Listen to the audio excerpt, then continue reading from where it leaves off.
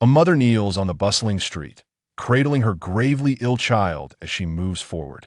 The origin was merely a single utterance from a wealthy heir. If on the 5th of March, you can kneel from the overpass of Yida Plaza to the sports center, I shall cover all the expenses for your daughter's treatment. Upon receiving the news, netizens urged the mother not to act foolishly. However, at that moment, the mother, feeling utterly desperate, had no other options left. To save her daughter, she was willing to take a chance, even if the words of the man who claimed to be the wealthiest in Guangzhou held only a fraction of truth. As time unfolds, this matter has come to the attention of an increasing number of netizens. They express their outrage, questioning how one could be so cold-hearted to such an extent. Can we not condemn such individuals to the depths of hell? The conclusion unfolded just as many netizens had speculated. When that mother truly knelt at the sports center, Xing Weiguang, the wealthiest individual in Guangzhou, did not make an appearance. Only the last paragraph remains online. It is her own doing, her own mistakes. It is of no concern to me. This matter swiftly ascended to the pinnacle of the day's trending topics, provoking a profound stir among the populace nationwide. Countless netizens have condemned this scoundrel online, while simultaneously rallying to initiate donations. In no time, the funds required for the child's treatment were amassed. 12 years ago, the sensational incident involving Li Yanfang's rescue of her daughter unfolded. The host, Chu Chu, stood on stage, gazing at the large screen before her. Next, let us entrust the details regarding this matter to our esteemed Captain Wang for further elaboration. Beside him, Wang Xinghua rose to his feet and directed his gaze towards a journalist seated among the audience. This is Shun Yuwei, acclaimed by netizens as the most beautiful journalist in Huaguo.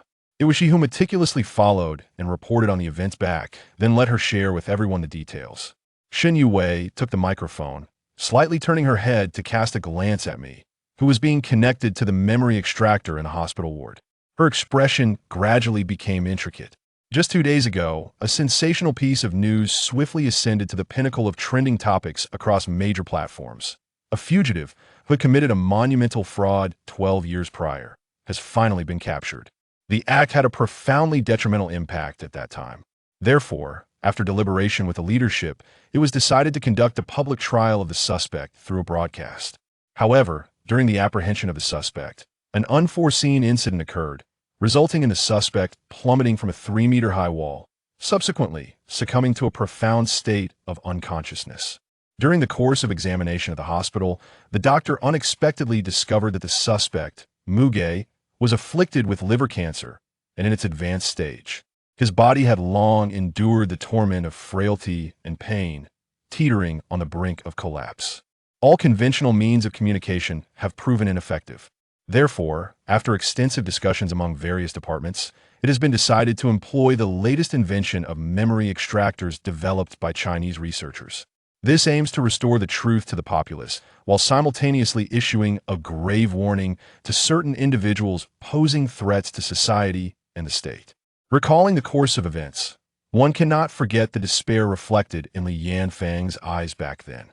Shun Youwei's gaze gradually grew indifferent as she addressed the camera, stating that, in truth, Li Yanfang's time to save her daughter was not yet over. The individual who compelled Li Yanfang to kneel is none other than the wealthiest magnate of Guangzhou City, who now rests behind me, lying within the confines of the memory extractor, a pastoral symphony. A single word stirs 1,000 waves. The barrage of comments in the live broadcast room momentarily fell into a brief silence. All the viewers watching the live stream, upon hearing this news, were struck with profound astonishment. Shun Yuwei was utterly astounded. The matter was far from resolved. Years ago, Li Yanfang had received a staggering sum exceeding 70 million from across the nation. Just after she settled the hospital expenses, Mugu unexpectedly reached out to her, coercing her to transfer the remaining funds entirely into his possession. The barrage has gone wild. Is Muge still human? Considering his age, he was at most 18 back then. He is merely a paragon of innocence. Shun Yuwei took a deep breath and slowly spoke. At that time, Li Yanfang never anticipated such actions from him. She initially intended to report the incident to the authorities, but Mugu unexpectedly threatened her, stating that if she contacted the police, he would publicly claim that Li Yanfang had colluded with him in orchestrating a scam to embezzle funds. In a state of helplessness, Li Yanfeng managed, as per Mu Ji's instructions, to retain 7.3 million from medical expenses, subsequently transferring the remaining nearly 10 million in funds entirely to Mu Ge. As soon as the words were spoken, Director Luo of the Hat Bureau in the front row abruptly stood up, his palms striking the table with force. This official was actually using a mother's love for her daughter as leverage against the opposing party. Did he not have parents of his own? Director Luo turned away and said coldly, "Luo Hong, investigate this Mu Ge. I want all his detailed information. I must see who his parents are to raise such a heartless and cruel being." A police officer swiftly rose to his feet and turned to jog away. "Wait." Director Luo suddenly called back the officer who was about to leave. "Please upload the photograph of this pastoral figure along with his fingerprints into the criminal database. Conduct a thorough comparison to determine if he has committed any other offenses." Beside Director Luo, a fellow official of equal rank rose and gently patted his shoulder, offering words of comfort. "Old Luo, take a breath. This matter was already assigned for action by Xinhua this morning, and the results will soon be forthcoming." On the stage of the program, the host, Chu Chu, gazed at the illuminated green indicator light on the instrument. Her eyes sparkled with excitement. The memory extractor had successfully completed its loading process, and it was now poised to delve into the memories residing within Yugo's mind. At this moment, both the audience present and those watching the live stream are holding their breath, their gazes fixated on the grand screen behind Chu Chu. On this day, the 1st of March, 2035, a doctor appears in the scene, his expression gravely serious as he gazes intently at a young boy before him. "Please contact your parents or family at once. It pertains to your condition. There are matters I must discuss with them, and you must also brace yourself for what is to come." Upon hearing this, I was momentarily taken aback. I am alone, bereft of family. The doctor also paused in surprise for a moment. After a while, he suddenly sighed, his words faltering. "Your health." I am enveloped in profound stillness, when suddenly, a faint smile graces my lips. What is truly the matter with my body? Please, speak plainly to me. My tranquil demeanor rendered the middle-aged doctor before me somewhat flustered. "You have liver cancer," he announced, "and it is in its advanced stages. Here is your examination report. Feel free to peruse it." After receiving the report, I contemplated it for quite some time, bowing my head in silence as I quietly perused my examination results. The ward is enveloped in a profound stillness. Two individuals remain in silent contemplation. After what feels like an eternity, I finally lift my gaze toward the doctor. "How much longer do I have to live?" "At most, 3 months," the doctor sighs heavily. He hastens to add, "If you can maintain a positive mindset and actively cooperate with the treatment, under ideal circumstances, you may have more time." "Only 3 months?" I interrupt him, forcing a bitter smile. "Can I leave now?" At 10 o'clock in the evening, my 3 roommates concluded their study session and returned to the dormitory. Upon seeing me, they expressed a hint of surprise. "Say Mu Ge, why isn't the light on? Did you not visit the convenience store today?" Upon hearing Zhou Yun's words, I sat up from the building. "Today, I feel somewhat unwell, hence I did not attend." The 3 roommates sighed in relief, placing their respective backpacks down. The leader, Wang Chong, went to the water dispenser to fill 2 cups of water, offering one of them to me. "Have you seen a doctor?" After reflecting, I took hold of the water cup. There was nothing of significance. The doctor advised me to rest thoroughly, prompting me to resign from my position at the convenience store. "Haha, that is exactly right." Li Xingwang, the second son, chuckled. "My tutor has taught me quite well. My parents even inquired if I knew of any other reputable tutors to recommend to them, claiming it was for a neighbor. This weekend, I shall inquire on your behalf, and in due course, I will also present you with an opportunity for tutoring work." Zhou Yun remarked with irritation. "Did you not just hear Mu Ge? His foremost priority at the moment is to rest adequately. After all, one's health is the foundation of all endeavors." Li Xingwang smiled awkwardly, saying, "Then I shall await your complete recovery. We can discuss it then. Take a good rest." Wang Chong smiled and said, "If you ever find yourself in need, do not hesitate to reach out to us. Do not treat your own brothers as strangers." I too found myself laughing. March 2nd. On this day, I did not attend class. Having never skipped a lesson before, I experienced my first truancy. After my roommates had departed, I opened my secondhand notebook to begin researching an introduction to cancer. Suddenly, a plea for help regarding cancer came into view. I, a rural mother, am named Li Yanfang. I fixate on the image of that mother within the post, cradling her 3-year-old child. I ponder it throughout the afternoon. At last, I reclined upon the bed, my gaze fixed intently upon the ceiling. No one could fathom the thoughts that occupied my mind at that moment. On March 3rd, I arrived at an internet CAF, powered on the computer, and registered an account on a forum under the name The Wealthiest Tycoon of Guangzhou City. In the midst of the live broadcast and the audience present, every heart raced with intensity. The moment had indeed arrived. This once radiant youth, bathed in sunlight, is on the brink of descent. He is about to transform into a chilling, malevolent spirit of snow. The ensuing scene unfolds just as Shen Yue articulated at the commencement of the program. I incessantly berated beneath the post seeking assistance from Li Yanfang, utilizing the account of the wealthiest individual in Guangzhou City. Amidst my incessant criticisms and inquiries, along with Li Yanfang's efforts to prove her innocence, this matter swiftly incited a wave of indignation among numerous internet users. March 4th, in just a single day, this post reached an unprecedented level of popularity on the forum. Seeing that the moment has finally arrived, I concluded my post with the audacious statement: if you can, on the 5th of March, carry your daughter and crawl from the overpass of Yida Square to the sports center, I shall cover all expenses for her treatment of eye cancer. Thousands of kilometers away from Yanshi, in Guangzhou City, Li Yanfang began her desperate act of kneeling on the street to plead for the safety of her daughter. I came across a video uploaded by a netizen online.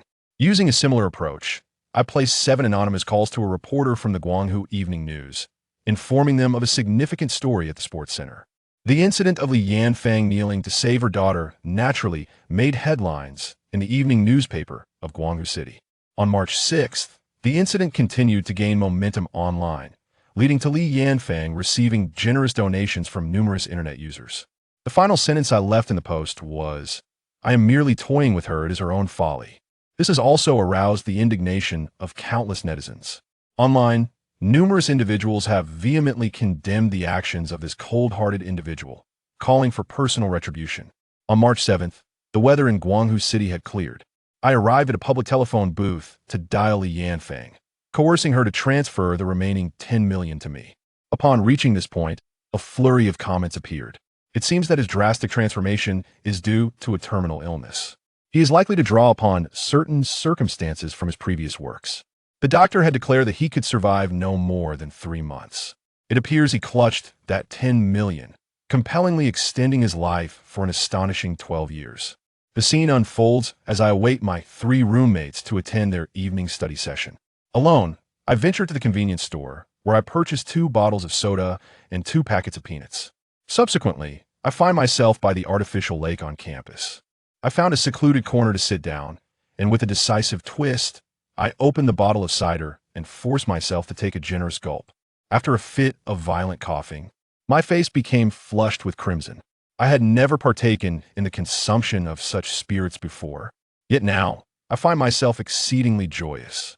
Unbeknownst to me, I have already uncorked my second bottle. My consciousness begins to blur, and as I sip, I find myself murmuring, perhaps this is not the most prudent solution, yet it is the utmost I can achieve. Although the incident with Yang was rather ignominious, Li Yanfang is likely harboring resentment towards me now. However, it matters little. Only through this can she completely sever any ties with me. Like all donors, the moment she transferred the surplus contributions from her hands to my card, she transformed from a potential accomplice entangled in deceit into a victim of coercion. Even if this matter were to be uncovered and brought to light, neither she nor her daughter would be subjected to blame. As I sip my drink, tears flow uncontrollably down my cheeks. Oh heavens, why can't you grant me a little more time? I have yet to repay my grandfather's nurturing grace, and many promises remain unfulfilled. Must you hasten my departure from this world so soon? At last, the remaining bottle of wine was consumed by me. I became intoxicated, seated upon the chair, laughing and weeping simultaneously. Upon reaching this point, the program's venue, the live broadcast room, everyone fell into a profound silence. Some audience members suddenly felt a tingling sensation at the tip of their noses. But that is not quite right. It turns out we were all mistaken. On the stage, the melodious voice of the host, Choo Choo, suddenly resonated, her eyes glistening with tears, tinged with a hint of crimson. In the audience, Chu Yue clenched her fists, her knuckles turning pale. She fought valiantly to keep her tears at bay, yet silent torrents cascaded down her cheeks. Director Luo sat silently in his chair, his brow furrowed in deep contemplation. Have we all been mistaken? Yet, how has he endured these 12 years? What has he done with that 10 million? At that moment, the officer who had just departed hurriedly approached, clutching a file. The comparative results of the investigation report and the criminal records have been finalized. Please take a look. Director Luo opened the document. The officer continued, according to our investigation, 2 years ago, in a significant assault case that occurred in our city, the fingerprints found on the triangular military dagger perfectly matched those of Mu Ge, with a 100 correlation. Additionally, there is a case of fraudulent traffic congestion that occurred in Xi'an province. Through comparison, we have discovered that the similarity of the portraits provided by the victims in Mu Ge reaches an astonishing 78. This allows us to preliminarily ascertain that Mu Ge is indeed the perpetrator. Upon hearing this, Director Luo's right hand paused momentarily. He abruptly raised his gaze towards the officer. What did you say? How is this even possible? Chapter 13. The Boy with a Clear Conscience. It is difficult for me to fathom that such an intricate scheme could be devised by a mere 18-year-old. How could he have conceived of such a means to assist Tao Wanchuan? Xiao Xiao gazed at the boy on the large screen, murmuring softly, her eyes already glistening with tears. Who says that those who dwell in darkness are not heroes? Li Zhengu's expression was a complex tapestry of emotions. He bore the weight of everything alone, silently. He may have wronged those internet users whom he deceived, but to Tao Wanchuan and her daughter, he held no guilt. These 4 words, no guilt, struck the hearts of all the viewers like a mighty hammer.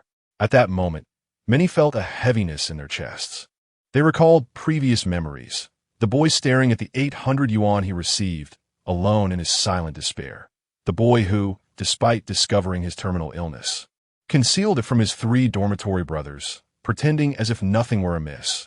The boy who, when old Master Su called, despite already being in the late stages of liver cancer, could not reveal his condition, instead smiling and deceiving the elder by claiming he was doing well. And in the biting cold wind, the boy who, for the sake of a stranger he had only seen online, tirelessly ran back and forth, his pain body laboring under the burden. In the phone booth, he even coughed up blood, yet upon hearing that Tao Wanchuan had gathered the medical funds for her daughter, a look of relief graced his face. The boy has never changed. At that moment, a comment suddenly appeared on the screen. Lu Xiaoxiao held her phone, having sent this message. On stage, the criminal psychology experts Zhao Jian'an and Dong Wu both lowered their heads in silence. Indeed, how could there be any drastic change in temperament? Even upon suddenly learning of his terminal illness and experiencing such monumental upheaval, he remained steadfastly himself, unchanged. The reason for his actions was merely concern that the situation would be exposed, jeopardizing Tao Wanchuan and her daughter. Meanwhile, on the large screen, a drunken Su Jian'an staggered beneath the dim streetlights, making his way back to the dormitory. His silhouette was elongated by the light, which, although soft, did not shine brightly upon him. Yet, the radiance emanating from this boy was undeniably dazzling and brilliant. It was blinding. Many felt as though their throats were constricted by a bone. Their eyes were moist. They wished to articulate something, yet found themselves utterly speechless, only able to choke back their emotions. At that moment, Director Luo, in the front row of the audience, finally experienced an epiphany. Why was Su Jian'an's initial scheme so exquisitely crafted, nearly flawless? Even when making a phone call, he had to change locations multiple times. Yet in the end, regarding the handling of the extorted funds, he acted so carelessly, directly providing his bank card number to Tao Wanchuan. It was not negligence. Rather, he simply did not care.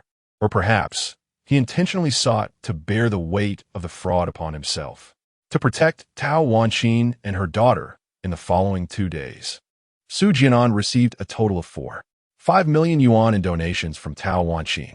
Upon receiving this money, he called Tao Wanchuan again, informing her that there was no longer a need for her to transfer funds to him. This scene sparked renewed curiosity among many viewers. Su Jian'an remained the same Su Jian'an as before. Every action he took was merely a means to save Tao Wanqin's daughter, Luo Yining. Even when he received the first transfer from Tao Wanqin, amounting to 5 million yuan, he simply celebrated his successful plan with 2 bottles of wine and 2 bags of peanuts. Now, with this additional 10 million yuan, what would he do?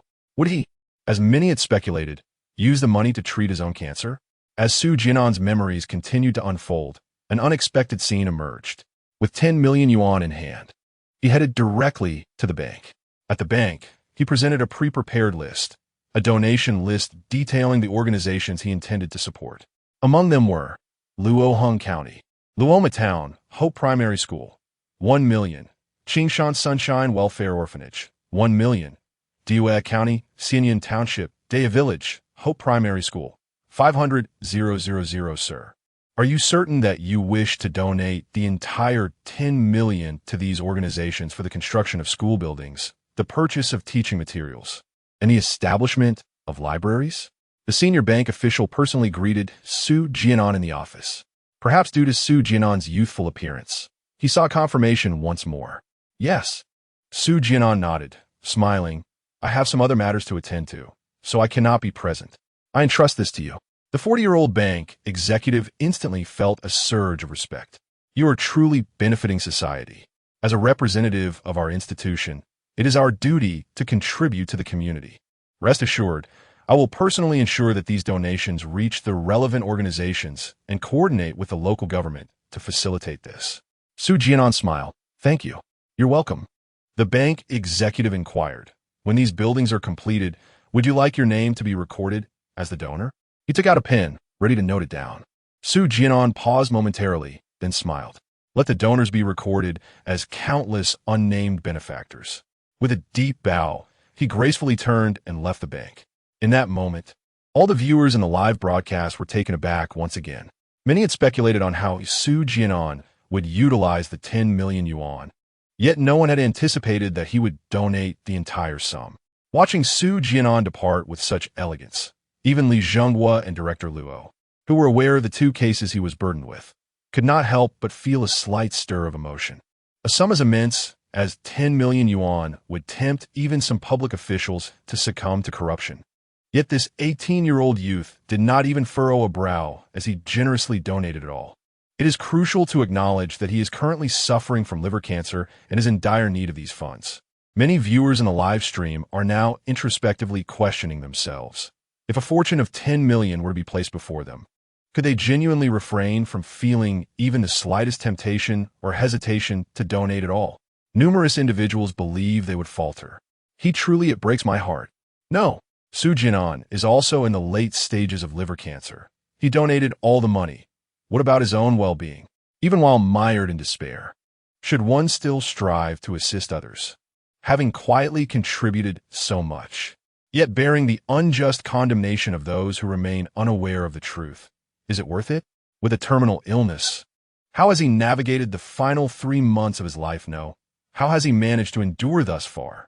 In a live stream, many viewers are expressing their thoughts. If previously they were merely touched by Su Jian'an, now, alongside their admiration, there blossoms a deeper respect for this young man. A heartfelt respect. Although he may have wronged those who were deceived by his fundraising efforts, he is striving to live in a manner that allows him to feel at peace with himself. This is Su Jian'an's own form of redemption. Yet, he has committed no wrongdoing. From the very beginning, his thoughts have been solely centered on how to assist others. Chapter 14. The Secrets of Su Jian'an on the grand screen. The image freezes on the moment Su Jian'an exits the bank. Yet, unbeknownst to all, this young man's journey towards redemption has only just begun. 12 years ago, the sensational case of Tao Wanqin's rescue of her daughter unveiled a truth that has now come to light. The entirety of the Su Jian'an fraud case, including the trajectory of the embezzled funds, has been thoroughly investigated. Li Zhenghua rises to his feet. Regarding the fraud case involving Su Jian'an and the sum of 10 million yuan from 12 years ago, the trial concludes here.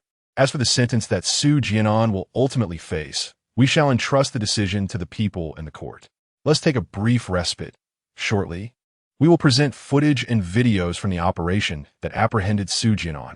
Having said this, Li Zhenghua passes the hosting duties to the side to Xiao Xiao, who will guide the audience through a recap of the entire case. Although Li Zhenghua has declared the trial concluded, the number of viewers in the live broadcast room has not diminished. Instead, it continues to swell. The figure of the young boy on the big screen gradually merges with that of the young man, Su Jian'an, lying in the memory extractor, his eyes closed.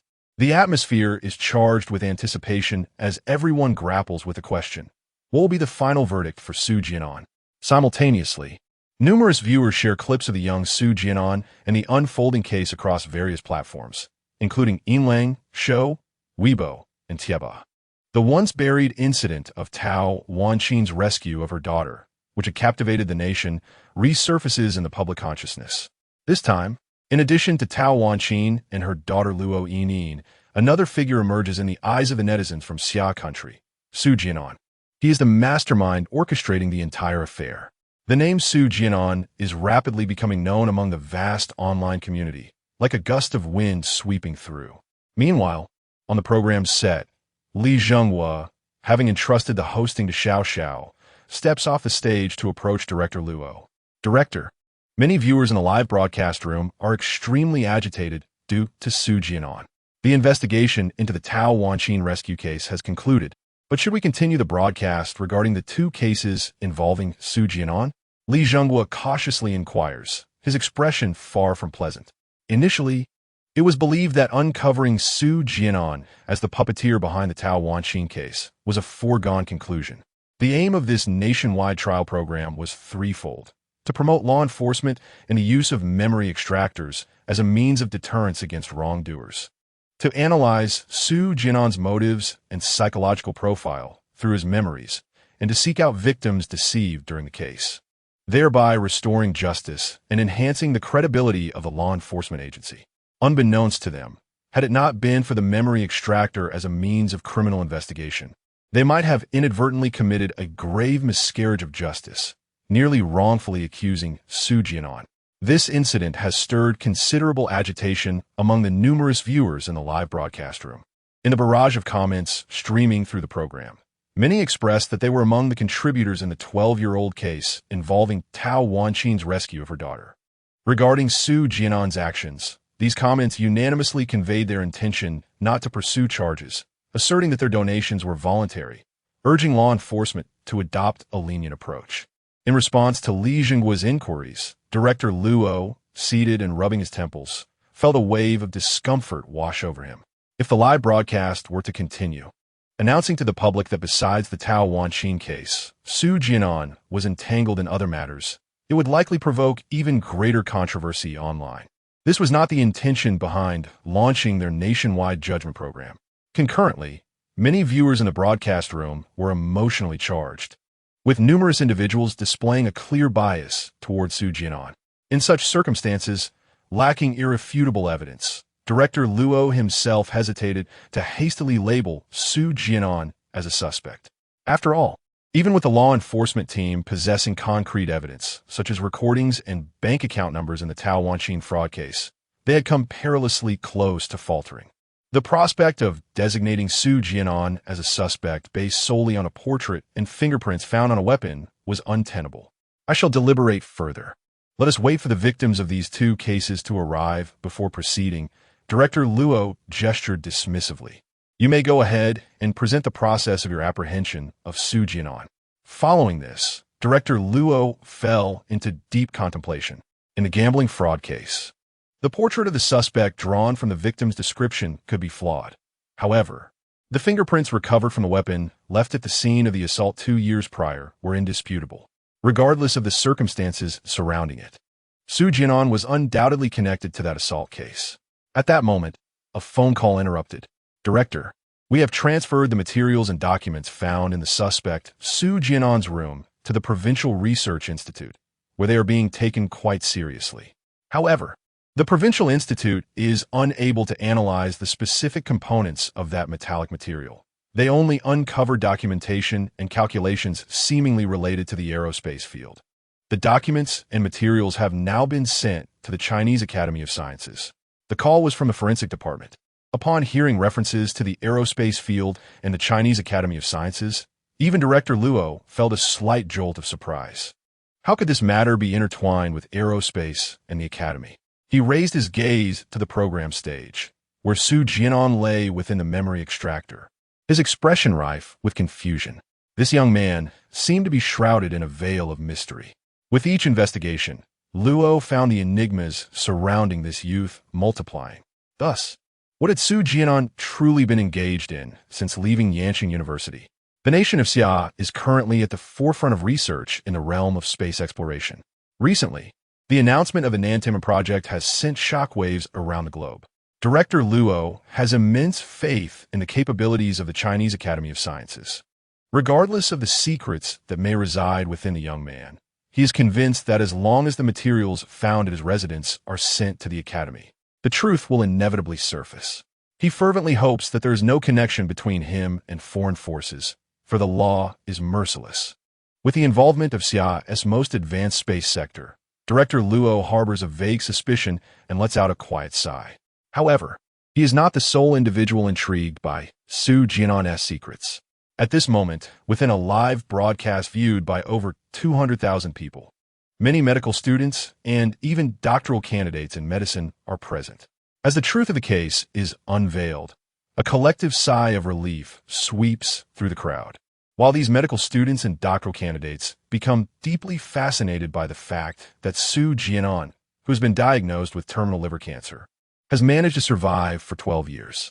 Consequently, numerous medical graduate students and doctoral candidates promptly relay this information to their professors via messages or phone calls. Chapter 15. A Call from Above. The show continues. Director Luo had just hung up the phone when it rang again. Another call was incoming. Noticing the name Old Yang on the caller ID, Director Luo furrowed his brow and answered the call. "Director, I'd like to discuss something with you," Old Yang said cheerfully from the other end. Back when Director Luo was merely a member of the criminal investigation team, they had been the finest partners. Old Yang served as the team's forensic expert. "Is this about Su Jian'an?" Director Luo seemed to have anticipated the topic and inquired directly. "As expected of you, Old Luo. Still as sharp as ever. Your deductive skills have only grown stronger. I barely opened my mouth, and you already knew what I was going to say." "Stop right there." Director Luo interrupted the forensic expert. "You understand the current situation. Please do not complicate matters for me." "Old Luo, I comprehend your predicament, but I'm left with no choice," Old Yang replied. "In my entire life, I have never asked you for anything, but this one request is essential. My mentor just called me, and I have already promised him. Please, just play back Su Jian'an's subsequent memories. Consider a favor." Upon hearing Old Yang's plea, Director Luo softened his tone. "Let me think it over." Just after Director Luo hung up on Old Yang, another call came in. "Director Luo, I am Shi Chang'e, the president of the 3rd Affiliated Hospital of Linshui City. I apologize for the abrupt intrusion. I've heard that you have a criminal suspect who, despite being in the late stages of liver cancer, has miraculously survived for 12 years. Could you possibly play back his memories for us medical practitioners to examine? If we could uncover methods to combat cancer or prevent the spread of cancer cells from his recollections, it would mark a monumental advancement for the medical community in Xia country and a significant breakthrough in the annals of medical history. Director Luo, your contribution would be invaluable." On the program stage, Xiao had already guided the audience through a recap of the Su Jian'an fraud case, detailing the events and intricacies involved. The visuals on the large screen transitioned to photos and videos from the arrest scene. Li Jinghua returned to the stage to share some details about the process of capturing Su Jian'an. This aging community depicted in the images is where Su Jian'an currently resides. Li Jinghua stated, pointing to a photograph of the neighborhood on the screen. "When we apprehended Su Jian'an, he was unaware that the fraud case had been exposed. Our team discovered him squatting on this wall, feeding a stray cat. When our team called out to him, he was startled and fell from the wall. We sincerely apologize for the outcome. Had we known his physical condition at the time, perhaps we could have employed a gentler approach. We should not have acted so aggressively." This is the room where Su Jian'an resides. Li Jinghua played a video of the search conducted in Su Jian'an's room. It was a very simple and rudimentary space. Aside from a few pieces of furniture, kitchenware, and a bed, there is only a computer resting on the desk. Adjacent to the computer desk lies a locked leather suitcase secured with a password. The suspicious materials and documents discovered by the criminal investigation team are confined within that suitcase. Who would have imagined that Su Jian'an would be enduring such hardship now? The once kind-hearted youth. One wonders if he still retains his original spirit. Afflicted with a terminal illness, perhaps merely surviving has become an arduous challenge for him, let alone leading a comfortable life. Regrettably, had Su Jian'an not withdrawn from Yenjing University, he might be enjoying a far better existence today. Under such circumstances, how could he have possibly continued his studies with only 3 months to live? If Su Jian'an had not sought treatment for his cancer, he likely would have succumbed 12 years ago. Observing the meager dwelling of Su Jian'an now evokes a wave of sympathy among many viewers. At 18, he was brimming with vitality. As a student of Yenjing University, his future should have been exceptionally bright. If it were not for his battle with cancer, he certainly would not have fallen to such depths. Truly, fate can be cruel. As Li Jinghua plays the video of Su Jian'an's capture on stage, Director Luo in the audience receives call after call. These calls come from renowned hospitals across the country, including some esteemed medical luminaries of significant repute. These medical giants possess considerable connections within the upper echelons of society. With each call he ends, a fresh layer of perspiration beads on Director Luo's forehead. Just as he concludes a call with one of these medical elites and reaches for a tissue to dab at his brow, he hesitates, contemplating whether to inform his superior. Suddenly, the phone rings again. Upon seeing the caller ID, Director Luo straightens his posture. It is indeed his superior on the line. Old Luo, what is this nationwide trial program all about? I've been receiving calls about it. His superior's voice carries an edge of inquiry as soon as the call connects. Clearly, someone has escalated the matter to higher authorities. Those in the medical field truly possess vast networks. Curse it, they have lodged complaints all the way up here. Director Luo inwardly grumbles as he promptly summarizes the situation for his superior, articulating his concerns as well. Sir, you are aware of the current predicament. It is quite challenging for me as well. The fraud case involving Su Jian'an has been clarified, and according to procedural norms, the reading of his memories should cease here. Without Su Jian'an's consent, we cannot arbitrarily access his memories, or we risk breaking the law. Although Su Jian'an appears to be linked to 2 other cases, further confirmation is still necessary. Should any errors occur, it would tarnish the reputation of our law enforcement team. Regarding the investigation, when did you become so indecisive, Director Luo? Special circumstances warrant special handling. It is evident that a superior has received directives from a prominent figure. I ask you, can you confirm whether the fingerprints found on the weapon used in the assault belong to Su Jian'an? The extraction of fingerprints from the weapon will be entered into the criminal database, and procedurally, there should be no issues. Director Luo nodded in affirmation. Yes, it can be done. Then proceed with the investigation. The superior decisively stated. I shall bear the burden if the sky were to fall. Director Luo had been awaiting this assurance. He promptly responded, certainly. Chapter 16. The Memories of Su Jian'an, the National Film Queen.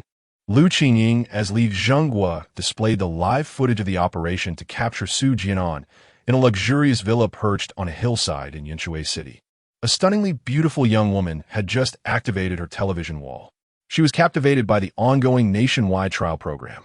The individual featured in the broadcast was none other than Su Jian'an.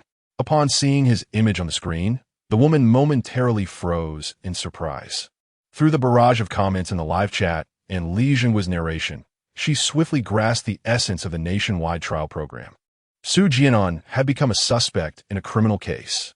Experts were currently extracting his memories. However, it seemed his charges had been cleared.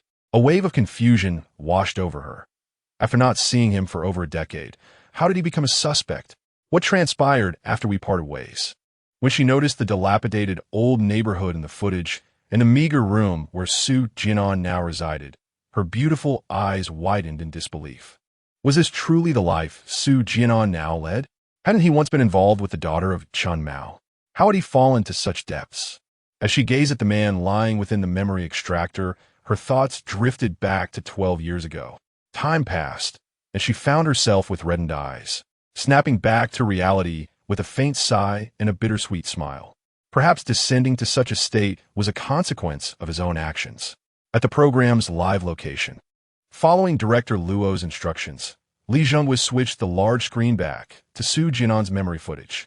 Many viewers were curious about where Su Jian'an had gone after dropping out. How had he managed to survive these 12 years while battling a terminal illness? The mysteries surrounding this man were numerous. Now, let us continue to delve into his memories and observe what he had done since leaving Yanqing University. Li Zhengwa refrained from mentioning that Su Jian'an might still be entangled in 2 other cases, as the police had yet to contact the victims from those incidents, lacking definitive evidence. This omission was also to prevent stirring controversy among the viewers watching the live broadcast. The footage of Su Jian'an's memories continued to play. After leaving the bank, he arrived at a grand bridge spanning a river. Standing on the pedestrian walkway, he gazed down at the surging waters below, lost in thought for an extended period. Suddenly, he pulled out paper and a pen from his backpack. Could it be? Seeing this scene, the host, Xiao Xiao, gasped in shock, exclaiming, "No, is Su Jian'an preparing to jump into the river to end his life?" Simultaneously, the audience in the live stream sensed something amiss. Just moments after donating 10 million at the bank, Su Jian'an was now poised to take his own life? A wave of alarm rippled through many hearts. Indeed, the footage revealed that Su Jian'an was inscribing 2 words on the paper, "Farewell letter." His pen hesitated for a moment before he continued to write, "Grandfather, when you read this letter, please do not sorrow for my passing. From a young age, I was without parents, and it was you who nurtured me. You taught me resilience, instilled in me a love for life, and encouraged me to face adversity with a smile. As I write, tears stream down my face. By the end, I am weeping profusely. At this moment, as the viewers in the live stream bear witness to the heartfelt words penned by me, many are moved to tears as well. It becomes evident that on that fateful night when I was diagnosed with terminal liver cancer, I had already resolved to end my life in this manner. I have long since departed. The abandonment by my parents and the hardships of life did not break me. It was this sudden, incurable affliction that overwhelmed me. I am acutely aware of the exorbitant costs associated with cancer treatment, which my grandfather cannot bear. Even with treatment, I would only be granted an additional month or 2 of life. I do not wish to become a burden to him. In my farewell note, I chose not to mention the incident involving Tao Wanqin and her daughter, opting instead to keep that matter concealed. Yet, it is clear to all that the sole motivation sustaining this despairing youth over the past few days has been the desire to assist Tao Wanqin in saving her daughter. And at the moment I donate the funds received from her, I will have fulfilled my mission. My only regret lies in my inability to repay my grandfather for his nurturing or to fulfill my promises to the younger siblings at the orphanage. Upon completing the letter, I rose, vigorously wiping the tears from my face with my sleeve. I neatly folded the letter and placed it into my bag. Then, I climbed over the railing and stood at the edge of the bridge. As the river breeze swept past, my down jacket clung to my slender frame. Suddenly, a young girl called out to me, "What are you doing? Are you planning to jump into the river?" Just as I stood at the brink, she confronted me with a series of relentless questions, her expression a mixture of frustration and concern. "You seem so fragile. Have you ever considered how your death would affect your parents? Your family and those who love you would be devastated. This is irresponsibility," she continued with fervor. "And if you leap, you may feel free, but have you thought about the negative repercussions your actions would have on this city? The burden it would place on the rescue teams searching for you? In such a vast river, in this frigid weather, just locating your body could take a week, consuming countless resources. By the time they retrieve you, you may be beyond recognition. If you wish to die, I cannot stop you, but at your age, have you even contributed to your country? You haven't even paid taxes, yet you would squander societal resources in this manner. Does that not fill you with guilt? If you wish to die, so be it. However, might you consider a different approach? Greetings to you, and may all be well." In the live stream, the audience momentarily stood in stunned silence. For many, this was their first encounter with someone so assertively advocating against suicide, presenting their argument with such conviction and confidence. This girl is truly remarkable. Su Jian'an's body tensed slightly. After a considerable pause, he gradually turned around, his gaze curiously assessing the girl who spoke. As her figure came into view, many viewers in the live stream suddenly gasped in disbelief. Could it be her? At that moment, Su Jian'an recalled the image of this young and beautiful girl from his memories. Although she seemed somewhat naive, her features were strikingly similar to those of the current national film queen, Lu Qingying. It was as if he were witnessing Lu Qingying just as she had appeared a decade ago, upon her debut. Chapter 17. From this moment on, the young man acquired a new identity, Dreamweaver. No way, 12 years ago, the one who persuaded Su Jian'an not to jump into the river was actually Lu Qingying? Is it really Lu Qingying herself? Hard to believe. Unexpectedly, Lu Qingying had such a side in her youth, even persuading others with such conviction. So, it was Lu Qingying who saved Su Jian'an's life when he was about to leap into the river back then. In the live broadcast room, numerous astonished and amazed comments appeared. National film queen Lu Qingying is a household name in Xia country. Her fame is attributed not only to her exceptional acting skills, which have earned her numerous domestic and international film awards, but also to her kindness. Lu Qingying founded the Qingying Charity Foundation, one of the largest charitable organizations in Xia country, which has aided countless individuals facing difficulties. Lu Qingying herself has also been interviewed multiple times by Y Vision. Of course, all of this occurred after Lu Qingying rose to fame. Many were unaware that as early as 12 years ago, when she had just stepped into the entertainment industry and was yet to achieve recognition, she had already begun helping those around her. It was evident that Su Jian'an was among those she saved. However, no one knew the tumultuous emotions that surged within the 18-year-old Su Jian'an upon hearing Lu Qingying's words, "Turn around." At the moment Lu Qingying called out to him at the edge of the bridge, an unfamiliar voice resonated in Su Jian'an's mind. The dream system was activated. From that moment on, the young man received a system, the dream system. The function of a dream system was quite simple.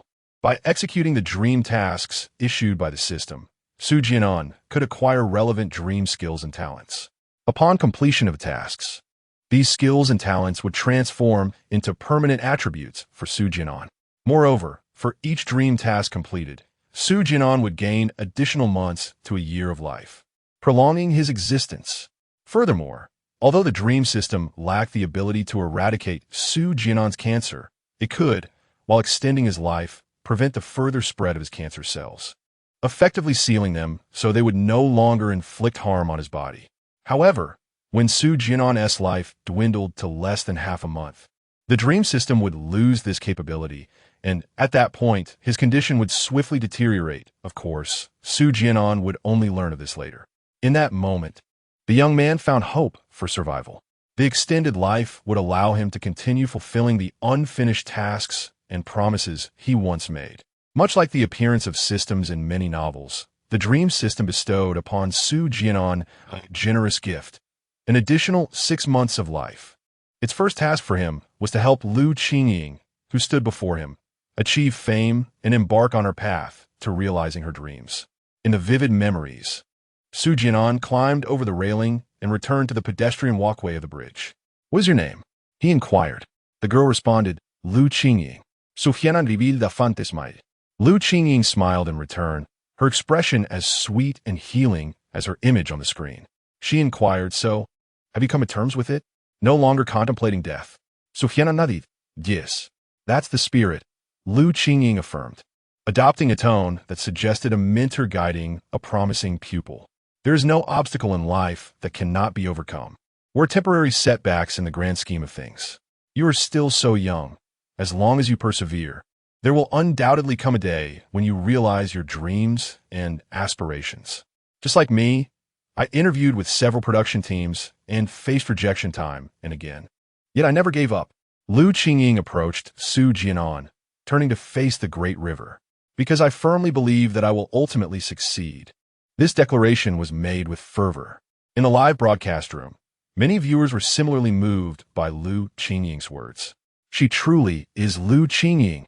Who would have thought that the current national film queen faced 7 or 8 rejections when auditioning for roles? Indeed, no success comes easily. Lu Qingying's ascent to becoming a celebrated actress is entirely due to her unwavering efforts, achieved step by step. My idol is Lu Qingying. I know all her stories, many of which are profoundly inspiring. She is the most resilient and motivational woman I have ever encountered. From Lu Qingying's impassioned proclamation, many could sense the determination of the 21-year-old Lu Qingying as she pursued her dreams. Numerous viewers watched this scene, sighing quietly. It is evident that Lu Qingying is using her experiences to encourage Su Jian'an, yet she remains unaware of the circumstances surrounding Su Jian'an at that moment. If he had the will to live, Su Jian'an would not have contemplated such a choice. He has run out of options. He can only resort to this means to avoid becoming a burden to old Master Su. Meanwhile, Lu Qingying, watching the livestream, was momentarily taken aback by the viewers' comments. What had transpired in Su Jian'an's life back then? Hadn't he dropped out of high school, hoping to venture northward and carve out a name for himself, only to find himself unemployed and penniless, leading him to consider ending his life? Last night, she had attended a social gathering. By the time Lu Qingying returned to her villa, it was quite late, and she had only just risen from her slumber. Thus, she had not witnessed the memories of Su Jian'an that were aired prior to the National Judgment Festival. Nevertheless, even after 12 years, Lu Qingying retained vivid memories of Su Jian'an. She recalled having once asked him about his suicidal thoughts, to which he had responded in a certain manner. However, she was not entirely aware of the mention of Su Jian'an's grandfather, old Master Su, as he seldom spoke of his family. It seemed he intentionally avoided that topic. Observing the barrage of comments, it seems that the reasons behind Su Jian'an's decision to end his life were not as simplistic as merely being unable to find employment or having exhausted his finances. Lu Qingying murmured to herself, rising to her feet, her long, slender legs and perfectly proportioned figure on full display as she began to search for her misplaced phone. So, he deceived me once more? This fellow truly is a consummate liar, never uttering a single truth. A hint of indescribable anger tinged Lu Qingying's voice. Her unwavering devotion to him back then, even fantasizing about a future together with this man, seemed a cruel irony in light of the betrayal and deceit she ultimately faced. Meanwhile, on the television, Su Jian'an's memories continued to unfold. After expressing her thoughts, Lu Qingying turned to him and asked, "You have dreams too, don't you?" Su Jian'an nodded, replying, "Yes, many. If you haven't yet realized your dreams, how could you so easily consider ending your life? Isn't that a regret?" Su Jian'an smiled faintly. "You are right. I no longer wish to die." Lu Qingying tilted her head slightly, scrutinizing Su Jian'an's face, seemingly searching for any hint of deception. After a moment, she relaxed her expression and mused, "So handsome. What a shame you're not pursuing a career in acting. By the way, where do you live? Should I escort you home?" He inquired, "What is your dream?" Lu Qingying hesitated momentarily, her expression wavering. "I'll tell you, but you mustn't laugh." Su Jian'an nodded in agreement. "My dream is to become a renowned actress, to perform in countless plays." Upon finishing her declaration, she looked at Su Jian'an, a hint of trepidation in her voice. "Does that sound a bit ridiculous?" "Not at all," Su Jian'an replied. "Having dreams is commendable. I would never mock any aspiration, no matter how impractical it may seem." This was a thought that Su Jian'an harbored within himself at that moment. He continued, "If you were to become a famous actress, you could earn a significant amount of money, right? Have you ever contemplated what you would do with such wealth?" "Honestly, I haven't thought much about it," Lu Qingying admitted, her expression slightly troubled. After a moment's hesitation, she added, "I suppose I would use it to help those in need. Right now, I'm struggling just to become a competent actress. I haven't considered anything beyond that. To be frank, I have been rejected by 8 production teams already, and I can't even secure a minor role." Su Jian'an appeared contemplative. Suddenly, he spoke, "How about I join you in pursuing acting in the production teams? What do you think?" Lu Qingying gazed at him in astonishment. Su Jian'an explained, "I just arrived in Yin City and have yet to find work. My funds are nearly depleted. I've heard there are many filming crews in Yin City, and working as an extra not only provides a salary, but also meals." After a moment's contemplation, Lu Qingying agreed. "Very well, let us exchange contact numbers and add each other on WeChat. When you have your luggage ready, give me a call, and I will come to fetch you." Su Jian'an spoke the truth. Yin City boasts the largest film and television base in the country, attracting numerous production crews. Here, The threshold for becoming a background actor is relatively low. Liu Qingying believes that, given Su Jian'an's appearance, with some time spent here, he might even secure a few supporting roles. However, the most crucial point is her fear that if she does not agree, Su Jian'an might once again succumb to despair. On the television, Su Jian'an's memories replay, transporting Liu Qingying's thoughts back 12 years to the moment they first met. The sweetness of their past interactions now evokes profound pain in her recollections. If time could be rewound, Liu Qingying swears she would rather have never encountered this man at all. Meanwhile, beside the refrigerator, Liu Qingying finally located her mobile phone. Chapter 18. Liu Qingying's Connection. Whose memories are true? Unlocking her phone with a fingerprint, Liu Qingying accessed the Yinelang platform. Before she could search for the replay of the National Judgment Program, the first recommended video that appeared was a segment featuring Su Jian'an's recollections from this very show. Surprised by the program's immense popularity, she swiped through the screen and soon found Su Jian'an's name soaring to the top of Yinelang's trending list. With a gaze filled with curiosity, Liu Qingying clicked on the trending topic regarding Su Jian'an. A strategist enters the fray, bearing the weight of the world. Su Jian'an, in my opinion, embodies the essence of true masculinity. Despite being the target of public scorn, he chooses to shoulder all the blame. A cascade of videos concerning Su Jian'an unfolded before her. The leading video amassed an astonishing 5 million likes, while the second and third videos garnered 3 million and 2 million likes, respectively. When did Su Jian'an become so celebrated? Liu Qingying's mind began to swirl with confusion. She clicked on the first video. Su Jian'an, the mastermind behind the Tao Wanqin rescue incident, defrauding millions in donations. Had it not been for the exposure of his illness, no one would have known he was suffering from a terminal disease. He chose to bear the public's ire alone. After finishing the video, Liu Qingying found herself in a state of shock, her emotions tumultuous and unresolved. Gazing at the man on the screen, she suddenly felt as though she had never truly known Su Jian'an. The portrayal of him in the video seemed so foreign. Was this truly the Su Jian'an from her memories, who bore the brunt of all blame and guilt alone? The video had been posted just an hour ago, concluding with footage of Su Jian'an exiting the bank, omitting the subsequent scene of him jumping into the river. At this moment, Liu Qingying's thoughts were in disarray. However, she soon discerned a glaring inconsistency in the video. It claimed that Su Jian'an was in the late stages of liver cancer, with only 3 months to live. Yet, from the time she met him until his betrayal and abrupt departure, a span of 6 months had elapsed. If Su Jian'an truly faced a terminal illness, how could they have spent 6 months together without her noticing? Moreover, and most crucially, in her recollections, Su Jian'an had never taken any cancer medication. Even when he caught a cold, he refused to buy cold medicine, relying on her to do so.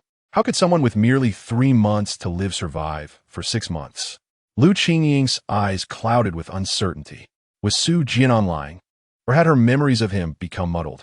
Yet, to assert that Su Jian'an was deceitful seemed implausible, for these images were extracted from his own memories. Could it be that her recollections were the ones in disarray? 12 years later, Liu Qingying still found it impossible to forget this man. At this moment, even she could not help but doubt whether her memory had become muddled. On the set, Xiao Xiao was equally astonished, her mouth slightly agape. She had not anticipated the marvels of the world. Her dear friend, Liu Qingying, had once been acquainted with Su Jian'an. Moreover, judging by Su Jian'an's current recollections, it was likely that Liu Qingying would later take him under her wing as an actor. Meanwhile, at Lijungu's signal, the expert responsible for the equipment abruptly paused the memory footage of Su Jian'an. Xiao Xiao tilted her head slightly, her expression one of confusion. Li Zhonghua then rose to his feet. The doctor who had initially diagnosed Su Jian'an with late-stage liver cancer had arrived on the scene. Now let us welcome Dr. Chun to the stage to recount Su Jian'an's medical examination from years ago. Dr. Chun, in his 50s, stepped onto the program stage, holding a medical report. To be honest, when I discovered that the child from back then not only survived but thrived for 12 years, I was more astonished than anyone present. Dr. Chun turned slightly, gazing through the transparent chamber of the memory extractor at the still figure of Su Jian'an inside. At that moment, his eyes were filled with shock, disbelief, and an air of reflection. Clearly, he recognized the man lying within the memory extractor as the very youth he had diagnosed with late-stage liver cancer. I have brought the examination report and CT images from that time. Dr. Chen took a deep breath, steadying his emotions. This matter is etched in my memory. I personally participated in the examination. I distinctly recall that Su Jian'an's liver cancer was diagnosed at an advanced stage, and a small number of cancer cells had already metastasized to his lungs. There could be no error. The doctor who had previously presented Su Jian'an now took the stage with the current hospital's examination report, comparing it meticulously with Dr. Chen's report from years ago. Ultimately, the two arrived at a truly astonishing conclusion. Over the past 12 years, the cancer cells on Su Jian'an's liver had not only ceased to spread, but the small cluster of cancer cells that had once invaded his lungs had also vanished. What a miracle! At this moment in the villa, Lu Qingying, having heard Dr. Chen's words, was utterly bewildered. Even a doctor from back then confirmed that Su Jian'an had indeed been in the late stages of liver cancer. Could it be that her own memory was faulty? Lu Qingying tapped her forehead, grappling with the revelations. Thank you, Dr. Chen, for your insights. As the two doctors exited the stage, Xiao seized the microphone and remarked, "Who would have thought that the nation's beloved actress, Lu Qingying, had once known Su Jian'an? She even saved him from a fateful plunge into the river. I wonder if Lu Qingying still remembers those events. Perhaps we can connect with her to inquire about her impressions of Su Jian'an and hear her thoughts on him." It must be said that Xiao had a keen understanding of how to conduct show. Xiao promptly dialed Lu Qingying's number. Inside the villa, Lu Qingying also heard Xiao's remarks from the television program. As her phone rang, the caller ID displayed Xiao. At that moment, Lu Qingying, feeling a tumult of emotions and unable to discern whether Dr. Chen's statements on the show were true or if her own memories had become muddled, hesitated for just a moment before agreeing to the call. In the program's live broadcast studio, a viewer connection appeared, and it was none other than Lu Qingying herself. Lu Qingying, "Hello, I am the host," Xiao greeted. "Hello, Xiao," Lu Qingying replied. "May I ask if you remember a young man you saved from jumping into the river 12 years ago?" Xiao inquired. "His name was Su Jian'an." "Yes, I remember," Lu Qingying responded. "Could you share your impression of him?"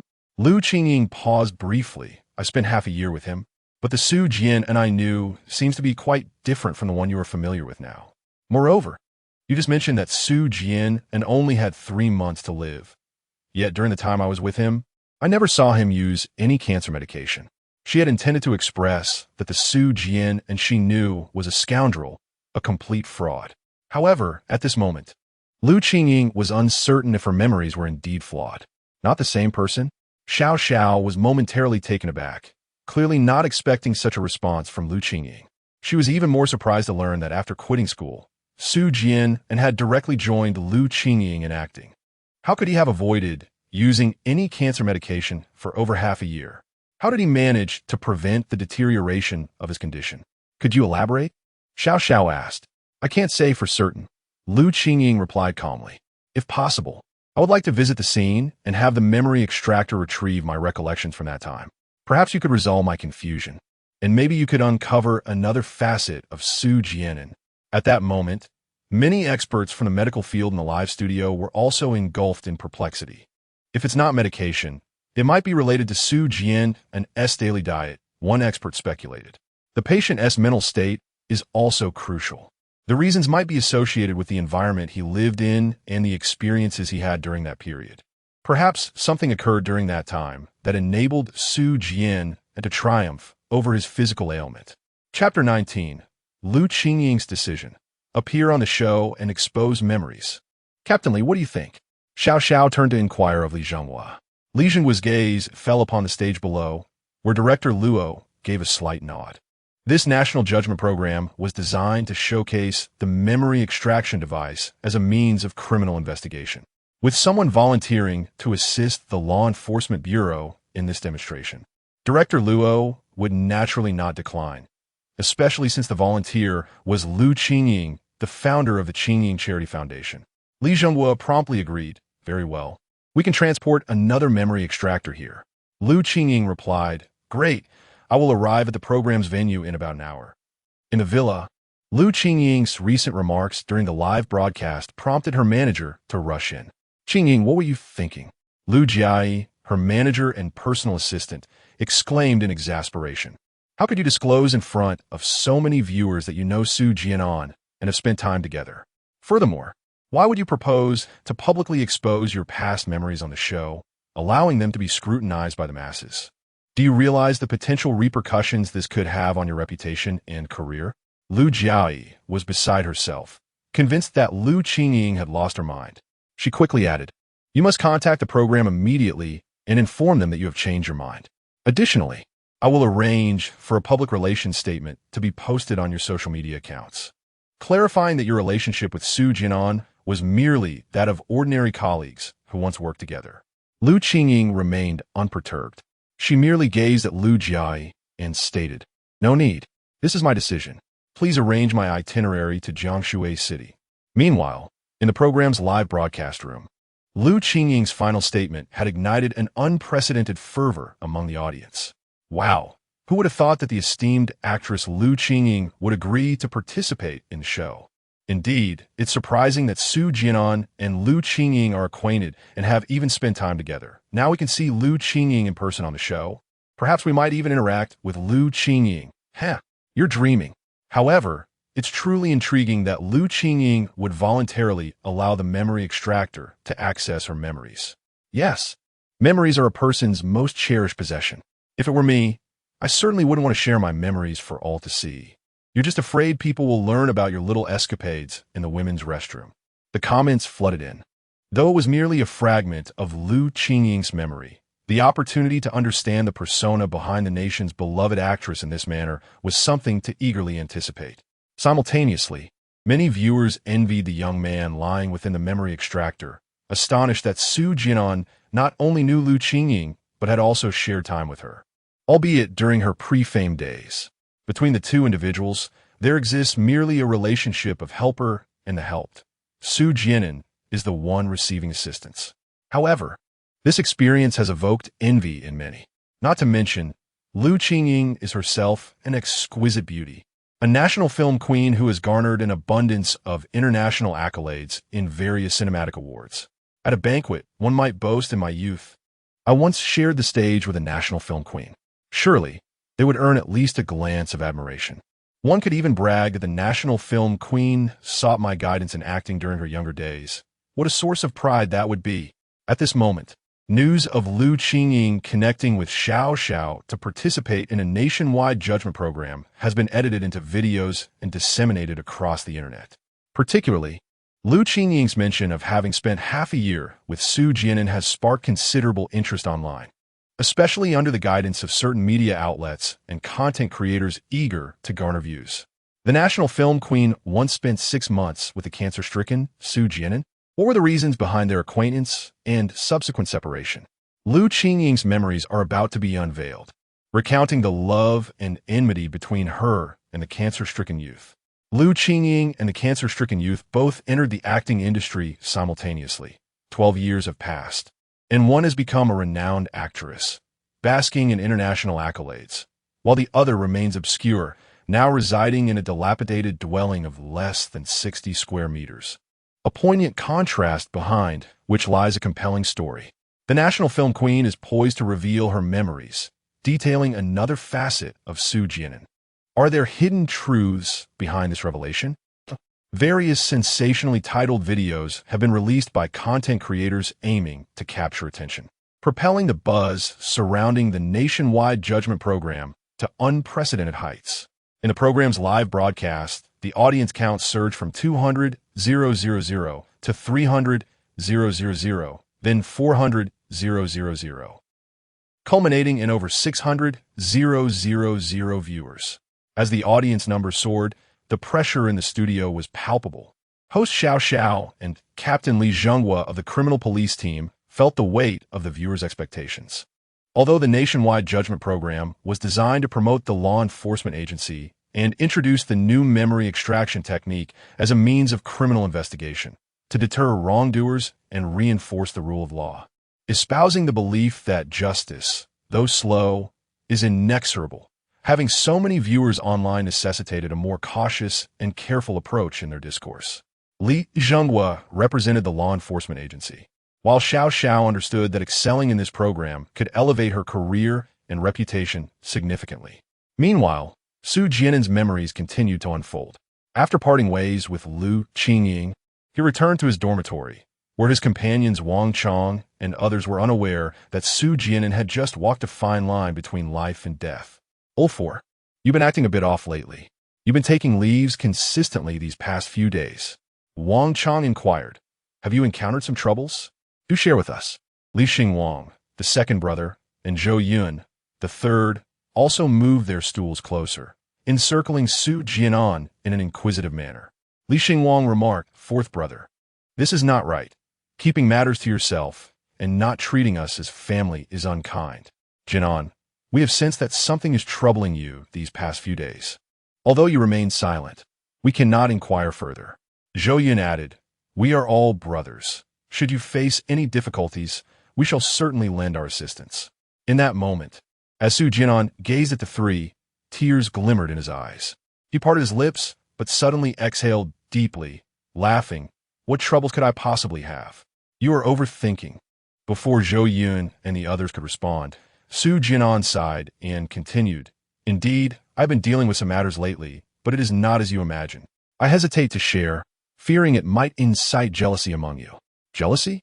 Wang Chong and Zhou Yun exchanged puzzled glances, while Li Xingwang scratched his head in confusion. At that moment, a hint of shyness surfaced on Su Jian'an's face. Well, there's nothing to conceal from you. Truth be told, I have fallen in love during this period. What? You've fallen in love? The three nearly leaped from their seats. Zhou Yun queried, which college is the girl from? Li Xingwang added, bro, do you have any idea how worried we have been about you lately? Only for you to spring this news on us? Wang Chong, pointing at Su Jian'an, trembled slightly as he exclaimed, you damn it, this is outrageous. Zhou Yun, unable to suppress his curiosity, pressed on. I say, you sly one. No wonder you've been so secretive. Quickly, tell us, is she the girl you met at the convenience store? What's her name? Li Xingwang interjected. Is she the one with long, flowing black hair, always coming to buy things at your store, tall and graceful? I've noticed the way you two have been exchanging glances. Wang Chong lamented, damn, I miscalculated. Had I known, I would have taken a job at the convenience store too. The three single men, now flushed with excitement, began to chatter incessantly. Not at all. Su Jian'an remained composed. He then retrieved his phone and displayed a photograph. It depicted him and Lu Qingying on the Jiang Bridge. This is my girlfriend. She is 21 years old, a student from outside the university and remarkably pure in appearance. In this photo, her smile is utterly enchanting. The three single men gazed in awe, consumed with envy and admiration for Su Jian'an. In another scene, in the bustling heart of the city, stood a 50-story building, the property of the new Hung Technology Group. At that moment, in the spacious and well-lit office atop the building, a man in his 30s, clad in a tailored suit, reclined in the executive chair, engrossed in the live broadcast of a nationwide trial program. As Su Jian'an reminisced about the playful moments shared among the four friends, he felt a slight moisture in his eyes. Ah, the fourth, you truly deceived the three of us back then. But why did you silently change your phone number? Disappearing from my life for so many years? Some individuals leave without a proper farewell, marking their last encounter. As Su Jian'an's memories resurfaced, events from that time flooded Zhou Yun's mind as well. Zhou Yun recalled that on the third day after Su Jian'an returned, he quietly withdrew from school. Upon returning to the dormitory after class, they discovered Su Jian'an's bed was empty, save for a neatly folded note. The note read, brothers, I am off to pursue my true love. May we meet again by fate. I wish you all well and success in your studies. During the rapid ascent of his own career, Zhou Yun had even sent someone to locate Su Jian'an, hoping he could assist him.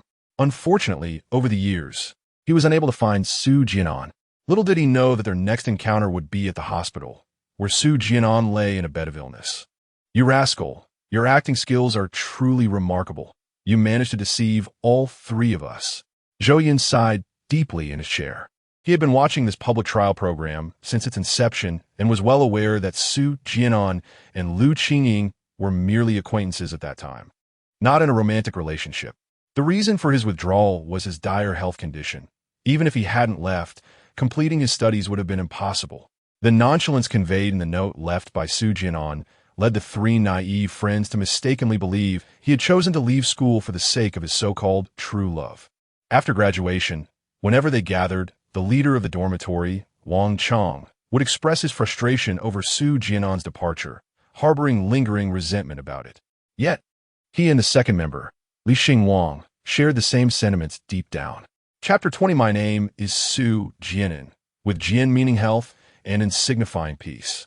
At this moment, within the live broadcast studio, many were taken aback upon witnessing Su Jian'an unilaterally declare that Lu Qingying was his girlfriend. After all, she was to become a nation's future movie queen. How dare he? Lu Qingying had been in the industry for 12 years, almost entirely devoid of scandal, and had never been rumored to have a boyfriend. She was pure and virtuous. To many of her adoring fans, she was nothing short of a goddess. Some comments in the chat could not help but voice their disbelief. That's Su Jian'an. How audacious. He just met Lu Qingying and already claims her as his girlfriend? Goodness, the most shocking part is that his three roommates actually believe him. Who would have thought this guy had a gift for boasting? He lies so effortlessly. It's as if he had rehearsed nothing. Some comments speculated, could it be that Lu Qingying's earlier mention of Su Jian'an's other persona refers to this? Is it possible that Su Jian'an fell in love with Lu Qingying because she saved his life? It's hard to say. Lu Qingying is so pure and kind-hearted. I doubt any man could resist her charm. I certainly cannot. Wow, this isn't just gratitude. It feels more like betrayal. Let us not be too harsh.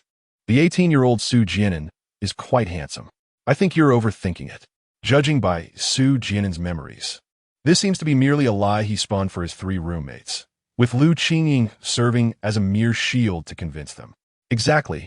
I believe Su Jian'an fabricated this story to conceal his terminal illness. Rational viewers engaged in heated debate. The following day, Su Jian'an approached his academic advisor, presenting his medical records and expressing his intention to withdraw from school. Given that his liver cancer had reached an advanced stage, treatment was indeed necessary, and he could not continue with his studies. After discussions with the school administration, his withdrawal was approved. The school leaders proposed fundraising for Su Jian'an, but he firmly declined.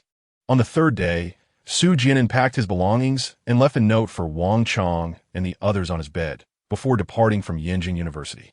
After leaving the campus, he called Lu Qingying. Upon receiving an address from her, he dragged his luggage onto the subway, making his way to the other side of Yin City. Lu Qingying had already arranged a room for him, conveniently located next to hers, and had even advanced the rent on his behalf. Su Jian'an settled into the new room, unnoticed by anyone. At this juncture, he had accepted a task from the Dream Fulfillment System, acquiring top-tier acting skills, exceptional micro-expression management knowledge, premier screenwriting talent, and advanced writing abilities. After tidying up his new room, Lu Qingying gently knocked on the door and stepped inside. The room was modest, furnished with merely a table and a chair. She settled onto Su Jian'an's bed. "Are you accustomed to this?" Su Jian'an smiled and replied, "There is nothing to be uncomfortable about. Starting tomorrow, you shall accompany me to the film set," Lu Qingying remarked. "By the way, it seems you have yet to formally introduce yourself. Care to share?" "I am Su Jian'an," he stated. "Su Jian'an?"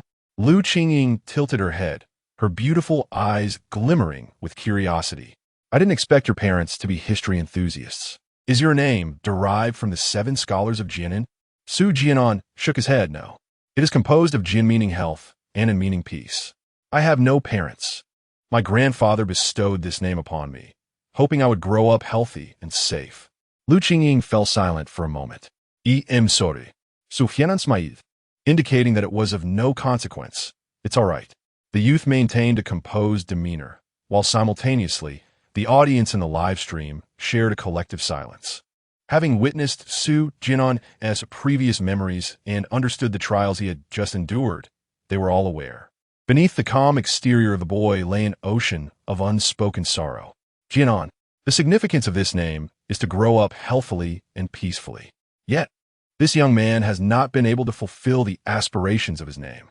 After a brief respite, Lu Qingying took Su Jian'an out for a simple meal. They then returned to Su Jian'an's rented accommodation. Have you studied acting? Lu Qingying inquired. Su Jian'an shook his head no. Then allow me to teach you. Although many extras may not require any particular acting skills, it is equally true that their remuneration is quite meager. To thrive as an actor and stand out, exceptional talent is indispensable. Lu Qingying's dream was to become a renowned actress, and she had evidently put in considerable effort into her craft through study. As she spoke, Lu Qingying began to impart some knowledge of acting to Su Jian'an. Tomorrow, I will introduce you to the role of an extra. Do not underestimate this position. Performing well as an extra can earn you the director's recognition, opening doors to minor supporting roles. For instance, how would you portray smoking, eating noodles, or falling? You cannot simply tumble forward. You must fall backward. Do you know why? Because if you fall forward, the camera won't capture your face. You cannot just collapse. You must incorporate some movements or expressions. These nuances may very well ensure you are remembered by the director. As Lu Qingying elucidated, Su Jian'an listened intently. Meanwhile, Lu Qingying, en route to the public trial program in Jiangsu City, was also observing these memories of Su Jian'an, seeing her former self earnestly explaining acting techniques. She couldn't help but gently shake her head and smile. With her current professional perspective, she reflected on the scene. At that time, the version of myself explaining these concepts to Su Jian'an possessed a rather superficial and rudimentary understanding of the myriad facets of performance. Some of the techniques and insights I shared were, regrettably, erroneous. Nevertheless, this moment evokes within Lu Qingying a fond reminiscence of the early days they spent together, filled with beauty and warmth. In those days, they resided in a modest rented room, devoid of possessions, tirelessly traversing between various film sets. There were occasions when, in pursuit of a role, they even misplaced their shoes. Yet, despite the exhaustion and hardships, both she and Su Jian'an found joy in their shared experiences, leading fulfilling lives each day. Their acting skills flourished remarkably. However, as time passed, you changed, Su Jian'an. Lu Qingying closed her eyes, her long lashes fluttering slightly as she exhaled a deep sigh. Had Su Jian'an not abandoned her back then? What kind of person would he be now? Surely, he would not be residing in such a dilapidated and cramped space. Chapter 21. Lu Qingying's Memories, a performance talent praised even by the best actress. The luxurious Hongqi business vehicle came to a halt before a grand building. Lu Qingying had arrived at the program's venue 20 minutes ahead of schedule. Welcome, Ms. Lu. We appreciate your presence to promote our new investigative techniques, greeted Director Luo, who personally rose to welcome her. Lu Qingying, not only the national film queen, but also the chairwoman of a charitable foundation, brought immense publicity to the nationwide trial program simply by her willingness to participate. Lu Qingying smiled graciously. Director, you are too kind. After exchanging pleasantries, Director Luo continued, the memory extractor has been prepared and is located backstage. As the memory retrieval may involve some of your private matters, I suggest you first access your memories, and our staff will edit out any segments that pertain to your personal privacy. Unlike Su Jian'an, Lu Qingying, as a public figure in Xia country, required protection of her significant personal privacy. Certainly, the experts operating the memory extractor on-site could shield such private memories. Yet there was always a risk of errors during live operations. Director Luo appeared to have considered this thoroughly. That sounds fine, Lu Qingying agreed without hesitation, and soon followed the staff into a specially designated room. On the large screen, Su Jian'an's memories suddenly froze. The extraction of memories from Lu Qingying had just been completed. In accordance with her request, it was decided to first play her memories before continuing with Su Jian'an's. This approach would allow them to seek complementarities and authentically restore the scenes from that time. Let's begin, said Xiao Xiao. The large screen then commenced playing Lu Qingying's recollections. After briefly imparting some acting knowledge to Su Jian'an, the next day, Lu Qingying took him to the film and television city in Yan City. The city boasted various bases, including ancient and modern film sets, as well as those dedicated to rural-themed television shows and films. Under Lu Qingying's guidance, a production team recruiting extras readily allowed Su Jian'an to audition. Fortune smiled upon him, as by the end of the first day, He earned his first paycheck of 200 yuan. Lu Qingying genuinely felt happy for his success. Well done, Su Jian'an. When I filmed my first scene, I earned only 80 yuan on my first day. You are far more impressive. It's all thanks to you, Sister Qingying, for your excellent teaching last night. Su Jian'an shyly scratched his head in modesty. And what about you, Sister Qingying? He curiously inquired. What role did you receive today? Perhaps due to the good luck brought by Su Jian'an, Lu Qingying, who had faced rejection from 7 or 8 auditioning groups, was cast in a role today. I will be playing a maid beside the third female lead. When speaking of her role, Lu Qingying appeared quite exhilarated. I have received the script, and this maid character has a substantial amount of dialogue, allowing for 5 days of filming. However, her excited expression soon morphed into one of discontent. Yet, the character of this maid is rather unappealing. She is acerbic, avaricious, and a social climber. Haha, Su Jian'an was amused by her demeanor. In fact, this is quite advantageous. As long as your acting is commendable, even a maid can leave a lasting impression on the audience. Su Jian'an remarked with a smile. Moreover, don't you feel that this maid's role is quite intricate? She is both acerbic and mean-spirited, greedy, and rather snobbish. Lu Qingying pondered this observation. However, for you, Sister Qingying, portraying this character is undoubtedly more challenging than for others. Lu Qingying, lost in thought, looked up at Su Jian'an with a puzzled expression. Su Jian'an, maintaining a serious demeanor, continued, with your striking beauty, one can hardly associate you with such a character. To convincingly embody someone so acerbic and pretentious poses a considerable challenge.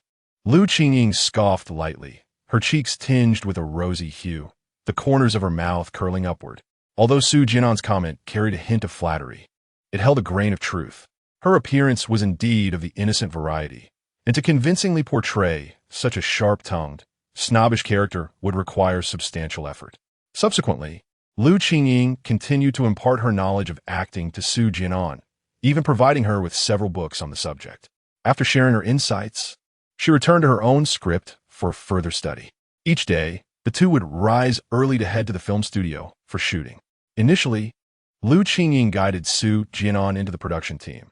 But as Su Jian'an grew more accustomed, there were moments when Lu Qingying was preoccupied, allowing Su Jian'an to venture off on her own to engage with the crew.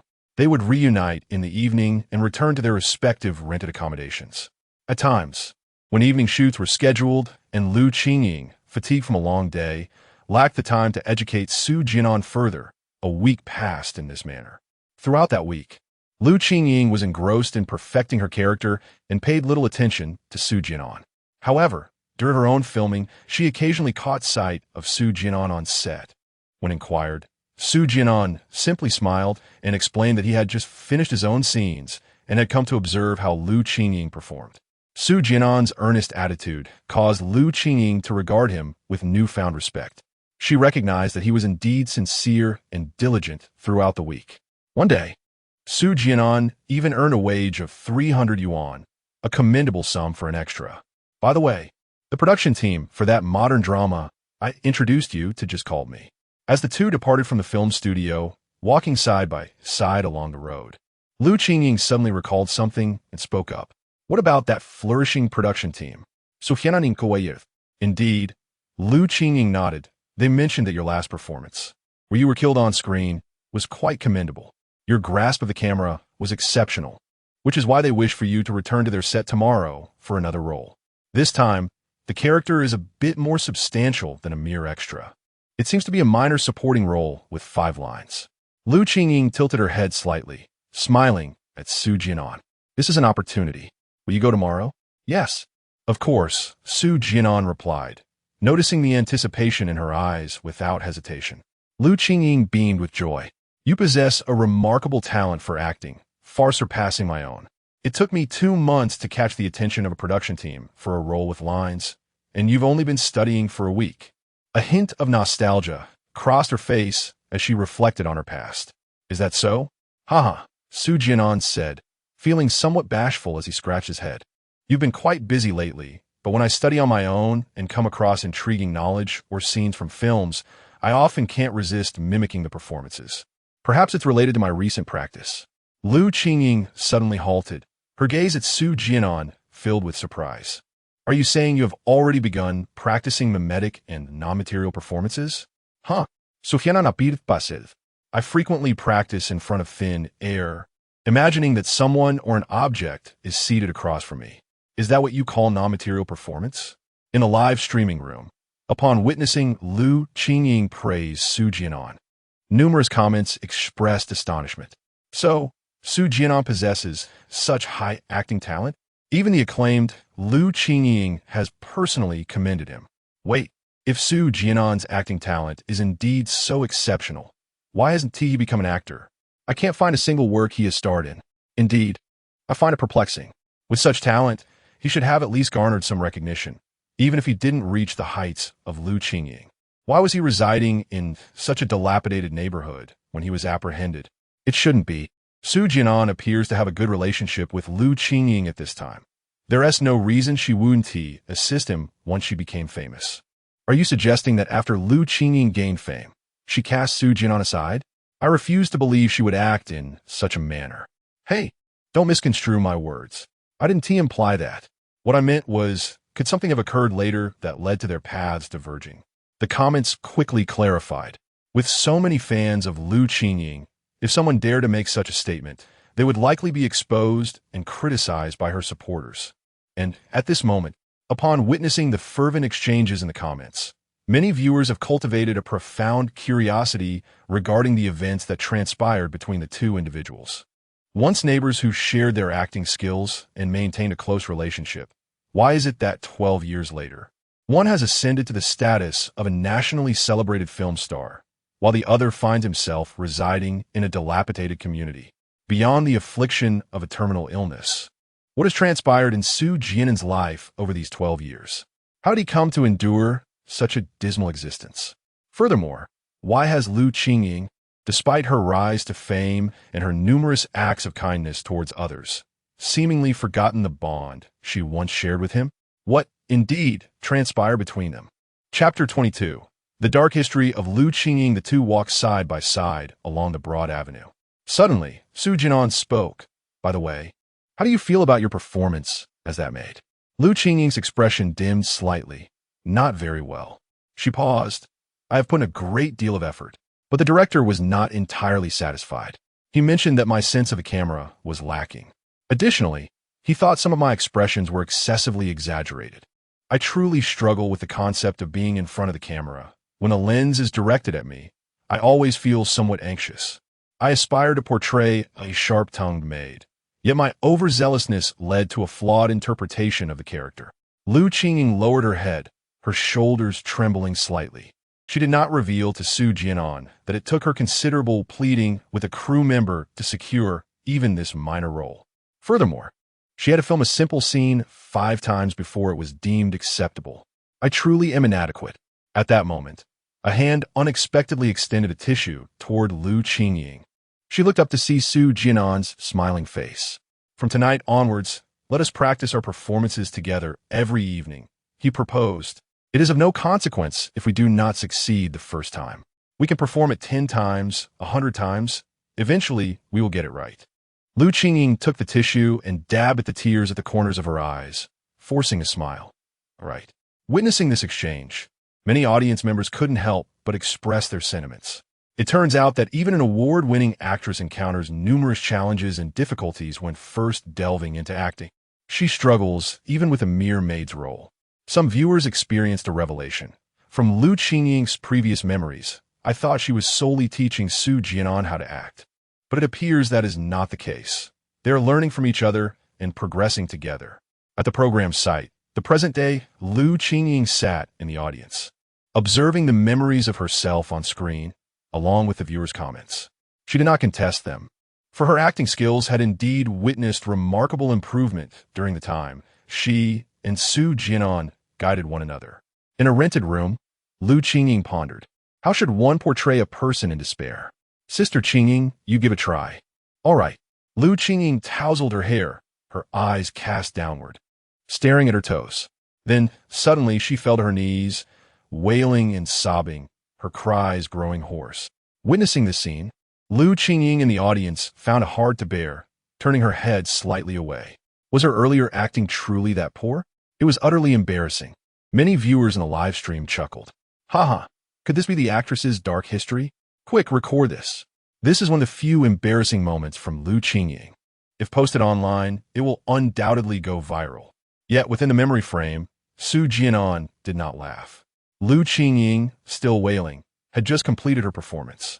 She rose to her feet, her gaze filled with trepidation as she looked at Su Jian'an and inquired, "How was my performance just now?" "It was splendid," Su Jian'an replied, nodding earnestly. However, he paused momentarily and added, "I believe, Sister Qingying, that your performance was somewhat overdone.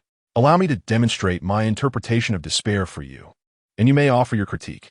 With those words, Su Jian'an stepped back, leaning against the wall behind him, and gradually slid down to the ground. Simultaneously, his once bright eyes dulled, finally resting on the floor, vacant as they stared at the ceiling, silent tears trickling from the corners of his eyes. At that moment, Lu Qingying, standing beside him, was utterly mesmerized. Her eyes widened, fixated on Su Jian'an, who now sat before her in a state of desolation. In an instant, she found herself involuntarily contemplating the depths of despair he must have experienced to evoke such profound emotion. "Sister Qingying, what do you think of my performance?" Su Jian'an's voice broke the spell, jolting Lu Qingying back to reality. "It was remarkable," she exclaimed, her expression brimming with excitement as she approached Su Jian'an, extending her hands. Realizing her earlier lapse in composure, she transformed her embrace into a hearty clap upon his shoulders, exclaiming, "Jian'an, I truly thought you had suffered some significant blow. You startled me. How did you perform so excellently?" Su Jian'an smiled calmly and replied, "I acted according to my understanding. Each individual is unique, and thus their experiences of despair vary. Consequently, their expressions of despair are also distinct. For instance, some may have vacant eyes, others may become numb like walking corpses, while some may wail heart-wrenchingly. The despair I portrayed is a kind of powerless despair, akin to a heart turned to ashes. Sometimes, despair does not necessarily manifest in tears or loud cries. We can utilize the techniques of method acting, drawing from our personal emotional experiences and immersing ourselves into the role, recalling moments when we felt utterly powerless.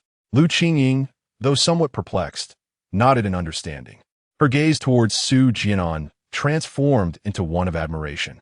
"I didn't expect you to be acquainted with method acting. Let me give it another try."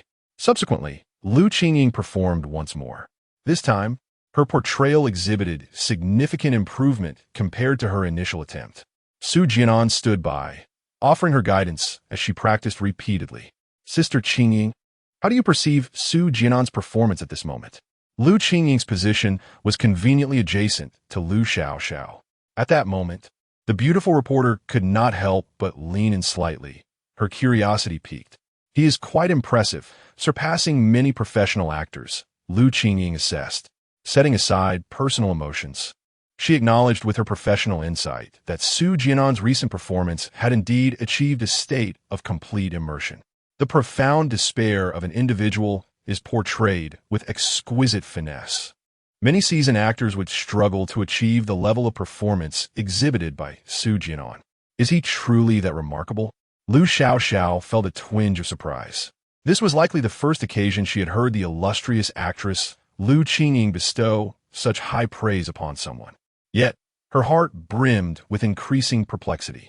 What could have compelled the exceptionally talented Su Jian'an to leave Yin City and venture to Mountain City years ago? Why did he not persist in his acting career? "Sister Lu Qingying, how did you both part ways?" Lu Xiaoxiao inquired. Lu Qingying turned to her, her gaze icy, evidently lacking any desire to pursue the conversation further. "You will understand once you continue watching." With that remark, she dismissed Lu Xiaoxiao's presence. Indeed, Su Jian'an possessed an extraordinary talent for acting. However, having viewed Lu Qingying's recollections of him, she recognized that this performance merely replicated his earlier despair. Although it was somewhat challenging, seasoned actors who have experienced similar emotions could likewise achieve such a portrayal. At that moment, many viewers in the live stream were evidently captivated by Su Jian'an's recent performance. Goodness, Su Jian'an's recent demeanor was truly frightening. I almost believe he was contemplating suicide again. I must admit, Su Jian'an genuinely possesses acting talent. His performance was astonishingly authentic. What he articulated about acting techniques seemed remarkably professional. He has evidently dedicated considerable effort during this period. No kidding, brother. Without hard work, could one act so convincingly? Indeed, he is remarkable. However, I believe Su Jian'an's ability to perform so well is also tied to the immense despair he recently endured. This child truly bears a heavy burden.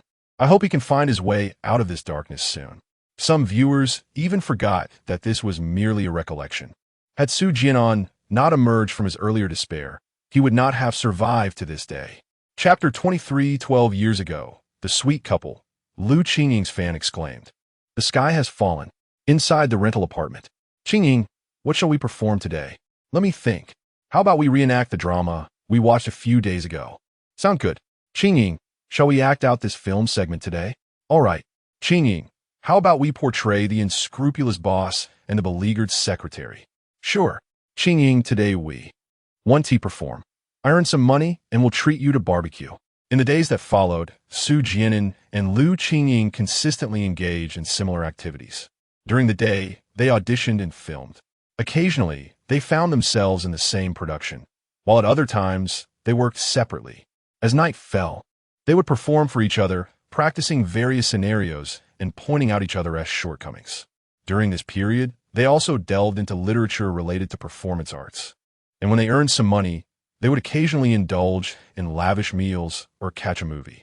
They studied techniques such as observational imitation, non-material performance, micro-expression training, and speech training, methods from experiential and expressive schools of thought.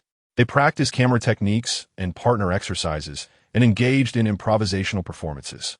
Through their continuous practice and mutual guidance, they made remarkable progress. 3 months swiftly passed. By this time, Su Jian'an no longer required Lu Qingying's introduction to secure roles. He was able to acquire some parts, often as minor characters with dialogue. Lu Qingying experienced similar success, typically completing her scenes in just 2 or 3 takes, avoiding the need for excessive retakes. Moreover, their relationship seemed to undergo subtle changes during their time spent together. Unbeknownst to them, Lu Qingying had ceased to exhibit the politeness she once showed when they first met. She would drink from the same glass Su Jian'an had used and share food from the same plate without a hint of distaste. Occasionally, they would even find themselves playfully quarreling over a shared chicken leg. At times, when Lu Qingying encountered something delicious, she would use her chopsticks to feed Su Jian'an. Su Jian'an appeared to be more cheerful as well. His smiles multiplied, surpassing those from their initial encounters. During their practice sessions, when it came time for mutual critique, he generously offered his praises, often extolling Lu Qingying to the point of elation. He would also occasionally bring small gifts to amuse her, seemingly emerging from the shadow of his previous affliction. Throughout these 3 months, the only constant seemed to be that Su Jian'an was invariably present at Lu Qingying's filming locations. At times, he would stand by her side, offering her a bottle of water and cheering her on, or seeking her counsel on acting techniques. During her breaks, he would surprise her with a cup of milk tea. He appears to be genuinely concerned for Lu Qingying. Meanwhile, in the live broadcast room, many viewers seem to have discerned the peculiar dynamics between the two. Is it just me, or do I sense that Su Jian'an and Lu Qingying are growing increasingly close? I feel the same way. It seems as though they have ignited sparks of romance. Oh no, my goddess seems to have fallen in love. Their current state resembles that of a couple in the throes of passionate affection. What's the term? The ambiguous stage. The barrage of comments proliferated. Perhaps, in Lu Qingying's memory, neither she nor Su Jian'an were yet aware of the burgeoning situation. However, as observers, many viewers having experienced similar circumstances had already perceived the nuances in their interactions. They had noticed the subtle signs of affection between the two. Furthermore, some viewers discreetly compiled sweet moments from Su Jian'an and Lu Qingying's daily interactions into a video and uploaded it online. In no time, those who viewed these videos, including many in the live broadcast room, were heartbroken and incredulous. The national film queen, who had never been embroiled in romantic rumors and maintained a pure image, had, it seemed, engaged in a sweet romance 12 years prior. This explosive revelation sent shockwaves through Lu Qingying's vast fanbase, akin to a seismic event. The sky had fallen. Moreover, what many found even more difficult to accept was that Lu Qingying's romantic interest was not a popular male star from the entertainment industry, but rather an unremarkable ordinary person. Were it not for this nationwide judgment program, it is likely that very few people among the netizens would have known Su Jian'an's name. Su Jian'an, you ought to be condemned. How can my goddess have fallen for a guy like you? Many fans who admired Lu Qingying were now seething with rage, their jealousy distorting their features. Within the live broadcast room, a comment elaborated. One can actually understand. At this time, Su Jian'an is quite handsome, surpassing many stars in looks. Coupled with his diligent pursuit of acting and his sunny disposition and positive outlook on life, it is only natural that Lu Qingying would harbor feelings for him. Indeed, another comment concurred. Let us not forget, this is the 21-year-old Lu Qingying and the 18-year-old Su Jian'an. At such an age, the flames of youth are ablaze. With mutual attraction and shared ideals, it is entirely plausible that sparks would fly. Such reasoning might seem logical, yet many remained unable to accept it. After all, Lu Qingying was their goddess, the national film queen, while Su Jian'an was merely an inconspicuous ordinary individual. At this point, he had long since dropped out of Yinjing University and lacked even a college diploma. Meanwhile, a segment of Lu Qingying's fans had begun to uncover the blind spots in this narrative. If the two were in a romantic relationship, then why has the current Lu Qingying become a national film queen, while Su Jian'an resides in a dilapidated neighborhood? This indicates that they did not end up together. I recall that Lu Qingying's debut film, The Love of the Locust Tree, was shot in 2035. Does this not align perfectly with the time Lu Qingying now remembers? Indeed, that same year, she was awarded the Best Actress at the Golden Image Awards. However, according to the data I have gathered 12 years ago when Lu Qingying debuted, she did not have a boyfriend. The Love of the Locust Tree is both her debut and breakthrough work. This film, directed by the renowned Chun Mao, was produced and filmed 12 years ago in 2035 and won numerous accolades that same year. As the film's leading actress, Lu Qingying also received the Best Actress award, catapulting her to fame and setting her on the path to becoming an esteemed actress. Her journey to stardom is well known among her fans. This revelation has undoubtedly eased the minds of many of Lu Qingying's admirers. Perhaps at that time, Lu Qingying and Su Jian'an were merely in a flirtatious relationship, never truly becoming lovers. They are not opposed to the idea of Su Jian'an being Lu Qingying's partner. Truth be told, Su Jian'an is far more handsome than many of them. Even after 12 years, at the age of 30, his looks have not diminished significantly. He remains quite appealing. What they struggle to accept is the notion that their idol, whom they have cherished for 12 years, suddenly has her persona shattered. Throughout her 12-year career, Lu Qingying has never been embroiled in romantic scandals with any male star, consistently presenting herself as single to her fans. They admire her acting skills, her kindness, and her resilience. And now, to suddenly inform me that Lu Qingying had been in a relationship 12 years ago, this sentiment feels akin to a betrayal for many devoted fans of Lu Qingying, as if they have been pushed off their pedestal while their homeland is unexpectedly seized. Such a revelation is utterly unacceptable. Chapter 24. After this recollection, I shall completely sever ties with you, Su Jian'an. At this moment, Lu Qingying's memories replayed. Having elapsed 3 months, among the viewers in the live broadcast room, there lurked a cadre of eminent figures from the medical community. Observing the replay of the memories, they noted that Su Jian'an, as Lu Qingying had asserted, had never ingested any anti-cancer medication and was thriving. The assembly of medical luminaries found themselves utterly perplexed. Does Su Jian'an's daily diet, composed merely of commonplace foods, possess anti-cancer properties? The film set where Su Jian'an works daily appears quite pleasant. His condition has not deteriorated but remains stable. Could it be linked to his environment? I believe it must pertain to Su Jian'an himself. Have you not noticed the increasing frequency of smiles upon his face?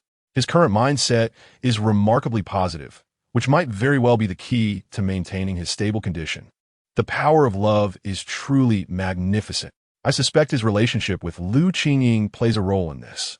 The esteemed physicians speculated fervently, yet they could not arrive at a definitive conclusion.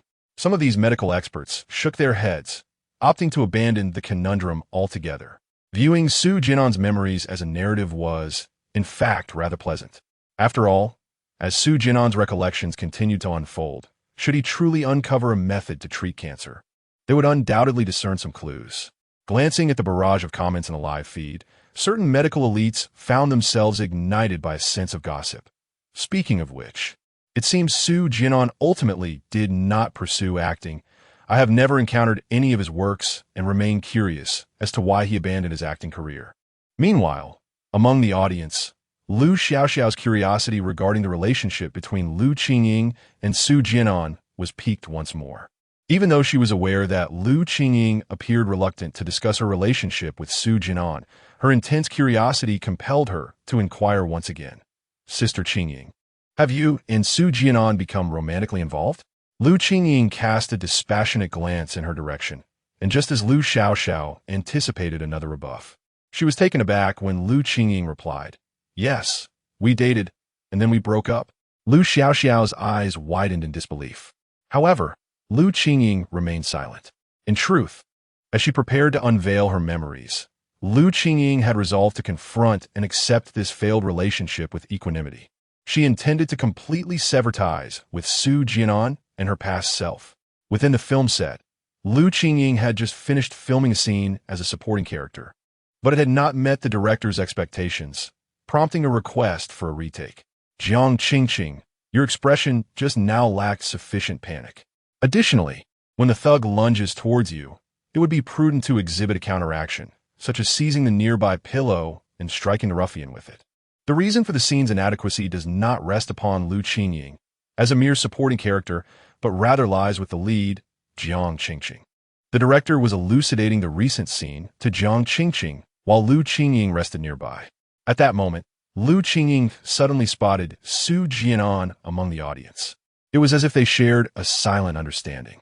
Despite the throng, they immediately recognized each other. Their eyes met, and Su Jian'an offered a faint smile. Soon, he maneuvered through the crowd and approached Lu Qingying, holding a cup of lemonade. "You must be thirsty. Here, I just bought this for you." Lu Qingying took a generous sip, her innocent and charming face lighting up with a satisfied and blissful smile. "You should have a sip too," she urged, extending the cup towards Su Jian'an. He claimed he wasn't thirsty, yet yielded to Lu Qingying's insistence and took a symbolic sip. Lu Qingying inquired, "Have you completed your scenes?" Su Jian'an smiled and nodded. "Yes, finished on the first take." "How long have you been watching from the crowd?" Lu Qingying asked again. "I arrived when you began your first take," Su Jian'an replied. "Oh, so you've been watching me for 3 takes?" Lu Qingying blushed slightly. As a minor character, she felt her performance was adequate. The reason for the 3 takes was due to the leading actress Jiang Qingqing. However, the realization that Su Jian'an had been watching her for so long without her noticing was somewhat disconcerting. "What did you think of my performance just now?" Lu Qingying asked. "You performed splendidly," Su Jian'an praised with a smile. "You can't keep flattering me," Lu Qingying said, the corners of her mouth lifting slightly, yet her tone remained insistent. "I must have flaws. Point out one shortcoming from my recent performance." "All right, since you insist, I shall share my thoughts," Su Jian'an nodded. "But you must promise not to get upset." Lu Qingying felt that her performance had no significant issues. Her previous humility was merely that. However, to her surprise, Su Jian'an indeed held a differing opinion. Her expression flickered with surprise, yet she quickly composed herself, adopting a serious demeanor to hear Su Jian'an's critique. "I believe your portrayal of the maid, Lu Zhu, losing her shoe to emphasize her inner turmoil and fear upon realizing her mistress is in danger, was remarkably effective," Su Jian'an stated. He paused slightly. However, such a performance only conveys Lu Zhu's anxiety and fails to reflect some of her commendable inner qualities. Consider this, in that scene, faced with a burly assailant. Although Lu Zhu, as a maid, is terrified upon spotting the thug, her instinct is to rush forward, driven by a singular desire to rescue her mistress. Isn't Green Pearl exceedingly valiant? Thus, When you hear the ladies cry and push open the door, what should you do? Initially, you would be astonished, followed by a surge of anxiety. Indeed, however, that is insufficient. As you open the door, isn't there a wooden stick placed beside it? At that moment, you should grasp the stick and strike at the assailant, endeavoring to rescue your lady. It is the courage to confront the villain that truly embodies your valor, rather than recklessly charging in and falling victim to the assailant's blade. Su Jian'an analyzed slowly. Meanwhile, Lu Qingying, who was attentively listening, appeared to be deep in thought. Actors, take your positions, the director called out, and soon the fourth take commenced. Lu Qingying rose and suddenly turned to Su Jian'an with a smile, saying, I believe you are absolutely right. I shall perform it that way. After the director's thorough explanation, the lead actress Jiang Qingqing encountered no further issues during the filming process. This time, they completed the shoot in one take. However, she was quite displeased with Lu Qingying's audacity to alter her scene by rushing at the assailant with the stick. Just as Lu Qingying was about to leave, Jiang Qingqing abruptly blocked her path and, pointing a finger at her, scolded, Do you even realize that your reckless alteration of the script will cause us to reshoot? Are you insane with ambition? I've seen many like you. You're only suited for minor roles. Dreaming of being the lead is futile. Lu Qingying was taken aback. Yet, she refrained from retorting, merely standing there with her head lowered, feeling somewhat lost. Jiang Qingqing was a somewhat renowned actress. Although her acting skills were mediocre, her temperament was formidable. She dared not offend her, nor could she afford to. Should she provoke the other party, it could result in a prolonged period of being unable to secure any roles. Enough talking. At that moment, a warm hand suddenly grasped Lu Qingying's, followed by a familiar voice resonating in her ear. Startled, Lu Qingying lifted her head to find Su Jian'an standing beside her. Chapter 25. What were my feelings to you back then? At this moment, Su Jian'an, holding Lu Qingying's hand, exchanged a knowing glance with her before turning his attention to Jiang Qingqing, who stood before him. Towering over her, he cast a commanding gaze and retorted without hesitation. I have been observing you for quite some time, and it is because of you that this scene has had to be filmed 4 times. How dare you utter such words? With your lackluster acting skills, how can you blame others? It was well known among the entire crew that Jiang Qingqing despised having her acting criticized. Su Jian'an's words struck a sensitive chord, instantly causing her to falter. Jiang Qingqing's face darkened with fury as she spat. Who do you think you are to speak to me like that? The quarrel attracted the attention of many fellow actors from the same production, and several cast members turned to watch. When they witnessed Su Jian'an dismantling Jiang Qingqing's facade, a wave of satisfaction washed over those who had long been displeased with her. In truth, many actors who shared scenes with Jiang Qingqing had often found themselves reshooting due to her inadequate performance. Yet, they feared to confront her, knowing she was the favored child of heightened entertainment, brought onto the set by Shirley Yong. Amid Jiang Qingqing's disarray, the youthful and impetuous Su Jian'an chuckled lightly. We'll give you the right to speak. The director hasn't said a word. You have no place here. If you possess such talent, perhaps you should consider directing. Just then, the director approached, acutely aware of the dissatisfaction among the cast regarding Jiang Qingqing. He himself harbored discontent towards her and saw this as a prime opportunity to admonish her.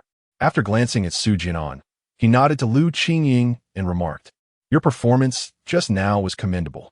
This affirmation left Jiang Qingqing utterly speechless, her face clouded with anger as she glared at Su Jian'an. However, Su Jian'an paid her no further heed and took Lu Qingying by the hand, walking away. As they departed, the director even handed Lu Qingying a business card. You were quite fierce just now, Lu Qingying remarked, suddenly stepping in front of Su Jian'an and gazing intently into his eyes. Was I? Su Jian'an scratched his nose, feeling a bit awkward. I just couldn't stand that woman bullying others. But you look so handsome, Lu Qingying continued, locking her eyes onto his flustered expression. In a spontaneous gesture, she wrapped her arms around his neck and planted a quick kiss on his lips. Then, with a light-hearted skip, she dashed ahead, leaving behind the sound of her melodious laughter in the wind. Su Jian'an stood frozen for a moment, his cheeks flushed, before hastily chasing after her. When he reached a nearby stall, he found himself still processing the unexpected turn of events. Lu Qingying had already purchased 2 cups of milk tea, waiting for him. She handed 1 cup to Su Jian'an, and the two meandered aimlessly along the street. At that moment, Su Jian'an seemed lost in thought. Walking beside Lu Qingying, he alternated between silly grins and furrowed brows. Silence enveloped them. This scene caused the blood pressure of some viewers in the live stream to soar. From Lu Qingying's recent kiss, it was evident to all that she had clearly developed feelings for Su Jian'an. Yet, the dense-headed Su Jian'an appeared oblivious to this. The atmosphere had reached a boiling point, yet he showed not the slightest inclination to express anything, acting like a fool. Oh my, could Su Jian'an really be a simpleton? At this juncture, why wouldn't he seize the opportunity to confess? This boy is doomed. There were also anguished cries from Lu Qingying's fans. Oh no, my goddess's first kiss just vanished like that? This is outrageous. A flurry of comments expressed frustration at his inaction. I'm about to burst. How can he not take the initiative to confess at such a moment? Surely he doesn't expect Lu Qingying to confess first. Su Jian'an is utterly speechless. Has this lad never been in love?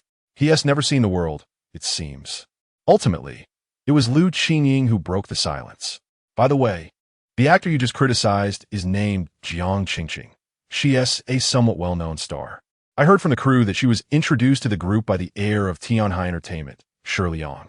With a serious tone, Lu Qingying advised, "You mustn't act so impulsively in the future. I can endure a little hardship, but for us to thrive in the acting industry, we must avoid offending these stars whenever possible. Their status is inherently significant, and some may have powerful backing that we cannot even fathom." Su Jian'an nodded, deep in thought. Lu Qingying then smiled. But if we have offended Jiang Qingqing, so be it. After all, once today's scene wraps, my part will be finished. We can simply avoid her in the future and steer clear of her productions. Su Jian'an smiled in agreement, indeed. With numerous film crews in the studio, they had countless other options available.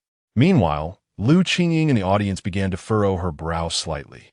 It suddenly dawned on her that Su Jian'an's understanding of performance was already exceptional. This was not limited to when he guided her in portraying the maid, Zhu. During their nightly practice sessions, his insights into acting had been nearly flawless. Moreover, these insights contained his unique interpretations. It was as if he were innately a master of performance. Even now, as she revisited her past memories, she found renewed inspiration and understanding from Su Jian'an's explanations about acting. Yet, at this moment, he was merely 18 years old. Was this reasonable? At the tender age of 18, your talent for performance has already reached the pinnacle of excellence, far surpassing my own. Lu Qingying sighed softly, murmuring to herself, "With your remarkable aptitude for acting at that time, it would merely be a matter of time before you ascend to the status of a film emperor. Yet, why do you feel the need to associate yourself with that woman, Chen Weiwei? Is it that opportunities and shortcuts hold such paramount importance for you? What do my feelings amount to in your eyes?" As she gazed at the screen, where the youthful Su Jian'an appeared, Lu Qingying's expression became a tapestry of emotions, laden with bewilderment. Chapter 26. The opportunity for stardom in Tianhai Entertainment within the confines of their rental abode. Su Jian'an and Lu Qingying diligently continued their rehearsal. Su Jian'an remarked, "Qingqing, I have misjudged you. Sister Qingying, why not attempt to convey this line with varying emotions, such as anger, sorrow, or sarcasm?" Lu Qingying responded affirmatively. "All right, I shall give it a try." This seemingly simple line encapsulated a myriad of performance techniques and knowledge, including vocal modulation and emotional infusion. Such skills form the very foundation of an actor's craft. Exceptional actors possess a solid grasp of these fundamental abilities. As Lu Qingying practiced tirelessly, Su Jian'an occasionally offered corrections from the sidelines. Meanwhile, in the live streaming room, discerning viewers began to notice subtle nuances. Though Su Jian'an and Lu Qingying have been practicing various acting techniques and pointing out each other's shortcomings, I can't shake the feeling that Su Jian'an seems to guide Lu Qingying more. However, this comment swiftly faced opposition from Lu Qingying's fans. "Surely you jest. What are you implying? Lu Qingying is a national film queen. The two are merely practicing together and progressing collectively. Su Jian'an's growth may be more pronounced at this stage than that of Lu Qingying. but to say he is guiding her is a bit of a stretch. Many echoed this sentiment. Let's not forget, it was Liu Qingying who helped Su Jian'an become an actor. Initially, it was Liu Qingying who taught him the intricacies of acting. Perhaps Su Jian'an's innate talent for performance surpasses that of Liu Qingying. Yet to assert that he can guide her so soon is somewhat exaggerated. At their current level, they are merely on par with average actors. At best, merely pointing out each other's flaws. To speak of guidance is premature. I wonder if anyone recalls how Su Jian'an frequently appeared on the set of Liu Qingying's films. I suspect he may be secretly learning acting skills from her. That makes sense, one viewer mused, yet I find myself somewhat envious of their current state, sharing a common goal, striving together, progressing side by side. Although they are not childhood friends, their bond surpasses that. This comment left many of Liu Qingying's fans momentarily speechless. Indeed, it was evident to all that since that kiss in the film city, the relationship between Su Jian'an and Liu Qingying had unequivocally blossomed into romance. The only obstacle remaining was the final barrier yet to be breached. At this moment, the young woman practiced earnestly, while the young man watched with a smile, occasionally offering suggestions. They were a match made in heaven. As time passed, the two would arrive at the film city during the day, each pursuing their respective roles, only to return to their rental abode together in the evening. On this particular day, after Liu Qingying had just finished filming, a young man dressed in a suit, adorned with a Rolex watch, approached her suddenly. Liu Qingying felt a surge of nervousness, for she recognized this young man. It was in the previous production that the man who brought Jiang Qingqing into the crew, the heir of Tianhai Entertainment, Shi Liang, encountered Liu Qingying. "You must be Liu Qingying," he said, surveying her with a glint of admiration in his eyes. "I've heard that your previous interactions with Qingqing were rather unpleasant." Liu Qingying, clutching the hem of her garment, replied softly, "I was foolish and inadvertently offended Miss Jiang Qingqing. I have apologized to her, and I kindly ask you to convey my sentiments to her, hoping she can show magnanimity." However, Shi Liang shook his head gently, his tone soothing. "Rest assured, I am not here to cause you any trouble." Liu Qingying looked puzzled. "I am already aware of the circumstances surrounding your conflict with Qingqing. Many in the crew have expressed their discontent towards her." Shi Liang smiled reassuringly. "I have already advised her on this matter. She will not trouble you." Liu Qingying felt a tinge of confusion. The heir of Tianhai Entertainment sought her out merely to assure her that Jiang Qingqing would not be a source of distress. She smiled and said, "Thank you, Mr. Shi." Shi Liang dismissed it as a trifling matter, adding, "I just watched your performance. Your acting is commendable, though it seems a pity for you to be relegated to a minor role. Do you possess the confidence to challenge yourself with more significant characters?" Liu Qingying was momentarily taken aback. Suddenly realizing something, her gaze towards Shi Liang transformed, filled with surprise and disbelief. "I have a film project in the pipeline," he continued. "We are currently in the casting phase. My visit to the film city was to scout talented actors, and fortuitously, I happened upon you." He elaborated, "I find your acting to be impressive, with immense potential. Your image aligns perfectly with the character of the third female lead. If you're interested in participating, feel free to contact me." Shi Liang handed Liu Qingying his business card before turning to leave. As Liu Qingying held onto the card and watched him depart, her expression reflected a surge of excitement. At that moment, many of Liu Qingying's fans were filled with curiosity. Could it be that she was on the verge of joining the film crew of Tianhai Entertainment? Wait, that's odd. Liu Qingying's first film was The Love of the Locust Tree. Had she filmed others prior to this? Impossible. The shooting of The Love of the Locust Tree commenced in early September, and the time Liu Qingying reflects on is already July. If she were involved in another film, she certainly could not participate in The Love of the Locust Tree. Yet, judging by Liu Qingying's current demeanor, she was evidently captivated by the opportunity presented by Shi Liang. Many were left wondering what events transpired that led her to forsake this chance. Ultimately, did she await the commencement of The Love of the Locust Tree? After the day's filming concluded, Liu Qingying returned to her rented apartment. "Jian'an, I have wonderful news," she exclaimed. "Today, while filming, the heir of Tianhai Entertainment approached me and even gave me his business card. It is said that he is about to begin filming a movie, and my persona aligns perfectly with that of the third female lead, inviting me to audition. Lu Qingying's eyes curved into crescent moons as she presented the business card that Shi Liang had given her, excitedly sharing the news with Su Jian'an. After practicing my acting skills for so long, I finally have an opportunity to showcase them. However, this time I am cast as the third female lead, a role of considerable significance that I have never undertaken before. I am uncertain if I will pass the audition. Regardless, this is an exceptionally rare opportunity. After all, it is the third female lead. If I perform well, I may be etched in the audience's memory. In that case, I could enter the entertainment industry. If a director appreciates my talent, perhaps I will receive more opportunities in film and television, portraying even greater roles. I must prepare thoroughly. Do you think my current outfit appears a bit outdated? If I am to audition soon, what kind of attire should I wear, Jian'an? Tomorrow, let us go shopping for clothes together. Jian'an, I would appreciate your guidance. Jian'an? In stark contrast to the animated and chatty Lu Qingying, Su Jian'an had remained silent since entering.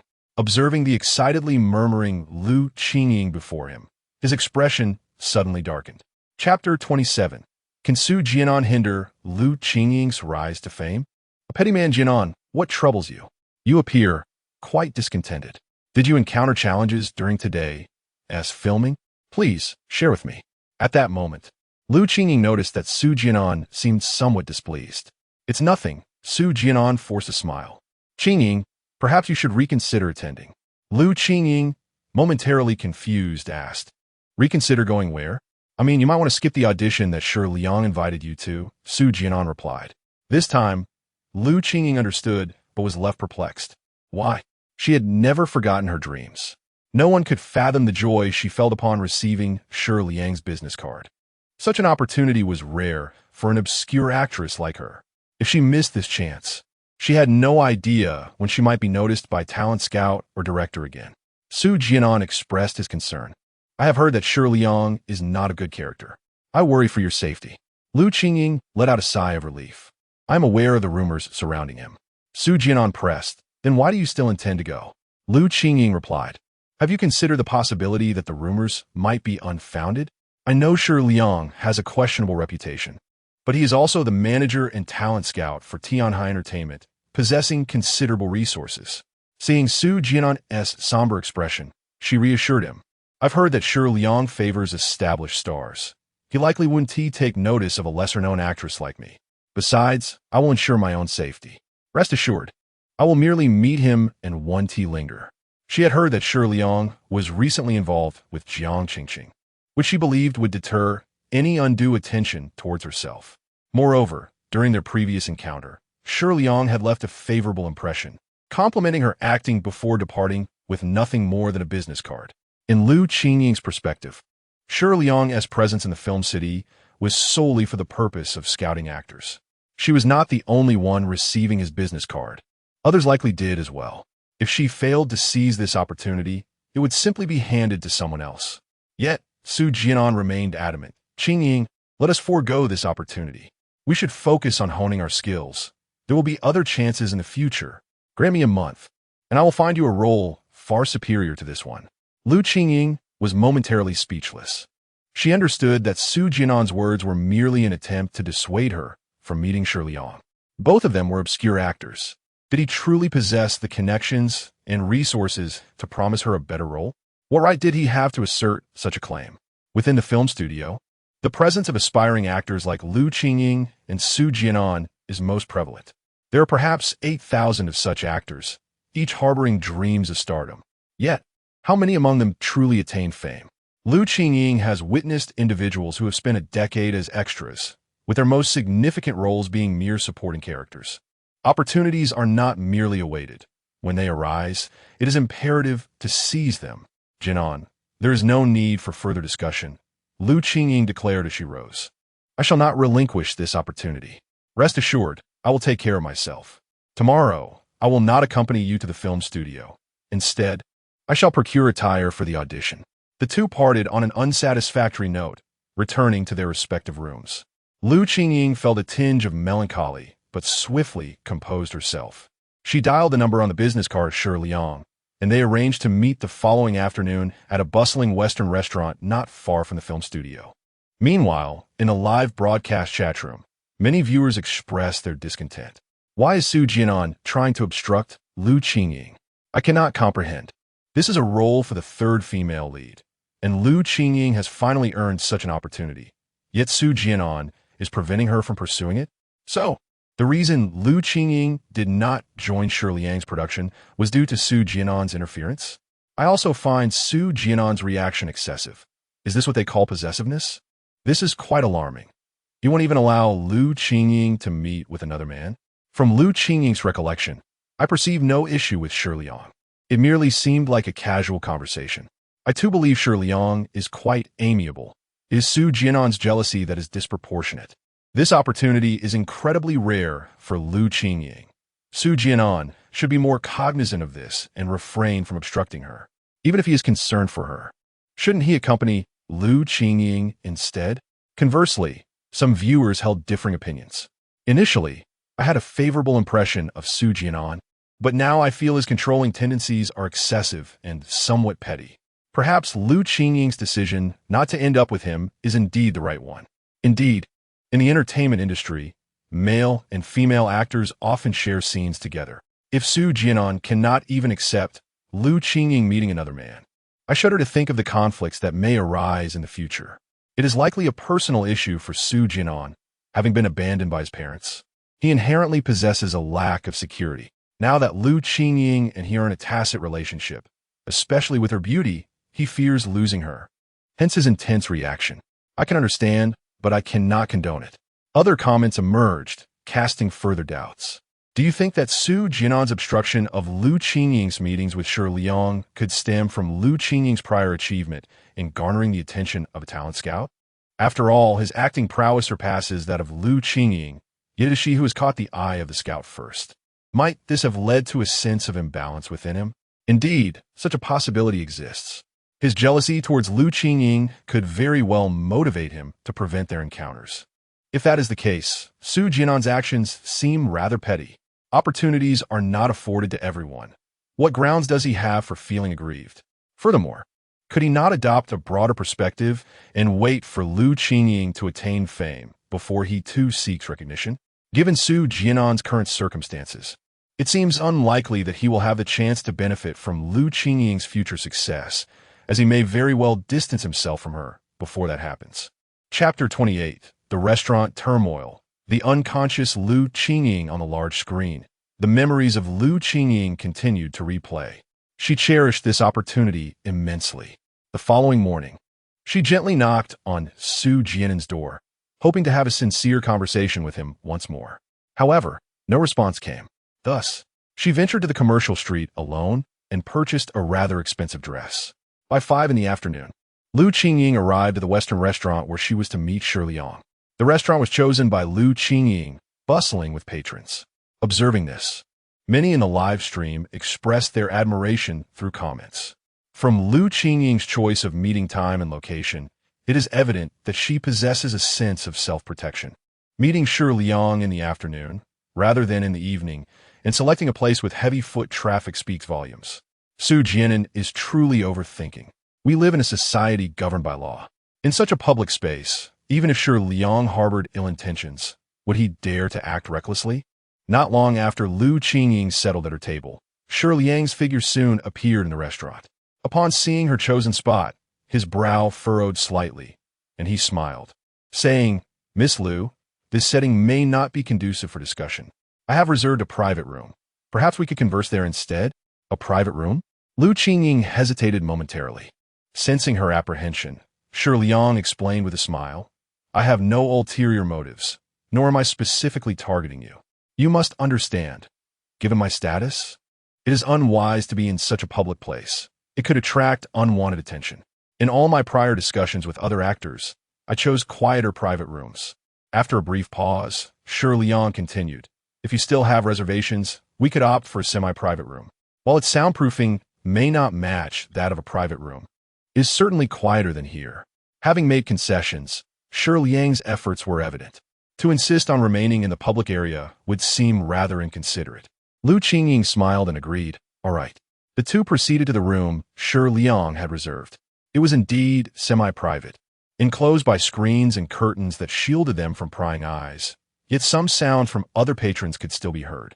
Once seated, Shi Liang picked up the menu and expertly ordered several dishes. He then turned to Lu Qingying with a smile, asking, "Miss Lu, would you care for a drink? The red wine here is quite good." Lu Qingying shook her head gently. "I apologize, Mr. Shi, but I never drink alcohol, not even red wine." Shi Liang smiled faintly, ordering a bottle of red wine for himself. After the waiter departed, he turned to Lu Qingying and said with a smile, "Although this film is jointly invested by my Tianhai Entertainment Company, the final decision on who plays the third female lead is not solely mine. Nevertheless, I hold your acting skills in high regard. However, subsequently, you must meet with the director and the producer, and only after the audition can your role be confirmed." Lu Qingying nodded in acknowledgement. "I understand, Shi Xiao," she replied. Yet, Shi Liang shook his head. "No, you have not grasped my meaning.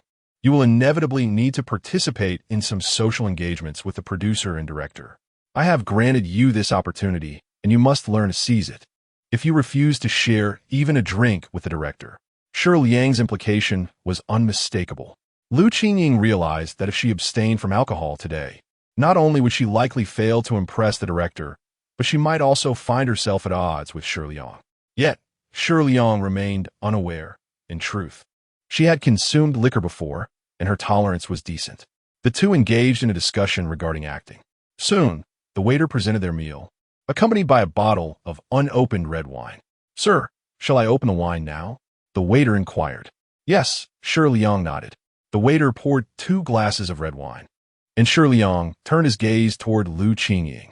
The bottle had been uncorked right before her eyes. After a moment of contemplation, Lu Qingying deemed it acceptable. With a slight hesitation, she lifted her glass. "Thank you for your appreciation, Shi Xiao. I apologize for my earlier lack of decorum. Please do not hold it against me." Shi Liang smiled gently, indicating that he bore no grievance. "It is of no concern. I have witnessed your talent. You are destined for the entertainment industry, and being acquainted with these customs will only benefit you."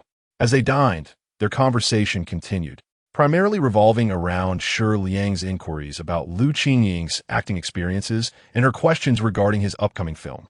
As they ate, a flush began to appear on Lu Qingying's cheeks. Shi Liang frequently encouraged her to drink. Before long, Lu Qingying felt the effects of intoxication wash over her. Suddenly, her consciousness seemed to blur. "Qingying, are you all right?" Shi Liang asked with concern. Lu Qingying shook her head, trying to maintain composure. "I am fine. I apologize, Shi Xiao. I may have had a bit too much to drink. I think it is time for me to return." As she spoke, she felt Shi Liang's voice beside her, and someone embraced her shoulders. "Are you drunk? Is it serious? I can take you home." Then, she thought she heard 2 thuds, and her awareness faded into darkness. Oh no, could Su Jian'an have been right? There seems to be something off about Shi Liang. Is Lu Qingying all right? Where is Su Jian'an? Why hasn't he come to pick up Lu Qingying? This doesn't make sense. The wine was opened in front of Lu Qingying, and Shi Liang didn't touch it. Logically, there should be no issue. Come on, just because it was opened in front of you doesn't mean it's safe. Shi Liang drank it too. How is he unaffected? How do you know the drug wasn't placed in the wine instead of the food? And at that moment, as the screen faded to black, the barrage of comments in the live stream instinctively shifted to a tone of concern. Some comments even cast blame upon Su Jian'an, questioning why he did not accompany Lu Qingying to meet with Shi Liang, despite knowing of their private rendezvous. Yet, they seemed to overlook the fact that Su Jian'an had consistently opposed Lu Qingying's meetings with Shi Liang. Meanwhile, at the program's venue, Lu Xiaoxiao turned her gaze curiously towards Lu Qingying. If it were true that Lu Qingying had been compromised by that young Master Shi, then the revelation of her memory would undoubtedly become the most scandalous revelation for this national film queen. However, at that moment, gazing at the pitch-black screen, Lu Qingying maintained an air of remarkable composure. Chapter 29. Did Su Jian'an strike Shi Liang? The anger of Lu Qingying as the scene flickered back to life. Lu Qingying found herself lying on the bed of her rented apartment, clad in her pajamas. Last night, how did I return? She gently tapped her throbbing head, suddenly startled, and quickly glanced at her attire. Upon realizing that she was indeed in her own room, her anxiety began to dissipate. Last night, I recall that I seemed to have indulged in too much drink. When did my tolerance become so poor? Lu Qingying furrowed her brow, murmuring to herself as she endeavored to recall the events of her dinner with Shi Liang. Yet, she discovered that her mind was plagued by a void. She could not even remember how she had returned home. Could it be that Shi Liang brought me back? With a sigh of relief, she hastily rummaged for her phone. A quick call would provide the answers. After locating Shi Liang's number, she dialed it. The phone connected swiftly, but Lu Qingying was met with a furious tirade from Shi Liang. Well, Lu Qingying, how dare you call? I graciously helped you land a role as the third female lead. And this is how you repay me? I'm telling you, you're out of the picture. Get lost. Lu Qingying, bewildered, hung up the phone. At that moment, the lock on her door turned, and Su Jian'an entered, breakfast in hand. Lu Qingying noticed a bruise at the corner of his mouth. Did he get into a fight? Given Shi Liang's recent verbal onslaught, a realization struck her, prompting her to confront him. Su Jian'an smiled, offering her the breakfast. I just bought this from Wang's kanji shop downstairs. Eat it while it's hot. With a sudden motion, Lu Qingying slapped the breakfast from his hands to the floor, her gaze ablaze with anger. Do you have any idea how hard I fought for this opportunity? Because of your impulsive decision to confront Shi Liang, my chance to play the third female lead is utterly ruined. Do you understand that there are thousands of aspiring actors like us in this film city, all yearning for such an opportunity? You have destroyed it all with your momentary folly. As she spoke, tears streamed down her face, marking the first time she had ever shouted at Su Jian'an. He had obliterated the chance she had worked so diligently to secure. Shi Liang was not just anyone. He was the heir of Tianhai Entertainment, a figure of considerable influence in the entertainment industry. Should he choose to wield his power, many production teams would likely bend to his will. Offending Shi Liang would undoubtedly complicate the acting careers of both her and Su Jian'an in the future.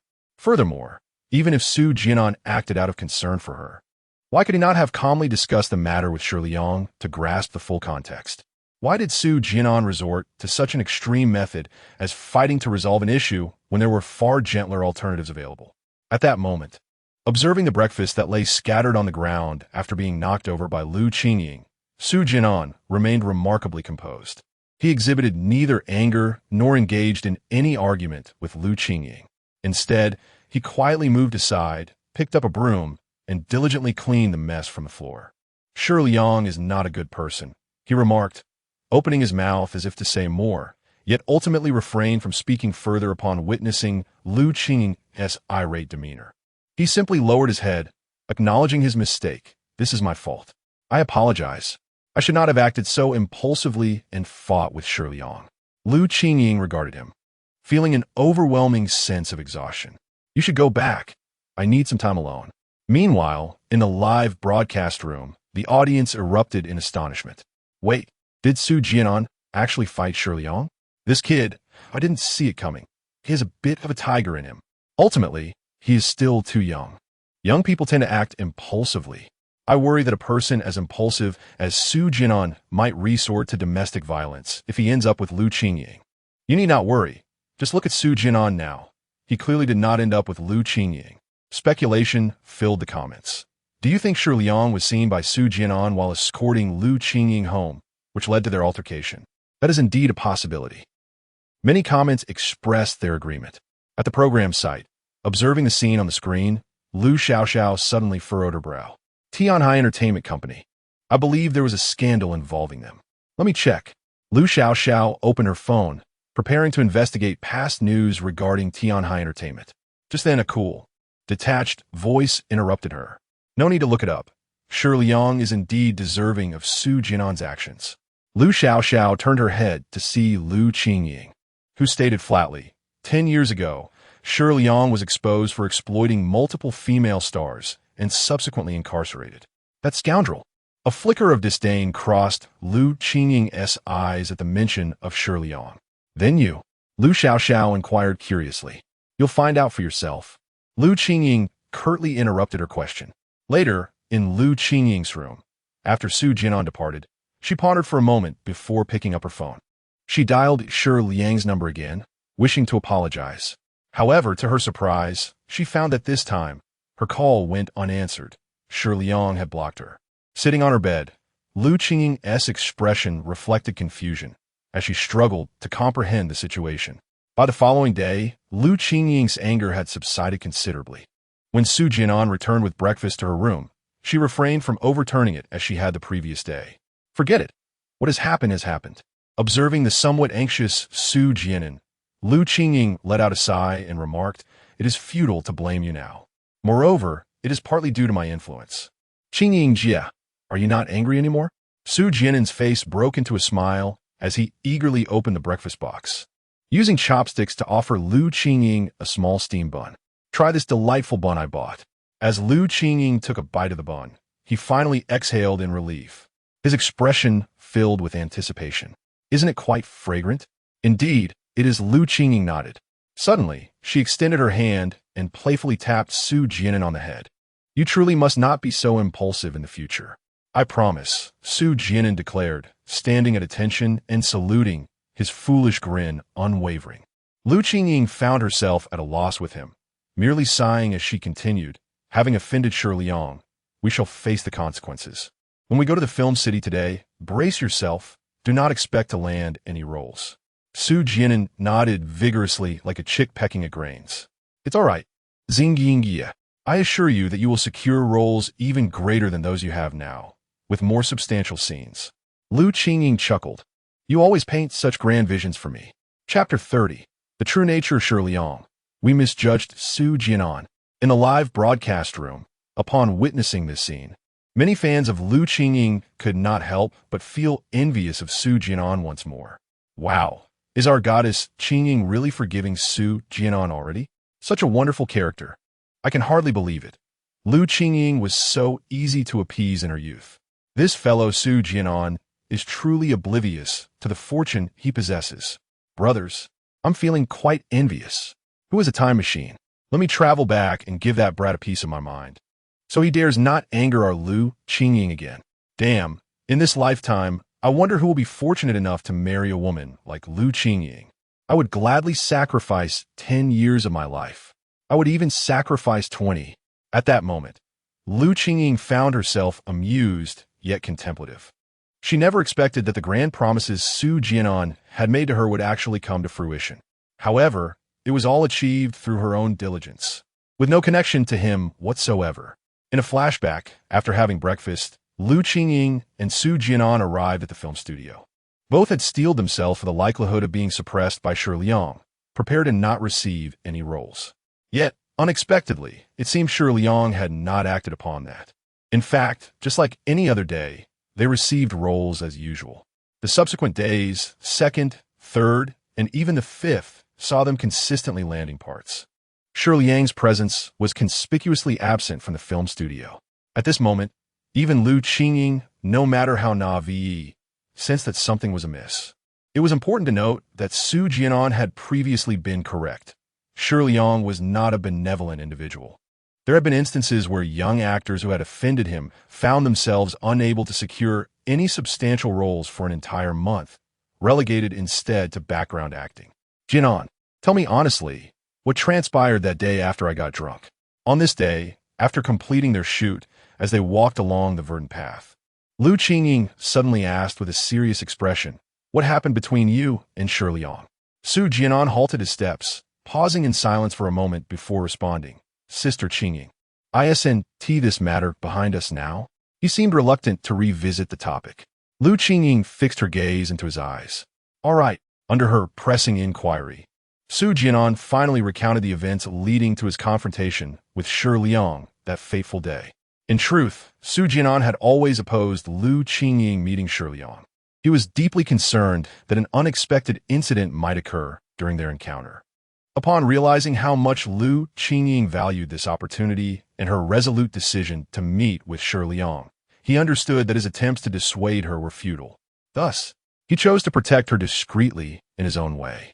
The following day, instead of going to the film studio, he shadowed Lu Qingying after she left, trailing her to the restaurant where she was to meet Shi Liang. On that day, while Lu Qingying dined with Shi Liang in a semi-open private room, She remained oblivious to the fact that Su Jian'an was seated at a table just outside, having his own meal. Fortunately, Lu Qingying had chosen a semi-open room, allowing glimpses of movement behind the curtains. When Su Jian'an sensed something amiss within the room, he rushed in without hesitation. Upon his entrance, he found Lu Qingying in a state of disorientation, while Shi Liang's hands, akin to that of a swine, were wrapped around her slumped shoulders. Fueled by righteous indignation, Su Jian'an landed a punch, instantly transforming Shi Liang's eyes into those of a panda. The two then engaged in a fierce scuffle. Despite delivering several blows to Shi Liang, Su Jian'an's youth rendered him unable to fully dominate his opponent. Thus, when Shi Liang regained his senses, Su Jian'an found himself on the receiving end of several punches as well. Just as Su Jian'an was about to summon the waiter to call the police, Shi Liang, appearing somewhat guilty, fled the restaurant in haste after enduring 2 of Su Jian'an's strikes. Subsequently, Su Jian'an hailed a taxi and escorted Lu Qingying back to her apartment. Lu Qingying, however, remained in slumber until the following morning. Indeed, Shi Liang was not to be trusted. Upon hearing Su Jian'an's account, a flicker of anger and fear surfaced in Lu Qingying's eyes. She gazed at him and sighed. "Jian'an, you were right. I was too hasty and too eager for fame. Had it not been for you that day, I shudder to think of the consequences." Her eyes brimmed with remorse, and she no longer held any resentment towards Su Jian'an. The slight rift between them had dissipated thanks to his explanation. "Sister Qingying, you no longer blame me?" Su Jian'an scratched his head and inquired. "I can only express my gratitude. How could I possibly blame you?" Lu Qingying chided him playfully, her eyes sparkling with mischief. Seizing an opportune moment, she wrapped her arms around his neck and planted a fervent kiss on his lips. "This is my way of repaying you."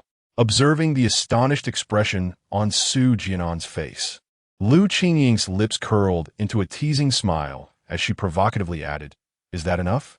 If not, I can always provide more." "Oldait, Su Jian'an." A bit dazed. "Dream on, you little rascal." Lu Qingying playfully poked his forehead, chuckling. After their playful banter, Lu Qingying's expression grew serious.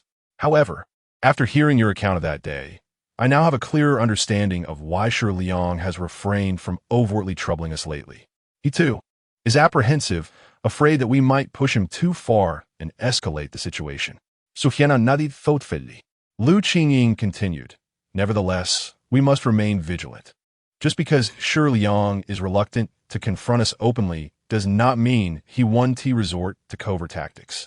Her gaze turned earnest as she looked at Su Jian'an, her concern evident as she cautioned, "Especially you." Lu Qingying held no doubts about Su Jian'an's words. If Shi Liang truly possessed a clear conscience, he would not have blocked her number. The other party has suffered greatly. If they were in the right, they would not let this go. However, Su Jian'an severely vit Liang. It is feared that Shi Liang will not easily relent.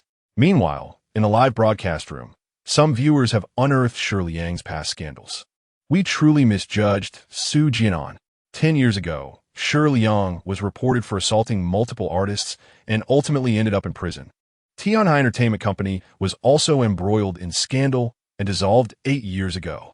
Shi Liang is truly a despicable individual. This man has a criminal record. Su Jian'an must not be lying." Upon reading these comments, some viewers who had speculated that the conflict arose from Su Jian'an encountering Shi Liang while escorting Lu Qingying home felt their faces burn with embarrassment and dared not speak further. However, Su Jian'an is still too young. "I believe he should report this matter to the law enforcement agency and expose it," one comment suggested. Soon, many comments opposed this notion. "Expose it? Do you have solid evidence of Shi Liang's drugging? Did you witness him drugging someone? But did you capture it on film?" Indeed, Su Jian'an and Lu Qingying are merely ordinary individuals pursuing an acting career and cannot contend with Tianhai Entertainment Company. Even if it were exposed, it would surely be handled by Tianhai Entertainment's public relations, ultimately minimizing the situation. Exactly. Even if they were to sue, Tianhai Entertainment can afford to drag it out. Can Su Jian'an and Lu Qingying sustain such a battle? Having offended Tianhai Entertainment, their acting careers may very well come to a halt. In the days that followed, Su Jian'an continued to accompany Lu Qingying to auditions every morning. Both were filming in the same production team, and during lunch, Lu Qingying would always place a chicken leg from her lunchbox onto Su Jian'an's. I must control my weight and cannot eat greasy food. You are still growing. You should eat more, she said, placing the chicken leg in Su Jian'an's lunchbox while relishing her vegetable dishes. After the previous misunderstanding, their relationship seemed to have grown even closer. Whenever there was something delightful, Lu Qingying would invariably think of Su Jian'an first. As Su Jian'an gazed at the chicken leg in his lunchbox, his eyes blinked, becoming slightly red. It seems as though sand has blown into my eyes, he remarked, rubbing his eyes, which only turned redder. Lu Qingying silently offered him a tissue. Chapter 31. Su Jian'an, do you like me? As a budding actor, particularly a background performer, it is not uncommon to encounter days devoid of any filming opportunities. On such a day, there were no roles for the two of them. In the morning, Lu Qingying purchased 2 movie tickets on her phone and made her way to Su Jian'an's room, only to find him still nestled in slumber. Lazybones, rise and shine, she called out, seating herself on the edge of his bed, observing him as he remained lost in dreams. Playfully, she brushed her hair against his nose, prompting Su Jian'an to awaken, revealing bloodshot eyes. Did you have an eventful night? Your eyes are so red, Lu Qingying remarked in surprise. I didn't do much. Just didn't sleep well, Su Jian'an replied, rubbing his eyes as he sat up. Qingying, could you step out for a moment? I need to get dressed. Just sleep a little longer. I will prepare lunch and come and get you, Lu Qingying said tenderly. No, it's already 8 in the morning, Su Jian'an replied, shaking his head. All right then, do get dressed, Lu Qingying teased. At that moment, Su Jian'an's cheeks flushed crimson. Qingying, this feels a bit inappropriate. What are you worried about? I haven't said anything. Do you fear I might take advantage of you? Lu Qingying countered confidently. As Su Jian'an began to dress, Lu Qingying suddenly playfully pinched his abs. Who would have thought your abs were quite impressive to touch? She remarked, genuinely surprised. The two would routinely jog outside the film studio, and previously, while Su Jian'an donned loose t-shirts, she had caught glimpses of his subtly defined abs. She had longed to touch them, and now that she had, the sensation was delightful. Meanwhile, in the live stream, many of Lu Qingying's fans were left astounded by the scene unfolding before them. Is this really the Lu Qingying I know? She seems like a rogue. Oh no, my impression of the pure goddess has shattered. This must be an illusion.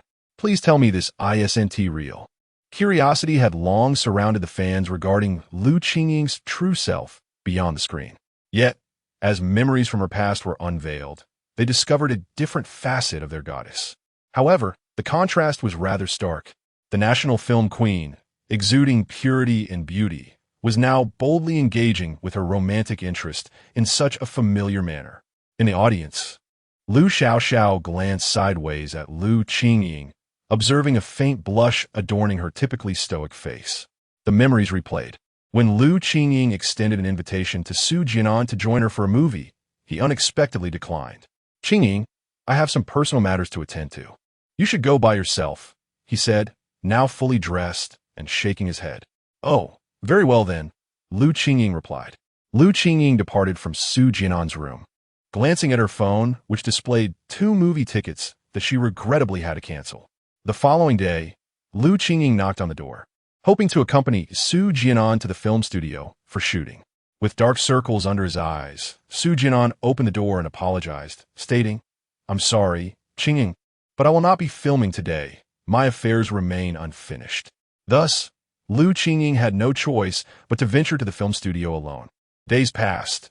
Each time Lu Qingying extended an invitation to Su Jian'an, he declined, even refusing her request to practice performances in his room in the evenings.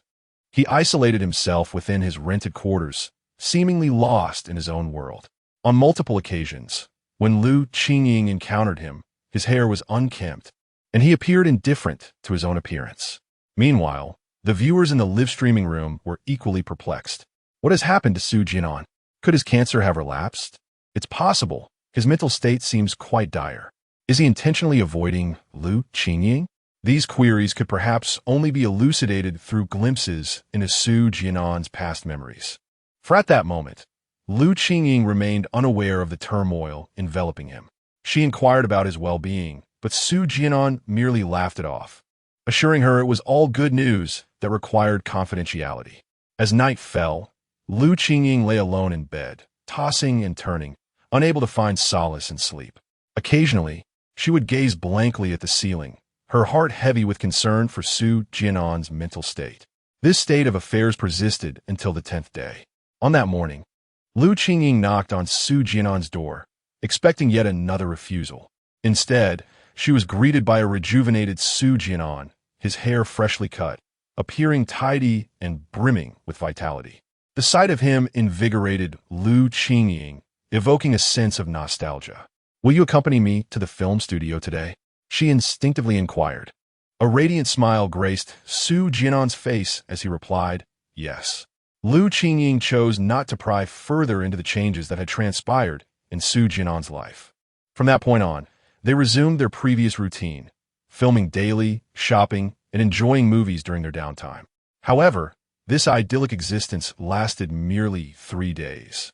One evening, as Su Jian'an had a night shoot, Lu Qingying returned to the rented quarters alone, waiting for him in his room.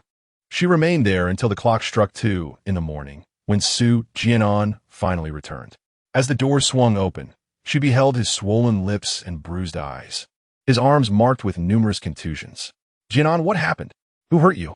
Lu Qingying gasped, rising in alarm, her composure slipping away. Su Jian'an, upon noticing her seated on the bed, seemed equally taken aback by her presence. A flicker of panic danced in his eyes, and he evasively muttered, "It's nothing. I accidentally took a fall," he remarked. Upon seeing his bruised eyes, which were nearly swollen shut, Lu Qingying's tears cascaded down her cheeks. How could he have fallen like this? Is it truly possible to sustain such injuries from a mere tumble? Her disbelief was evident. Supporting the limping Su Jian'an, she guided him to the bedside, her hands frantically searching for iodine. As she tended to his wounds, tears continued to flow from her eyes.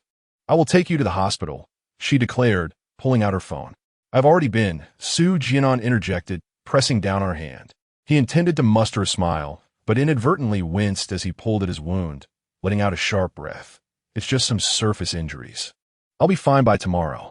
His resolve was unwavering. After applying iodine to Su Jian'an's face, Lu Qingying gradually regained her composure. "Was it Shi Liang who did this to you?" Su Jian'an fell silent.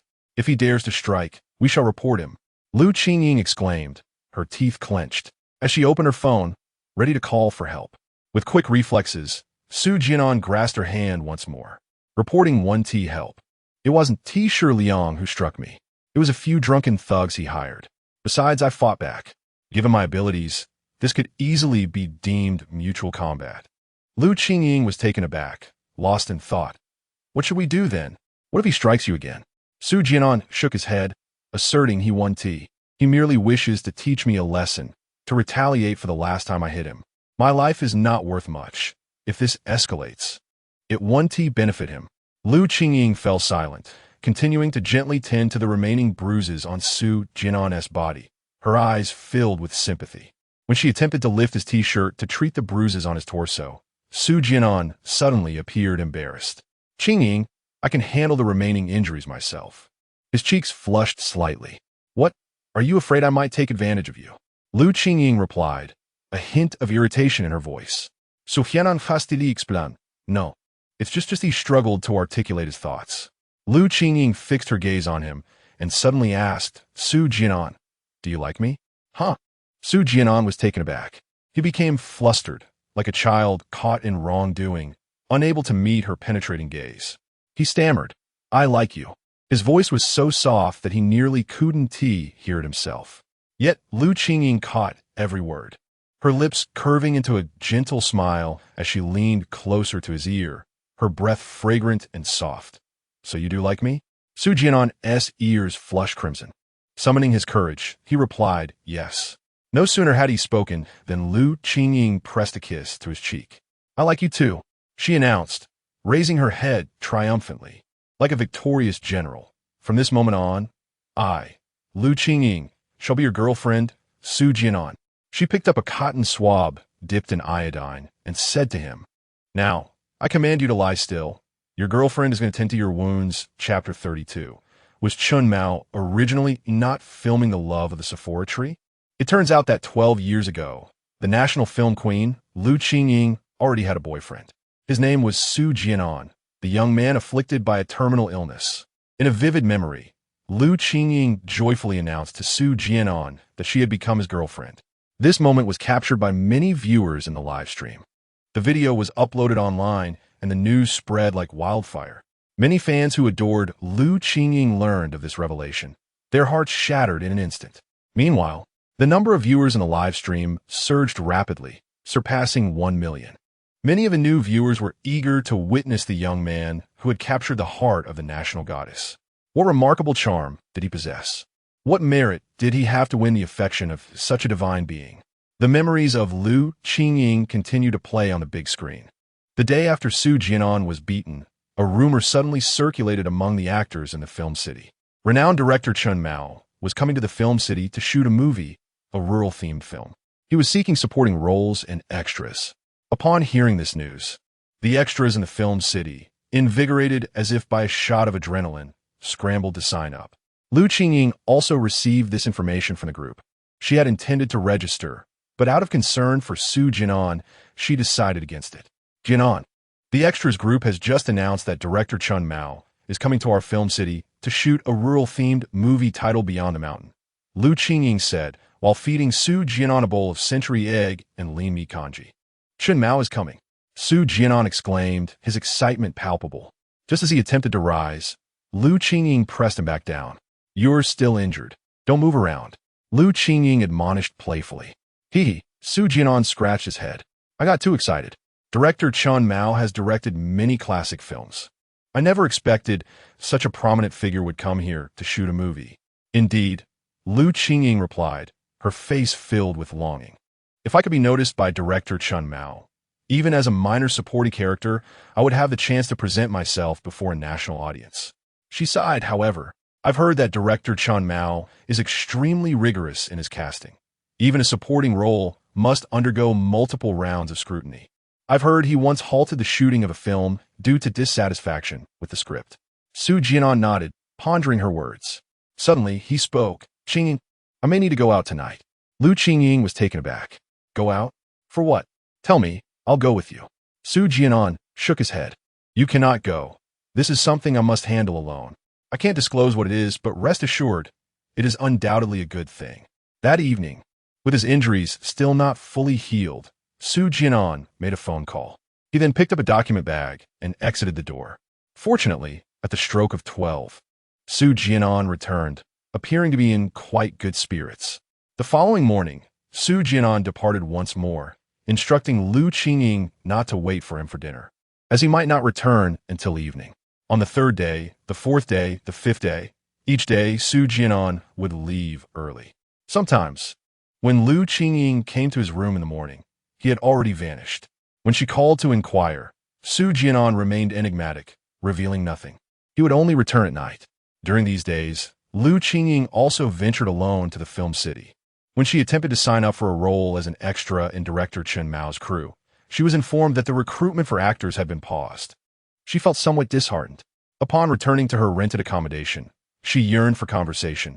Yet Su Jian'an was absent. What could Su Jian'an be up to in such secrecy? It seemed that ever since Liu Qingying met Shi Liang, Su Jian'an had undergone a transformation. He appeared to be an entirely different person. Previously, he had shown great concern for Liu Qingying, yet now, he seemed indifferent, engrossed in his own affairs, the nature of which he did not disclose to her. It seemed that once he had captured her heart, he no longer valued her. In a live broadcast room, numerous comments expressed sympathy for Liu Qingying. Just as their romantic relationship had recently been established, Su Jian'an had left Liu Qingying feeling neglected. This was clearly an irresponsible display.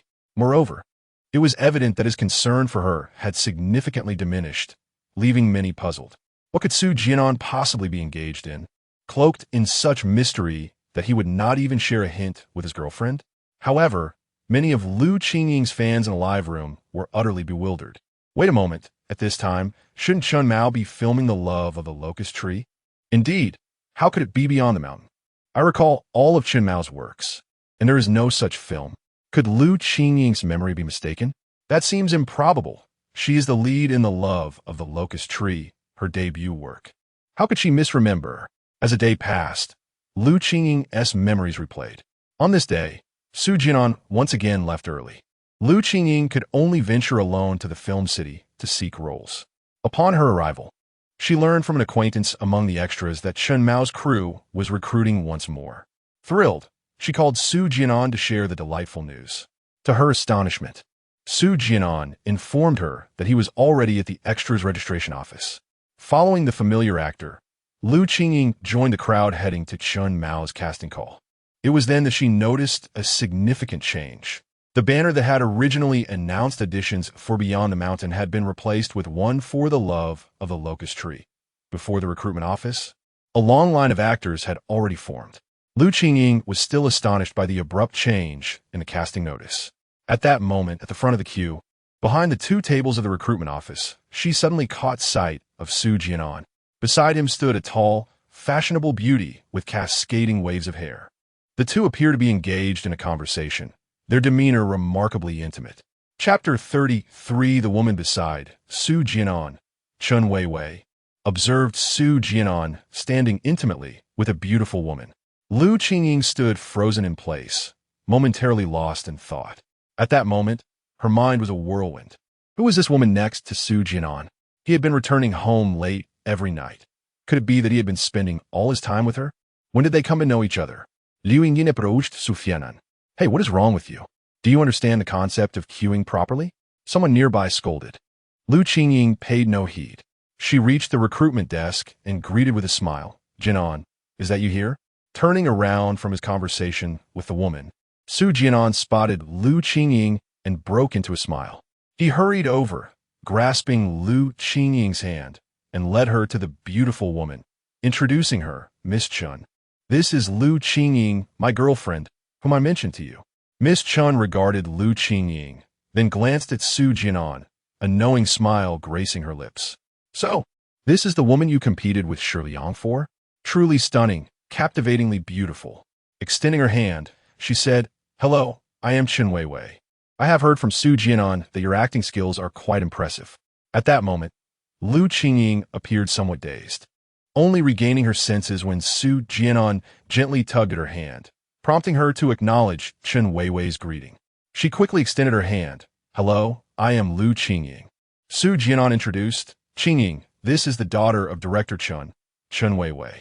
The revelation struck Lu Qingying with surprise, her eyes widening as she regarded Chen Weiwei. A growing curiosity filled her mind. When did Su Jian'an become acquainted with such a prominent figure? Chen Weiwei smiled softly. You have chosen a remarkable boyfriend. He is quite impressive. Instantly, Lu Qingying's expression shifted slightly.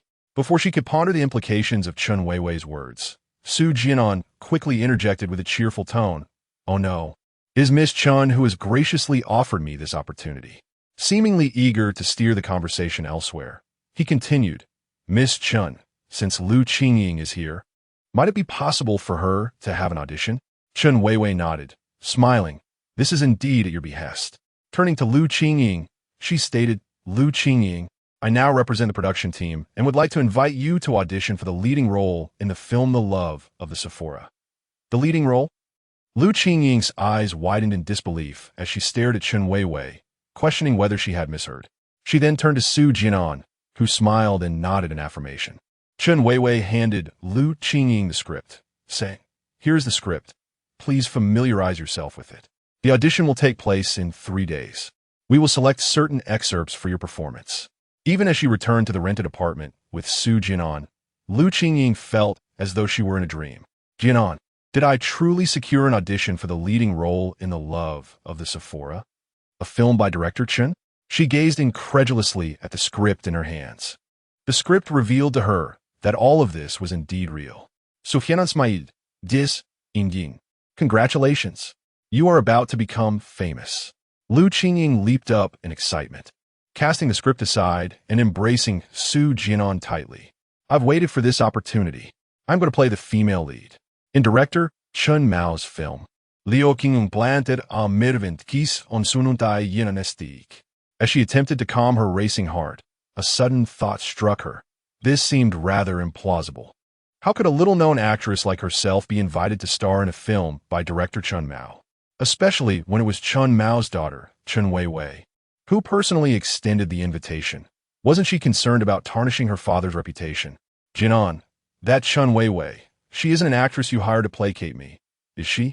Lu Qingying questioned, her eyes filled with suspicion. Su Jian'an chuckled softly and promptly opened his phone, showing Lu Qingying a photograph of Chun Weiwei. This is a picture of Chun Weiwei I found online. Do you see? She looks just like the Chun Weiwei you met today. The image online indeed resembled the person Lu Qingying had encountered earlier. Yet, how could this be possible? Suddenly, Lu Qingying recalled the intimate moment between Su Jian'an and Chun Weiwei from earlier that day. She looked at Su Jian'an. Jian'an, you still haven't explained how you know Chun Weiwei. Su Jian'an smiled.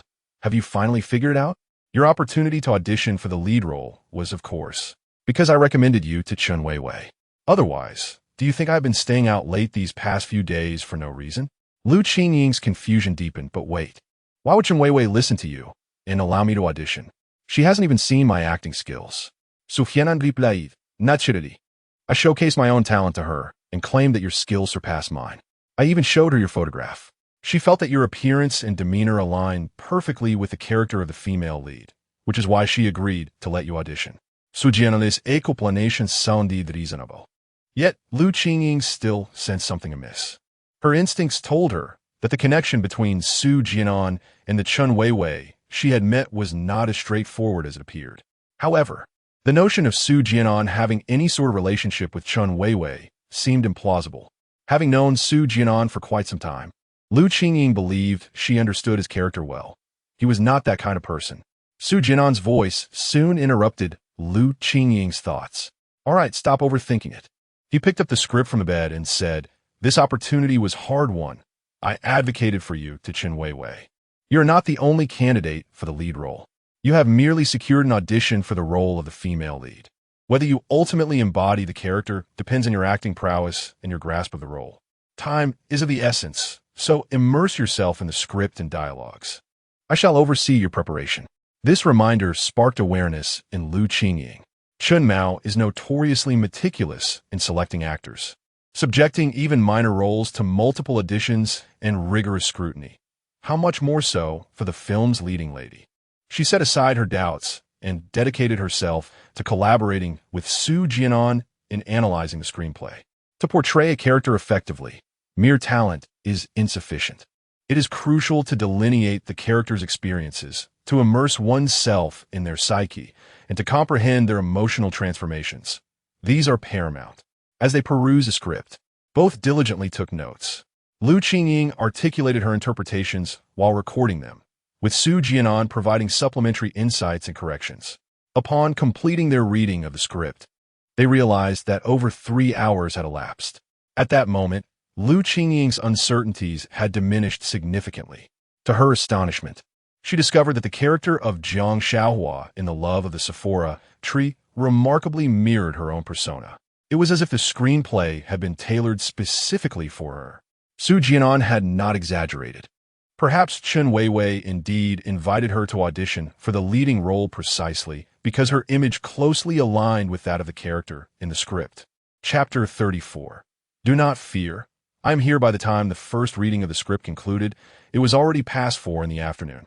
However, Lu Qingying found herself increasingly invigorated, showing no signs of fatigue, and proceeded to embark on a second reading.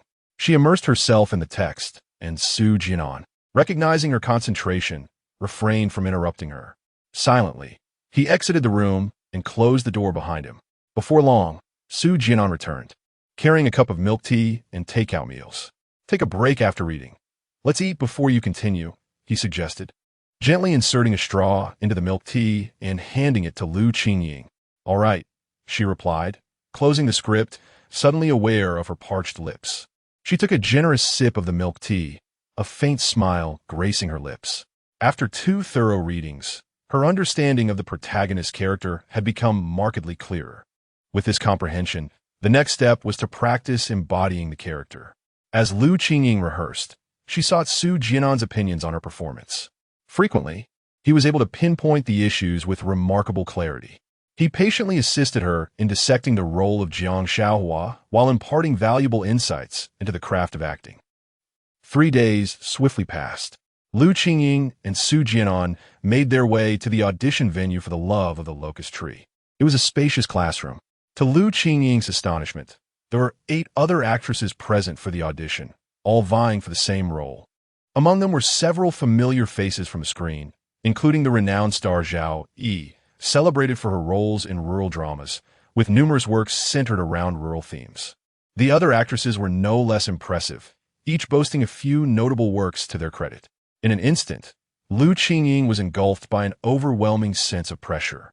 As an actress without any prior work or experience in leading roles, could she truly emerge victorious from such a formidable pool of talent to claim the role of Jiang Xiaohua? Do not fear, I am here. A warm hand suddenly grasped her slightly trembling one, breaking through her anxious thoughts. Su Jian'an smiled reassuringly. Your acting skills are already remarkable. To me, you surpass many of these contenders. Just focus on showcasing your true abilities. I believe in you. He offered her an affirming glance. In that moment, as Lu Qingying met Su Jian'an's encouraging gaze and felt the warmth of his hand, a profound sense of calm washed over her. With him by her side, she felt emboldened to face anything. She nodded earnestly, MHM. At that moment, the interviewer, Chun Mao, glanced in Lu Qingying and Su Jian'an's direction before inquiring. Who will go first? I will. Lu Qingying was the first to raise her hand. Chun Mao nodded slightly and provided the excerpt for their performance. Lu Qingying was the first to take the stage for her performance. She immersed herself wholly in her role until Chun Mao gave a slight nod, a smile gracing his face as he remarked, "That's enough." Only then did she come to a sudden halt. In that moment of pause, Lu Qingying's gaze shifted to the audience, where she saw Su Jian'an beaming with delight, giving her a thumbs up, his eyes brimming with admiration. A sigh of relief escaped her lips, and she felt her worries dissipate. After all the actors had completed their performances, Chun Mao announced the names of those selected for the second round of auditions. Lu Qingying's name was among them. The number of actors in the second round had also dwindled to a mere 4. Chun Mao declared that the next round of selection would take place 3 days hence. Jian'an, do you know? When I stepped on stage, my mind was completely blank. When Director Chun presented the performance prompt, I instinctively acted as I had practiced before, without a second thought. Exiting the audition room, Lu Qingying was brimming with excitement, chattering incessantly with Su Jian'an along the way. She never expected to have outperformed those relatively well-known stars and successfully advanced to the second round of auditions. I knew my Qingying was the best. Su Jian'an praised with a smile.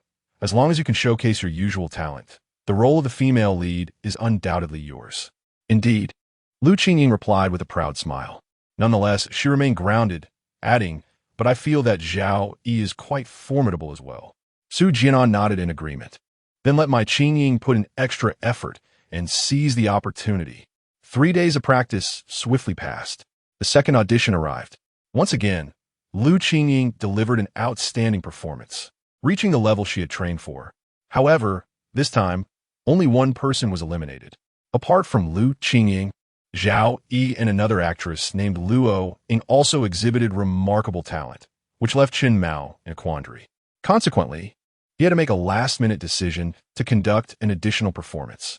This segment was the climactic final scene of the film, the moment when the male lead, Li Shuhui, departs the mountains and Jiang Xiaohua climbs to the mountaintop, watching his car fade into the distance.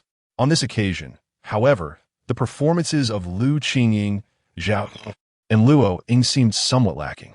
Following the performance, Chun Mao refrained from announcing the results on the spot, instructing the 3 to return and await the final verdict. Jian'an, I think I messed up this time. What should I do? Zhao Yi performed exceptionally well. I fear Director Chun will choose her as the final female lead. Lu Qingying lamented on her way back to the rental apartment. For the role of Jiang Xiaohua in The Love of the Sephora Tree, she had nearly devoted herself entirely to her practice over the past few days. She had even ingrained the character's essence and personality deep within her. Yet, she was merely a fledgling actress with little experience performing scripted roles. Zhao Yi's extensive background and experience in acting far surpassed her own. While Zhao Yi's understanding of the character might not exceed Lu Qingying's, her experience certainly did. However, her seasoned acting skills can compensate for this shortcoming. Simultaneously, her extensive performance experience enables her to swiftly enter and exit roles, seamlessly transitioning between various states. This quality is something neither Lu Qingying nor the actress named Luo Ying possesses. It is not a matter of talent. Rather, it is a suppression rooted in experience. Ultimately, in the final act, Lu Qingying struggled to quickly adjust her state and embody the character, falling slightly behind Zhao Yi. After all, the Jiang Xiaohua from the preceding narrative was a character in love with Li Shuhai, while the Jiang Xiaohua in the closing act was one consumed by despair after being abandoned by Li Shuhai. One character, two utterly contrasting states. But it matters not. Director Chun Mao has yet to announce the results, so let us return and await the notification. Su Jian'an reassured her, saying, "Perhaps you still have a chance." "Do I still have a chance?" Lu Qingying pondered uncertainly, while Su Jian'an beside her furrowed his brow in concern. Chapter 35.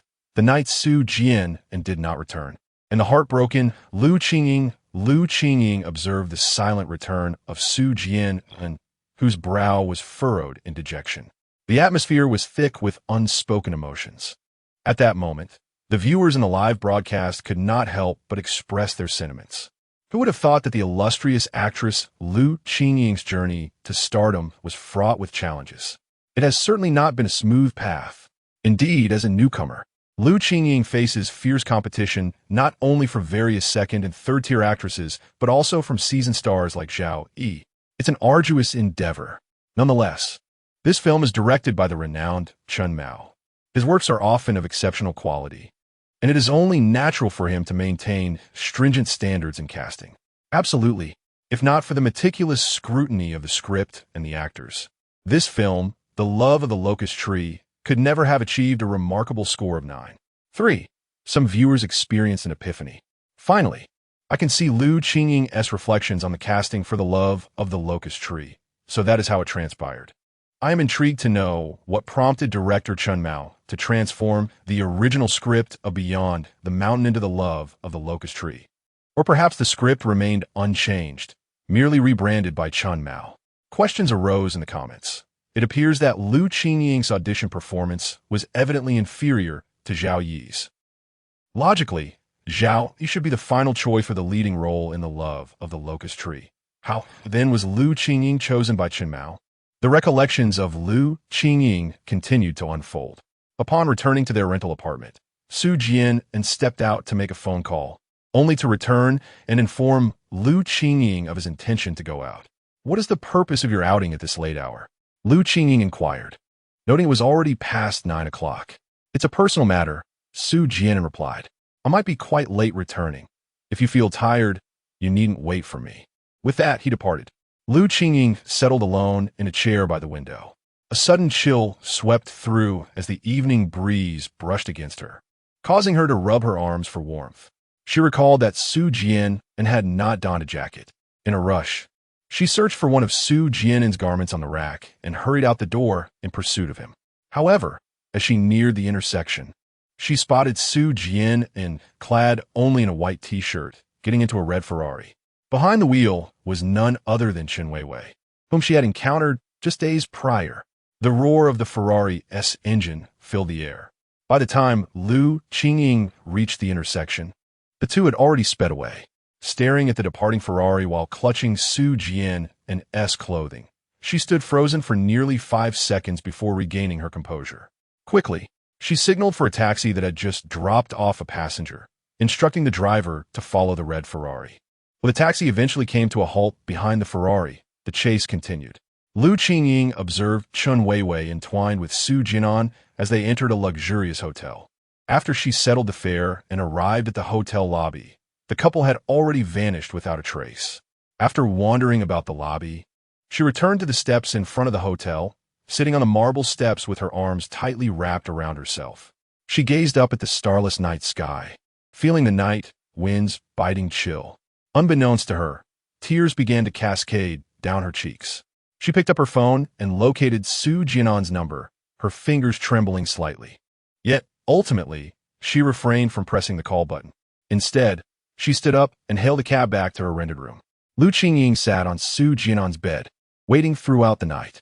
The entire night passed, and he did not return or even call. It wasn't until noon that the lock on the door turned, and Su Jian'an finally returned. He had changed from the white t-shirt she had originally bought him into a brand new white shirt that appeared rather expensive, holding 2 bags containing new men's clothing. "Qingying, what are you doing here?" Su Jian'an set down the bags and turned to her with a smile, asking, "Why are your eyes so red? Did you not sleep well? What happened to the t-shirt I bought for you?" Lu Qingying inquired, recalling the gift she'd given him. Su Jian'an paused momentarily before explaining with a smile, "Well, when I went out yesterday, the t-shirt accidentally got snagged on a branch and tore. So I threw it away and bought this new shirt instead." He approached Lu Qingying, spinning around to show off. "What do you think? I have good taste. Doesn't it look nice?" Lu Qingying did not engage with his comment and instead pressed on, "Where were you last night? Why did you stay out all night without calling?" "My phone ran out of battery," Su Jian'an replied, a hint of impatience in his tone. "Did I not tell you I had some matters to attend to and might return late?" Lu Qingying stood up and moved closer, inhaling his scent, which bore no trace of perfume. Su Jian'an's expression darkened instantly.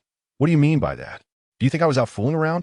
"Whether you were or not, you know in your heart," Lu Qingying retorted coldly. "You're being unreasonable," Su Jian'an scoffed, pushing her away and walking to the bed. "I was busy all night and didn't sleep. I have no time to argue with you. Now I need to sleep, and you better not disturb me."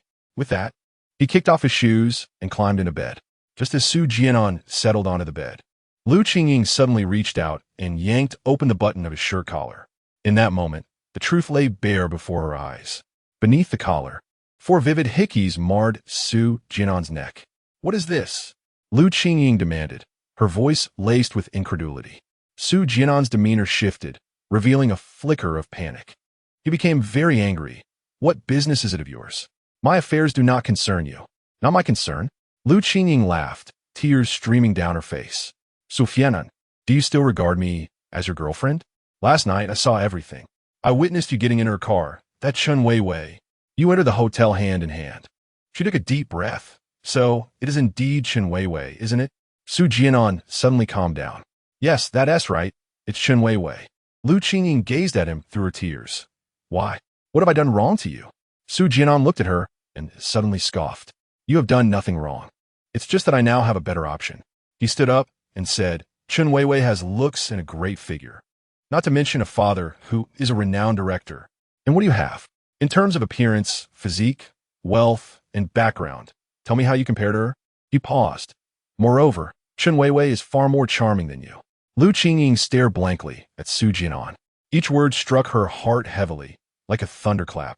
Chapter 36. Do not weep. He is not worth it. Within the rental apartment, Lu Qingying stood in a daze, gazing at Su Jian'an before her. A bittersweet smile suddenly crossed her lips. "Jian'an, you're not this kind of person, are you? This is not the Su Jian'an I once knew."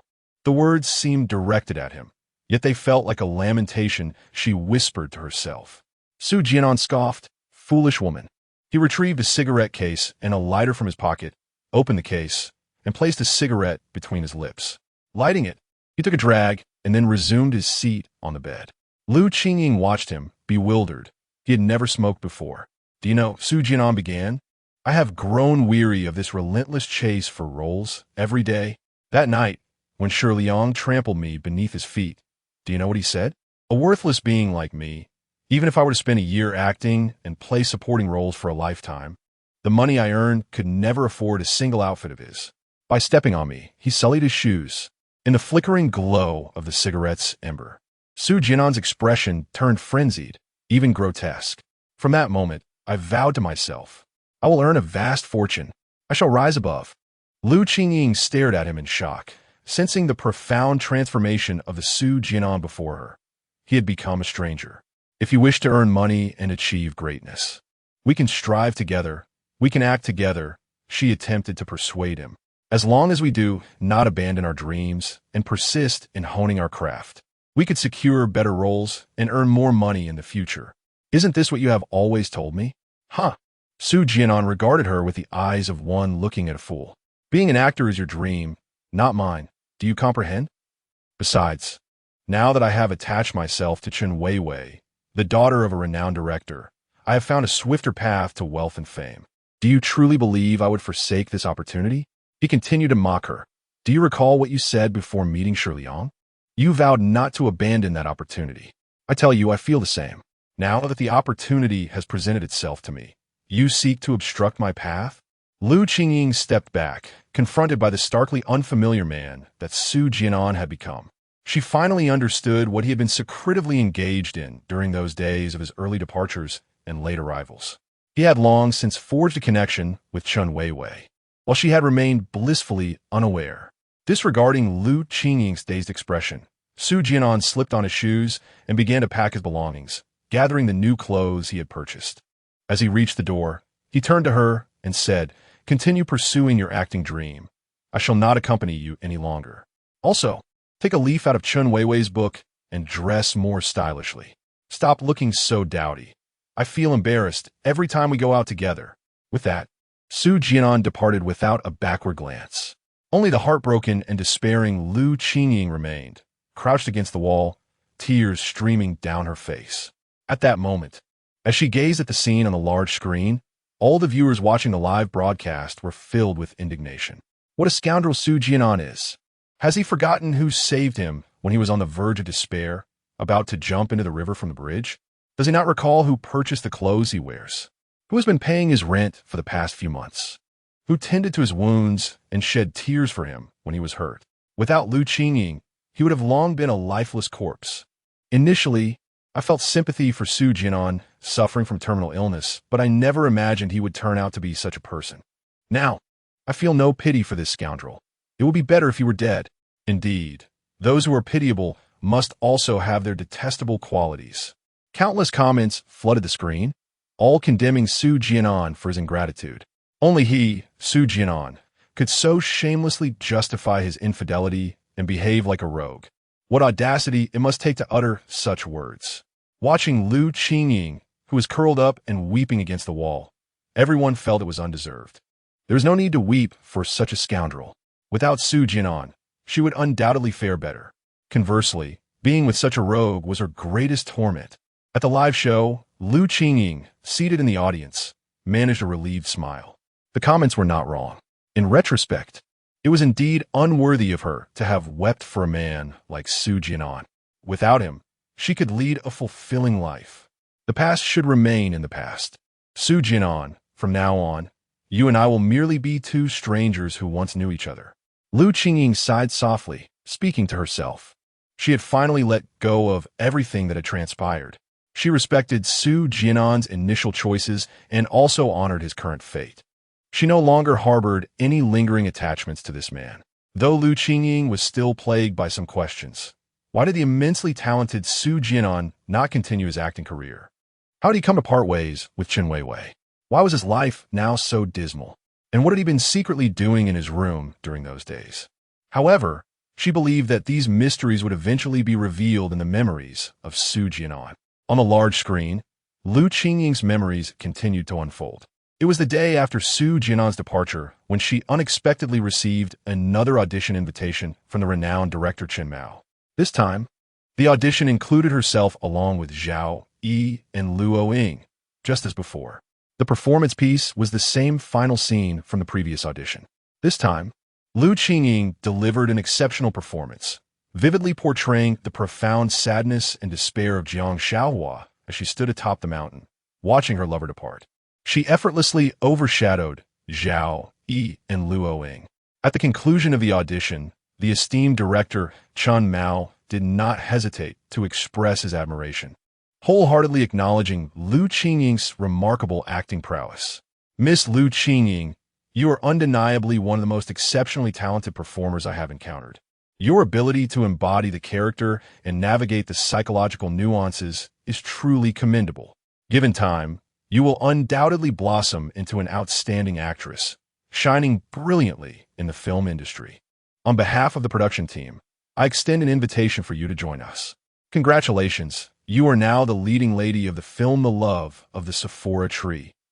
Ultimately, Lu Qingying garnered Chun Mao's approval and signed a contract with the production team, securing her role as the female protagonist in The Love of the Sephora Tree. Thus, Lu Qingying's vivid memories reached their conclusion. Chapter 37. Su Jian'an, an international criminal? A thorough investigation. On the stage of the program, Lu Qingying, at the invitation of Xiao Xiao, made her appearance. This encapsulates the memories of my 6-month companionship with Su Jian'an, she said, microphone in hand. When asked about my impression of Su Jian'an, I refrained from judgment. However, I am profoundly grateful for his presence. I cherish the days he spent with me practicing performances. During that time, my progress was remarkable. Furthermore, I respect his choices. His departure inflicted a significant blow on me, yet it also catalyzed my growth. I am thankful for every individual who has graced my life, regardless of the role they played, whether they aided or betrayed me. They constitute an integral part of my life as journey. The adversities I have faced only fortify my resilience and deepen my gratitude. As Lu Qingying concluded her speech, applause erupted throughout the venue. Xiao Xiao, Li Zhenghua, and others on stage applauded her. Simultaneously, many viewers in the live broadcast room found their impression of Lu Qingying greatly enhanced by her words. This exemplifies the profound perspective of the beloved national actress, Lu Qingying. Although Su Jian'an betrayed Lu Qingying and caused her deep pain, she harbors no animosity towards him. Rather, she expresses gratitude. She appreciates the companionship he offered during her challenging days as a background actor. She is thankful that his departure and betrayal spurred her growth and resilience. Upon finishing her remarks, Xiao Xiao took the microphone. Now, let us delve into Su Jian'an's memories. At that moment, in the audience, director Luo subtly shook his head. Having watched Lu Qingying's recollections, he discerned that Su Jian'an had undergone a transformation in both character and mindset. After enduring certain experiences, this youth was no longer the innocent and kind-hearted individual he once was. Director Luo could surmise why Su Jian'an continued to commit fraud and was implicated in kidnapping and assault. After all, if he could heartlessly abandon Lu Qingying, who had selflessly aided him for over 5 months, what heinous acts might he not be capable of if motivated solely by greed? Nonetheless, it was evident from Lu Qingying's memories that Su Jian'an had not resorted to any medication during the past 6 months. There were no signs of his supposed late-stage liver cancer that would explain his continued survival. Director Luo pondered. Once Su Jian'an's 6 months of memories were fully revealed, if no evidence of his battle with cancer surfaced, should I consider consulting my superiors about concluding this program? With the truth of the Tao Wanqin rescue case now unveiled, Director Luo was reluctant to invest further time in Su Jian'an. Thanks to the participation of the national actress Lu Qingying, many citizens had already become aware of this new investigative technique, the memory extractor. The promotional effects of the program have already been realized. Continuing the show holds little significance, although Su Jian'an may still bear the weight of other cases. The remaining 2 cases can indeed be solved by law enforcement agencies through the means of extracting Su Jian'an's memories. Ultimately, they can present the results of the interrogation, accompanied by visual representations of Su Jian'an's criminal memories, to inform the public. Meanwhile, as Director Luo pondered, a mistake made by a staff member operating the memory extractor led to various memories of Su Jian'an from different time periods being inadvertently retrieved and displayed on the large screen. The images from Su Jian'an's memories rolled like slides, revealing numerous shocking scenes. Is that person Lu Xiao Xiao from 10 years ago? Who is this? She seems to be a female broadcaster. I think I've seen her dance. Where is this? It appears to be a rural village. The school looks so dilapidated. It seems there's a flash flood. What was Su Jian'an doing at that time? Why did he drive straight into it? Is that the pop diva Jiang Yuqing? Why is she with Su Jian'an? This is the youngest medical expert in our country, Wan. How could Su Jian'an's memories include her? Did Wan treat Su Jian'an? Isn't that the genius scientist Cheng Yuan, who recently developed the particle-driven engine technology? Is Su Jian'an next to her? And what about that explosion? It seems to be abroad. Claire International Bank? Ultimately, Su Jian'an's memory was frozen on the moment of an explosion. The architectural style and name made it clear that the location was overseas. In the image, Su Jian'an wore sunglasses, a sly smile gracing his lips while behind him, an explosion unfolded in a building that was touted as the safest bank in the world, Clare International Bank. At that moment, among the viewers in the live broadcast room, someone suddenly recalled something upon seeing this scene. This can't possibly be the Clare International Bank robbery that shocked the world 4 years ago. The International Criminal Police searched extensively, but the explosion completely obliterated the crime scene, leaving virtually no clues. It is said that the perpetrator of the robbery has still not been apprehended. Could Su Jian'an be related to this robbery? At this time, Director Luo, in the audience, was equally astonished by the unfolding scene. Su Jian'an, an international criminal? Apologies, we encountered a minor issue. There was some confusion in reading Su Jian'an's memories. The two operators hurriedly adjusted the equipment to revert Su Jian'an's memories back to the scenes with Lu Qingying in their rented apartment. In the audience, Director Luo remained furrowed in thought. The last image that appeared in Su Jian'an's memory continued to swirl in his mind, refusing to dissipate. The terms Clare International Bank and International Criminal had already woven themselves into a connection with Su Jian'an in his consciousness. Meanwhile, the illustrious figures that emerged in Su Jian'an's memory, Lu Xiaoxiao, Wen Wan, Cheng Yuan, Jiang Yuqing, have sparked a profound curiosity within Director Luo. These individuals are renowned personalities in Xia country, public figures of significant repute. Why do they appear in Su Jian'an's recollections? What connection does Su Jian'an share with them? Just as Director Luo instructed his team to extract and compile Su Jian'an's recent memory fragments into a video for submission to his superiors, his phone suddenly rang. Upon checking, he discovered it was indeed a call from his superior. Without hesitation, Director Luo answered the call.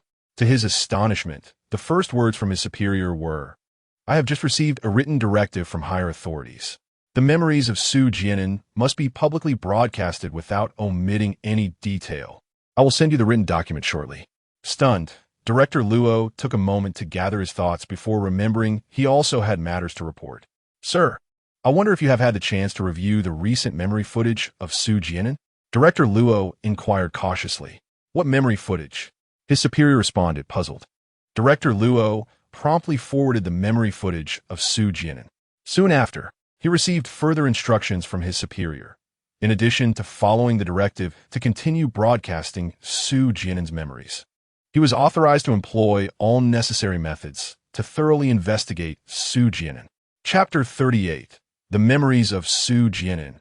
An unseen notebook. Meanwhile, in a certain research base in Xia country, an irregular piece of metal lay upon the instrument platform. The researchers had just completed the analysis of this metallic material. Indeed, it was the self-repairing metal mentioned in the top-secret document number 1, classified at the highest level as SS. Two academicians, clad in white lab coats and with graying hair, scrutinized the analysis report, their brows furrowed in concern. They promptly contacted the relevant authorities responsible for this matter, emphasizing the necessity to ascertain the origin of this self-repairing metal. It was imperative to uncover how it had come to be outside its confines, the time and place of its emergence, and the full circumstances surrounding its exposure. The self-repairing metal represented the latest scientific achievement of Xia country, a novel material that had taken years of relentless research by the scientists and researchers at this base. It had already been employed in the space sector. Should this scientific breakthrough be divulged and fall into the hands of other nations, the years of effort by these scientists would have been rendered futile, effectively sewing a garment for others to wear. The technological advantage of Xia country in the realm of space would be obliterated. Just as the two academicians concluded their discourse, a staff member reported, "Academicians, aside from this piece of metal, the materials transferred from other departments also include a complex design blueprint and an unknown calculation manuscript." Oh, the academicians exchanged glances. Their interest piqued. "Let us investigate."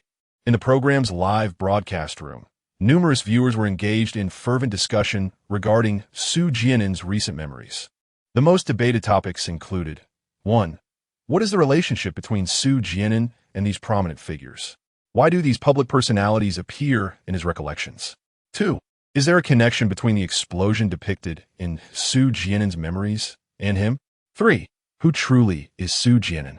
At this juncture, many viewers began to realize, based on the recently unveiled memories, that Su Jian'an was no ordinary individual. How could a common person have intersections with so many renowned figures and public personas?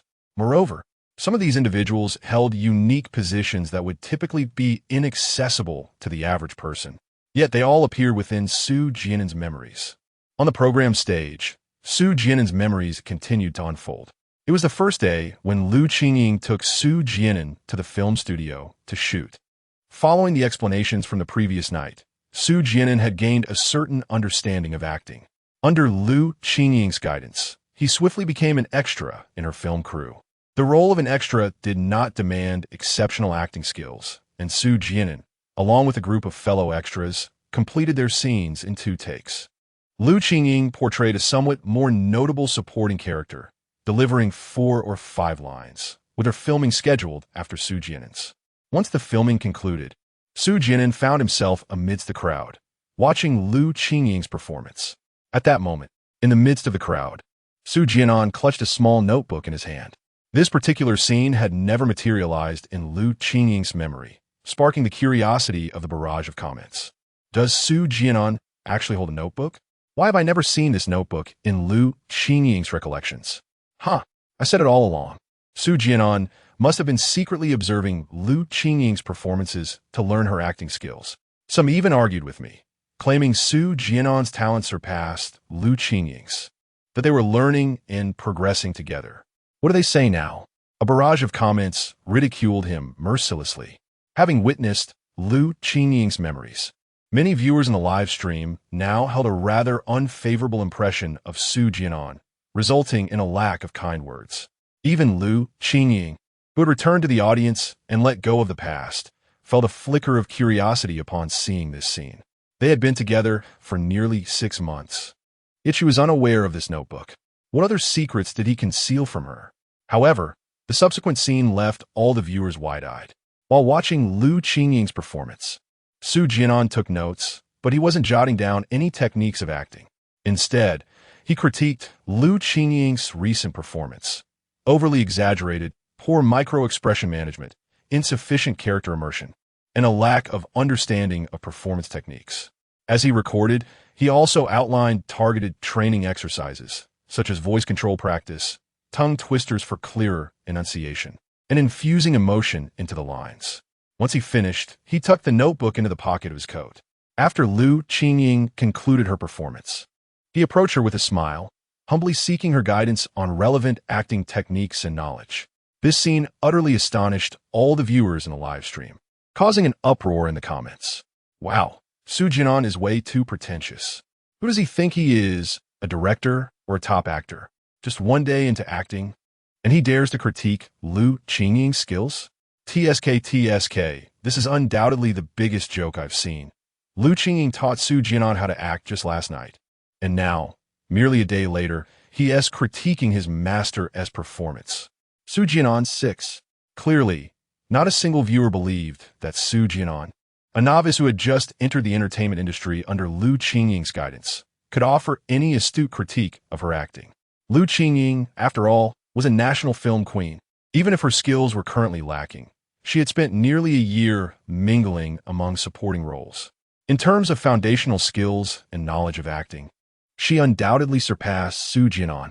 Only directors or seasoned veterans of the industry could critique Lu Qingying, but certainly not a fledgling like Su Jian'an. However, amidst all the spectators, there exists one individual who holds a contrary opinion. Su Jian'an, is this truly your assessment of me back then? At this moment, Lu Qingying in the audience slightly furrowed her brows, murmuring to herself. With her current professional insight, she can undoubtedly discern the numerous inadequacies in her performance from 12 years ago. Thus, what genuinely astonishes Lu Qingying now is the realization that 12 years prior, when Su Jian'an was just embarking on his acting journey, the critiques he penned in his notebook regarding his own skills bear an uncanny resemblance to her present evaluation of her past performance. Indeed, in Lu Qingying's eyes, Su Jian'an's observations of her earlier acting were not mere whimsical musings. He had truly identified her shortcomings. Could it be that your perception was this remarkably astute even 12 years ago? Lu Qingying's gaze grew complex. Objectively speaking, even she, at this moment, possesses an insight that is merely on par with that of Su Jian'an from 12 years past. This is simply unbelievable. Chapter 39, Su Jian'an, do you deserve it? The memories of Su Jian'an continued to unfold. The following day, the third day, and the seventh day, all were the same. Occasionally, Su Jian'an and Lu Qingying were not in the same production. Yet, after his role as an extra concluded, he would hasten to find the set where Lu Qingying was performing. He would then attentively observe her performance, meticulously noting her shortcomings. After recording these issues, he would either inquire about them on-site or wait until they returned to their rented accommodation, feigning a humble eagerness to learn as he sought Lu Qingying's guidance on the matters he had noted.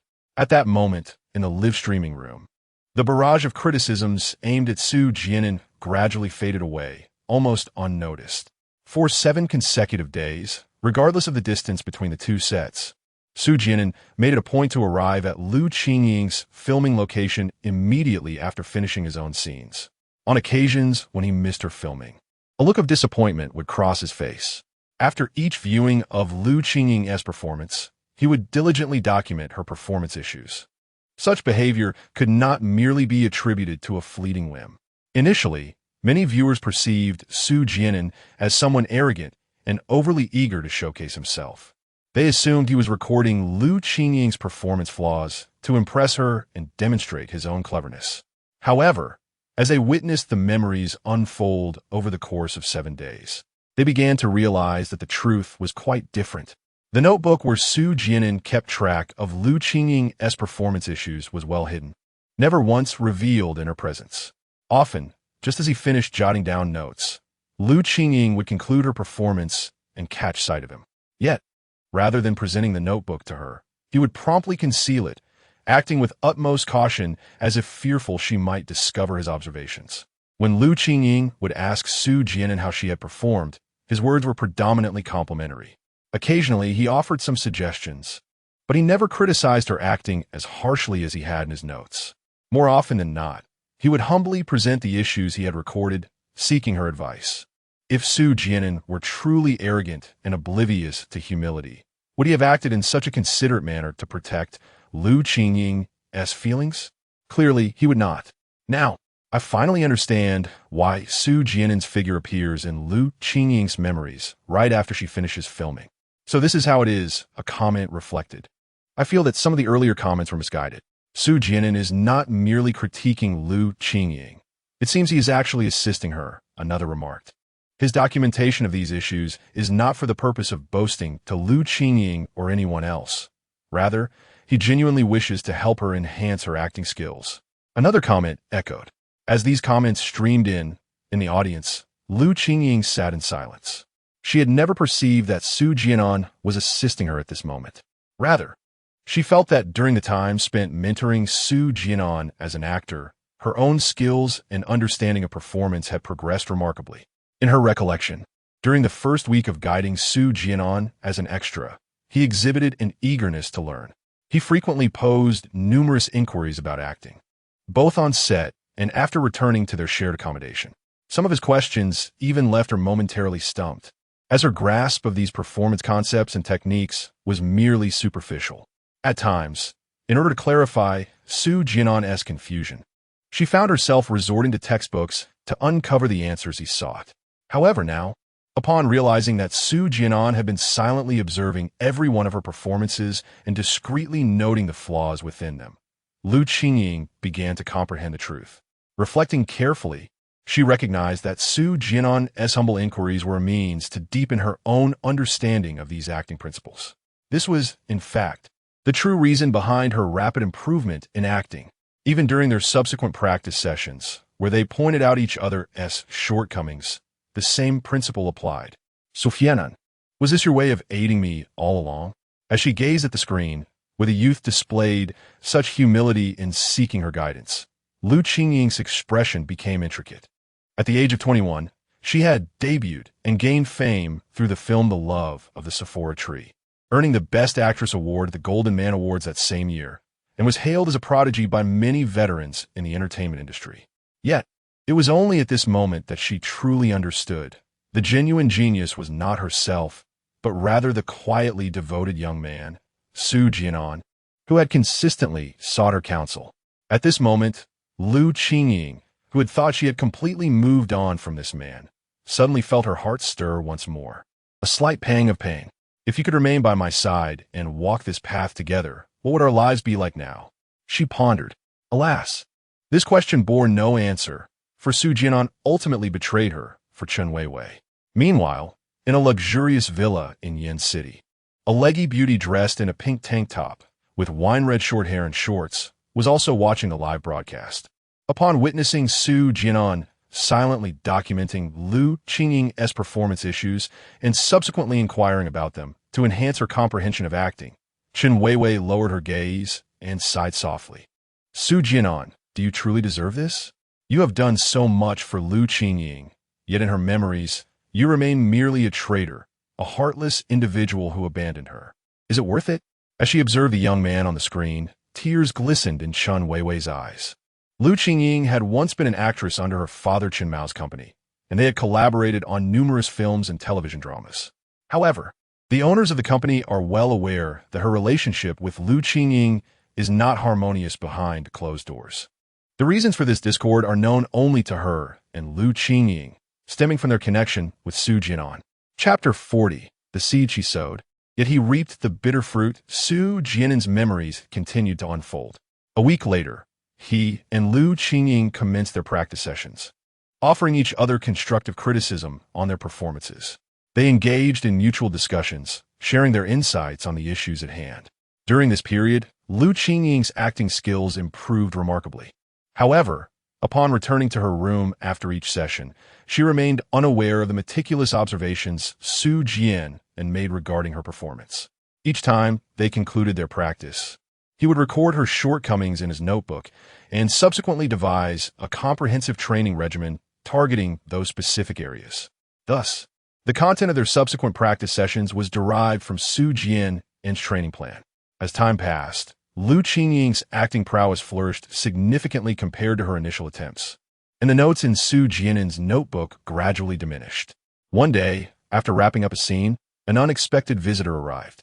It was Shi Liang from Tianhai Entertainment. After a brief conversation, he handed Lu Qingying his business card. Among the crowd, Su Jian'an observed this interaction. Brother, who is that young man in the exquisite suit and Rolex watch? He inquired, pointing a Shi Liang to a fellow actor nearby. Don't you know him? The man with the crew cut and slightly tanned skin glanced over at Shi Liang and replied. He has the air of Tianhai Entertainment, Shi Liang. As he spoke, he cast a look at Lu Qingying conversing with Shi Liang, sighed, and shook his head. This actress is quite attractive, but what a pity. What do you mean by what a pity? Su Jian'an asked, intrigued. Haven't you heard? The man suddenly seemed animated, glancing around before leaning closer to Su Jian'an and lowering his voice. I've heard many veterans in the film city talk about this.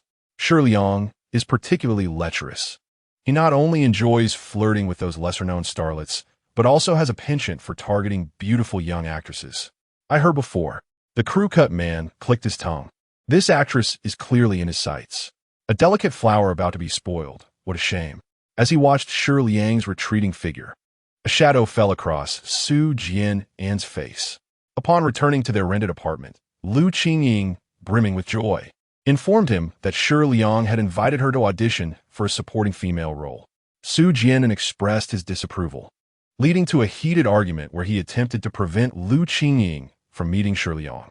In that moment, the live stream audience fell into a contemplative silence. So this is the truth of the matter. We misjudged Su Jian'an. We stopped Lu Qingying from meeting Shi Liang. I thought he was being petty and jealous that she secured an opportunity before him, but it turns out he was merely concerned for her safety. Indeed, during that period, I found it difficult to comprehend why Su Jian'an was so adamant in preventing Lu Qingying from meeting Shi Liang. It turned out he was already aware of Shi Liang's unsavory character and wished to deter Lu Qingying. Unfortunately, she ultimately went to meet him regardless. I pondered why Su Jian'an did not directly inform Lu Qingying of Shi Liang's true nature. Perhaps that would have dissuaded her from seeking him out. Could it be possible? You simply cannot fathom the allure of the opportunity to portray a third female lead, especially for a fledgling actress like Lu Qingying at that time. The comments echoed sentiments of regret. Had Lu Qingying heeded Su Jian'an's warning and avoided Shi Liang, perhaps the ensuing events would have unfolded differently, sparing Su Jian'an from his vengeful pursuit and subsequent transformation, ultimately leading to Lu Qingying's abandonment. As Lu Qingying gazed at the scrolling comments on the grand stage screen, she fell into a contemplative silence. Some questioned why Su Jian'an did not reveal Shi Liang's true character to her, a revelation that might have deterred her from the ill-fated meeting.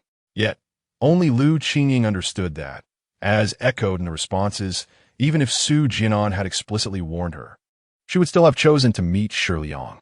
Having spent considerable time as an extra in the film industry, she was acutely aware of Shi Liang's reputation. In truth, she was fully cognizant of the risks at that time, yet she was willing to gamble on the slim chance, perhaps 1 in 1,000, or even 10,000, that Shi Liang genuinely sought to cast her in the role of the third female lead. For her, a mere aspiring actress, the prospect of landing such a role felt akin to winning a $5 million lottery.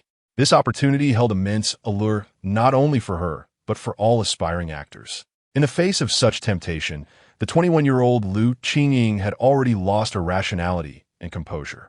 At that moment, she yearned for fame, longing to step into the limelight and become a true actress, rather than merely an extra or a minor character devoid of lines. Thus, irrespective of how much Su Jian'an implored her, she remained resolute in her decision to meet Shi Liang, setting the stage for subsequent tragedy. In my youth, I was solely focused on debuting as an actress, blissfully unaware of the world's harsh realities. Lu Qingying sighed softly, reflecting on the comments, immersed in thought. As articulated in the commentary, if she had chosen not to meet Shi Liang, would Su Jian'an have experienced a transformation? Suddenly, she felt a wave of agitation and frustration. She had always believed she owed nothing to Su Jian'an and had never wronged him. Therefore, when Su Jian'an betrayed her, she felt profound sorrow and confusion. For 12 years, she had regarded Su Jian'an's abandonment as his failing, a sign of his fickleness, of his newfound materialism and vanity. Yet, only today, through the lens of Su Jian'an's memories, did Lu Qingying begin to grasp the complexities of their shared past. Years ago, she sowed the seeds of her own fate. Yet, it was Su Jian'an who bore the brunt of the consequences. Had it not been for her actions, Su Jian'an would not have suffered humiliation at the hands of Shi Liang. Perhaps he would not have become so mercenary, turning his back on her. Lu Qingying couldn't help but smile bitterly. The cause she had planted all those years ago had ultimately led her to experience the bitter fruits of her actions. For the past 12 years, she had remained haunted by the events of that time, especially with regard to Chen Weiwei, and she had never been able to forget Su Jian'an. Was this not the very definition of reaping what one sows? Su Jian'an's memories continue to play out. After failing to persuade Lu Qingying, their disagreement had left an unpleasant rift, and she returned to her room. At that moment, Su Jian'an sat on his bed, his brow furrowed in thought. Indeed, Qingying was not entirely wrong. He murmured to himself, even though Qingying's acting has improved significantly, surpassing that of many stars, there are thousands of small actors like us in the film city. Relying solely on talent to stand out among this vast crowd and catch the attention of directors is a hope that feels exceedingly distant. He rose to his feet, pacing the cramped room. For ordinary actors, achieving fame through mere talent is an arduous journey. Many production teams select leading roles or significant supporting characters from a pool of established stars, as this ensures a certain level of viewership for the film. An unknown actor's participation in a movie, unless the film itself boasts exceptional quality, rarely leads to widespread success. Furthermore, many productions often cast lead and key supporting roles with actors who bring financial backing. With Qingying lacking both fame and funds, it is little wonder she cherishes the opportunity Shi Liang has offered her. Even knowing it may well be a trap, she feels compelled to take chance. Suddenly, Su Jian'an halted in his tracks. If there are no opportunities available, then I shall create one for her. Chapter 41. The Love of the Sephora Tree. Authored by Su Jian'an. Under the guidance of Lu Qingying, He spent over 4 months working as an extra in a film studio. At this juncture, Su Jian'an had come to a realization. It is exceedingly challenging for an unknown and ordinary actor to achieve fame solely through their acting prowess. For an actor without recognition, securing even a significant supporting role becomes nearly impossible. Firstly, directors hesitate to cast someone without a reputation. Secondly, the roles of lead and important supporting characters are typically determined during the script development phase, well before filming commences. Unless Lu Qingying were to acquiesce to the unspoken rules of the industry, Su Jian'an would never allow her to traverse that dubious path. After a period of contemplation, Su Jian'an settled his thoughts and took a seat at the table, opening his laptop. He accessed a document and began typing Lu Qingying's name, subsequently listing her physical attributes and personality traits. Lu Qingying, appearance, innocent, with large, expressive double eyelids that sparkle, and a captivating smile. Personality, naive, resilient, occasionally playful, and persistent. He transcribed every detail of Lu Qingying's appearance and character onto the blank document, then found himself lost in thought before the screen. He remained in this state for an entire night. The viewers in the live stream and on-site were perplexed, unable to comprehend the purpose behind Su Jian'an's meticulous documentation of Lu Qingying's attributes. The following morning, Su Jian'an strolled through the film studio. He paused in front of a set dedicated to rural themes, noting that only one production was currently underway. However, he did not take on any roles and instead returned to his rental apartment. Later that afternoon, seated at his computer, he heard the sound of a door opening next door. He realized Lu Qingying was on her way to meet Su Jian'an. He shut his laptop, donned a hooded sweatshirt, and followed her out the door. As he had recounted to Lu Qingying in her memory, Su Jian'an trailed her to a Western restaurant.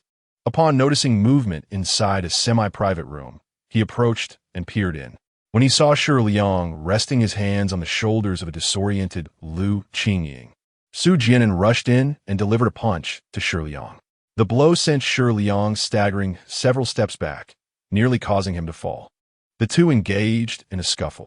At this moment, everyone understood that when Lu Qingying inquired about this incident, Su Jian'an had not lied. Su Liang's evasive gaze and panicked escape upon hearing Su Jian'an's intention to call the police indicated his guilty conscience.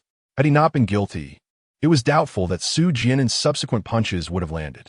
After Su Jian'an escorted Lu Qingying back to the rental apartment, the ensuing events unfolded much as they had in Lu Qingying's recollection, culminating in her accidentally knocking the breakfast Su Jian'an had bought onto the floor.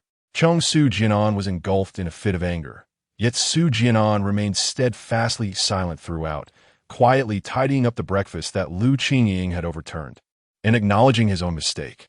At that moment, one could only imagine the profound sense of grievance he must have felt.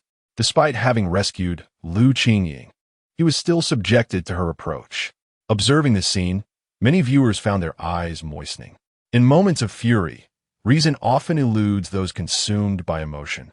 For attempts to rationalize or explain only serve to escalate the conflict. Even if one were to emerge victorious in the argument, discontent would linger for both parties. Su Jian'an appeared to grasp this truth, opting for silence rather than explanation, absorbing Lu Qingying's wrath alone. It was only after the storm of her anger subsided that he retreated to his own rented room. Many spectators surmised that the beleaguered Su Jian'an would stew in silence, nursing his grievances. However, to their astonishment, upon returning to his room, he was not angry. Instead, he opened his computer once more, positioning himself at the desk. At that moment, he initiated a new document and, with deliberate keystrokes, inscribed the words, "The love of the Sephora tree." As he typed those 4 characters onto the blank page, the live audience, including Lu Qingying in the front row, gazed in disbelief, their eyes widening in astonishment. The Love of the Sephora Tree, directed by the esteemed Chen Mao, had triumphed over numerous celebrated actors to secure the Golden Award for Best Film, Best Director, and Best Actress, among other accolades. The script, astonishingly, had been penned by Su Jian'an himself. In that instant, Lu Qingying's posture stiffened, her beautiful eyes fixed incredulously on Su Jian'an's image on the large screen, her mind a blank canvas. as Su Jian'an continued to tap away at the keyboard. Crafting the screenplay for the love of the Sephora tree, he would pause intermittently, furrowing his brow in contemplation, occasionally opening another document to ponder the descriptions of Lu Qingying's appearance and character. Thus, the days swiftly elapsed. The following morning, he brought breakfast to Lu Qingying's room. By then, her anger had dissipated. After savoring the meal Su Jian'an had prepared, they reconciled and set off together to the film studio. Su Jian'an, I just watched your recent performance, and your acting was quite commendable, remarked the director, donning sunglasses, as he approached Su Jian'an after he completed a scene. I have a significant supporting role available, with considerable dialogue, which will require about 10 days to 2 weeks of filming. Are you interested? Removing his sunglasses, the director, dressed in work attire, inquired. Su Jian'an smiled and shook his head gently. I appreciate the offer, but I have already committed to other projects during this period and may not have the availability. Ah, that is unfortunate, the director lamented. The director wore a look of regret as he patted Su Jian'an's shoulder, assuring him, It's all right, I shall seek out others. Suddenly, he produced a business card, stating, Here's my card. We may collaborate again in the future. Su Jian'an accepted the card with a smile, expressing his gratitude for the director's recognition. Observing this exchange, several background actors nearby cast envious glances at Su Jian'an. Once the director departed, 2 of the background actors approached him. Su Jian'an, you've been personally invited by director Zhao Chun, and yet you turned him down. Alas, why wasn't I invited? I believe I could have done well too. They continued, You should genuinely consider this opportunity. Director Zhao Chun has directed many acclaimed television shows and films with commendable ratings. If you were to make an appearance in his film and leave a lasting impression on the audience, it might pave the way for your debut. Even if you look down upon this role, it remains a valuable addition to your acting resume and will undoubtedly enhance your prospects for future projects. Su Jian'an smiled and nodded, replying, I will contemplate this thoroughly. Unbeknownst to them, over the past 5 months of filming, Su Jian'an had already received invitations from 5 other directors, with Zhao Chun being the 6th. Moreover, like the previous 5 directors he had turned down, Su Jian'an had also deceived Zhao Chun. He did not have any other roles lined up. After the shoot concluded, Su Jian'an returned to his rented accommodation to continue his script writing, diligently revising and refining his work. Chapter 42. If you dare to touch her, I will surely end you. The crafting and creation of a script is no trivial endeavor. Moreover, this particular script was meticulously tailored for Lu Qingying. Su Jian'an devoted an immense amount of energy to this task. Simultaneously, he had to accompany Lu Qingying to the film set during the day. Fortunately, on this day, under Lu Qingying's pressing inquiries, Su Jian'an recounted the events that transpired in the Western restaurant, allowing the two to finally resolve their misunderstandings and grow closer. During meals on set, Lu Qingying frequently offered Su Jian'an delicious chicken legs and other delectable morsels, always thinking of him first. On this day, with no scenes to shoot, Lu Qingying noticed Su Jian'an still in bed and seized the opportunity to sneak a touch of his abdominal muscles, leaving him blushing profusely. However, when Lu Qingying purchased 2 movie tickets, hoping to invite Su Jian'an to watch a film, he declined due to having stayed up late the previous night, writing the script until the early hours. Lu Qingying felt a tinge of disappointment. The following day, Lu Qingying awaited Su Jian'an to accompany her to the film set. Upon opening the door, a disheveled Su Jian'an expressed that he had personal matters to attend to and once again declined her invitation. Days passed, 3rd, 4th, 5th. In his relentless pursuit to expedite the script's completion, Su Jian'an repeatedly turned down all of Lu Qingying's invitations, secluding himself in his room, his fingers dancing across the keyboard in a flurry of clicks. At this juncture, the audience finally comprehended the reason behind Su Jian'an's avoidance of Lu Qingying. He was not intentionally shunning her. Rather, he was engrossed in the creation of the script for the love of the locust tree. Previously, some had speculated Su Jian'an's health had worsened due to cancer. It turned out to be quite the contrary. It became evident that the script for the love of the locust tree was a heartfelt creation specifically for Lu Qingying. No wonder he had devoted an entire afternoon to portraying her beauty and character in his writing.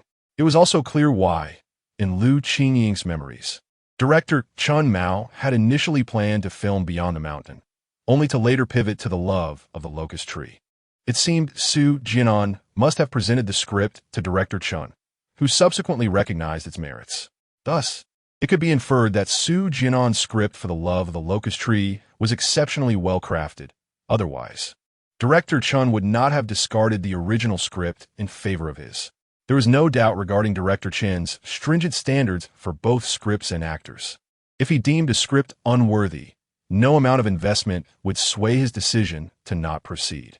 The film The Love of the Locust Tree, which the audience had yet to see, had garnered numerous accolades. Its quality was beyond question. In the audience at the event, Lu Qingying clenched her fists, her complexion pale. She gazed at the large screen, displaying the young man seated before his computer, his eyes bloodshot and dark circles forming around them from lack of sleep. A sudden lump formed in her throat. Was the script for The Love of the Locust Tree originally penned by you? You have done so much for me. Was it worth it? Yet in the end, why did you heartlessly abandon me for that woman, Chen Weiwei? Am I truly so inferior to her in your eyes? At this moment, Lu Qingying could not fail to see that Su Jian'an's The Love of the Locust Tree was meticulously crafted for her. No wonder, when she first received the script, she felt an uncanny resemblance between the female lead, Jiang Xiaohua, and her own persona and temperament. It was no surprise that she could so easily immerse herself in the role of Jiang Xiaohua, for the script was indeed written by Su Jian'an for himself. Su Jian'an's sequestered creative process lasted for 10 days. On the 10th day, he finally completed the final revisions to the script. That day, Lu Qingying knocked on Su Jian'an's door once more, inquiring whether he would be going to the film studio for shooting. Su Jian'an beamed with a radiant smile. Yes. Thereafter, it seemed as though the two had returned to their previous days of camaraderie. However, such blissful moments were fleeting, lasting merely 3 days. On the evening of the 3rd day, as Su Jian'an had a night shoot, Lu Qingying returned to the rental apartment alone. Yet, as Su Jian'an finished filming and exited the studio, he was confronted by 3 men who were swaggering towards him, their arms slung over each other's shoulders, clutching wine bottles. Su Jian'an frowned slightly and stepped aside, preparing to let them pass. However, as the trio approached him, the man on the left, with long hair and clad in clunky shoes, shot Su Jian'an a glance and suddenly hurled the wine bottle at his head. Crash!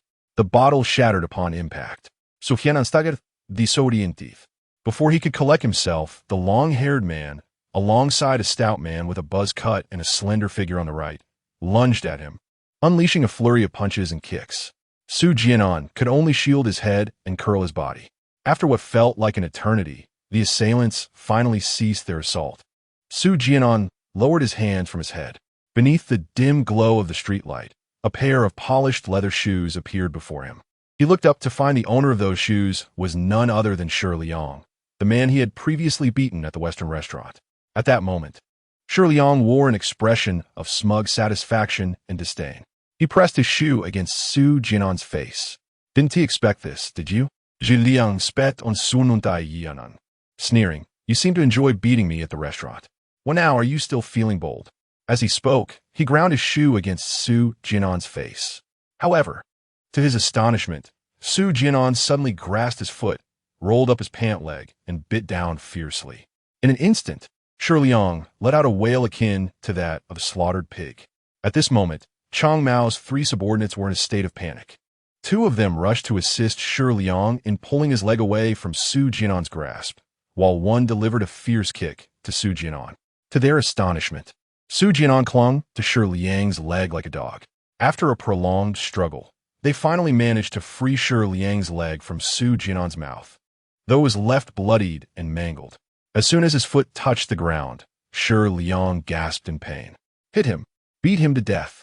He yelled, still catching his breath. The 3 thugs pinned Su Jian'an to the ground and unleashed a flurry of punches and kicks upon him, though they hesitated to inflict serious harm. After a while, the stout crew-cut man turned to Shi Liang and said, Young Master Shi, that should be enough, don't you think? Leaning on the slender man for support. Shi Liang limped forward but dared not kick Su Jian'an again. He stopped a meter away from him, gazing at Su Jian'an, whose eye was swollen shut from the beating. Shi Liang coldly declared, Listen well, kid. In the film city, you can provoke anyone, but you must never cross me, Shi Liang. You can't afford to. Do you understand? If you dare to steal women from me again and ruin my plans, next time, it won't be just a lesson. At that moment, Su Jian'an, with blood trickling from the corners of his mouth and bruises marring his face, lifted his head. With his one good eye, he fixed a fierce glare on Shi Liang that sent a shiver down his spine. A grim smile tugged at Su Jian'an's lips as he spoke. So, your young master Shi? I know you're the heir of Tianhai Entertainment. Let me tell you. He paused, his voice steady. If you dare to touch her again, I don't care if you're young master Shi or young master Jin. I will end you. Otherwise, you can kill me right now. In that instant, the ferocity emanating from his gaze unnerved Shi Liang, sending a chill through his heart. Chapter 43. The woman appeared, and Chen Weiwei's gaze met Su Jian'an's. In that fleeting moment, a chill coursed through Shi Liang's heart. Very well. His expression faltered, and he laughed with a hint of anger. You dare to threaten me? I shall end you today. Yet at that moment, the trio of long-haired, crew-cut, and the thin man dared not make a move. The portly crew-cut man advised, Young Master Shi, we cannot continue this. Someone could truly get killed. The long-haired man and the thin one remained still, their eyes fixed on Shi Liang. They were mere ruffians, capable of brawling, but the prospect of causing a fatality filled them with trepidation. Just as the three were dissuading Shi Liang, a distant beam of light suddenly illuminated their position. With a screech, a black Jian'an came to a halt 2 meters behind them.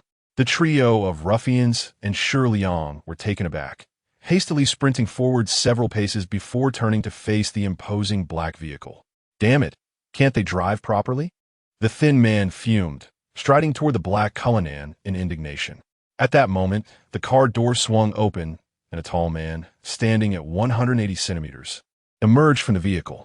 Clad in a sleek black suit, he cast a cold glance at the thin man, the oppressive aura in his gaze silencing him immediately. After disembarking, the suited man approached the rear door and opened it.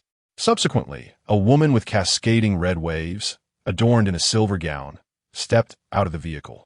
Her long legs and exquisite features were complemented by elegant silver diamond earrings dangling from her earlobes. I was wondering who had the audacity to cause a scene on the street.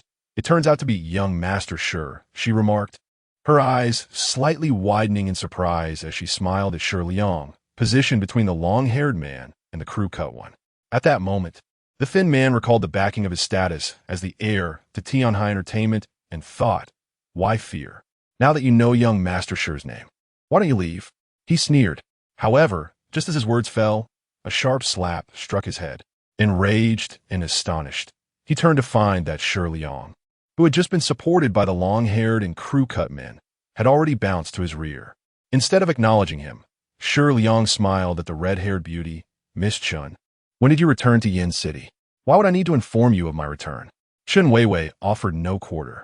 Glancing at the sprawled Su Jian'an on the ground, her arms crossed over her ample chest as she teased, Am I interrupting something for you, young Master Shi?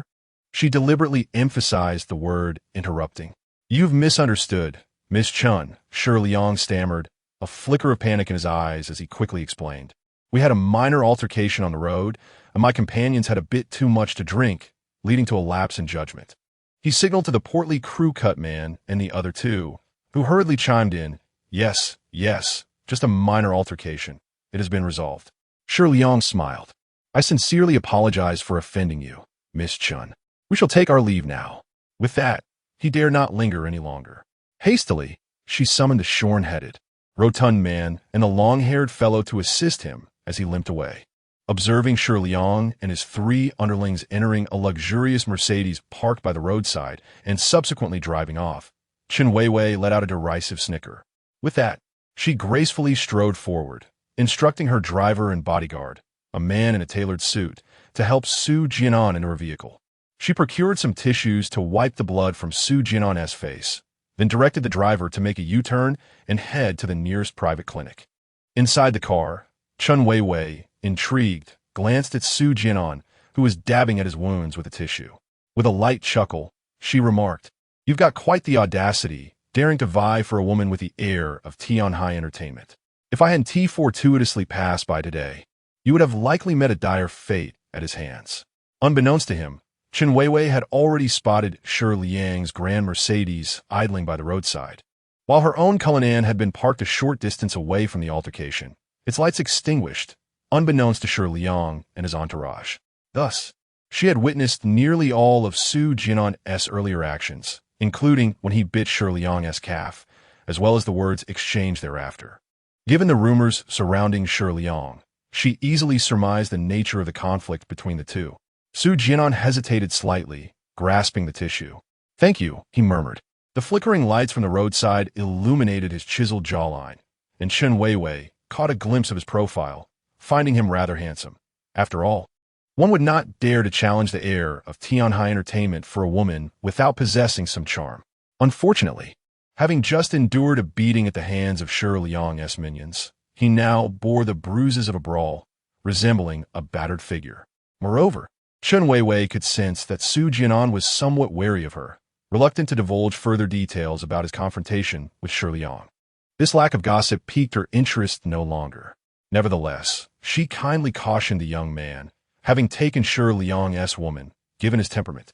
He is unlikely to let this slide easily. It would be wise for you to leave at once.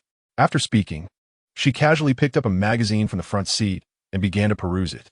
Su Jian'an remained silent, fully aware that Chen Weiwei's advice was sound. Having crossed Shi Liang, the most prudent course of action would be to return to his rented apartment and escort Lu Qingying away from this place, distancing themselves from Shi Liang. However, he found himself unable to leave. His script, The Love of the Sephora Tree, had only just been completed. For the past few days, he had been filming at the studio with Lu Qingying, all the while discreetly inquiring about the various production crews. Some directors were simply incompetent, and Su Jian'an was reluctant to entrust his film script to them.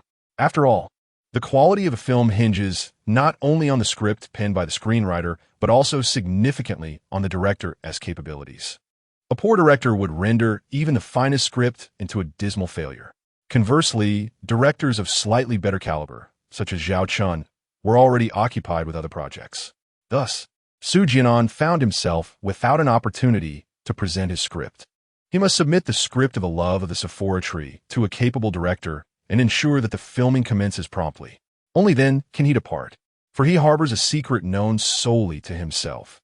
His life is limited to a mere 4 months. Time is not on his side.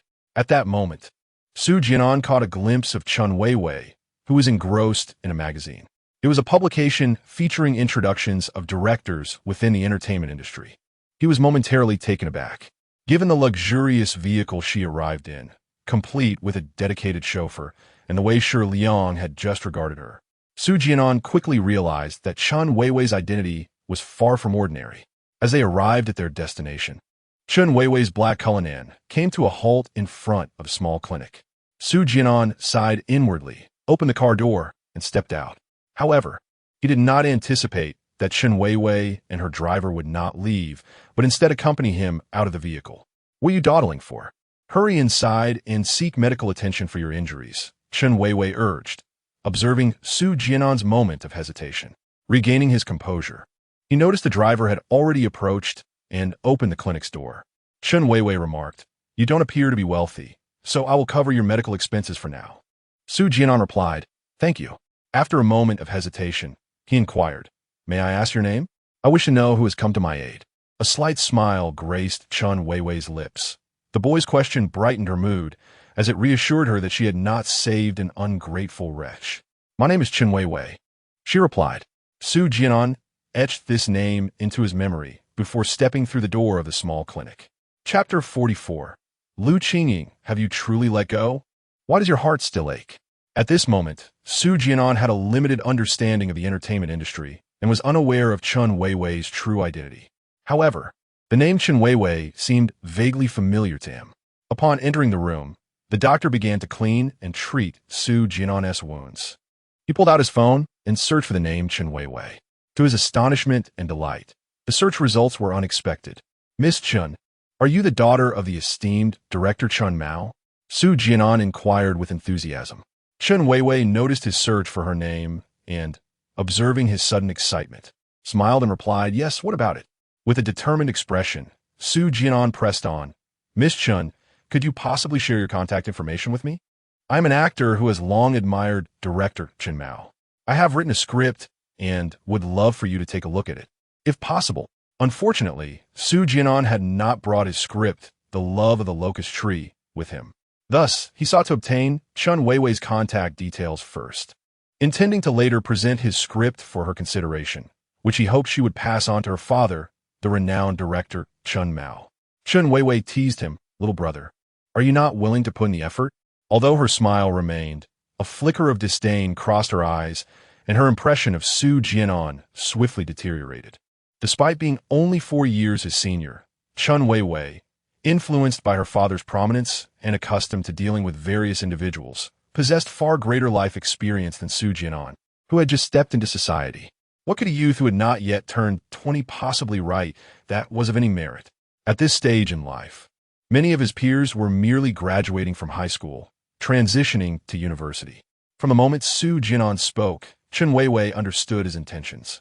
To her, any mention of a script was merely a guise for the boy's desire to get closer to her. Frankly, she had encountered countless individuals like Su Jian'an in the past. Initially, they approached her with various excuses, only to retreat in humiliation once their true motives were exposed. Chen Weiwei, uninterested in further conversation, opened her Chanel bag, retrieved a business card, and placed it on the table.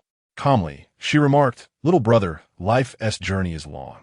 You must forge your own path and focus on the right pursuits, rather than constantly seeking to attach yourself to others." Standing up, she signaled her driver to leave. Before departing, she tossed a final remark to Su Jian'an.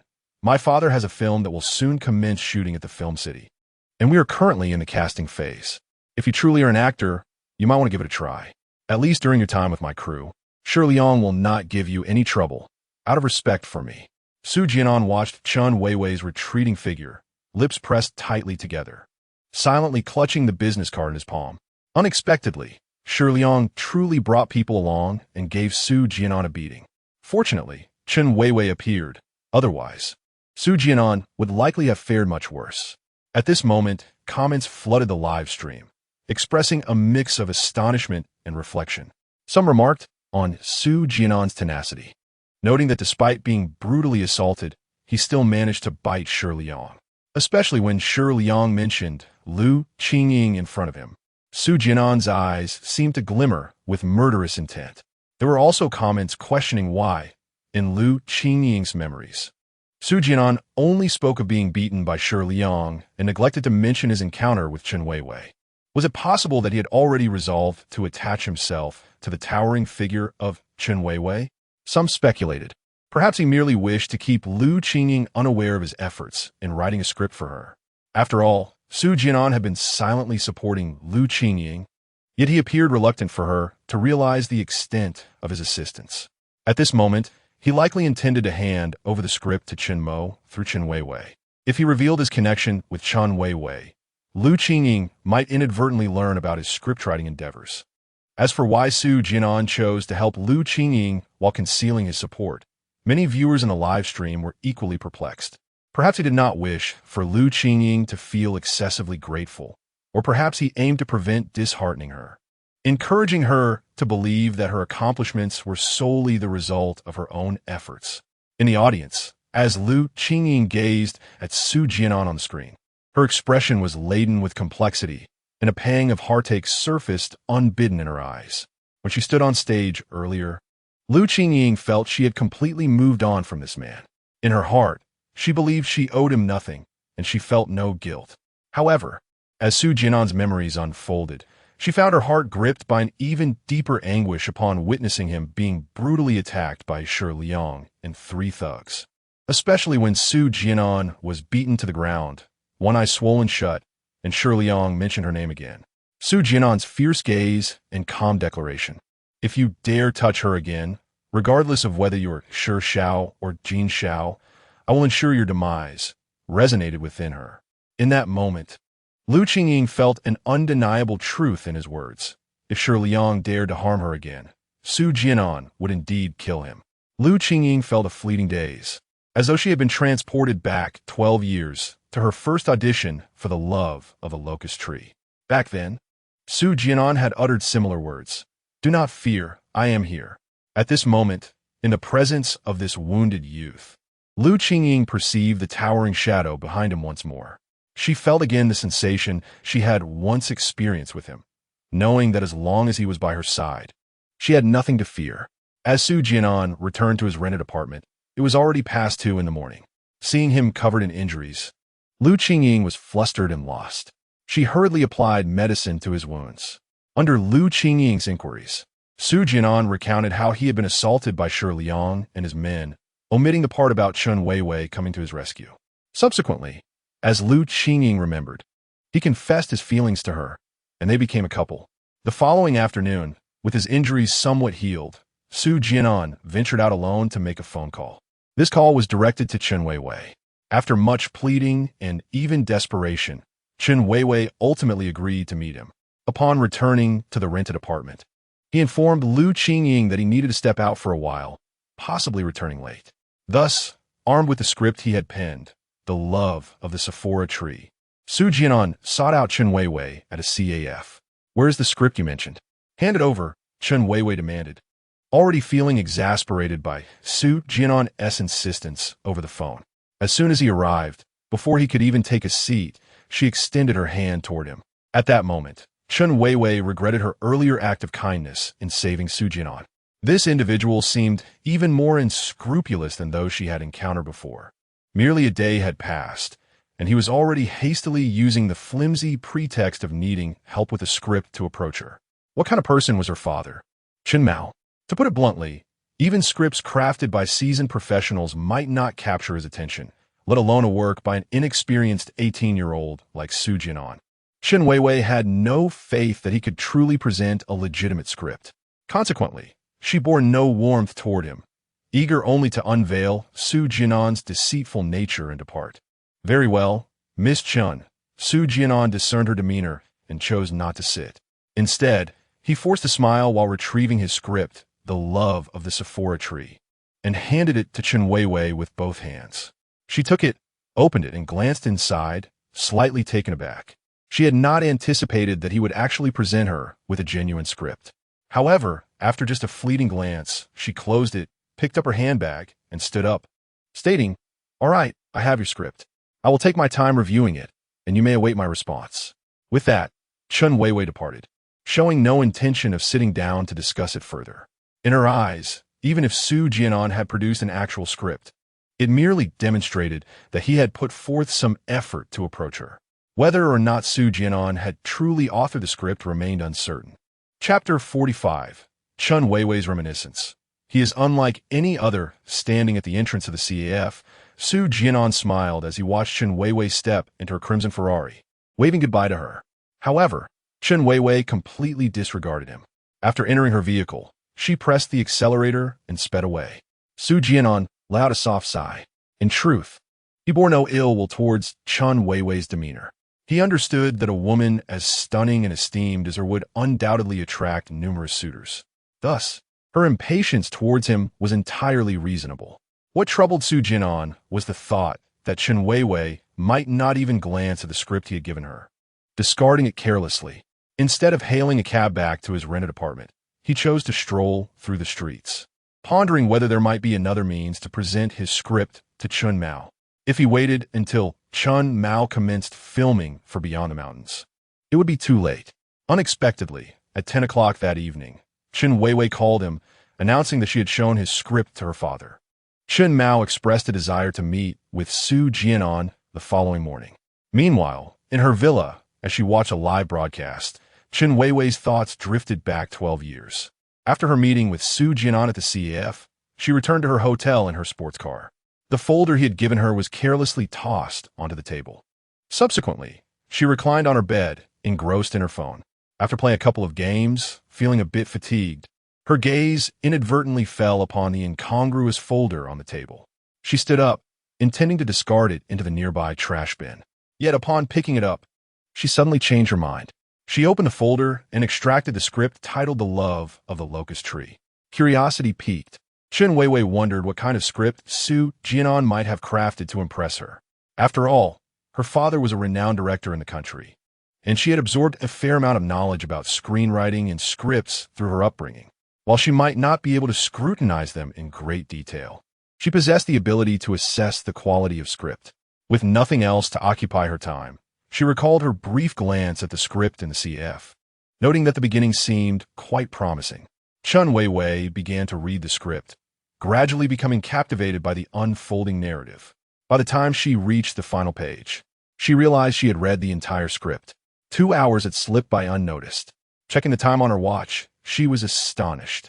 She had perused many scripts before, yet this was the first time one had engrossed her so thoroughly. Could it be that this script, that Su Jian'an, was indeed remarkable? Holding the script in her hands, Chen Weiwei suddenly recalled Su Jian'an's demeanor in the CAF. In that moment, she felt a wave of nostalgia wash over her. Upon reflection, it appears that I may have been unjustly critical of that young man. The script for the love of the Huai tree, through her discerning eyes, is undoubtedly the finest she has ever encountered. It surpasses the script for Beyond the Mountains, which she had read just a few days prior, by leaps and bounds. Of course, this is merely her perspective. To ascertain the true merit of this script, she must first present it to her father, Chun Mao, for his appraisal.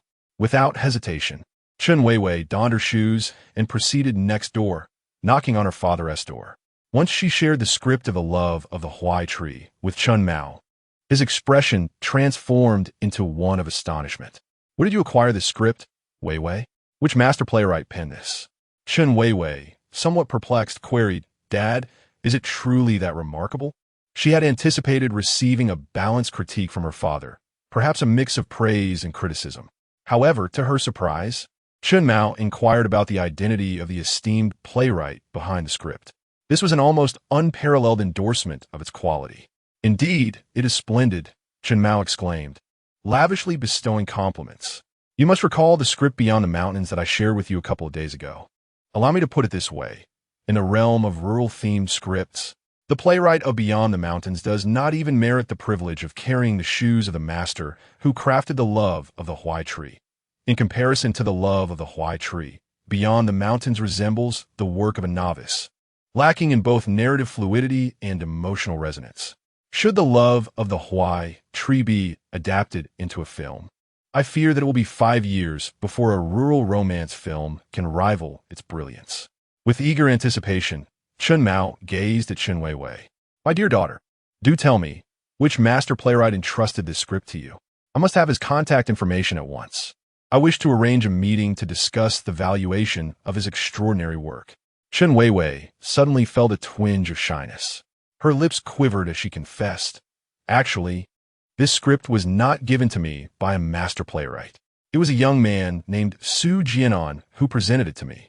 Su Jian'an? Chen Mao was momentarily taken aback. He could not recall ever hearing of a playwright by that name. However, he quickly grasped the implications of Chen Weiwei's subsequent words. His face a mask of astonishment. You mean to say that this script was written by a mere boy? This? Chen Mao nearly leapt from his seat, exclaiming, How is that possible? Immediately, Chen Mao instructed Chen Weiwei to get in touch with Su Jian'an, insisting that he meet the young man personally. Meanwhile, Su Jian'an's memory continued. That night, at midnight, he returned to his rented apartment, having purchased a roast duck for Lu Qingying, feeling quite elated. The next morning, he arrived early at the hotel where Chen Mao was staying, waiting in the lobby. Su Jian'an, what brings you here? After enjoying breakfast, Chen Weiwei, preparing to depart by car, entered the lobby via the elevator and was startled to find Su Jian'an standing in a corner. She hurriedly approached to greet him. At this moment, the bruises on Su Jian'an's face had nearly faded, revealing his handsome features once more. This made Chen Weiwei steal a few more glances at him. You called and said Director Chen Mao wanted to see me, so I came, Su Jian'an explained with a smile, appearing somewhat anxious. He dared not meet Chen Weiwei's gaze, fearful that she might think he was harassing or troubling her. Wasn't it scheduled for 10 in the morning? Chen Weiwei instinctively glanced at her Vacheron Constantine watch on her wrist, noting that it was only 8 o'clock. Dis, Su Jian'an Nadif. I was worried about being late and missing the appointment, so I arrived early. The peak hours are from 8 to 9.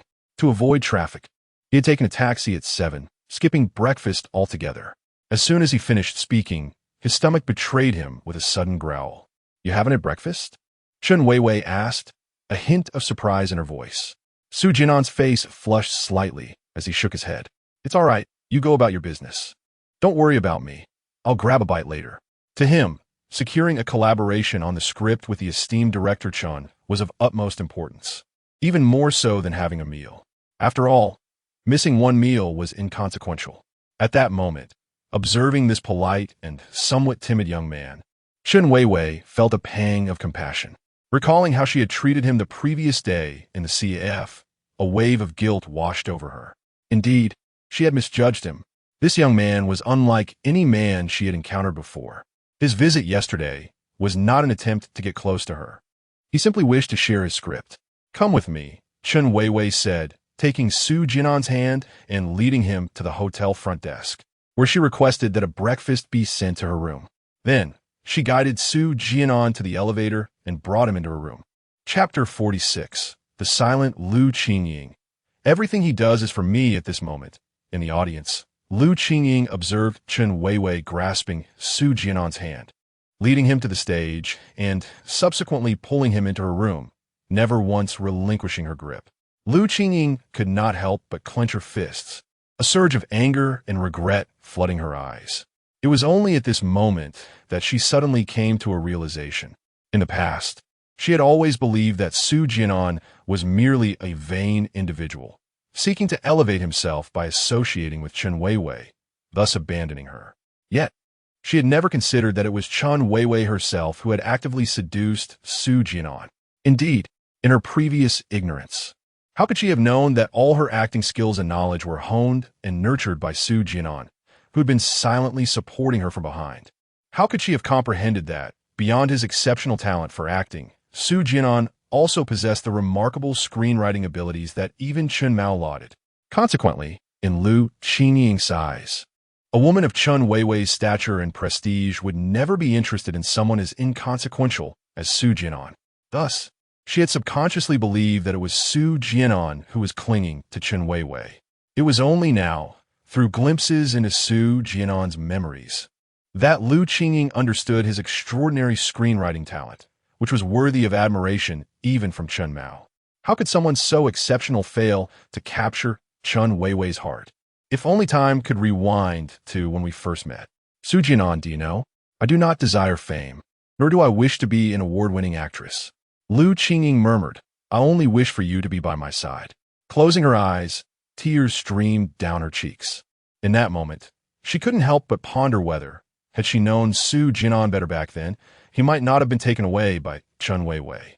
The feeling of unrecognized talent weighed heavily on her. Lu Qingying understood that to encounter someone who truly comprehends one's self, someone who appreciates one's talents, is an extraordinary stroke of luck for anyone. Alas, she was not Su Jian'an's muse. That role belonged to Chen Weiwei. The memories continued to unfold. Su Jian'an was led into Chen Weiwei's luxurious hotel suite, where he appeared somewhat awkward and anxious. Miss Chen, perhaps I should wait outside, he suggested hesitantly. What purpose would that serve? Chen Weiwei replied, You shall remain here. Once breakfast is over, I will introduce you to my father. Helpless, Su Jian'an dared not directly refuse Chen Weiwei and settled onto the sofa. He remained silent, primarily due to their lack of familiarity. As a man and woman alone in a room, he felt at a loss for words. Moreover, Chen Weiwei already harbored a poor impression of him.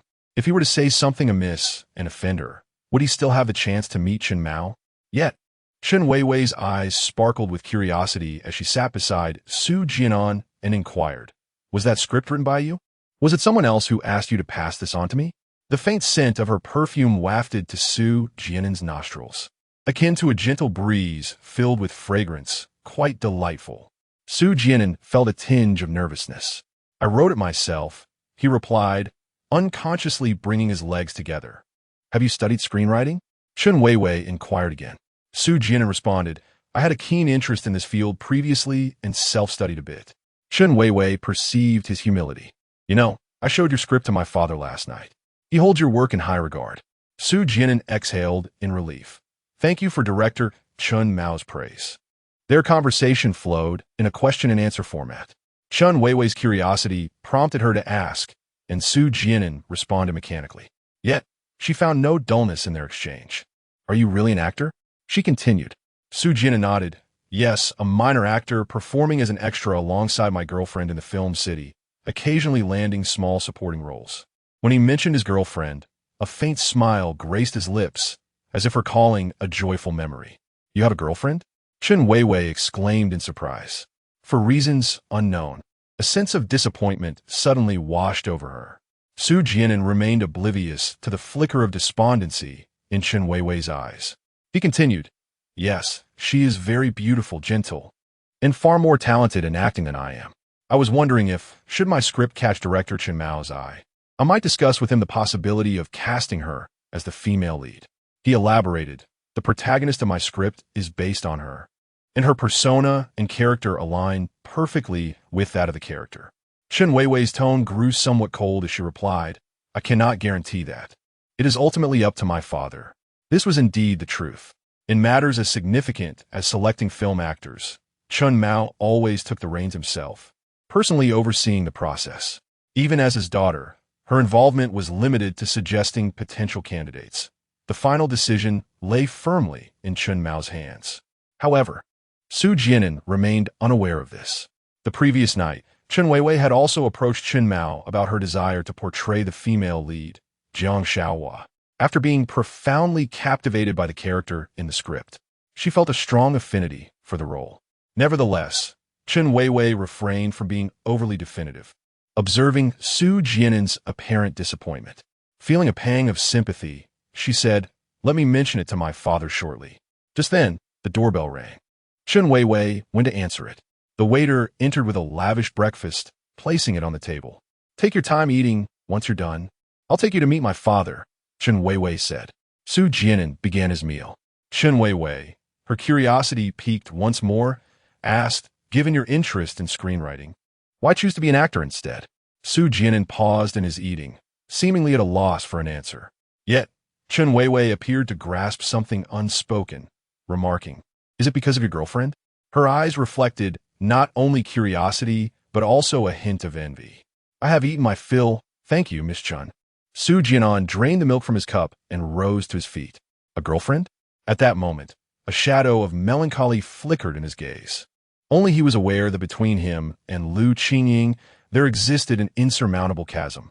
From the instant he became a dream weaver, they had been destined to inhabit different realms. Upon the completion of this task, he would depart, continuing his quest for the next dreamer. Perhaps, after his departure, Lu Qingying would soon forget him. A faint sigh escaped Su Jian'an's heart.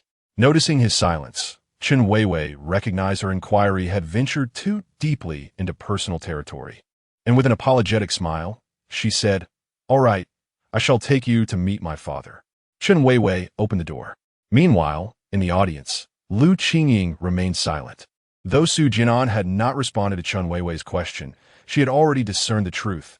Everything he did was for her. Chapter 47. Have you ever contemplated relinquishing your acting career and pursuing a different path? Chen Weiwei led Su Jian'an to the adjacent suite and knocked on the door. Soon, Chen Mao opened the door, and Chen Weiwei ushered Su Jian'an inside. Dad, this is Su Jian'an, the person I mentioned to you, Chen Weiwei said. Hello, Mr. Su. I am Chen Mao. He smiled, extending his hand for a handshake. Please have a seat. Mr. Su, I have read your remarkable script. It is exceptionally well written. I wonder if you would be willing to entrust me with directing its film adaptation, Chen Mao stated directly. Certainly, Su Jian'an smiled. To be honest, I had originally intended to offer this script to you for direction. Chen Mao nodded and asked, May I inquire what your desired compensation would be? How about 20? Su Jian'an replied, shaking his head. But first, I would like to pose a question to Director Chen. I hope you can commence filming The Love of the Huai Tree immediately and have it released within 4 months. Are you willing to forego the filming of Beyond the Mountain to prioritize The Love of the Huai Tree? Chen Mao pondered briefly before nodding in agreement. I can indeed set aside the filming of Beyond the Mountain. I had already considered doing so. However, starting the filming now and aiming for release within 4 months may be rather swift. Chen Mao continued, having reviewed your script, I believe the actual filming won't require excessive time. Nonetheless, if we had a bit of time for preparation, the quality of the film would undoubtedly improve. Additionally, You are aware that if we have 2 to 3 months for promotion before the film's release, the box office performance would be enhanced. Of course, you need not concern yourself with the promotional aspects. I will handle those. In fact, prior to Su Jian'an's arrival, I was already on the phone with the screenwriter of Beyond the Mountain. The reason I scheduled this meeting with Su Jian'an for 10 o'clock was precisely this. Having reviewed the script of The Love of the Huai Tree, I had no intention of pursuing Beyond the Mountain any further, as typically, only one gem is necessary within a similar thematic landscape. However, Chun Mao had not anticipated Su Jian'an's urgency, not only requesting an immediate start on The Love of the Huai Tree, but also insisting on its release within 4 months. This is precisely why I sought your direction, Director Chun. Su Jian'an smiled. I have faith in your capabilities. Chun Mao contemplated this. It was not an insurmountable challenge. During the preparations for Beyond the Mountain, he had already identified several suitable actors, such as Zhao Yi, who was originally selected as the leading lady. The rural romantic theme of The Love of the Huai Tree aligned closely with that of Beyond the Mountain, allowing for a seamless transition of many actors. Nonetheless, finalizing the cast would necessitate auditions to determine suitability. Very well, Chen Mao agreed readily. Beside him, Chen Weiwei cast a delighted glance at Su Jian'an. Su Jian'an smiled faintly, expressing his gratitude with a nod. I owe much to Miss Chen's assistance. Without her support, my script would not have garnered your esteemed recognition, Director Chun. Chen Mao chuckled heartily. Mr. Su, you are too modest. Your screenwriting talent is exceptional. When I perused the script for The Love of the Sephora Tree last night, I was convinced it was the work of a master in the industry. I hope we have more opportunities to collaborate in the future. Chen Mao produced a business card and presented it to Su Jian'an with both hands. Here is my card. If you have any scripts you wish to bring to life in the future, I hope you will feel free to contact me. Father, there is one more thing, interjected Chun Weiwei. I just had a conversation with Su Jian'an regarding the female lead's inspiration for The Love of the Sephora Tree. It is drawn from his girlfriend. Thus, he hopes you could consider casting her in the lead role. Mr. Su, your girlfriend? Chun Mao inquired, momentarily taken aback. Su Jian'an nodded and replied, yes. My girlfriend is also an actress. Her name is Lu Qingying, and her acting skills are quite commendable. Lu Qingying? Chen Mao pondered, searching his memory, but could not recall an actress by that name. What films has she appeared in? Su Jian'an, feeling a bit embarrassed, responded. She has played a leading role in any films. I see. Chen Mao contemplated. Then please bring her along for the audition. I must first assess her acting ability to determine if she is suitable for the lead role. However, Chen Mao paused and continued. I must be candid with you, Mr. Su. If her performance does not align with the requirements of the lead, you understand my position. I will have to assign her to a different role, as I must uphold the integrity of my project. Chen Mao articulated this delicately, implying that even if Lu Qingying was recommended by Su Jian'an, she would not be cast as the lead if her acting fell short. At best, she could portray a minor character in the film. Logically, as the screenwriter, Su Jian'an held considerable influence over the casting of the male and female leads. However, as a prominent director, Chun Mao adhered to his own principles and standards. His rule was that if he was dissatisfied with the actors chosen by the screenwriter, he would prefer to decline the project rather than compromise his reputation. Su Jian'an was well aware of Chun Mao's illustrious career. It was precisely this sense of responsibility that enabled Chun Mao to create one classic work after another. He smiled and replied, no problem, I will defer to your guidance, Director Chen. The script for The Love of the Sephora Tree was originally crafted as a stepping stone for Lu Qingying to audition for the lead role. If Su Jian'an were not the screenwriter, Lu Qingying would not even qualify to audition for the lead given her current status. Moreover, this very script was tailored by Su Jian'an for Lu Qingying. He had faith in her abilities. Subsequently, Chun Mao engaged in a discussion with Su Jian'an regarding the necessary modifications to the script, as well as matters concerning remuneration. Their deliberations extended into the evening, after which Chun Mao invited Su Jian'an to dinner before he returned home. On his way back, Su Jian'an took the liberty to pack a roasted duck, intending to gift it to Lu Qingying. In the ensuing days, Su Jian'an frequented Chun Mao's quarters daily, continuing to deliberate on the intricacies of the script. This included assisting Chen Mao in organizing his thoughts regarding filming and directing. Their discussions often lasted until nightfall, a necessity given the brevity of the filming schedule Su Jian'an had insisted upon. Without his assistance, even Chen Mao would find it challenging to navigate the complexities of the script. One particular evening, they finalized the last detail of the script. As they prepared to depart, Chen Weiwei unexpectedly interjected, offering to drive Su Jian'an home. She had parked her striking red Ferrari at the hotel entrance. Once Su Jian'an entered the vehicle, Chen Weiwei posed a thought-provoking question. Su Jian'an, have you ever considered relinquishing your identity as an actor to pursue a career as a screenwriter? In all honesty, I am unaware of the caliber of your acting, but over the past few days, I have overheard my father speaking highly of you, she continued. He has praised your scripts on multiple occasions, asserting that if you were to become a screenwriter, you would undoubtedly be among the elite. Moreover, during your recent discussions with him regarding the script, he remarked on your unique insights into filming, suggesting that at times, it felt as though a light had been shed upon him. Should you choose to direct, it would not be long before you matched his prowess, perhaps even surpassing him. As the red Ferrari halted at a traffic light, Chen Weiwei turned to Su Jian'an, her eyes brimming with anticipation. Join my father's company. I can facilitate your entry. Whether you aspire to be a screenwriter or a director, the opportunity awaits you. If directing is your ambition, I can arrange for my father to mentor you. Chapter 48. Chen Mao shook his head. To play the lead role, she is still not qualified. In the face of Chen Weiwei's sincere gaze, Su Jian remained composed. Sorry. He declined Chen Weiwei's invitation. The car halted at the intersection. Su Jian opened the door and stepped out, waving goodbye to Chen Weiwei before striding into the alley. This was Chen Weiwei's personal invitation. How could Su Jian possibly refuse? Chen Weiwei? Perhaps it was actually Chen Mao's invitation. Goodness, Su Jian has just missed a monumental opportunity. What is he thinking? At this moment, witnessing Su Jian's unwavering refusal of Chen Weiwei's invitation, many viewers in the live stream began to lose their composure. Who is Chen Mao? A pivotal figure in the entertainment industry.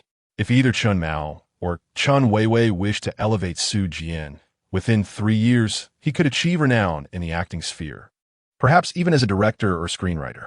Such an opportunity, and he did not hesitate for a moment before turning it down. Some viewers suddenly realized, I previously thought Su Jian had become indifferent after winning Lu Qingying's affection. It turns out he's been discussing script details with Chen Mao for Lu Qingying's sake all along. Alas, I misjudged him, though. His daily comings and goings certainly raised suspicions. I just never anticipated he was negotiating script details with the esteemed director Chen Mao. However, numerous viewers remain perplexed. Wait a moment. According to Lu Qingying's memories, did Su Jian not ultimately cheat and end up with Chen Weiwei? How could he refuse Chen Weiwei's invitation? Does this make sense? Was Su Jian truly with Chen Weiwei out of vanity? The memory continued to unfold.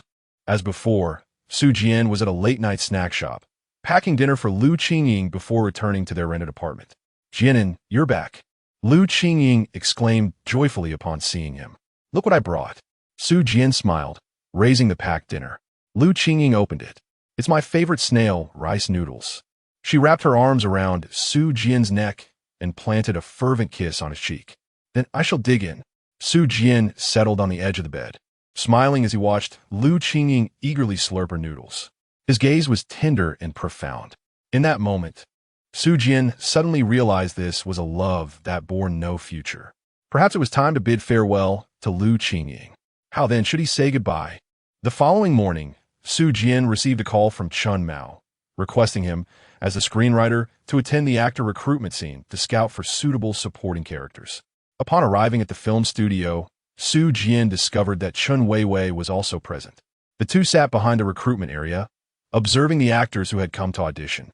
It was at this moment that Lu Qingying learned of Chen Mao's crew once again seeking actors. Upon arriving at the casting venue, she spotted Su Jian'an conversing with Chen Weiwei. After Su Jian'an introduced Lu Qingying's identity to Chen Weiwei, the latter extended an invitation for Lu Qingying to audition for the leading female role in the production. Elated to have secured an audition opportunity, Lu Qingying quickly immersed herself in the character of Jiang Shaohua under Su Jian'an's guidance, delivering a commendable performance. Although Lu Qingying lacked significant fame, her acting prowess was acknowledged by Chun Mao after witnessing her audition. However, this affirmation was unbeknownst to Lu Qingying, as it was mentioned during a conversation between Chun Mao and Su Jian'an. Subsequently, Lu Qingying faced her second audition. In this round, an impromptu performance led to Lu Qingying and Luo Ying being overshadowed by Zhao Yi due to their relative inexperience. Nonetheless, the director, Chun Mao, refrained from announcing the lead actress on the spot. After the three performances concluded, Chun Mao glanced at Su Jian'an and subtly shook his head, instructing the trio to await further notification. Returning to her rented apartment, Lu Qingying felt disheartened, prompting Su Jian'an to console her. At 9 o'clock that evening, Su Jian'an stepped out to make a phone call to Chun Mao, requesting a face-to-face meeting. Aware of the purpose behind their meeting, Chun Mao readily agreed. Just as he was about to hang up, Chun Weiwei interjected, saying she would come to pick up Su Jian'an. Lu Qingying, I have a matter to attend to shortly. Su Jian'an informed her upon returning to the room. What do you need to do at this hour?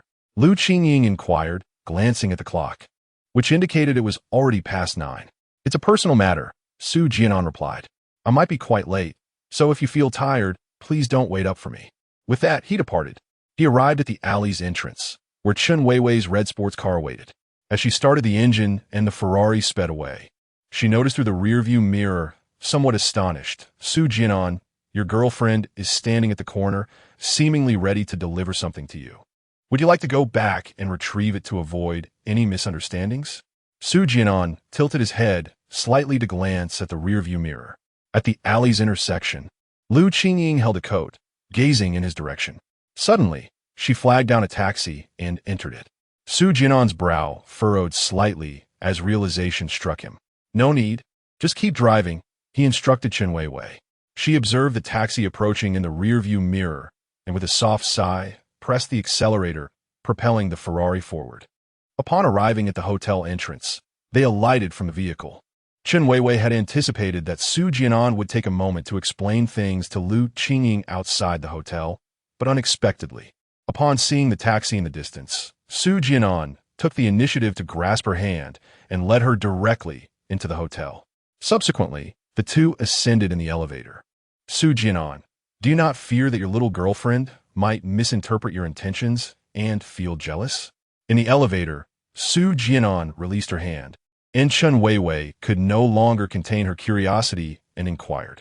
Su Jian'an smiled gently at her, saying, I will explain everything shortly. I kindly ask for your assistance then. The elevator came to a halt. Chun Weiwei escorted Su Jian'an to the door of Chun Mao's room and rang the bell. The door opened to reveal Chun Mao standing at the entrance, and they entered the room. Mr. Su, Chun Mao poured a cup of tea for Su Jian'an and remarked, you witnessed the audition and the additional performances today. I also believe that your girlfriend, Lu Qingying, possesses considerable talent for acting. However, Chun Mao paused thoughtfully, considering his words. In regard to this film, I feel that her acting experience is somewhat lacking and requires further development. How about I offer her the role of the third female lead to see how she performs? Chapter 49. Lu Qingying's Final Opportunity. Su Jian'an's decision after Chun Mao put forward his suggestion. Su Jian'an remained silent for a moment before speaking. Director Chun Qingying performed admirably in her previous 2 auditions. You have previously acknowledged her acting prowess and praised her ability to embody the character of Jiang Shaohua, seamlessly integrating herself into the role. Moreover, this script was crafted specifically for Qingying. Beyond her, I believe. Before Su Jian'an could finish his thought, Chun Mao raised his hand to interrupt. Su Jian'an, I have expressed before that your girlfriend, Lu Qingying, possesses considerable talent in acting, a fact I do not dispute, Chun Mao stated. However, what she currently lacks is experience. Do you understand what I mean by experience? Not just in terms of performance, but also in her personal emotional journey. Regarding the lead role in The Love of the Pagoda Tree, I deem her unqualified, Chun Mao declared resolutely. He paused briefly before continuing. Have you not witnessed how abysmal her final performance was? Beside them, Chun Weiwei interjected in confusion, Dad, one performance does not determine everything, does it? Lu Qingying performed exceptionally well prior. You yourself mentioned that among Zhao Yi, Luo Ying, and Lu Qingying, while Zhao Yi and Luo Ying displayed more seasoned skills, only Lu Qingying truly immersed herself in the character. Chen Mao cast her glance. Let me ask you, what was the context of the final scene she performed? Without waiting for Chen Weiwei's response, he recounted the climactic moment of the film. They performed the final scene of the movie, which is the pinnacle of a narrative.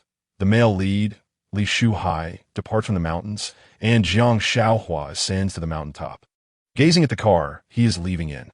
This scene is the most crucial part of the entire film, representing the thematic climax. If executed well, this film could undoubtedly secure a nomination for Best Picture of the Year. Conversely, if performed poorly, the entire film could collapse. Upon finishing, Chen Mao looked at Su Jian'an with heightened emotion. To speak candidly, it appears that Lu Qingying lacks the emotional experience of heartbreak. In the segment of the final scene, her performance fell short. She could not convey the despair and heart-wrenching feelings that accompany a lover's separation, failing to achieve the effect I require. This is not a matter of her acting skill. Even if she were granted 10 more auditions, she would still not meet my standards. Su Jian'an felt silent. He, too, was acutely aware of the issues Chen Mao had mentioned. Lu Qingying was currently in a relationship. Expecting her to portray such emotions at the level Chen Mao demanded was clearly an unreasonable burden. After all, Lu Qingying's acting had only seen rapid improvement over the past few months. To meet Chen Mao's expectations, she required a significant period of maturation. Perhaps, in time, she could harness her skills to evoke those feelings. However, what Lu Qingying needed most at present was time.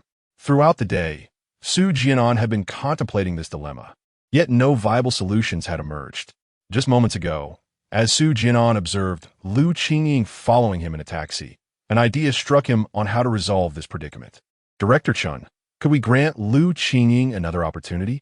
Su Jian'an clenched his teeth and spoke. Allow her one more chance. If she still fails to meet your expectations, I shall refrain from interfering in the casting of the female lead. I can also forego the script remuneration. His words left Chen Mao astounded. He gazed at the earnest Su Jian'an, momentarily taken aback, perhaps not anticipating that this young man would go to such lengths for his beloved. He might not grasp the significance of that 20 revenue share.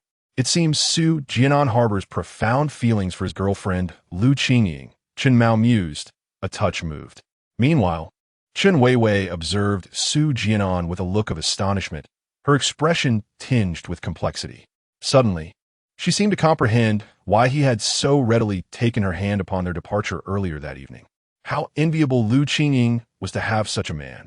Why had she not encountered someone like him? Chen Weiwei sighed inwardly, feeling a flicker of jealousy towards Lu Qingying. Very well, Chen Mao acquiesced. I will grant Lu Qingying another audition for this scene.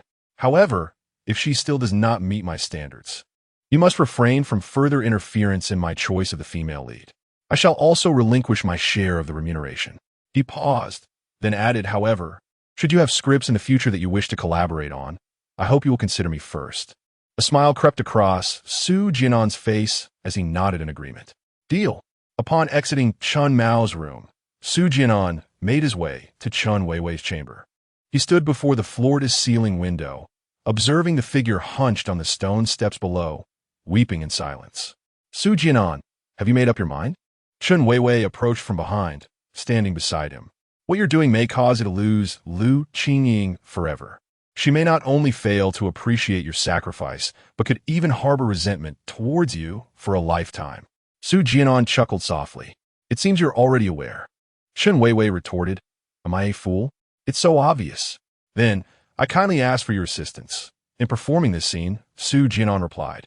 Why should I help you? Chen Weiwei huffed. If I assist you, Lu Qingying will surely resent me as well. You are, in essence, creating another adversary for me.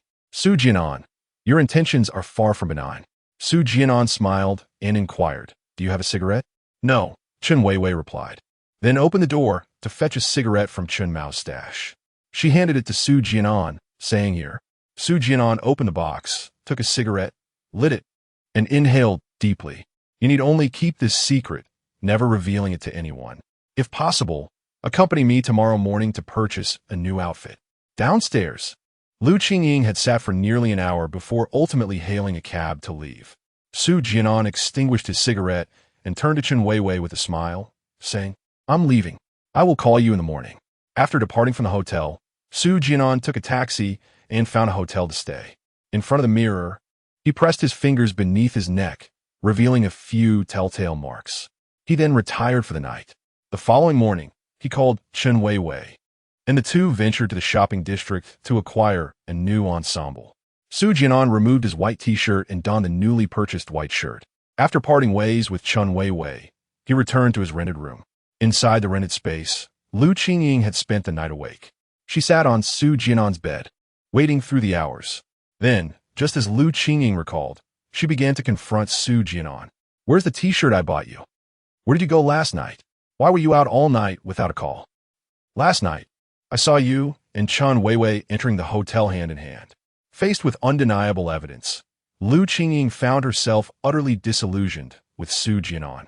Yet, she clung to a flicker of hope, yearning for an explanation from him, even if it were a fabrication, as long as it could assuage her doubts. Perhaps then, she could suppress her troubling thoughts. However, Su Jian'an's demeanor was one of impatience. He offered a few dismissive remarks, hoping to brush the matter aside. Subsequently, he feigned fatigue, seeking to send Lu Qingying away. Yet he did not anticipate that as he climbed into bed, the shirt would be torn by Lu Qingying, unveiling the marks upon his neck. A heated argument ensued between them. Chapter 50. A flawless performance that deceived her for 12 years as Su Jian'an packed his belongings and prepared to leave the rented apartment. A profound silence enveloped the live stream, captivating the many viewers. Comments began to appear. It turns out that memories can deceive us. The truth behind Su Jian'an and Lu Qingying's breakup was indeed this. The person he has always loved is none other than Lu Qingying.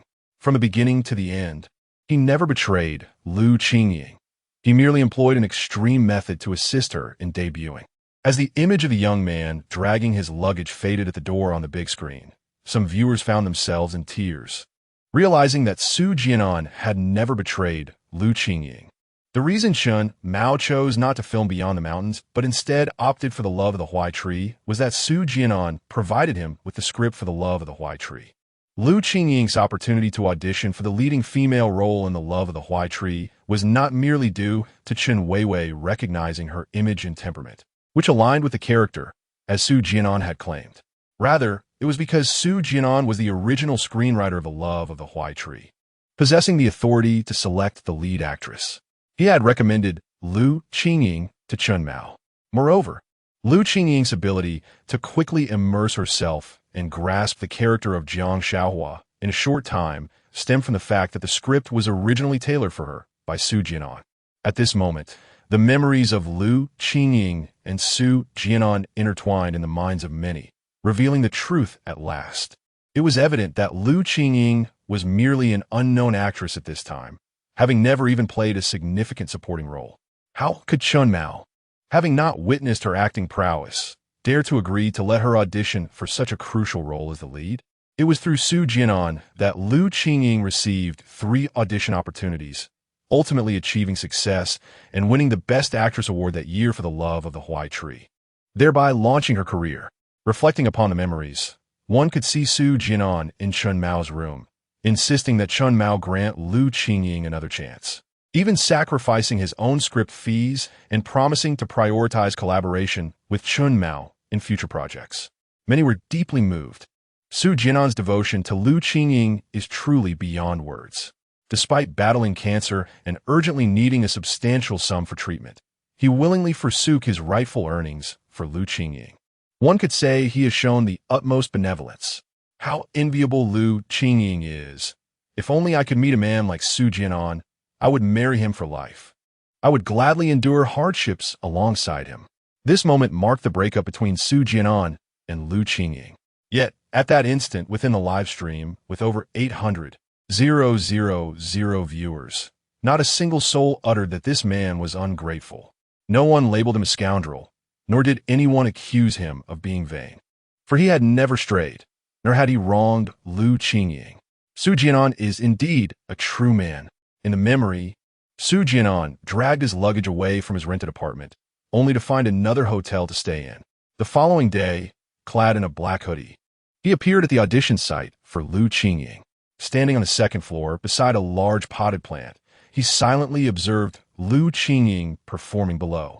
At that moment, she flawlessly embodied a state of sorrow and despair. Once the audition concluded, Chen Mao was taken aback by her transformation. He had not anticipated such a remarkable change in Lu Qingying after just one day. Her improvement in acting was astonishing, so much so that even Zhao, whom Chen Mao had initially favored, paled in comparison during this performance. Miss Lu Qingying, you are one of the most exceptionally talented actors I have encountered. Your ability to immerse yourself in the character and convey psychological shifts is impressive. Chen Mao proclaimed on behalf of the crew, inviting her to join the cast. Congratulations. You have been chosen as the lead actress in the film The Love of the Sephora Tree. Witnessing this scene, Su Jian'an smiled softly, feeling a sense of relief. He turned and left. Outside the audition venue, a red Ferrari halted before him. Chen Weiwei removed her sunglasses and asked, "Where to?" "I'll give you a ride." Su Jian'an shook his head, removed his cap, opened the car door, and stepped inside. "Did you know I would come?" he inquired. As Chen Weiwei drove, she replied, "After all you've done, I sent it to ensure she secures the role in The Love of the Sephora Tree. You wouldn't feel at ease without witnessing her final audition success." Su Jian'an chuckled and shook his head. "Nothing escapes your notice." Chen Weiwei navigated the winding mountain road and parked on a hillside. They exited the car, and Chen Weiwei leaned on the railing, gazing at the colorful scenery below. "Is it worth it?" she asked. Su Jian'an mirrored her stance, resting beside her. "She saved me," he responded with a smile. Curiosity flickered in Chen Weiwei's eyes, yet she refrained from probing further. And now, she gently turned her head to observe Su Jian'an's profile. "You and Lu Qingying have broken up. What do you intend to do?" Su Jian'an paused in silence, his gaze clouded with uncertainty. "I don't know. Perhaps I'll return home first, visit my grandfather, and see the younger siblings in the yard. Grandpa is still unaware that I've dropped out." Chen Weiwei blinked playfully, suddenly teasing, "Why don't we pretend to be a couple? After all, Lu Qingying has already misunderstood. I can't take the blame alone. With your talent, if you enter the entertainment industry, I guarantee you'll become a top-notch screenwriter within 3 years." Su Jian'an smiled and shook his head. "I'm not interested in being a screenwriter. Just take me back." Meanwhile, at the event venue, in the audience, Lu Qingying was unknowingly shedding tears. So, this was the true nature of our separation. Memories of the past resurfaced, fragment by fragment. Lu Qingying realized that within her recollections, she had only ever harbored vague impressions of Su Jian'an's acting prowess. She had never truly comprehended the depth of his talent. Yet, when the memories of Su Jian'an emerged, revealing the truth, she suddenly recognized the sheer terror of his acting skills. With just a facade, his exquisite performance could ensnare her completely. Ironically, for the past 12 years, she had remained utterly oblivious, believing herself to be the forsaken one. He had masterfully deceived her for 12 long years with a flawless act. If only, back in that rented room, I had taken a moment to search through the pockets of your new clothes, I might have discovered the t-shirt I gifted you, lying at the very bottom. Perhaps your deception would have been exposed. Su Jian'an, where have you been all these years? Why have you never reached out to me? Do you know that throughout these 12 years, I have never forgotten you? Tears streamed down her cheeks, gradually blurring her vision. Lu Qingying seemed to see the indifferent expression on Su Jian'an's face as he turned to leave 12 years ago. He had said, "Continue pursuing your dreams of acting. I shall not accompany you any longer." It was only at this moment that she finally understood. He had never truly abandoned her. He had been silently guarding her all along. Every step she took on her path to becoming a leading actress was accompanied by his shadow beside her. Chapter 51, Grandfather. Once I earn a fortune, I shall provide you with a grand residence. Meanwhile, within a villa in Yin City, Chen Weiwei gazed at the smiling Su Jian'an on the screen, her eyes betraying a hint of melancholy. No one knew that when she playfully suggested to Su Jian'an, "Why don't we turn our charade into reality?" She was utterly sincere. However, Su Jian'an ultimately rejected her. "Lu Qingying, do you know? I truly envy you." Chen Weiwei sighed quietly. At that moment, the captain of the criminal police, appearing on the program, had already received instructions from Director Luo. As the playback of Su Jian'an's memories paused, Li Zhengguo stood with a microphone in hand. Dear viewers, the replay of Su Jian'an's memories shall take a brief intermission. I have just received directives from our superiors to conduct an extensive promotion of the memory retrieval techniques used in criminal investigations. Li Zhengguo paused before continuing, thus, we shall proceed with the playback of Su Jian'an's memories, ensuring that no significant recollection is omitted. Furthermore, we encourage anyone who may have intersected with Su Jian'an in the past or has knowledge of incidents related to him to connect with our program at any time. This is crucial for our adept integration of memory extraction techniques with traditional investigative methods. Upon hearing this, Director Luo nodded slightly from the audience. The directives they had received mandated a thorough investigation into Su Jian'an's past to ascertain the places he had visited and the individuals he had encountered. However, announcing this directly could inevitably incite panic. Even individuals familiar with Su Jian'an might hesitate to come forward, fearing potential repercussions. The playback of Su Jian'an's memories continued. Following Liu Qingying's successful casting as the lead in The Love of the Sephora, and after the film commenced shooting, he departed Yin City alone. Dragging his luggage, he returned to the Sunshine Welfare Orphanage in Qingshan, Yunxi City. Golden phoenix tree leaves spiraled down in the breeze. Alighting from the bus, he stepped onto the stones in his pristine canvas shoes, clad in a simple white t-shirt. The gentle, warm sunlight bathed him, evoking a long-forgotten sense of comfort. The entrance to the Sunshine Welfare Orphanage remained as quiet as ever, though the gate had been freshly painted and appeared brand new. As Su Jian'an approached the entrance, the gatekeeper, Uncle Nyo, greeted him warmly. Ah, Jian'an, you're back. Yes, it's vacation, he replied, exchanging pleasantries before dragging his luggage into the courtyard. Halt! Do not move. Just as he reached the shade of the phoenix tree, a youthful voice called out from behind. A young boy, around 7 or 8 years old, slid down from the slide behind the tree, brandishing a plastic toy gun. Su Jian'an came to a standstill. The young boy inquired, "Who are you? And where do you come from?" Su Jian'an's lips curled into a slight smile as he replied, "I am but a humble monk from the Eastern Tang dynasty." "Oof." The boy scoffed, "You seem rather sneaky. You do not appear to be a good person." No sooner had he spoken than Su Jian'an turned around, swiftly embracing him and lifting him up. "Ah, little bean, have you forgotten me after merely half a year away?" "Brother Jian'an, I was wrong." The boy hastily pleaded for mercy. At that moment, the sounds of their playful scuffle attracted the attention of other children who were frolicking on the slide and in the sandbox, prompting them to bounce overexcitedly. "Brother Jian'an, you have finally returned." A dozen children surrounded Su Jian'an, their faces alight with joy. "Did you bring us gifts?" a little girl asked. Su Jian'an smiled, "Of course. Each of you shall receive something."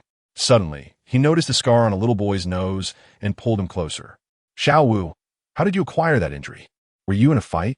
Before Xiao Wu could respond, the other children chimed in. "He fell while climbing a tree." "Yes, indeed." The director treated his wound, but then scolded him for being naughty. Su Jian'an sighed with relief and affectionately ruffled Xiao Wu's hair. "See, you should heed your grandfather's advice. This is the consequence of your mischief." Xiao Wu lowered his head, murmuring an acknowledgement. Su Jian'an then turned to the other children. "What about you? Have you all been listening to your grandfather?" "We always listen to Grandpa Su," the children exclaimed in unison. "Good." Su Jian'an stepped aside to open the backpack atop the box. "While I am away, you must all heed Grandpa Su's words. Upon my return, I shall bring you gifts each time." The children erupted in cheers as they received candies, exquisite comic booklets, and plush yellow bears from his hands. "Jian'an, how have you returned?" At that moment, an elderly voice called out from behind. Su Jian'an turned to find Grandpa Su standing a short distance away. His expression won a surprise. He gestured for the children to continue playing and made his way toward Grandpa Su, dragging his suitcase. "I completed the project with my teacher and returned to see you," Su Jian'an smiled. Previously, while filming with Liu Qingying at the movie city during the summer, he had called the old man, fabricating a story about working on a project with his teacher. Grandpa Su scrutinized him closely. "You've lost weight." Su Jian'an pressed his lips together and retorted defiantly, Not at all. This is merely muscle toning. Together, they returned home, dragging the suitcase. Su Jian'an spotted the massage device he had purchased. Grandpa Su chuckled, praising its effectiveness, albeit lamenting his propensity to spend extravagantly. Su Jian'an responding. As long as it works well, that's all that matters. Following this, he tidied up his room with great simplicity. In the evening, he took to the kitchen to prepare 2 dishes, stir-frying a plate of peanuts, and then ventured to a nearby convenience store to purchase a bottle of Fingio, the liquor favored by the elderly Mr. Su. As they dined together, they engaged in conversation, though much of what Su Jian'an shared regarding school was mere fabrication, for he had long since departed from that realm. He recounted to the old gentleman that he had earned some money while collaborating with teachers on projects. The following day, Su Jian'an boarded a bus to the city, intent on acquiring some daily necessities for Mr. Su, a water kettle, a kitchen knife, a chair, a light bulb, and so forth.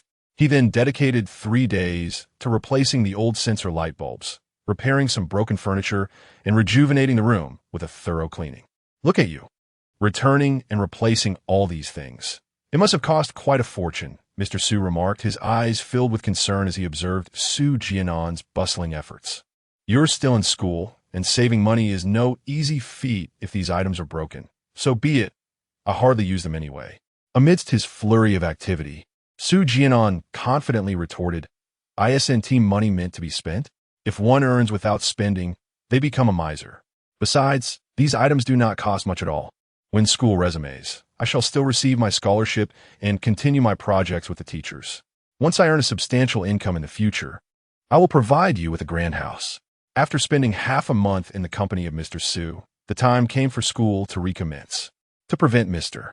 Su from discovering his withdrawal from school, Su Jian'an had no choice but to pack his belongings and depart from the orphanage. He arrived in the city and secured a position at a milk tea shop, settling in for the time being. At this juncture, Su Jian'an remained unaware of the next destination and objective for his dream-fulfilling mission. He could only wait for Lu Qingying's film to conclude shooting and be released. It was only upon the completion of this task that he would learn of his subsequent mission and its subject. Finally, after more than 3 months, Lu Qingying's film The Love of the Huai Tree premiered. At this moment, Su Jian'an received the rewards from the dream-fulfilling system: supreme screenwriting knowledge, extraordinary acting talent, mastery of micro-expressions, exceptional makeup skills, and top-tier writing ability. Most importantly, for this mission, Su Jian'an was granted a reward of 6 additional months of life, which filled him with great joy. Chapter 52. The second task emerges. Location: Jiangshui City Manager Yang. I would like to take a leave tonight. Su Jian'an informed the manager upon seeing the news that The Love of the Sephora Tree was premiering that evening. Certainly, no problem, replied Manager Yang, a congenial young man of 26, 8 years, Su Jian'an Sr. After changing out of his milk tea shop uniform, Su Jian'an made his way to the cinema on the commercial street. The ticket for The Love of the Sephora Tree was priced at 48, a bit steep, but he purchased one nonetheless. As he settled into the third row of the theater and caught sight of Lu Qingying portraying the female lead, Jiang Xiaohua, a smile of contentment graced his face. Lu Qingying delivered a remarkable performance in her role. As the film concluded and the lights illuminated the room, couples around him stood reluctantly, some girls resting their heads on their partner's shoulders, weeping softly. Many boys thoughtfully offered tissues, while one girl tearfully implored her boyfriend, Wang Gang, "Let us promise to never part ways." Another girl warned, "Li Kai, if you dare to abandon me like that character Li Shui, you will regret it." The boys responded with unwavering resolve, declaring, "I won't. I have chosen you for life." Su Jian'an chuckled softly as he joined the throng exiting the cinema, reflecting on the sentiment that in the storms of life, such pain is but a trivial matter. Suddenly, his phone rang. Noticing it was Chun Mao calling, he smiled and answered, "Jian'an, your film premiered today. Have you seen it?" Chun Mao's voice was filled with excitement.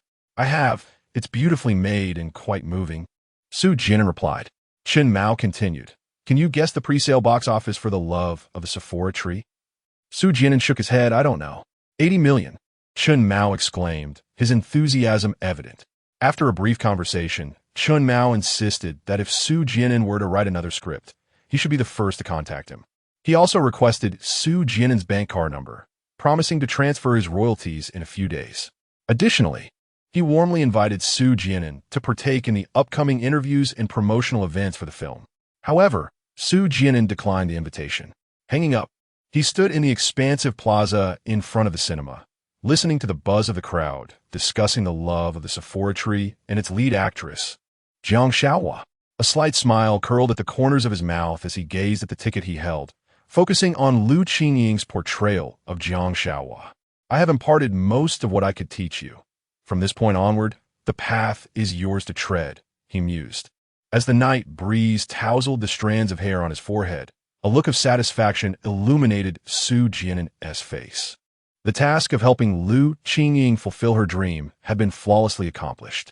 Little did he know, however, that even the most perfect plans can harbor flaws. After he departed, the story continued to unfold. 12 years after Lu Qingying, she had not engaged in a romantic relationship again. Some individuals, even after a fleeting encounter, can remain etched in one's memory for a lifetime. 5 days later, Su Jian'an received a bank transfer from Chun Mao. Upon gazing at the string of numbers on his bank card, his eyes widened in astonishment. Su Jian'an requested another leave of absence from a store manager and found himself before an ATM. After ensuring no one was watching, he inserted his bank card. Units, thins, hundreds, thousands, 10,000s, millions. When he beheld the staggering sum of 10 million on his card, his breath became slightly labored. The following day, Su Jian'an resigned from his position at the milk tea shop. With his bank card in hand, he donated 8 million in the name of charity to the Qingshan Sunshine Welfare Orphanage. Subsequently, he distributed the remaining 300,000 among several other orphanages and schools nestled in the mountains. After donating the majority of his newfound wealth, he found himself with merely over 300,000 left. Yet, Su Jian'an believed that he might not even exhaust this amount. He was not one to indulge in extravagance. Life could end at any moment, and retaining such wealth felt wasteful. It was far better to give it to those in need. Before parting with this money, Su Jian'an had contemplated purchasing a home for the elderly Mr. Su. The old man currently resided in a dilapidated and small building within the orphanage, constructed several decades ago. However, this notion was swiftly dismissed, as Su Jian'an understood that the elderly gentleman's greatest attachment was to the children in the orphanage. He could never bear to be separated from them. More importantly, Su Jian'an could not elucidate the source of this money to Mr. Su. The old man had always hoped for him to study diligently and achieve success in life.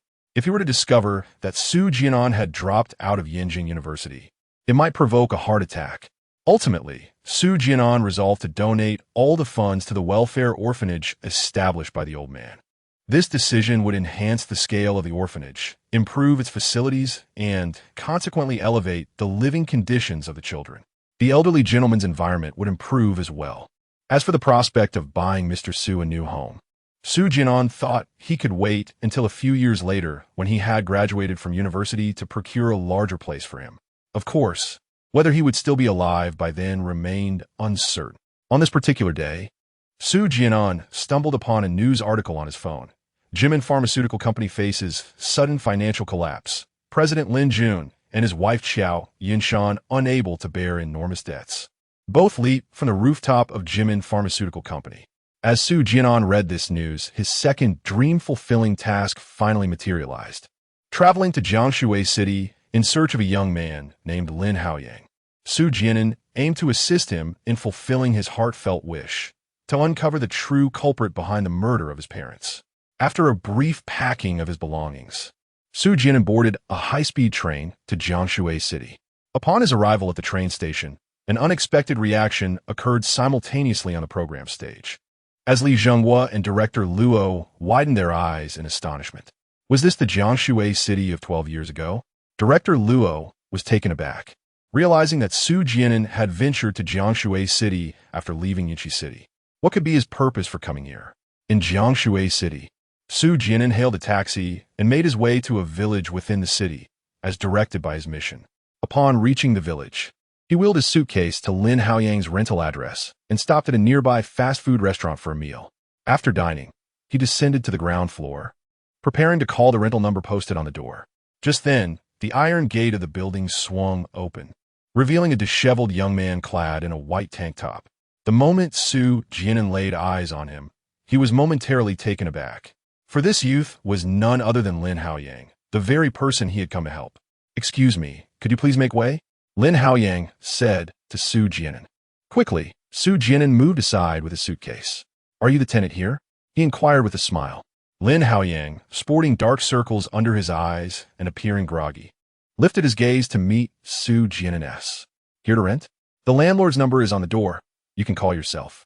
With that, Lin Haoyang ignored Su Jian'an and stepped back into the fast food restaurant to order a dish of fried rice noodles.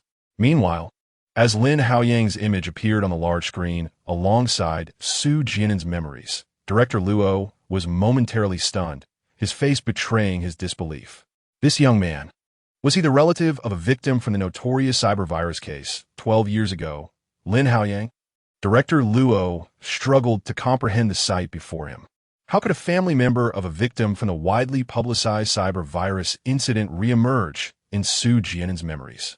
What was the connection between Su Jian'an and Lin Haoyang? Had they merely crossed paths once, or was there something more profound at play? At that moment, standing in the alley, Su Jian'an's gaze upon Lin Haoyang made Director Luo feel that the situation was far from simple. Could there be hidden truths regarding the past? It was inconceivable. He had been involved in solving the cyber virus case back then, and upon receiving pertinent evidence, the department's network specialists had conducted immediate investigations and evidence collection. According to the findings within Tian Company, all evidence was verified as authentic. The company had also publicly acknowledged its errors and compensated all affected enterprises and families generously. Chapter 53. 11 years ago, the major cyber poisoning case 11 years prior. A significant incident transpired in Jiangsu City, the Tian cybersecurity company poisoning case. This affair stirred considerable public uproar, affecting numerous enterprises across Xia country and countless families. Ultimately, the case was resolved by the Jiangsu City Police, with the assistance of a pivotal figure, Lin Haoyang, a mere 16 years old at the time, who lingered in Su Jian'an's memories. Lin Haoyang's family was among the many victims of the Tian cybersecurity company poisoning incident. It was this boy's relentless perseverance that ultimately led the authorities to uncover crucial evidence of the company's criminal activities, resulting in the apprehension of all individuals involved. When the case concluded, Lin Haoyang was interviewed by journalists and received commendation from the law enforcement agency for his bravery and exemplary citizenship. His remarkable talents earned him a special recruitment opportunity at a prestigious technological university in the country, and he is currently employed at a specialized agency. At this moment, within Su Jian'an's recollections, he once again beheld the youthful visage of Lin Haoyang. Director Luo also reminisced about that case from years ago, feeling a moment of reflection. Yet he did not dwell on it, for he had personally participated in the investigation. The evidence against the Tian cybersecurity company was irrefutable, and the company had willingly confessed, leaving no room for doubt. On the large screen, Su Jian'an's memories continued to unfold. He stood in an alley, observing Lin Haoyang, who was dining at a nearby fast food establishment. He picked up his phone and dialed the number affixed to the door. Soon, a middle-aged man clad in a black and white checkered shirt arrived on an electric bike. "Young man, are you looking to rent a room?" the landlord inquired, as he parked his bike and retrieved a large bunch of keys. Noticing Su Jian'an standing beside a suitcase, he cheerfully added, "There are still 5 rooms available. Let me show you upstairs." Suddenly, Su Jian'an pointed towards Lin Haoyang in the fast food restaurant and asked, "Landlord, is that person one of your tenants?" The striped shirt-wearing landlord paused, following Su Jian'an's gesture. "Oh, you mean him? He came to rent about a week ago, residing in room 501 on the 5th floor." "Why do you ask?" Su Jian'an shook his head. "It's nothing. I just happened to see him come out from the iron gate as I arrived, and I was a bit curious." The landlord glanced at Lin Haoyang, who was engrossed in his meal, and curiously inquired, "Curious about what?" Su Jian'an smiled. "He appears quite young. He should be in high school. How could a teenager be living here alone?" The landlord shrugged. "I'm not sure. He came to rent the room by himself, just like you, dragging a large suitcase. Su Jian'an responded, "Ah, y sé. No matter then. Shall we proceed to view the rooms?" With that, he picked up his luggage and addressed the landlord. "By the way, are there still vacant rooms on the 5th floor?" Indeed, the apartment 502, located opposite room 501, has recently become vacant as the previous tenant has just moved out. The landlord, with great enthusiasm, offered, "Let me show you around." The building lacks an elevator, necessitating the use of stairs. Upon reaching apartment 502, the landlord unlocked the door with a key. After a brief inspection, Su Jian'an paid 6 months' rent and received the key from the landlord, also requesting assistance in setting up an internet connection. Once the landlord departed, he found himself alone in the room, lost in thought. In truth, he was not surprised that Lin Haoyang was renting the apartment alone. Upon receiving the task from the dream fulfillment system, Su Jian'an had conducted some research. Lin Haoyang was the son of the deceased Lin Jun and Xiao Yinshan, who had tragically taken their own lives. Lin Haoyang's wish was to uncover the true culprit behind his parents' deaths. This, too, was the mission assigned to Su Jian'an by the system. However, he found himself puzzled as to why, after his parents' demise, Lin Haoyang chose not to reside with his grandparents, but instead opted for solitary living in this remote urban village. Su Jian'an initially intended to glean information from the landlord regarding Lin Haoyang's decision to rent alone. Yet, it was evident that the landlord, unfamiliar with Lin Haoyang, showed little interest in such matters. Nonetheless, this did not deter Su Jian'an. After purchasing some essential daily supplies downstairs, he returned to his room to tidy up. Once he had arranged the bedding and placed his belongings, he gathered the trash and closed the door behind him. The door of apartment 501 was securely locked. Standing at the threshold, Su Jian'an listened for a moment, but it seemed unoccupied. Shaking his head, he proceeded downstairs. Upon reaching the ground floor, he made his way to a nearby internet CAF, where he logged onto a computer to search for information regarding Jian'an Pharmaceutical Company and the Lin couple. Recently, Jian'an Pharmaceutical had suffered a devastating blow due to a sudden attack from the frost virus, resulting in the loss of a significant amount of experimental data stored on their servers and plunging their research funding into crisis. Lin Jun and Xiao Yinshan had sought loans from various sources, yet ultimately failed to cover the enormous financial shortfall, leading to a collapse of the company's funding chain and an inability to repay their substantial debts. Su Jian'an pondered deeply. The task issued by the Dream Fulfillment System was to identify the true perpetrator behind the deaths of Lin Jun and his wife. On the surface, it appeared that the couple had succumbed to despair over their insurmountable debts and chosen to end their lives. However, the information he had gathered indicated that the creditors were not the true culprits. Rather, it was a hacker who had unleashed the frost virus upon Lin Jun's Jian'an Pharmaceutical Company. Thus, should I commence my investigation with the frost virus? Su Jian'an mused himself. He began a search for information regarding the frost virus online. Soon, he discovered on a forum the initial appearance of this cyber virus, which had emerged in May, specifically on the first day of that month. The first victims had been a family network user in Jiaoyu City. In a mere span of 2 months, the Frost Network virus has proliferated uncontrollably, spreading from domestic networks to corporate systems. Numerous enterprises have fallen victim to the onslaught of this insidious malware. The Frost Network virus is characterized by 2 primary features. It directly causes server crashes and freezes system processes, thereby obliterating crucial files, which is also the origin of its ominous name. It was during this tumultuous period that Lin Haoyang's parents' pharmaceutical company, Jian'an, succumbed to the relentless attack of the Frost Network virus. After pondering for a moment, Su Jian'an decided to shut down his computer and took a taxi to the computer market, where he purchased a high-specification desktop computer. Chapter 54. The young prodigy hacker. At this moment, Su Jian'an's mind had been endowed with the exceptional talent of a top-tier hacker. If he could uncover the identity of the individual responsible for deploying the Frost Network virus, he might unravel the truth behind the demise of Lin Jun and his wife. However, what perplexed Su Jian'an was that the hacker who created the Frost virus seemingly did not exploit it for extortion against any corporation or individual. This implied that financial gain was not his motive. So, what was the purpose of crafting the Frost virus? According to discussions on online forums, after the Frost virus ravaged the internet for over 2 months, causing significant losses to numerous enterprises. Tian Shield cybersecurity company finally rolled out an advanced antivirus software that effectively curtailed the virus's spread. Presently, the Frost virus had nearly vanished from the online landscape. Su Jian'an now contemplated the possibility of locating the Frost virus online to decipher its code, though he recognized that success was not guaranteed. Perhaps he could attempt to extract the virus's code from Tian Shield's virus database. However, whether he could trace the hacker through that code remained uncertain. The hacker might have left behind personal identifiers, such as variable naming conventions, comments, or specific coding styles. Additionally, the compiled code could contain timestamps, geographical locations, or device information. Yet, these traces would only be evident if the perpetrator were an amateur. Should the hacker be highly skilled, such remnants would likely be erased. Nevertheless, Su Jian'an found himself devoid of superior alternatives and resolved to give it a try.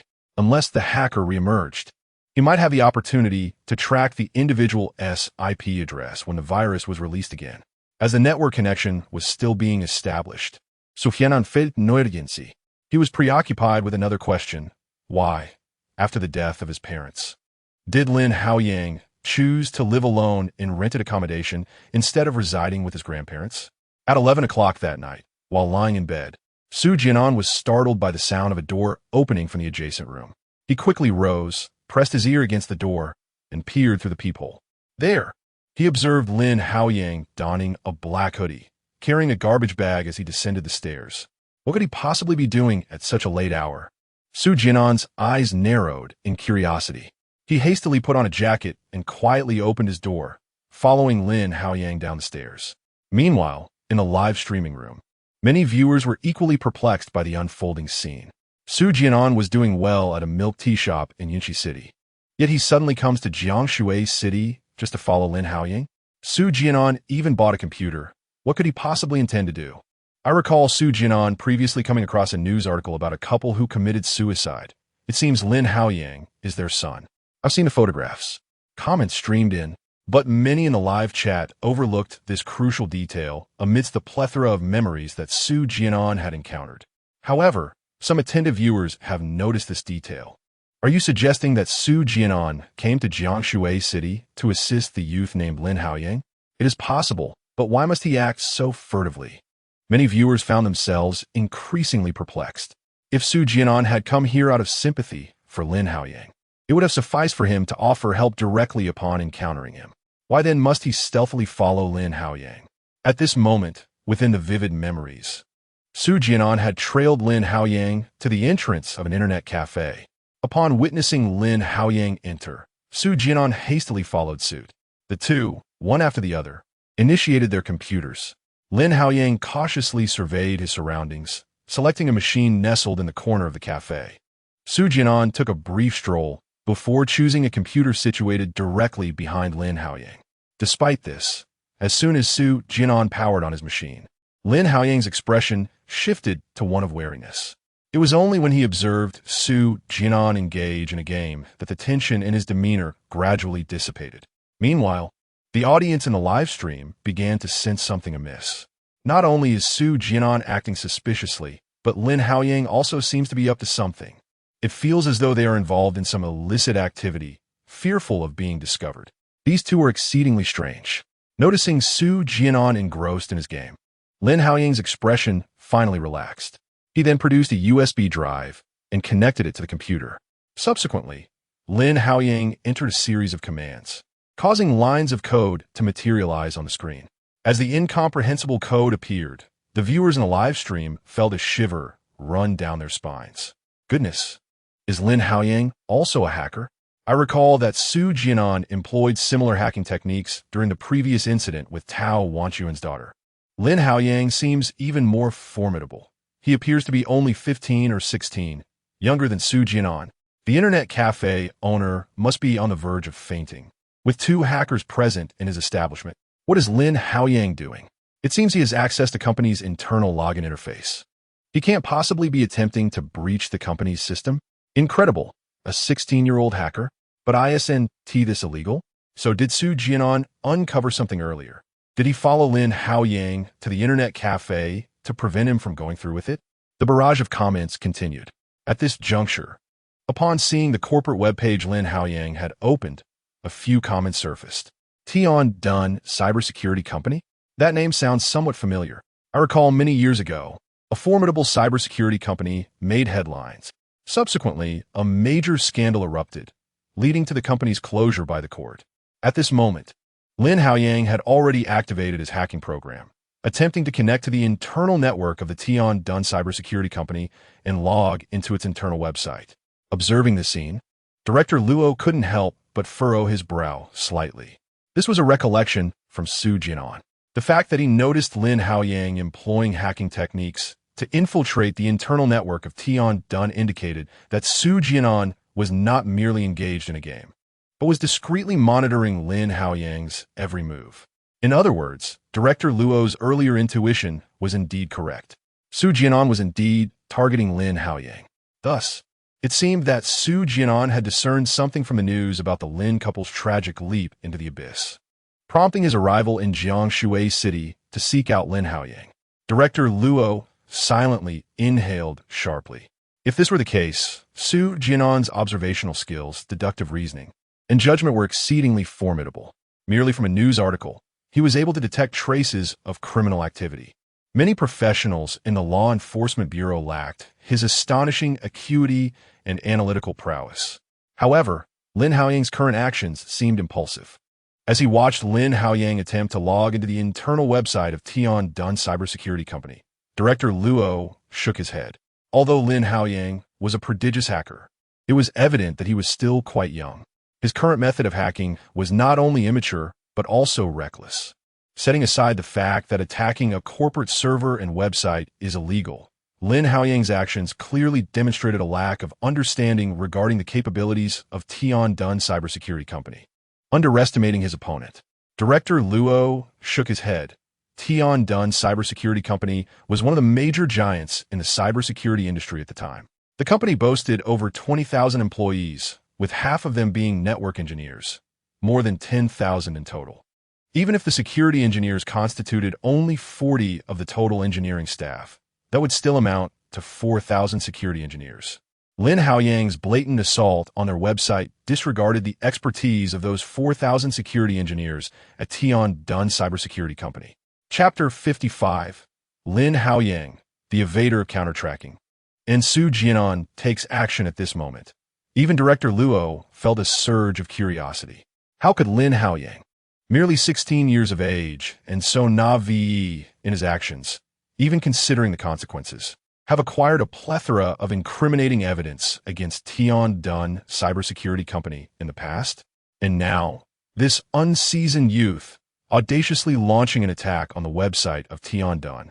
How is he managing to evade the counterattacks and tracking efforts of the company's security engineers? On the large screen, Lin Haoyang, through his self-written hacking program, successfully connected to the server of Jian'an cybersecurity company after numerous attempts. Yet, scarcely had he breached the server for a minute when the company's firewall alarm was triggered. A red warning marked danger suddenly flashed before Lin Haoyang's computer, pulsating like a breath, alternating between light and dark. The emblem of Jian'an appeared on Lin Haoyang's screen. Concurrently, the on-duty network security engineer was rapidly utilizing the implanted program to conduct counter-intrusion and tracking. Lin Haoyang's gaze remained fixed on the screen as his fingers danced across the keyboard, typing code swiftly to thwart the tracking efforts while attempting to forcefully breach their defenses. He was utterly engrossed, so much so that he was oblivious to Su Jian'an standing behind him.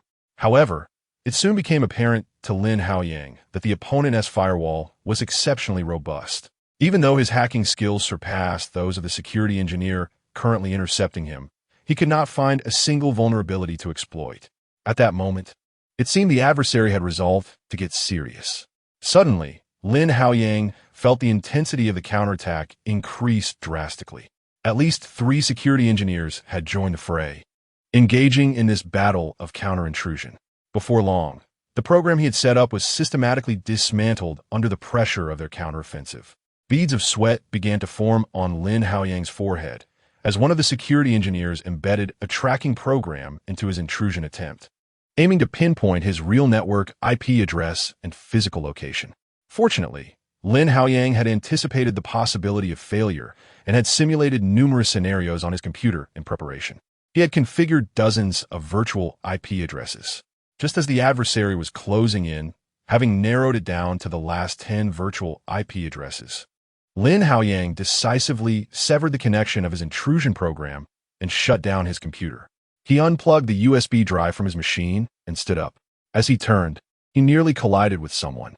It was only then that Lin Haoyang was startled to discover a youth who had been playing games on the machine behind him, had unknowingly positioned himself at his computer's rear. I just stepped out for a moment, and upon returning, I caught sight of your screen. Brother, your speed is remarkable. Are you the legendary hacker? Upon noticing Lin Haoyang's cautious demeanor, Su Jian'an took a slight step back and offered him a smile. He attempted to express his goodwill. However, Lin Haoyang remained silent, not even glancing at Su Jian'an's face. With his head slightly bowed, he shifted his feet aside and departed. Yet, he heard Su Jian'an's voice behind him. I possess a modest understanding of hacking as well. My friend, you did not cover your tracks efficiently. The IP addresses you left behind have already been noted by the other party. Shutting down your computer will not suffice. With a thorough investigation, your true IP address and even the location of this internet CAF can still be traced. Lin Haoyang paused momentarily. He adjusted the cap on his head, wrapping himself more securely, and then hastened out of the CAF. Su Jian'an watched as his figure disappeared at the entrance, shaking his head with a resigned smile. He then turned and resumed his seat at his computer. This time, he did not indulge in gaming. After shutting down the game, Su Jian'an typed a series of codes on his computer. He effortlessly hacked into the surveillance footage of the internet CAF, erasing all recordings of Lin Haoyang and himself from the moment they entered until now. He casually scrolled through the footage, capturing recordings from another day during the same time frame, and inserted them in place. After completing this task, Su Jian'an set the surveillance feed to freeze for 5 minutes before leaving the CAF. Earlier, I had wondered how Lin Haoyang would evade the counterattack from the security engineers of the Tian Shield cybersecurity company, given the formidable nature of their firewall. Director Luo in the audience observed this scene and suddenly understood, muttering to himself. So it was Su Jian'an who assisted him in erasing all the surveillance footage from the CAF. Although Lin Haoyang acted impulsively, he displayed a degree of cleverness by launching his attack from the internet CAF. This way, even if his IP address and geographical location were exposed, it would be exceedingly difficult for the other party to pinpoint him. A hint of admiration flickered in Director Luo's eyes. Lin Haoyang had been a pivotal figure in cracking the virus case at Tian Shield cybersecurity company years ago. If he were captured here, it would likely jeopardize everything that followed. Without the crucial evidence provided by Lin Haoyang, law enforcement would be unable to grasp the criminal activities of Tian Shield cybersecurity company, which might have continued to operate unimpeded. Of course, had it not been for Su Jian'an's timely intervention to assist Lin Haoyang, the latter would have undoubtedly been discovered by Tian Shield cybersecurity company by now.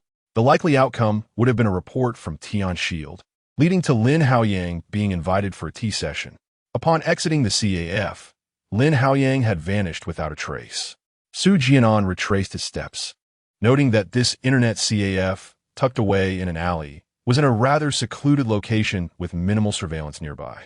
At this moment, he began to grasp the reason behind Lin Haoyang's choice of this particular spot. As he passed by a pile of garbage, Su Jian'an suddenly noticed a black USB drive nestled among a heap of plastic bags beside the trash bin. Could this be the USB drive used by Lin Haoyang? Su Jian'an picked up the black USB drive and tucked it into his pocket. When Su Jian'an returned to his fifth-floor room, a faint light seeped through the crack beneath the iron door of room 501 across the hall, suggesting that Lin Haoyang was still awake. Simultaneously, Su Jian'an caught a whiff of instant noodles wafting through the air, causing his stomach to audibly protest, much to his chagrin. He chuckled to himself, relieved that the spicy skewer shop downstairs had not yet closed when he had returned earlier. He made his way back down to purchase a takeout order of malatang. Upon returning to his room, Su Jian'an retrieved a USB drive from his pocket, his eyes reflecting confusion and curiosity. Lin Haoyang's parents' Jian'an pharmaceutical company had fallen victim to an attack by the frost virus, resulting in the freezing and destruction of crucial medical research and financial data, which severed the company's financial lifeline. This tragic event was the catalyst for Lin Jun and Xiao Yunshan's suicide. Yet, why would Lin Haoyang target the servers of Tiandun cybersecurity company? Did he seek to uncover the mastermind behind the frost virus from their database? Or had he stumbled upon something else entirely? The following morning, Su Jian'an rose at 7. After completing his morning routine, he descended to find a breakfast spot where he could see the entrance of the building he rented. As he ate, he kept an eye on the comings and goings of the tenants. However, after finishing his meal, he noticed no sign of Lin Haoyang, likely still asleep. Returning to his rental, Su Jian'an received a call from his landlord informing him that someone would soon arrive to install an internet connection.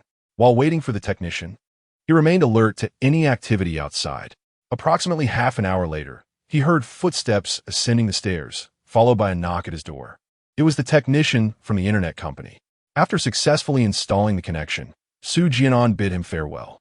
Once the technician departed, he installed some software on his computer and plugged in the USB drive he had found the previous night, opening the hacker program stored on it. Su Jian'an's fingers danced across the keyboard. It was evident that this program had been crafted by Lin Haoyang himself, as certain code snippets bore his personal style. Furthermore, Su Jian'an discovered the IP address of the computer Lin Haoyang had used to write the program. By tracing the network IP address, he quickly identified the very computer Lin Haoyang had utilized for his coding endeavors. Much to his astonishment, its physical location was none other than room 501 next door. It appeared that Lin Haoyang had another computer in his room dedicated to developing virus programs. Su Jian'an mused quietly to himself, then slowly shook his head. Despite Lin Haoyang's commendable hacking skills, it was apparent that he was merely an amateur in the realm of cybersecurity. Compared to a professional hacker, he falls significantly short. Lin Haoyang's methods of cyber attack are quite rudimentary. The virus programs he has crafted lack even basic obfuscation and erasure of information, such as time, geographical location, or device specifics. If subjected to counter-intrusion measures, it would be effortless for someone to expose his vulnerabilities entirely. After some contemplation, Su Jian'an devised a program specifically designed to monitor the network status of Lin Haoyang's computer next door. Should any fluctuations in the network appear anomalous or any signs of a cyber attack emerge, his own computer will be able to detect it immediately. Chapter 56, Surveillance of Lin Haoyang. The first confrontation with Tiandun having completed the surveillance program, Su Jian'an contemplated the challenge ahead. It seemed that a solitary computer would be insufficient to breach the formidable firewall of Tiandun Cybersecurity Company, an entity renowned for safeguarding the networks of various enterprises. The strength of their defenses surpassed that of typical businesses, rendering external infiltration exceedingly arduous.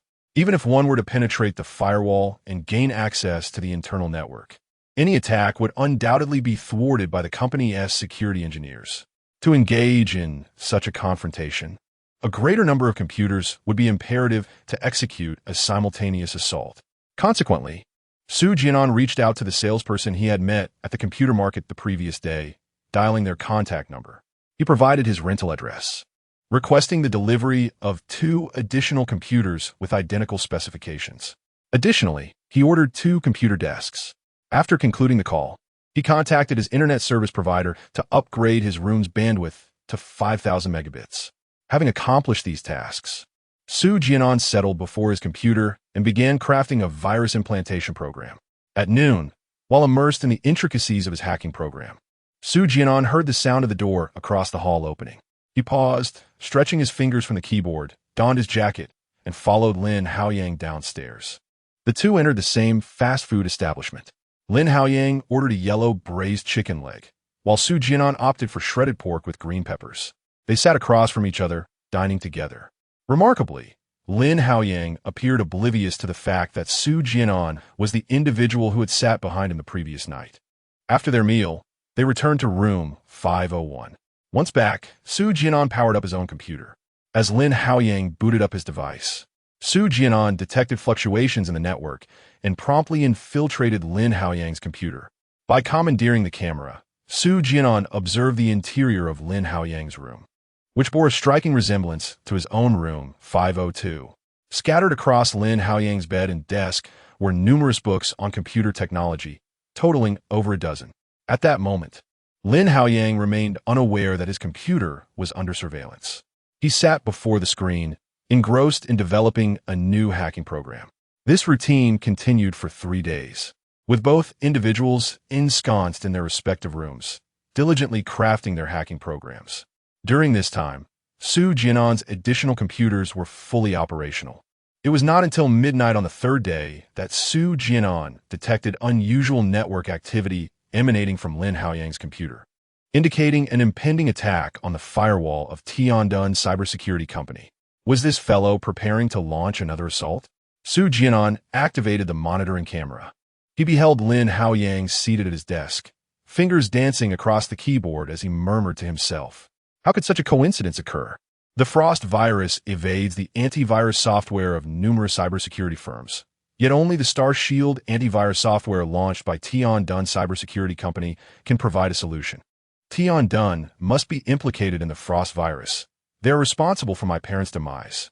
I am determined to unearth their criminal evidence. The blue light on the screen flickers. Lin Haoyang's youthful visage, coupled with his resolute gaze, conveys unwavering determination. He strikes the keyboard with remarkable speed, making yet another attempt to breach the firewall of Tiandun Cybersecurity Company. Is there a connection between Tiandun and the Frost virus? Observing the boy murmuring to himself on the screen, Su Jian'an is taken aback. He had never contemplated this angle before. However, upon hearing Lin Haoyang's mutterings, a nagging sensation stirs within Su Jian'an, suggesting that this matter is far from simple.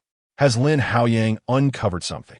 Yet, before Su Jian'an could ponder further, he witnessed Lin Haoyang's program launching yet another assault on the firewall of Tiandun Cybersecurity Company. This time, however, the security engineers at Tiandun appeared to be well prepared. As Lin Haoyang's program established a connection with Tiandun's network, the adversary initiated a fierce counterattack. It was evident that skilled individuals were involved this time. In merely moments, Lin Haoyang's intrusion was intercepted, and under the onslaught from the other side, his virus program swiftly collapsed. The adversary even attempted to trace Lin Haoyang's IP address. Realizing the gravity of the situation, Su Jian'an hesitated no longer. He swiveled his chair to face another computer and immediately activated his hacking program, joining the fray. The battle raged for several minutes. Ultimately, the frantic clatter of the keyboard came to an abrupt halt. Lin Haoyang, sweating profusely, slumped in his chair. Thanks to Su Jian'an's interception and cover, he managed to retreat unscathed. Meanwhile, Su Jian'an continued to engage with several adept hackers from Tiandun. The adversaries quickly recognized that the newcomer was a formidable opponent, and after Su Jian'an entered the digital battlefield, the hackers from Tiandun abandoned their pursuit of Lin Haoyang, focusing their efforts on Su Jian'an instead. However, with his exceptional hacking prowess, Su Jian'an was not someone they could easily intercept or trace. Once Lin Haoyang successfully withdrew, Su Jian'an relinquished his entanglement with the skilled hackers, cleverly redirecting their pursuit to a node he had established on a foreign server, executing a flawless escape. After accomplishing this, he gazed at Lin Haoyang, still seated before the computer camera. Su Jian'an stood up and walked to the corridor, knocking on Lin Haoyang's room door. "Who is it?" came Lin Haoyang's voice, tinged with wariness and alarm. Clearly, the recent pursuit by the adept hackers from Tiandun had frightened the young boy. "It's the tenant from room 502, Su Jian'an replied. In the room, the sounds of a chair being shifted and footsteps echoed. The footsteps halted behind the door. Then came Lin Haoyang's voice. "What brings you here at such a late hour?" Su Jian'an smiled faintly, aware that he was peering at him through the peephole. "Is this the attitude you exhibit towards the one who just saved your life and assisted you in intercepting the security engineer from Tiandun Corporation?" No sooner had Su Jian'an finished speaking than the door swung open. Lin Haoyang appeared, his hair tousled and his face marked by vigilance and suspicion. "What did you just say?" Su Jian'an chuckled. "Did you not just intend to hack into Tiandun?" "Mean?" Before he could complete his sentence, Lin Haoyang hurriedly interrupted him. He leaned out to glance down the corridor, ensuring no one was present, and quickly stepped aside. As Su Jian'an entered the room, he took an interest in Lin Haoyang's computer interface. It became apparent that Lin was using a rather ordinary machine, which, for a hacker, could even be deemed outdated. Lin Haoyang promptly secured the door once more. "Are you the hacker from earlier? How did you know I was attacking Tianduan's cybersecurity?" He fixed his gaze on Su Jian'an. "Have you forgotten? We met earlier at the Hongxing Internet CAF, where I advised you to erase your tracks thoroughly," Su Jian'an replied calmly. "Are you monitoring me?" Lin Haoyang's expression shifted slightly, his eyes narrowing in suspicion. "Are you one of them?" "Them? You mean Tianduan Corporation?" Su Jian'an shook his head with a smile. "If I were one of them, you would likely hear sirens downstairs by now." "Then how did you know I was attacking Tianduan tonight?" Lin Haoyang inquired, then paused to pose another question. "Why do you wish to assist me? When we first met at the Internet CAF, I noticed your computer skills were quite commendable. Tianduan Corporation, hailed as the leading entity in cybersecurity, presents a formidable opponent. I believe that honing my hacking skills against such a corporation would be immensely beneficial, so I thought I might lend a hand," Su Jian'an replied with a smile. "However, it seems our objectives differ somewhat. Your approach to breaching their firewall does not resemble that of a professional hacker. Why choose such a powerful adversary as your target? This isn't your first time attempting this, is it?" Chapter 57. Lin Haoyang's plea for assistance. The other side of Tianduan Company. In response to Su Jian'an's inquiry, Lin Haoyang suddenly fell silent. Su Jian'an, perturbed, sat upon his bed and casually seized an unopened can of Red Bull from Lin Haoyang's desk, cracking it open and taking a sip. "Our aims indeed diverge," Lin Haoyang remarked, resuming his seat and mimicking Su Jian'an's actions by downing a generous gulp of the beverage. "My assault on Tianduan Cybersecurity Company stems from personal motivations." A flicker of intrigue ignited in Su Jian'an's eyes. He feigned curiosity, inquiring, "Oh, what motivations might those be? Doing ligging me. Do you genuinely believe that Tianduan Cybersecurity Company is merely the straightforward entity depicted in reports, solely dedicated to combating cyber viruses and safeguarding corporate networks?" Lin Haoyang queried abruptly. Su Jian'an paused momentarily, a smile gracing his lips as he replied, "What do you mean by that? Tianduan Cybersecurity Company, if memory serves, has consistently ranked among the top 10 in the annual Outstanding Enterprises list of Jiangsu City. It is hailed as a benchmark for national cybersecurity firms and currently stands as the leader in the industry. Do you suspect that there are ulterior motives at play within Tianduan Cybersecurity Company?" "I have scrutinized the records of Tianduan Cybersecurity Company," Lin Haoyang continued. "A year ago, the Thorns virus wreaked havoc online for over 3 months, ensnaring more than 200,000 internet users. Ultimately, it was the upgraded antivirus software from Tianduan Cybersecurity Company that eradicated the Thorns virus. 9 months prior, a virus named Poison Vine emerged abruptly, affecting numerous enterprises, all of which subsequently acquired the specialized corporate firewall developed by Tianduan Cybersecurity Company to mitigate their losses. Furthermore, from months ago, following the devastating Frost virus that inflicted severe damage on over 100 companies, it was again the antivirus software from Tianduan Cybersecurity Company that halted the virus's spread." He gazed intently at Su Jian'an. "Do you not find it peculiar? Why is it that the resolution to these viruses invariably lies with Tianduan Cybersecurity Company?"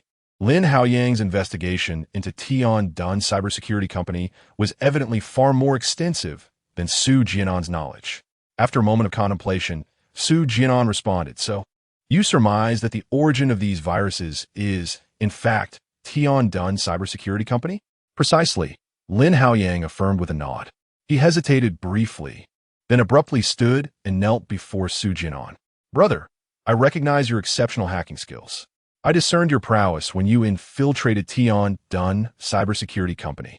You navigated their defenses with remarkable finesse. My parents fell victim to the Frost virus, which led to the collapse of their company and their subsequent suicide under the weight of overwhelming debt. Every grievance has its origin, and I now wish to uncover whether the Frost virus was indeed released by Tianduan Cybersecurity Company, in search of the truth for my parents. Brother, I implore you to assist me."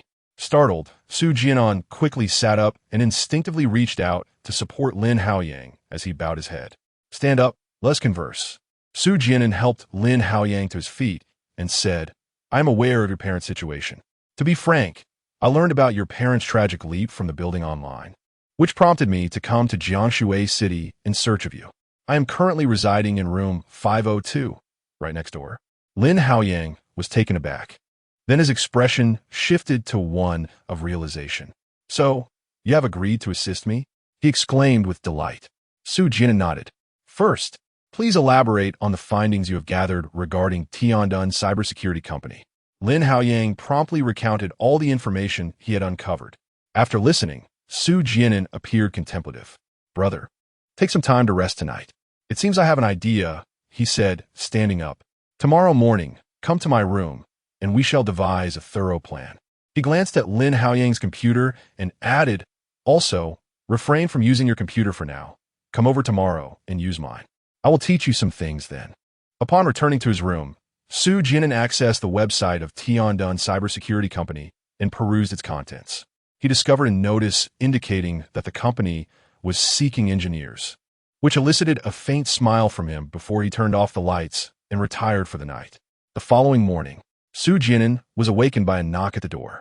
Upon opening it, he found Lin Haoyang standing outside, carrying 2 servings of fried dough sticks and soybean milk. Brother, you have 3 computers in your room? Lin Haoyang exclaimed, astonished and a bit excited at the sight of the 3 computers arranged in a triangular formation, each boasting impressive specifications. Come in, Su Jian'an smiled.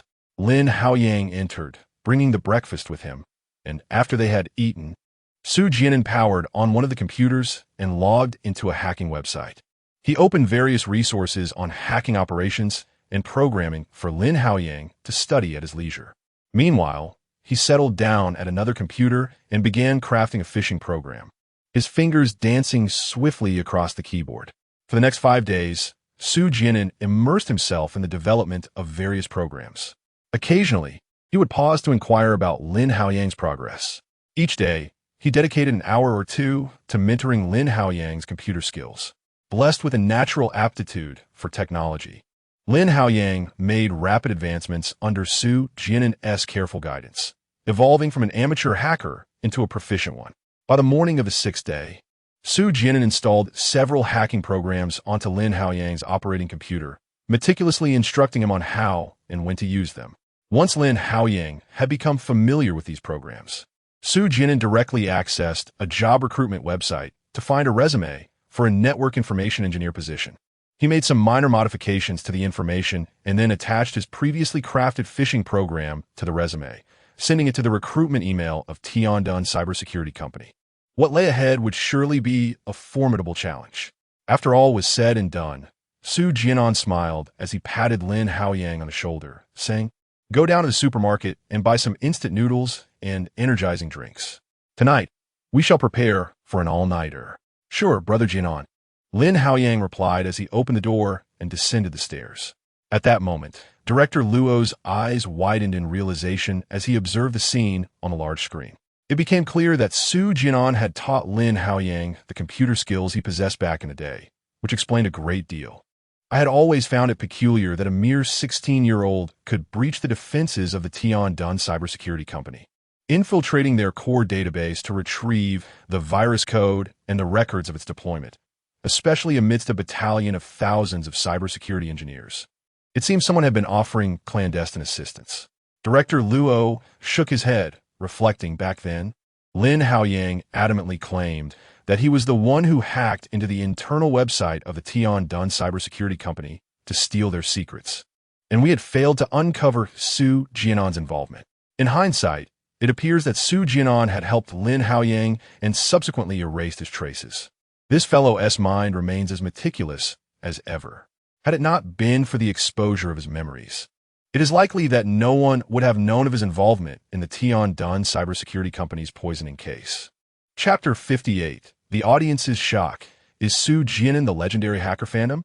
While I do not condone Su Jian'an's actions of leveraging his computer skills to infiltrate corporate websites and steal confidential information, I must acknowledge Director Luo's profound admiration for his character. Had it not been for Su Jian'an's initiative to assist Lin Haoyang in investigating the Tiandun cybersecurity company, the inner workings of that organization might have remained forever shrouded in secrecy. One cannot help but wonder how many enterprises and families have suffered immense losses, torn apart due to the actions of Tiandun cybersecurity company. Simultaneously, when viewers noticed that Su Jian'an's resume was sent to the recruitment email of Tiandun cybersecurity company, some began to grasp the gravity of the situation. Could this be the legendary battle from 12 years ago between Tiandun cybersecurity company and the enigmatic hacker Phantom?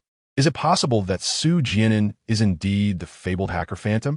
At that moment, within the live broadcast room, numerous viewers intrigued by hacking techniques were engrossed in the unfolding drama. Among them were those who, under different aliases online, identified themselves as hackers. Upon observing the date of Su Jian'an's resume submission and the corresponding email address belonging to Tiandun cybersecurity company, some recalled the fervent discussions among hackers on forums 12 years prior. Even today, tales of the clash between elite hackers and premier cybersecurity firms continue to captivate audiences. In this epic cyber showdown, one party represented the then-dominant force in cybersecurity, the illustrious Tiandun cybersecurity company, while the other was the renowned and mysterious hacker revered as Phantom. Is this for real? Come on, isn't Su Jian'an an actor? When did he transform into my idol Phantom? Am I the only one exhilarated? Today, I can witness the legendary confrontation of the top hacker that many predecessors spoke of in awe. I share your excitement. The thought of a top hacker taking on a leading cybersecurity firm has my blood boiling. As viewers absorbed the fervent comments that streamed across the screen, many who were familiar with the legendary exploits of the mysterious hacker Phantom against the entire Tiandun cybersecurity company felt a surge of excitement. Back in the day, Tiandun cybersecurity company was the leading entity among cybersecurity firms, boasting what was claimed to be the world's strongest firewall. Notable hackers, both domestically and internationally, had previously attempted to breach Tiandun's defenses, yet all returned defeated. Had it not been for the subsequent scandals that plagued Tiandun cybersecurity company, it is likely that the firm would still reign supreme in the realm of cybersecurity technology. At that moment, those well-versed in the historical events were captivated, their eyes fixated on the live broadcast screen. Soon, Lin Haoyang descended the stairs bearing 2 servings of fried rice, a case of Red Bull, several buckets of instant noodles, along with snacks such as ham sausages and marinated eggs. Su Jian'an and Lin Haoyang opened the fried rice and sat down to eat. Just as they were halfway through their meal, a program interface began to pop up on the computer screen. Su Jian'an hastily set down his fried rice and moved to the front of the computer. Noticing that Lin Haoyang had also put down his meal, he smiled and said, "You need not intervene just yet. Focus on your food. Once you finish, we can get to work." With that, Su Jian'an turned his attention back to the program on the screen. The firewall of the Tiandun cybersecurity company was formidable, making external breaches nearly impossible. Consequently, Su Jian'an devised a plan to infiltrate their server from within. The resume he had submitted to the company was accompanied by a phishing program he had previously developed. Once the HR department opened his resume, the phishing program would activate autonomously. It was evident that the HR department had indeed accessed Su Jian'an's application through his adept maneuvers. The phishing program circumvented the computer's defenses, securing the administrator's credentials and password. Su Jian'an is delight. The computer he had breached belonged to the HR manager of Tiandun cybersecurity company, an individual of considerable rank with privileges far exceeding those of ordinary employees. Turning to the second computer, Su Jian'an initiated another program. Using the HR manager's credentials, he logged into the internal network of Tiandun cybersecurity company and commenced scanning for port vulnerabilities. While the external firewall was robust, the internal network was evidently less fortified. Of course, this was only true for Su Jian'an. Others attempting to breach the computer would likely trigger security alerts immediately. After conducting 2 scans with the vulnerability detection program he had developed, Su Jian'an identified at least 6 ports with weaknesses. He executed the attack command. The computer screen was inundated with cascading lines of code as the virus program he had written launched an assault on the servers of Tiandun cybersecurity company. The first database firewall was breached. The ninth database firewall fell, enabling lateral movement towards the eighth database. A shadow virus was implanted in the seventh database, masquerading as the company's internal Azure defense system, successfully establishing a connection. A backdoor transmission channel was set up, allowing data transfer to commence. Data began to be packaged. Data encryption was initiated. The intrusion deepened. A new defense system was discovered. An alarm was triggered, leading to an interception by the opposing forces. At that moment, in the live streaming room, numerous viewers well-versed in hacking techniques were exhilarated by Su Jian'an's rapid-fire maneuvers of the computer, their faces flushed with excitement as they watched in awe. Ah, is this the prowess of a top-tier hacker? Truly, my idol, Ghost, exemplifies brilliance. In the face of the intrusion program he crafted, the internal defenses of Tian Shield Cybersecurity Company are as flimsy as paper, readily torn apart. I am utterly astounded. If it were I in his place, I would have likely been detected at the very first step. Su Jian'an astonishingly breached 6 firewalls in succession before Tian Shield even realized what was happening. The potency of the intrusion program he developed is simply formidable. The firewalls of Tian Shield could not withstand his assault, and the speed of his infiltration leaves me in awe. This is indeed Su Jian'an. I dare say he is the strongest. The pace of his intrusion is such that even a century of practice would not suffice to match it. Truly remarkable. At this moment, as he penetrated the servers of Tian Shield Cybersecurity Company and breached their internal network firewalls, the virus implanted by Su Jian'an commenced the process of packaging, downloading, and encrypting the data, transmitting it through the backdoor he had meticulously prepared. Yet, it was at this juncture that his intrusion was finally detected by the security engineers of Tian Shield Cybersecurity Company. On the other side, the company immediately activated its highest defense alarm. Apart from the engineers on duty, that day, every engineer responsible for security operations, maintenance, and protection at Tian Shield received a call from their superiors, summoning them back to the company. Chapter 59. Infiltration of the Tiandun Company's database. A clash of elite hackers at this juncture. After breaching 6 formidable firewalls, Su Jian'an abruptly encountered a new defense system during the infiltration. This system safeguarded a database that was, without question, the most deeply concealed among all others. At this moment, had Su Jian'an chosen to withdraw, he could have easily intercepted the Tiandun cybersecurity company, simultaneously stalling their response and transferring all data from the breached databases through a pre-established backdoor. Yet, an instinctive intuition urged Su Jian'an that the truth he and Lin Haoyang sought might well be ensconced within this very database.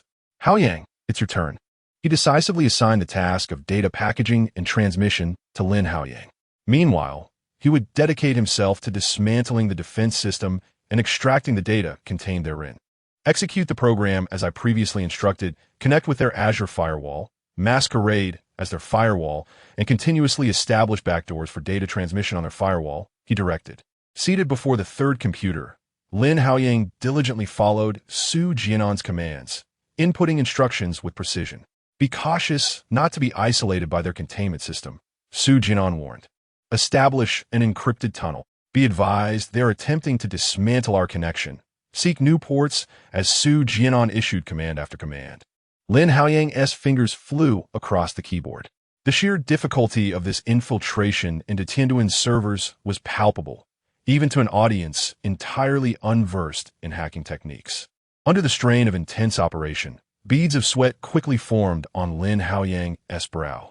His gaze was fixed on the screen, fingers furiously executing line after line of code, his concentration unwavering.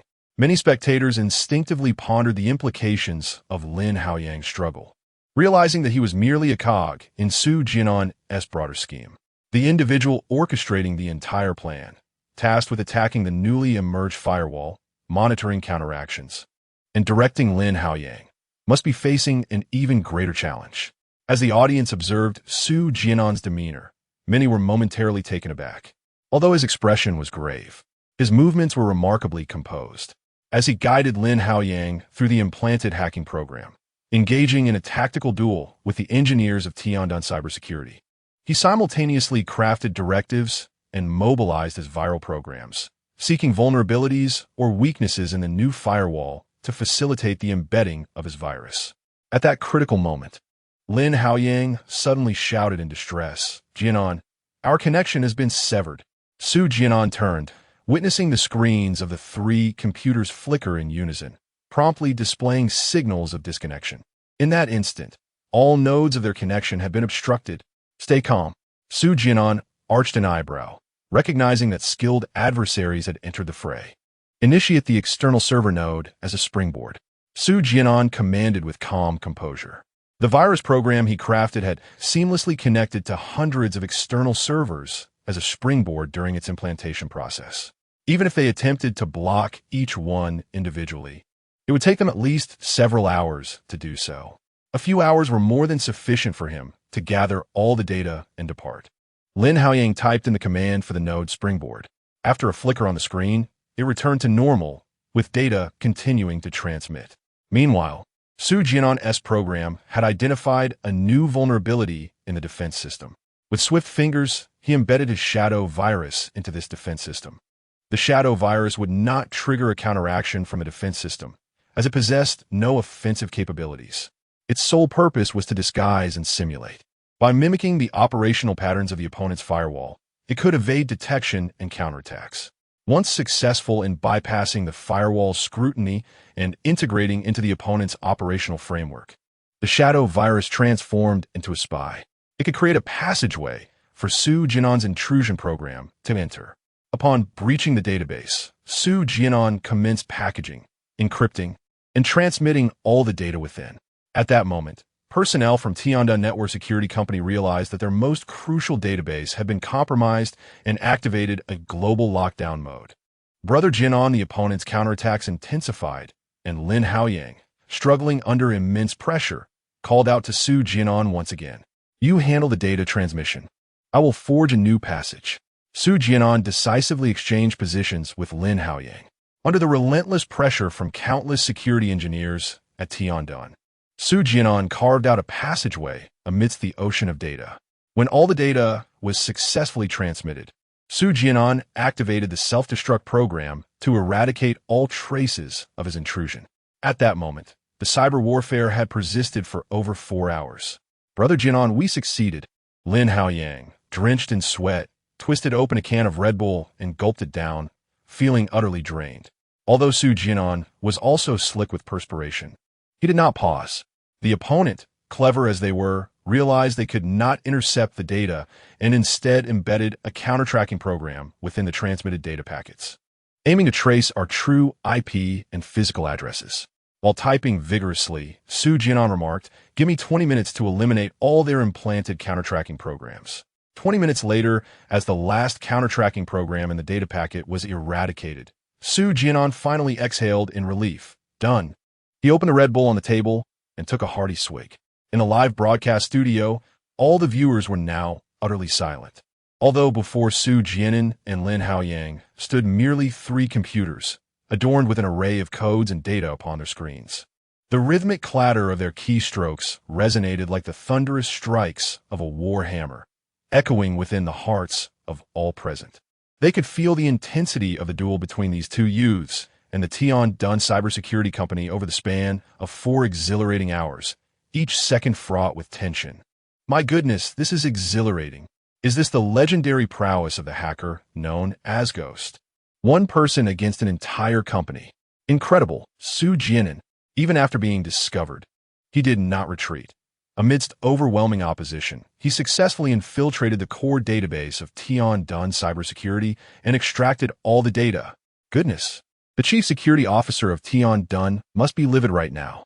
The counter-intrusion and anti-tracking programs embedded within the data he extracted were meticulously eliminated by Su Jian'an. Such precision. This exemplifies the caliber of a top-tier hacker, maintaining composure throughout. Even upon a successful escape, he displayed no hint of carelessness. As for Tiandun Cybersecurity's hopes of tracing Su Jian'an's whereabouts, it is evident that their calculations have misfired. The barrage of comments flowed in abundance. At this moment, The distinction between justice and evil in this digital clash between Su Jian'an and Tian Dun cybersecurity became irrelevant. For many enthusiasts of computer technology, simply witnessing such a riveting confrontation between elite hackers and a premier cybersecurity firm on this program was a source of immense satisfaction. Chapter 60. No one escapes. At this moment, within the live broadcast, some viewers unearthed the scandal surrounding the Tian Dun cybersecurity company from years past. I discovered the scandal of Tian Dun cybersecurity company's collapse 11 years ago, just after New Year's Day. The company was exposed online by a mysterious figure for deliberately deploying cyber viruses across multiple companies and enterprises to gain a competitive edge and seize market share. Subsequently launching their antivirus software, Tian Dun swiftly responded, asserting that this was a malicious rumor aimed at tarnishing their reputation, claiming that the alleged evidence was fabricated. As the incident began to fade from public consciousness, the Cyber Enforcement Division of Jiangsu City's Law Enforcement Bureau intervened, retrieving data from Tian Dun cybersecurity's database. 2 weeks later, numerous senior executives and Chairman Wang Hao were apprehended, and Tian Dun held a press conference to publicly apologize to the affected businesses and families.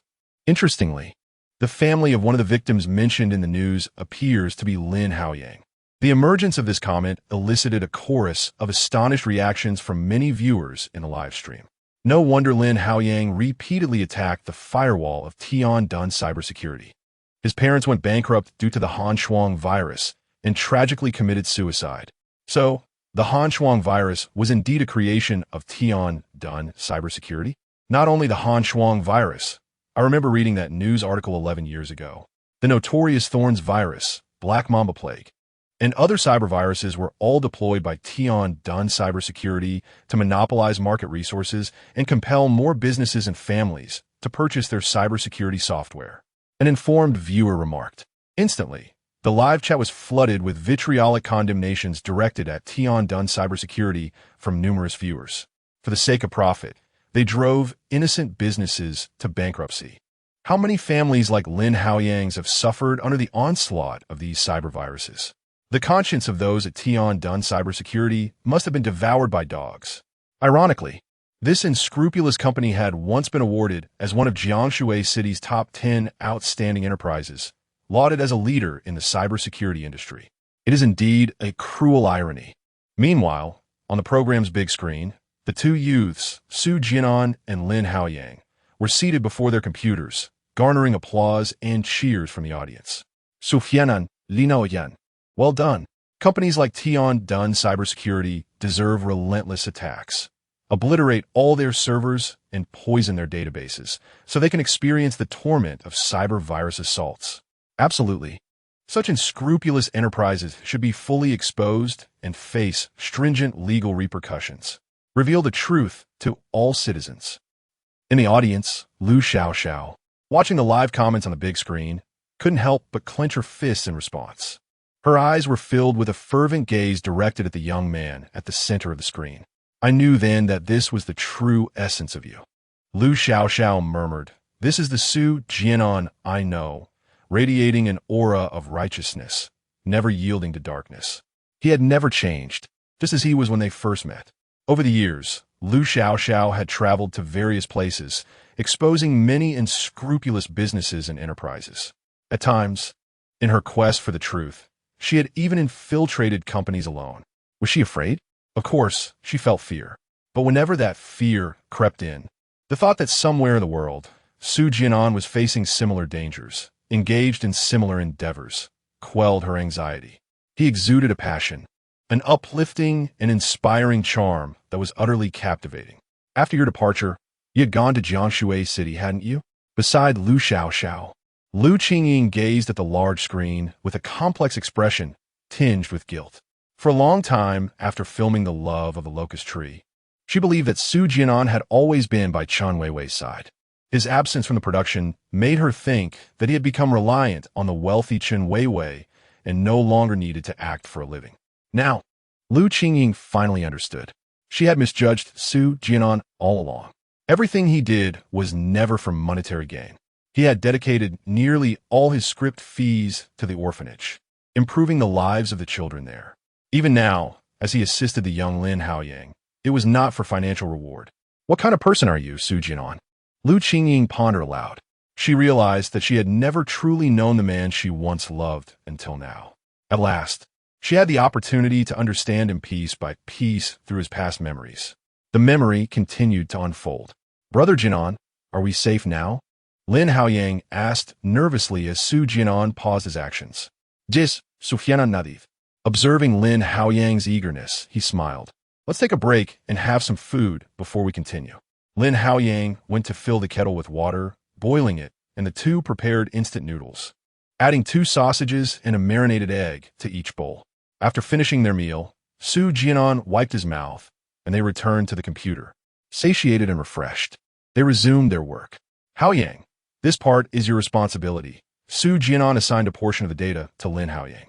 The two began to retrieve data records from various databases.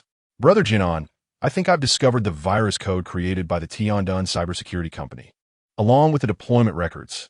Lin Haoyang's excited voice suddenly rang out after about half an hour. What? Su Jian'an's expression was one of surprise as he eagerly leaned closer to Lin Haoyang. Where? Let me take a look. Here, Lin Haoyang replied, pointing at a sequence of code on the computer screen. This code appears to be the very essence of the frostbite virus. Take a look. Taking the mouse, Su Jian'an scrolled through the code, his eyes widening in disbelief. Indeed, this is the code for the frostbite virus. After a moment, he set the mouse down, his face alight with excitement. At last, we have irrefutable evidence of Tiandun cybersecurity company's criminal activities. With that, he gave Lin Haoyang's shoulder a hearty pat. Haoyang, you truly are remarkable. Lin Haoyang grinned widely in return. Brother Jian'an, does this mean my earlier suspicions were indeed correct? Tiandun cybersecurity company is the true creator and distributor of the virus? We were not mistaken in our accusations. Yet, unbeknownst to them, the database Lin Haoyang was examining had been specifically assigned to him by Su Jian'an. This database was the very one Su Jian'an had uncovered while breaching the firewall of Tiandun cybersecurity company, protected by an isolated defensive system. Mom and Dad, I have found the culprits responsible for your demise. At that moment, Lin Haoyang's smile turned to tears as he clenched his teeth. Rest assured, I will personally ensure that those who harmed you are imprisoned. Haoyang, if your parents knew that it was you who uncovered the evidence against Tiandun company and avenged them, they would surely be overjoyed, Su Jian'an said, gently ruffling his hair. Now, let us gather more evidence so that not a single criminal can escape justice. Yes, not one shall evade. Lin Haoyang wiped his tears and returned to the computer, diligently copying and transferring the virus code into a designated folder titled Criminal Evidence of Tiandun Cybersecurity Company's Creation and Distribution of Viruses. Chapter 61. A City in Turmoil. At this moment, within the live broadcast studio, there resided a unique observer. It was revealed that the invasion of the company's database, resulting in the theft of all data, was not intended for extortion. Instead, the purpose was to unveil the truth to all the victimized enterprises and families. As he witnessed the replay of memories showcasing Lin Haoyang's simultaneous laughter and tears, an elderly man with graying hair, seated before his computer, felt his eyes moisten. His name was Zhang Yiyun, the chief security officer of Tiandun Cybersecurity Company, who had once engaged in a fierce battle with Su Jian'an during the infamous hacker war. Zhang Yiyun had indeed been involved in the creation of the network virus, albeit unknowingly. At that time, he believed that the board chairman and several shareholders were merely testing the company's security software to enhance the performance of their antivirus products. Although Zhang Yiyun was later imprisoned for his involvement, his sincere repentance and good behavior in prison earned him a reduced sentence. Presently, as Su Jian'an's intrusion into Tiandun Cybersecurity Company replayed, Zhang Yiyun's memories transported him back to that fateful night 11 years ago. He recalled that all security engineers at the company received his message and promptly returned to the office. That night, over 4,000 security engineers, including himself, participated in the battle. Everyone believed they were up against a formidable professional hacker team, yet little did they anticipate that their adversaries were merely 2 youths, both under 20. Zhang Yiyun shook his head with a bitter smile. Over the years, the impression of that elusive hacker lingered vividly in his mind. The aggressiveness of their attacks was both fierce and cunning, a rarity in his experience. Even during his imprisonment, he remained preoccupied with thoughts of this legendary phantom. After all, having ascended to the position of chief security officer of the once prestigious Tiandun cybersecurity company, Zhang Yiyun's own computer skills were formidable, ranking among the top 10 in the nation. Few hackers surpassed his prowess. Thus, he had long sought to uncover the identity of the individual who had bested him and his team of over 4,000 security engineers that night. Upon his release, Zhang Yiyun had discreetly pursued information about the hacker's whereabouts. However, the only information he gleaned was that the Phantom had only appeared that night during the attack on Tianwen servers, subsequently vanishing without a trace. For 11 years, the name and exploits of the Phantom would occasionally surface among hacker elites, yet the individual remained a figure of myth. No one knew who the Phantom truly was, until today. Finally, Zhang Yiyun came face to face with the reality of the Phantom he had long yearned to see. The Phantom, Su Jian'an, is merely an 18-year-old youth. Oh, Phantom, I have long harbored resentment since my defeat at your hands. Gazing at the memories of Su Jian'an, Zhang Yiyun smiled wistfully and murmured, "However, upon witnessing your recollections now, I concede my defeat willingly." Back then, he was oblivious to the true motive behind the Phantom's assault on the Tian Shield cybersecurity company. He had assumed it was merely a professional hacking team. The intrusion aimed to pilfer crucial data and information from Tian Shield, thereby extorting the company. Little did he realize that the actual impetus for the Phantom's incursion into Tian Shield was simply due to a request from a boy named Lin Haoyang. If Wang Hao, the chairman of Tian Shield, who is currently imprisoned, were to learn that the downfall of his company stemmed from this young man named Lin Haoyang, one wonders if he would be consumed by regret after more than 2 hours of meticulous gathering and organization. Lin Haoyang and Su Jian'an uncovered all the virus codes within Tian Shield's internal database, along with the records of their deployment and the correspondence among relevant personnel. "Brother Jian'an, what should we do with this incriminating evidence?" Lin Haoyang, feeling the toll of exhaustion, mustered his strength to inquire, "Should we directly submit it to the law enforcement agency?" "Not yet," Su Jian'an replied, equally fatigued, shaking his head at Lin Haoyang's question. "We still need to locate the records of virus intrusions that plague your father's company. Only when we have the records of the Frost virus intrusion at your father's company that correlate with the IP addresses, dates, and times in Tian Shield's Frost virus deployment records can we present irrefutable evidence. They will have no recourse." "Oh no." Upon hearing Su Jian'an's words, Lin Haoyang felt as if struck by lightning. "My father's company has already gone bankrupt. I do not know if the computers within have been sold." He swallowed hard. "Moreover, after the Frost virus intrusion, my father purchased antivirus software from Tian Shield." "Brother Jian'an, could it be that the intrusion records on my father's computer have been deleted by Tian Shield's antivirus software?" Upon hearing Lin Haoyang's concerns, Su Jian'an furrowed his brow. "Is indeed a possibility. If Tian Shield manufactured and deployed the virus, they could have embedded a program in their antivirus software to erase their own incriminating evidence. Which is not surprising. What should we do?" Lin Haoyang exclaimed, panic etched across his face. Su Jian'an placed a reassuring hand on his shoulder and smiled. "Do not fret. Even if the records have been deleted, I possess the means to recover them." With that, Su Jian'an powered down the computer. "Let us rest for now. This afternoon, we shall devise a plan to infiltrate your father's company and investigate further." And at that moment, Director Luo, seated in the audience, suddenly experienced an epiphany upon witnessing the scene.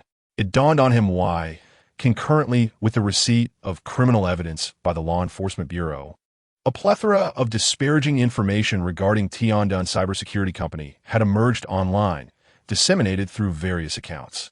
It was none other than you, Su Jian'an, who orchestrated this scheme. With a mix of amusement and exasperation, Director Luo shook his head. "Oh, Su Jian'an, how cautious you remain. Do you not trust the investigative capabilities of our Law Enforcement Bureau? Must you stir up a tempest in the city before you relent?" The incident involving Tiandun Cybersecurity Company, which manufactured and deployed cyber viruses, had been simultaneously exposed across multiple online platforms. As a member of the Criminal Investigation Unit, Director Luo faced considerable censure from his superiors. In their own words, they lamented, What purpose does the state serve in nurturing you professionals if you remain oblivious? Such a significant case has ignited a citywide uproar. Yet we, the Law Enforcement Bureau, were the last to know. Are you not ashamed? I cannot bear this disgrace. Even now, Director Luo vividly recalls the dark expression on his superior's face during that time, one that was so furious it led to the slamming of tables. Under immense pressure from all sides, and with a direct order from his superior, all personnel from the cyber enforcement team and the criminal investigation unit went an entire week without a moment of rest. Chapter 62. Hurry and Run. Director Luo did not reproach Su Jian'an for causing an uproar regarding the cyber virus incident involving the Tiandun cybersecurity company. Looking back after 11 years, he could comprehend Su Jian'an's actions at that time. It is essential to remember that both Su Jian'an and Lin Haoyang were merely adolescents, not yet 20. They had no background or legal team to support them. Their adversary, the Tiandun cybersecurity company, was not only the backbone enterprise of Jiangshui City, but also a model cybersecurity company nationally, a leader and benchmark in the field of cybersecurity across the country. Had they not already secured incriminating evidence against Tiandun, and had Su Jian'an not escalated the matter, it is likely that the company's influential public relations and legal teams would have suppressed the issue swiftly. At that point, not only would Lin Haoyang's parents have been denied justice, but both Su Jian'an and Lin Haoyang might have faced dire consequences as well. Lin Haoyang's fortune lay in encountering you. Director Luo sighed softly, expressing regret. It is a pity that you concealed yourself so well back then. And Lin Haoyang was tight-lipped. Otherwise, perhaps we could have invited you to serve as a consultant for the cyber law enforcement team, providing you with a formal identity and occupation, which would have been far better than your subsequent aimless wandering. On the large screen, Su Jian'an's memories continued to unfold. He and Lin Haoyang had slept soundly until 3 in the afternoon. Upon waking, both still felt a hint of drowsiness. After washing their faces with cold water in succession, Su Jian'an retrieved a backpack and began to fill it with various tools. Brother Jian'an, shall we take a taxi directly? Lin Haoyang inquired. No, Rus. Let's first go to the computer mall to purchase a laptop. I need to install some programs before we take a cab, Su Jian'an replied, hoisting the backpack onto his shoulders. The two made their way to the commercial district's computer mall and purchased a laptop. Subsequently, Su Jian'an took the computer to a nearby CAF, inserted a USB drive, and commenced installing his self-programmed hacking software. Lin Haoyang ordered 2 cups of coffee along with some pastries. Once the installation was complete and they had satisfied their appetites, they took a taxi to Lin Haoyang's father, Lin Jun's Jian'an Pharmaceutical Company. Upon arriving at the pharmaceutical company, it was already past 6 in the evening. Su Jian'an and Lin Haoyang stood at the entrance, observing the electronic lock securing the main gate.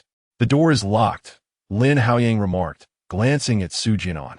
Please check if anyone is around, Su Jian'an instructed. He surveyed the vicinity, crouched down, and retrieved a toolbox from his backpack. Approximately 5 to 6 minutes later, Su Jian'an, who had been tinkering with the lock, suddenly announced. All done. Lin Haoyang, who had been anxiously watching, turned around to see Su Jian'an remove the electronic lock from the door and place it into his backpack. After stowing away the toolbox and laptop, Su Jian'an zipped up the backpack, donned it, and pushed the door open. Haoyang, come inside. Lin Haoyang regained his senses and hurriedly trotted to follow Su Jian'an. Although they were returning to their own company, at that moment, Lin Haoyang moved stealthily, akin to a thief. Fortunately, he was relatively familiar with the environment of Jian'an Pharmaceutical Company. Before long, he led Su Jian'an to the chairman's office. Just like the entrance downstairs, the office door was also firmly locked. Standing outside the floor-to-ceiling glass, they beheld a substantial desk within, upon which rested a computer. Instantly, both Su Jian'an and Lin Haoyang's expressions brightened with joy. Jian'an, the computer is still here, Lin Haoyang exclaimed with delight. Indeed, Su Jian'an. He then crouched down once more, opening his backpack to retrieve a toolbox. Approximately 10 minutes later, Su Jian'an managed to unlock the office door. After pressing a switch by the door, he discovered that the lights did not illuminate. He turned to Lin Haoyang and said, Haoyang, please search for the light switch in the office. Jian'an Company has been defunct for less than a month. There should be no interruption of water or electricity. At most, the power may have been cut off after the company was sealed. Understood, Lin Haoyang replied, proceeding down the corridor. Shortly thereafter, the office lights flickered on. Su Jian'an hastily turned them off, then approached the desk to press the computer's power button. Jian'an, I turned on the switch, but the lights didn't come on? At that moment, Lin Haoyang returned. Observing the unlit office, he wore a puzzled expression and reached out to switch on the lights. Don't turn on the lights. Su Jian'an quickly interjected, the power is on. We don't know if there are security personnel patrolling nearby. It would be unwise to attract attention. Lin Haoyang then understood. Once the computer booted up, Su Jian'an directly inserted a USB drive into it, while Lin Haoyang watched. As Su Jian'an began utilizing a program to investigate the records of virus intrusions on the computer, it discovered, as Lin Haoyang had feared, that all traces of the virus intrusion had indeed been erased. These individuals are remarkably meticulous. Su Jian'an raised an eyebrow. If the virus intrusion records of Jimin Pharmaceutical Company were deleted, there would be no evidence to prove that the network virus infiltrating Jimin servers was a frost virus created by Tiandun Cybersecurity Company. Given the formidable legal counsel and lawyer team of Tiandun Cybersecurity, this case might ultimately fade into oblivion. However, Su Jian'an had anticipated this. He promptly initiated the program he had crafted to recover the deleted data from Lin Jun's computer. After half an hour, the deleted virus intrusion records were successfully restored. Su Jian'an immediately packaged the data and stored it in the USB drive. All right, all done, he smiled, detaching the USB drive. With his backpack secured, he and Lin Haoyang exited the office. Upon reaching the ground floor, Su Jian'an once again retrieved the electronic lock, resecuring the door. Hey, what are you doing? Su Jian'an had just secured the electronic lock when a beam of light suddenly pierced the darkness from behind the two. A middle-aged man clad in a security uniform approached them briskly. What are you waiting for? We must flee, Su Jian'an urged, pulling the still-dazed Lin Haoyang along as they took off. Fortunately, the man merely inspected the electronic lock at the entrance and did not pursue them. After sprinting several hundred meters, they finally came to a halt. Soon after, Su Jian'an hailed a cab, and they returned to their rented accommodation. Chapter 63. Toppling the Shield Company. The final crucial evidence. The day after returning to the rented apartment, Su Jian'an meticulously packaged the incriminating evidence against the Shield Company, which had manufactured and disseminated the network virus, and sent it anonymously via email to the Law Enforcement Bureau of Jiangsu City. Brother Jian'an, is this sufficient? Lin Haoyang inquired. Su Jian'an smiled fondly. He then proceeded to type a line of code. Utilizing an overseas server and account, he disseminated the criminal records of the Shield Network Company across multiple accounts on various major online platforms simultaneously. This should suffice, he concluded. Having accomplished this, Su Jian'an and Lin Haoyang remained in the rented apartment, quietly awaiting the unfolding of events. He held firm in his belief that, under the pressure of public opinion, the Law Enforcement Bureau would not show favoritism towards any party. He was confident that all the enterprises harmed by the network virus released by the Shield Network Company, the families affected, and the countless internet users deceived by the company would bravely rise, united in their effort to expose the transgressions of the Shield Network Company. After Su Jian'an uploaded the evidence of the Shield Company's manufacturing and deployment of viruses online, the public relations team of the Shield Company sprang into action. Over the ensuing days, their public relations team demonstrated formidable prowess. The Shield Company issued a statement refuting the alleged evidence as fabricated attempts to defame the company. Subsequently, they collaborated with the online platforms to ban all accounts that had published their criminal evidence. In the shadows, the Shield Company even tracked the IP addresses and physical locations of these accounts. However, all of this was within Su Jian'an's expectations. Under the scrutiny of the Shield Company, it was soon revealed that all accounts and IP addresses were virtual and based abroad. Just as they banned a batch of accounts, another emerged. As the evidence of the Shield Company's crimes circulated more extensively among internet users, the public relations team was horrified to realize that they could no longer suppress the public discourse. At this juncture, dozens of enterprises had simultaneously issued legal letters to the Shield Company, demanding a public apology and compensation for the losses their companies had suffered. Moreover, the Law Enforcement Bureau of Jianshui City had also initiated an investigation into the Shield Network Company. Brother Jian'an, the Law Enforcement Bureau has commenced an investigation against the Shield Company. How long until they are convicted? Lin Haoyang asked within the confines of the rented apartment. He had done all that he could. No one could fathom the urgency with which he wished for the apprehension of the executioners at the Shield Company. The thought of his parents' suicide soon being vindicated filled him with fervor. It will be soon, he reassured. This was already the fourth time Lin Haoyang had posed this question today. In recent days, he found himself asking it 7 or 8 times daily.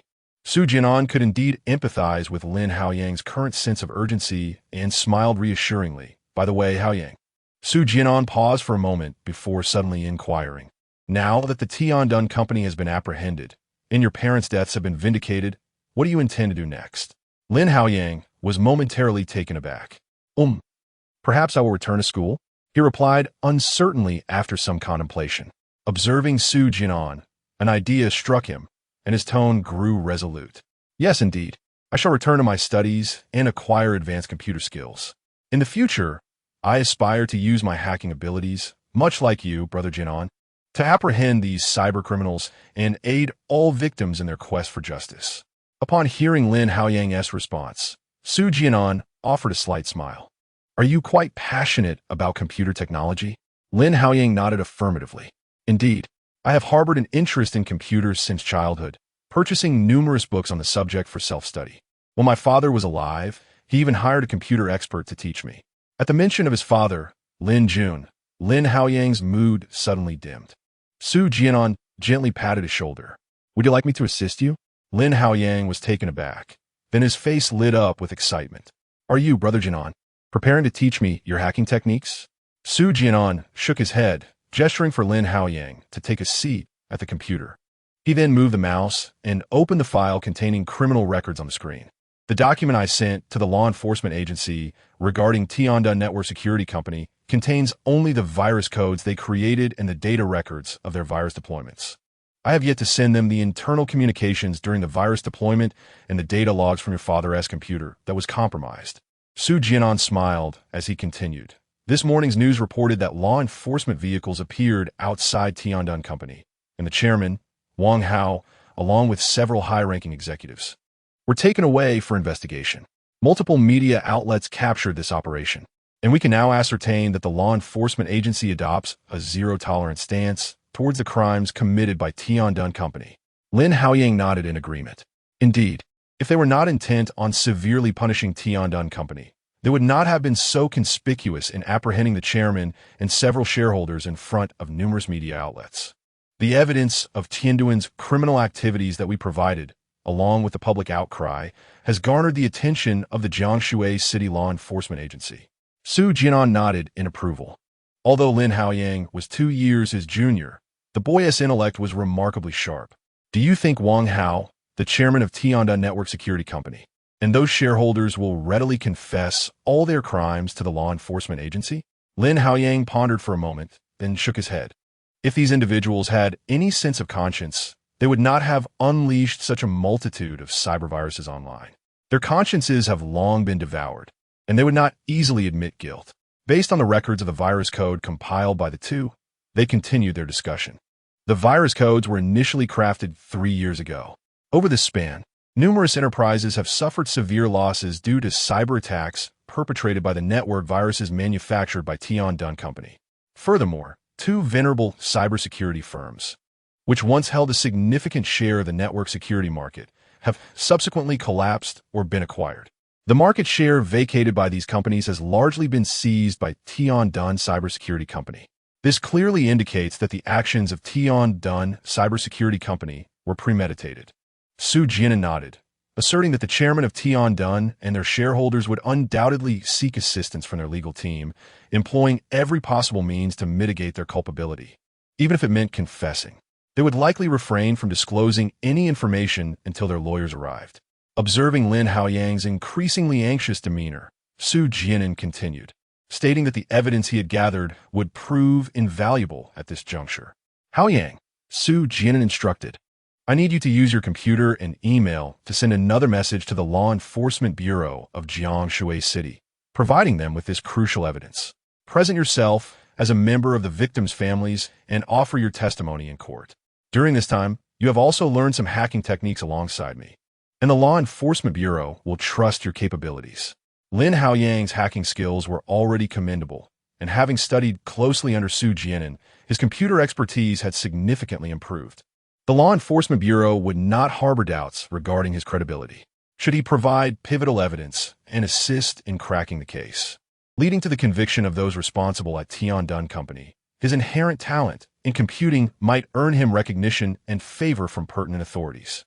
This was the assistance Su Jian'an intended to extend to Lin Haoyang, even if he could not join the relevant departments in the future. The honor of providing crucial evidence to aid in solving a major case would undoubtedly facilitate his career advancements. Chapter 64. The one who bestowed this merit upon me was you at this moment. Upon hearing Su Jian'an's words, Lin Haoyang was momentarily taken aback. Brother Jian'an, why don't you send this evidence of the crimes to the law enforcement agency using your email? Lin Haoyang realized that Su Jian'an intended to claim sole credit for the evidence he had gathered against Jian'an Company. But could he accept this? Without Su Jian'an's assistance, he would have been unable to uncover the truth behind his parents' suicide, let alone exonerate them. He couldn't even breach Jian'an Company's firewall. Su Jian'an shook his head. I cannot reveal myself. Why? Lin Haoyang asked, perplexed. Do you think my act of creating a virus to attack Jian'an Company's internal servers is legal? Su Jian'an replied with a smile. I am a hacker. A hacker must remain concealed. Do you understand? But you did this to uncover the criminal evidence against Jian'an Company. Lin Haoyang argued. Su Jian'an looked at him earnestly. It is not me. Remember, you are the one who discovered the evidence against Jian'an Company. You must say this to anyone. Do not expose my identity. Under Su Jian'an's persuasion, Lin Haoyang ultimately agreed to use his own computer and email to officially send the virus intrusion records from his father Lin Jun's computer, along with emails detailing the deployment of the virus within Jian'an Company to the law enforcement agency in Jiangsu City.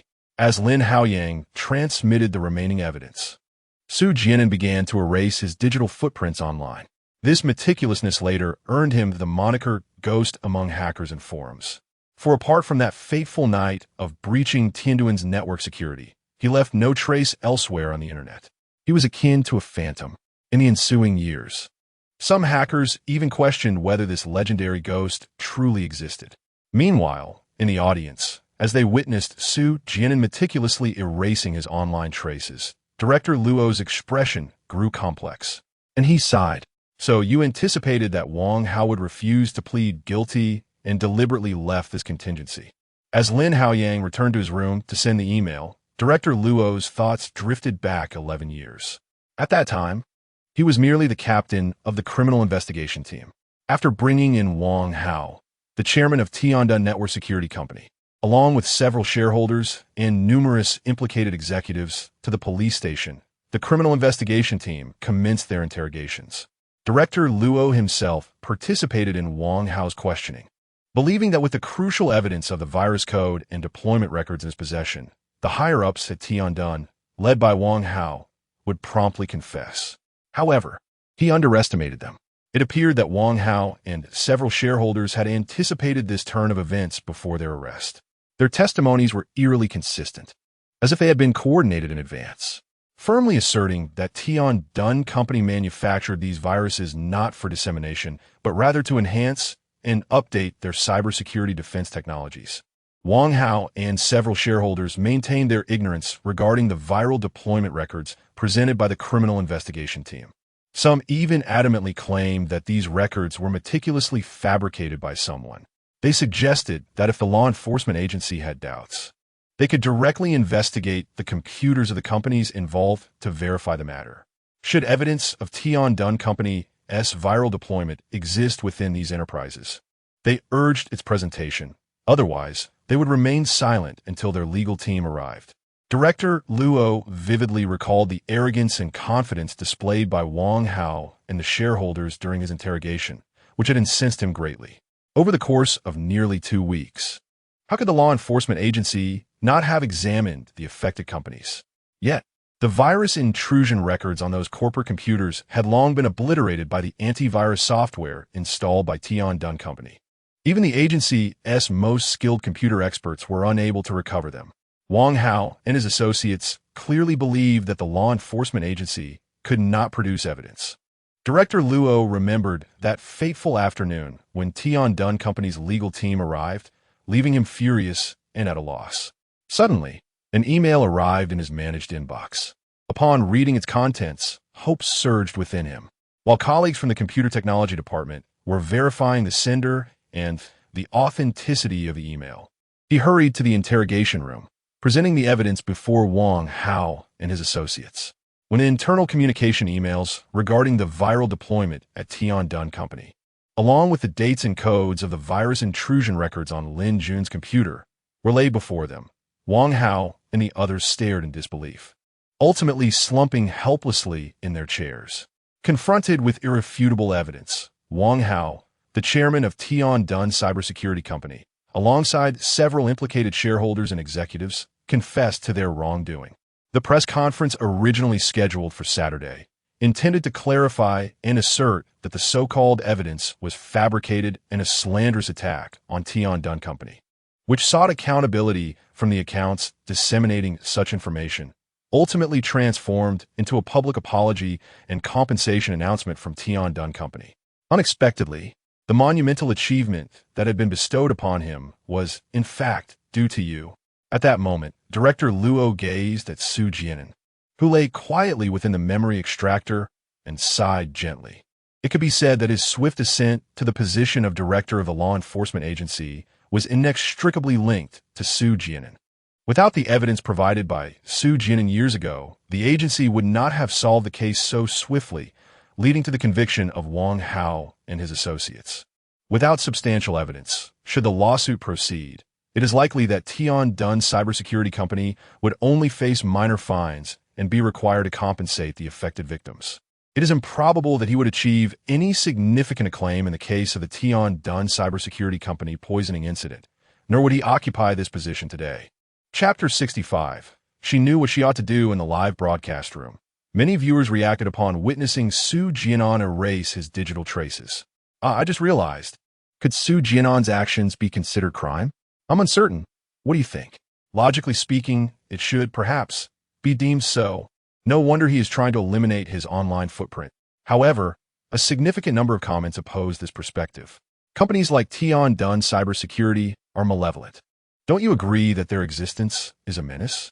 This type of company has caused countless businesses to go bankrupt and families to bear enormous debts. Lin Haoyang, as remembered by Su Jian'an, was but one of the many victims of the cyber viruses deployed by Jian'an.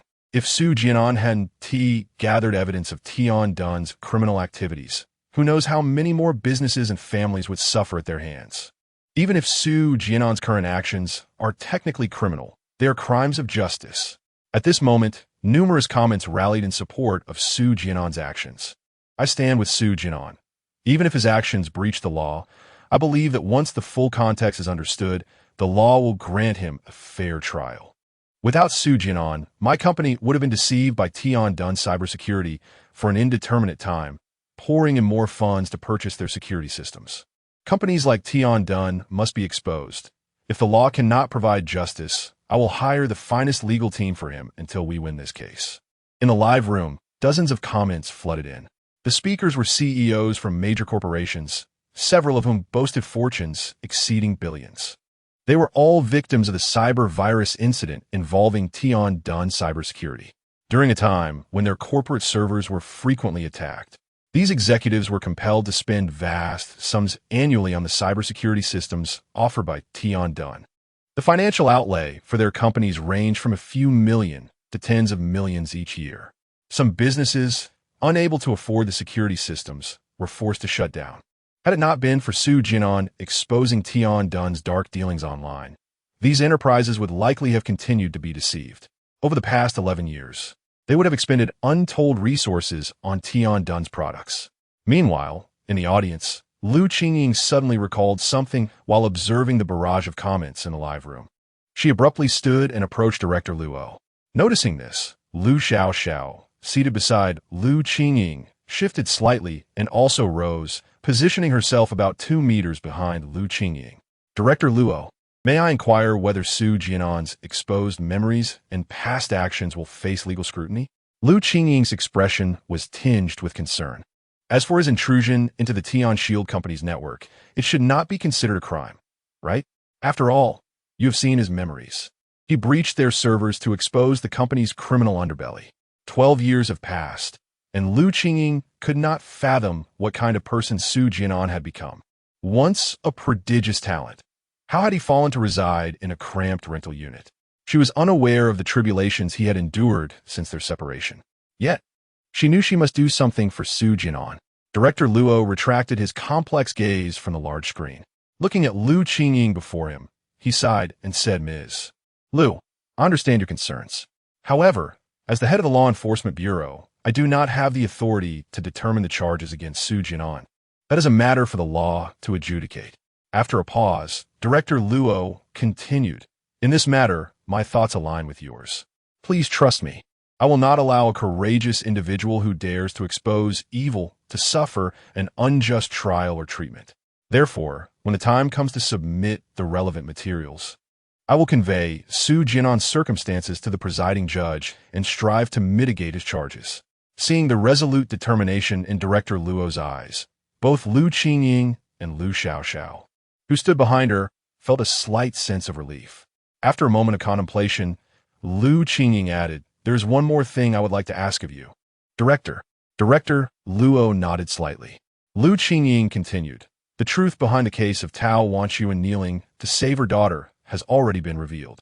Is it possible to cease the memory playback regarding Su Jian'an? Lu Qingying gazed at Director Luo with hopeful eyes. I understand that the Law Enforcement Bureau conducted the memory replay as part of the program due to its connection with the case from 12 years ago involving Tao Wanchuan. Utilizing the replay of Su Jian'an's past memories for investigative purposes serves as an excellent promotion for this new criminal investigation technique. However, now that Su Jian'an's case has concluded, would it not be prudent to consider featuring someone else for the program? Lu Qingying cast a sidelong glance at the stage, where Su Jian'an lay within the memory extractor, a twinge of sorrow flickering in her eyes. His current health was dire. He was in the late stages of liver cancer. I wish to seek medical expertise for him. Even if there's little hope for recovery, if alleviating his suffering allows him to live a little longer, any expense would be worthwhile. At some point, Lu Xiaoxiao had also approached Director Luo's side and echoed, Miss Lu is right. Director, please consider this. They exchanged a glance, and Lu Qingying expressed her gratitude to Lu Xiaoxiao. Although she yearned to uncover the subsequent memories of Su Jian'an and understand what had transpired in his life over the years, she longed even more for him to awaken and recount his story to her in person. He wished to share his thoughts, and she would attentively listen with joy. He refrained from revealing his secrets, and she would not pry.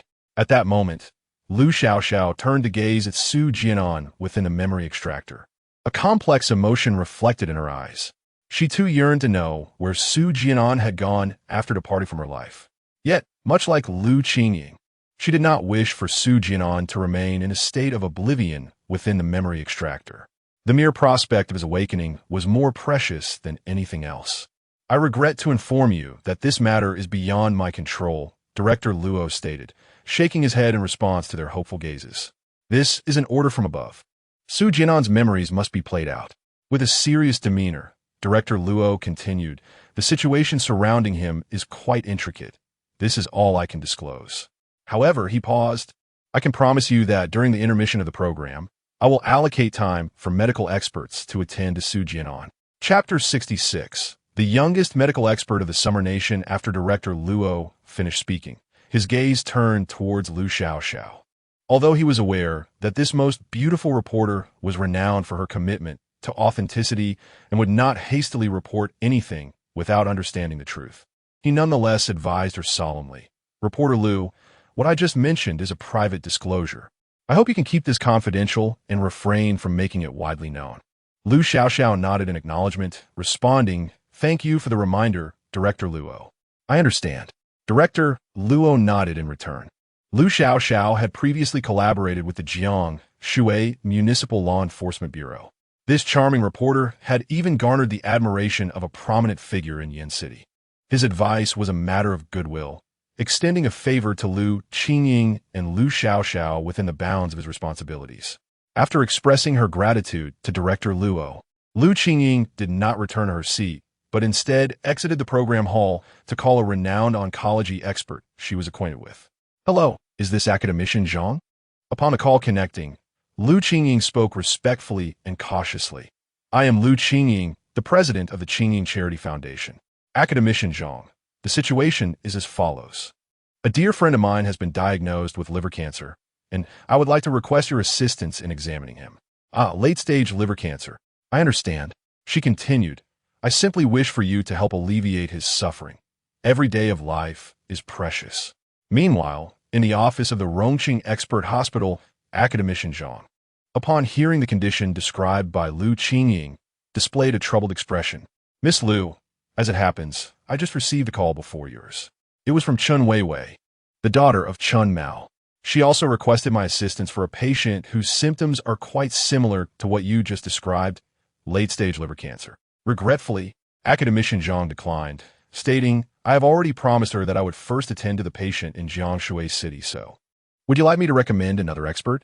Chun Weiwei. Lu Qingying was momentarily taken aback. However, when Academician Zhang mentioned the treatment location being in Jiangshui City, a thought suddenly crossed her mind. "Academician Zhang, is the patient that Chun Weiwei asked you to treat named Su Jian'an?" Sitting in his office chair with the phone in hand, Academician Zhang expressed surprise. "How did you know?" Lu Qingying replied, "Because the person I wish for you to treat is also him, Su Jian'an.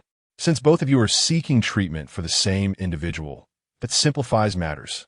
I will prepare and come to Jiangshui City shortly. However, I must clarify beforehand that I cannot guarantee a cure, but I will do my utmost to extend his time." Academician Zhang agreed to Lu Qingying's request and ended the call, yet he remained puzzled. Who was this Su Jian'an? Why did both Chun Mao's daughter and the national film queen, Lu Qingying, seek his assistance? It was worth noting that Chun Weiwei had leveraged her father's influence to contact him, while the esteemed actress Lu Qingying had personally reached out. Academician Zhang contemplated for a moment before opening his computer to search for the name Su Jian'an. Upon viewing the video clips of Su Jian'an's memory playback and the live broadcast of the public trial program on the screen, he was momentarily taken aback. 20 minutes later, Academician Zhang sat up straight, his eyes widening in disbelief. Terminal liver cancer, yet he managed to survive for 12 years. Instantly, Academician Zhang developed a profound interest in this man named Su Jian'an. Without hesitation, he booked a flight to Jiangshui City. Just as he was about to leave, a thought struck him, prompting him to pull out his phone and make a call. "Xiaowen, I need to step out for a while. Please come to my office. I have some tasks to assign you." Academician Zhang intended to temporarily hand over his duties to his disciple, Wenwan. Before long, a woman dressed in a white lab coat, tall at approximately 170 centimeters, adorned with gold-rimmed glasses and sporting gently curled long hair, appeared outside Academician Zhang's office. After knocking on the door and receiving a response from within, Wenwan entered the office. "Teacher, you called for me?" she inquired respectfully. She was Zhang's most outstanding disciple, also the youngest cancer specialist in the Xia Nation. Academician Zhang nodded. "There is a young man named Su Jian'an who, against all odds, has miraculously survived 12 years despite being in the late stages of liver cancer. I am preparing to travel to Jiangshui City to conduct a thorough examination and devise a treatment plan. Therefore, regarding the hospital matters." Before he could finish, he noticed Wenwan's eyes suddenly widen in astonishment. "Teacher, did you say his name is Su Jian'an?" Her tone became urgent, her full chest, wrapped in a gray sweater beneath her lab coat, rising and falling rapidly. Academician Zhang, taken aback, nodded slightly yes. Wenwan pressed on, "Where is he now?" "He is currently in a state of unconsciousness on a live public trial program." Academician Zhang gestured towards his computer, indicating for her to take a look. Wenwan moved to stand behind him, gazing at the live broadcast on the screen. Upon seeing the young man on the large screen in the studio, her body suddenly trembled slightly, her eyes glistening with unshed tears. "After all these years, I can't believe you are still alive," she murmured. lost in thought as she observed Su Jian'an peacefully lying within the memory extractor. "Teacher, I wish to accompany you on this treatment journey," Wan said, biting her lower lip, striving to keep her voice steady as she addressed academician Zhang. He lifted his gaze to meet hers, discerning the unusual emotions swirling within his disciple. Turning to glance at the young man, lying in the memory extractor on the stage of the live broadcast, he hesitated for a moment and let out a soft sigh. Very well. In the live broadcast studio of the public trial program, Su Jian'an's memories continued to unfold. After Su Jian'an erased all traces of himself online. At this moment, Lin Haoyang had already sent all the incriminating evidence against Tiandun Company to the Enforcement Bureau of Jiangshui City via email and returned to Su Jian'an's room. "Brother Jian'an, I have sent the email to the Jiangshui City Enforcement Bureau," Lin Haoyang remarked as he sat beside Su Jian'an. Sununtai Yianan nodded. "Next, we await the Jiangshui City Enforcement Bureau to contact you. At that time, you can clarify the reasons behind your parents' tragic decision to leap to their deaths and demand a public apology and compensation from Tiandun Company. Although the deceased cannot be revived, I believe if your parents were aware, they would find solace in your pursuit of justice." As he spoke, Su Jian'an removed the black USB drive from his computer and handed it to Lin Haoyang. Lin Haoyang accepted the USB drive, his eyes filled with curiosity. "Brother Jian'an, what is this?" "A collection of programming techniques and insights I have compiled, along with some computer-related knowledge," Su Jian'an replied with a smile. "You intend to study computer science, do you not? These materials should prove beneficial." He had little else to offer Lin Haoyang, nor did he intend to provide anything more. Lin Haoyang could be trusted to maintain discretion regarding the Enforcement Bureau. However, should Lin Haoyang possess any other dubious items, the Bureau would not be easily deceived. Consequently, not only would his own whereabouts be compromised, but it could also implicate Lin Haoyang. Su Jian'an was reluctant to expose his identity, as he could not justify why he sought out Lin Haoyang or why he chose to assist a stranger in the perilous infiltration of Tiandun Company.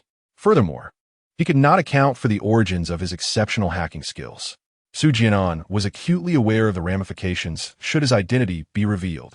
As a holder of elite hacking abilities, if he could not be of service to the state, he would undoubtedly be monitored by the relevant authorities in Xia country. After all, no nation permits an uncontrollable individual who poses a potential threat to societal stability to roam freely within its borders.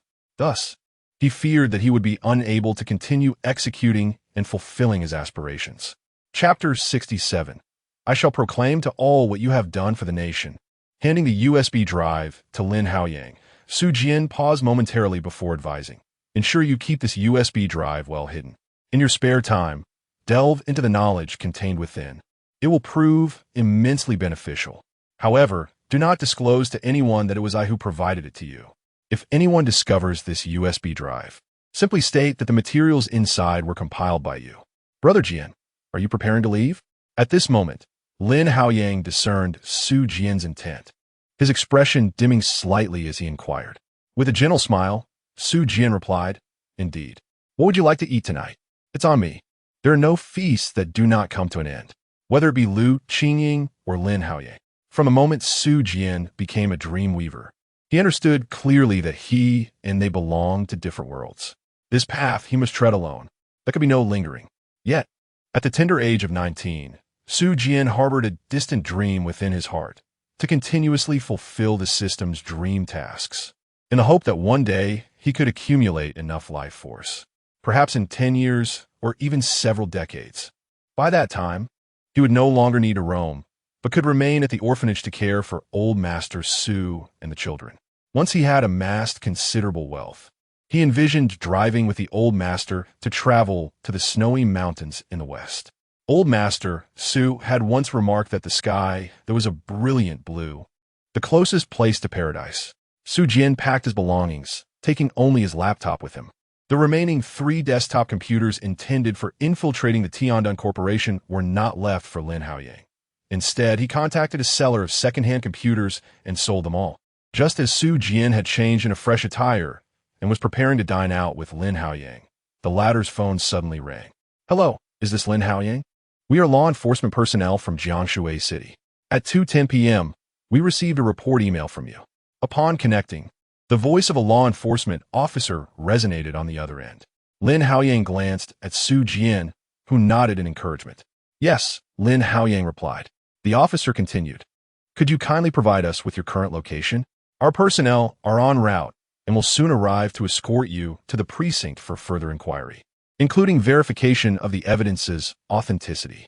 Lin Haoyang appeared somewhat hesitant. Su Jian once again nodded reassuringly. After disclosing their location, Lin Haoyang ended the call.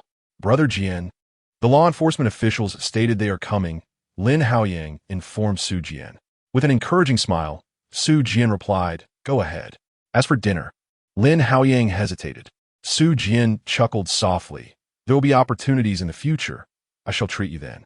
He turned back to the bedside, picking up his packed belongings. Let us go. I'll accompany you. The two descended in silence, standing at the mouth of the alley. Warm sunlight streamed obliquely through the alleyway, casting its glow upon Su Jian'an and Lin Haoyang, reminiscent of their first encounter. Nearby, on the asphalt road, a police car sped towards them from the distance. In fact, when the law enforcement agency contacted Lin Haoyang, they had already pinpointed his location through his mobile number. I shall escort you to this point, Su Jian'an remarked, observing the police car that had halted to yield to pedestrians. With a gentle smile, he added, I hope to see your name on the Red Hacker Alliance list in the future. Nodding at Lin Haoyang, Su Jian'an grasped his suitcase and ventured deeper into the alley. The sunlight elongated his silhouette. The Red Hacker Alliance, as mentioned by Su Jian'an, refers to a patriotic hackers organization in Xiaogua, comprising a significant number of members who are loyal to state institutions. At that moment, within a clandestine agency in Xiaogua, a young man, approximately 27 or 28 years of age, stood before a large screen in the office area, watching as Su Jian'an disappeared into the depths of the alley, dragging his suitcase. His eyes glistened with unshed tears, and he spoke with a slight quaver in his voice. Lin, is this Su Jian'an the senior who once taught you hacking techniques? Lin, is Su Jian'an truly the legendary Ghost? I never imagined he was so young when he breached the internal defense system of Tiandun Corporation. He must have been barely 20. I always thought Ghost was a stern-looking man in his 30s, cold and humorless. Yet he is remarkably handsome. Lin, did you ever attempt to persuade Su Jian'an to join our agency? Inquired one of the younger team members beside Lin Haoyang. Indeed, it would be a tremendous loss if such a prominent figure did not contribute to our nation's service, another added. The young team members, curious, gazed at the large screen, their voices overlapping in excitement. As they beheld the elongated shadow of the youth in the sunlight, their eyes reflected a sense of reverence. At merely 18 years of age, he had single-handedly breached the internal defense of the globally renowned Tiandun cybersecurity company. The achievements of this esteemed Ghost, even today, are nothing short of extraordinary. Only those who are equally active in the hacking realm can truly appreciate the immense value of such accomplishments. Many hackers, including themselves, may find it nearly impossible to attain such heights in their lifetimes. Lin Haoyang withdrew his gaze and turned to his team members with a smile, imparting meaningfully, what do you think inspired the development of our Xuanwu defense system? The Xuanwu Security Defense System is a highly confidential national cybersecurity project currently underway in Xiaogua, encompassing various aspects of national security primarily related to defense. The project involves thousands of participants, with most technical personnel hailing from prestigious universities across Xiaogua, all being exceptional talents in the field of computer networks. Lin Haoyang is one of the principal executors of this project. Linter, are you implying? Upon hearing Lin Haoyang's words, several team members were momentarily taken aback, instantly realizing something. Their gazes turned reverent as they beheld the silhouette of the young man pulling a suitcase on the large screen. Like his fellow team members, Lin Haoyang's eyes were also fixed on the departing figure of Su Jian'an on the screen. Brother Jian'an, the dinner we had promised over 11 years ago has long since passed, yet we have never had the chance to share a meal together again. However, the Xuanwu defense system you entrusted to me is already in the throes of development. In due time, the cybersecurity of our nation will astonish the entire world. When that moment arrives, I shall visit you with the completed Xuanwu defense system. I will inform all citizens of our nation that this system is your gift to the country." Lin Haoyang's gaze was resolute as he silently vowed. Memories from 11 years ago resurfaced. After parting ways with Su Jian'an, he joined a law enforcement bureau, testifying against the crimes committed by Tiandun Company. Subsequently, he appeared as a representative of the victims at a press conference where Tiandun Network Security Company publicly apologized. Upon returning to school, his exceptional talent in computer science quickly garnered the attention of Yanjing University. Following the college entrance examination, he was specially recruited by the university. After graduation, he joined the National Cybersecurity Bureau. Just as several team members had mentioned earlier, after joining the secret organization, Lin Haoyang had contemplated searching for Su Jian'an online, hoping to invite him to join the organization for the sake of the nation. However, he found no trace of Su Jian'an on the internet. At that time, Lin Haoyang had already come to understand that as a top-tier hacker, if Su Jian'an wished to conceal his identity and had no desire to serve the country, his hacking skills would render him forever untraceable. Thus, Lin Haoyang ceased his search for Su Jian'an.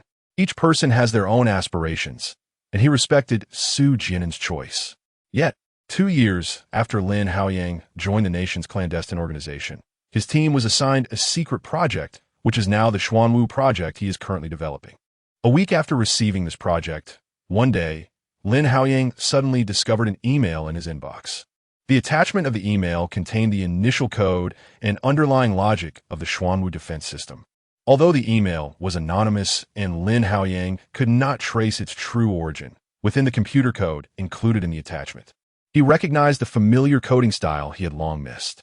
He realized that the email had been sent to him by Su Jian'an. He had been silently observing him from some corner of the world, monitoring his growth. Lin Haoyang submitted the email attachment to his superior, and subsequently, this top-secret project was officially named the Xuanwu Defense System, with Lin Haoyang appointed as one of the primary executors of the project. Chapter 68. The confrontation of justice and law at this moment. As he watched the nationwide trial program, Lin Haoyang was reminded of the memories of Su Jian'an. He had come to know that Su Jian'an had been afflicted with a terminal illness long before their paths had crossed.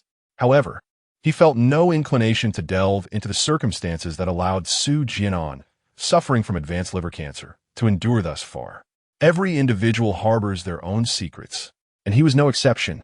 Although their time together spanned a mere half-month, Su Jian'an held a dual role of mentor and friend in Lin Haoyang's heart. Throughout the years, he had never forgotten the assistance Su Jian'an had extended to him. In Lin Haoyang's eyes, the reason Su Jian'an had refrained from joining a national institution might well be linked to his late-stage cancer.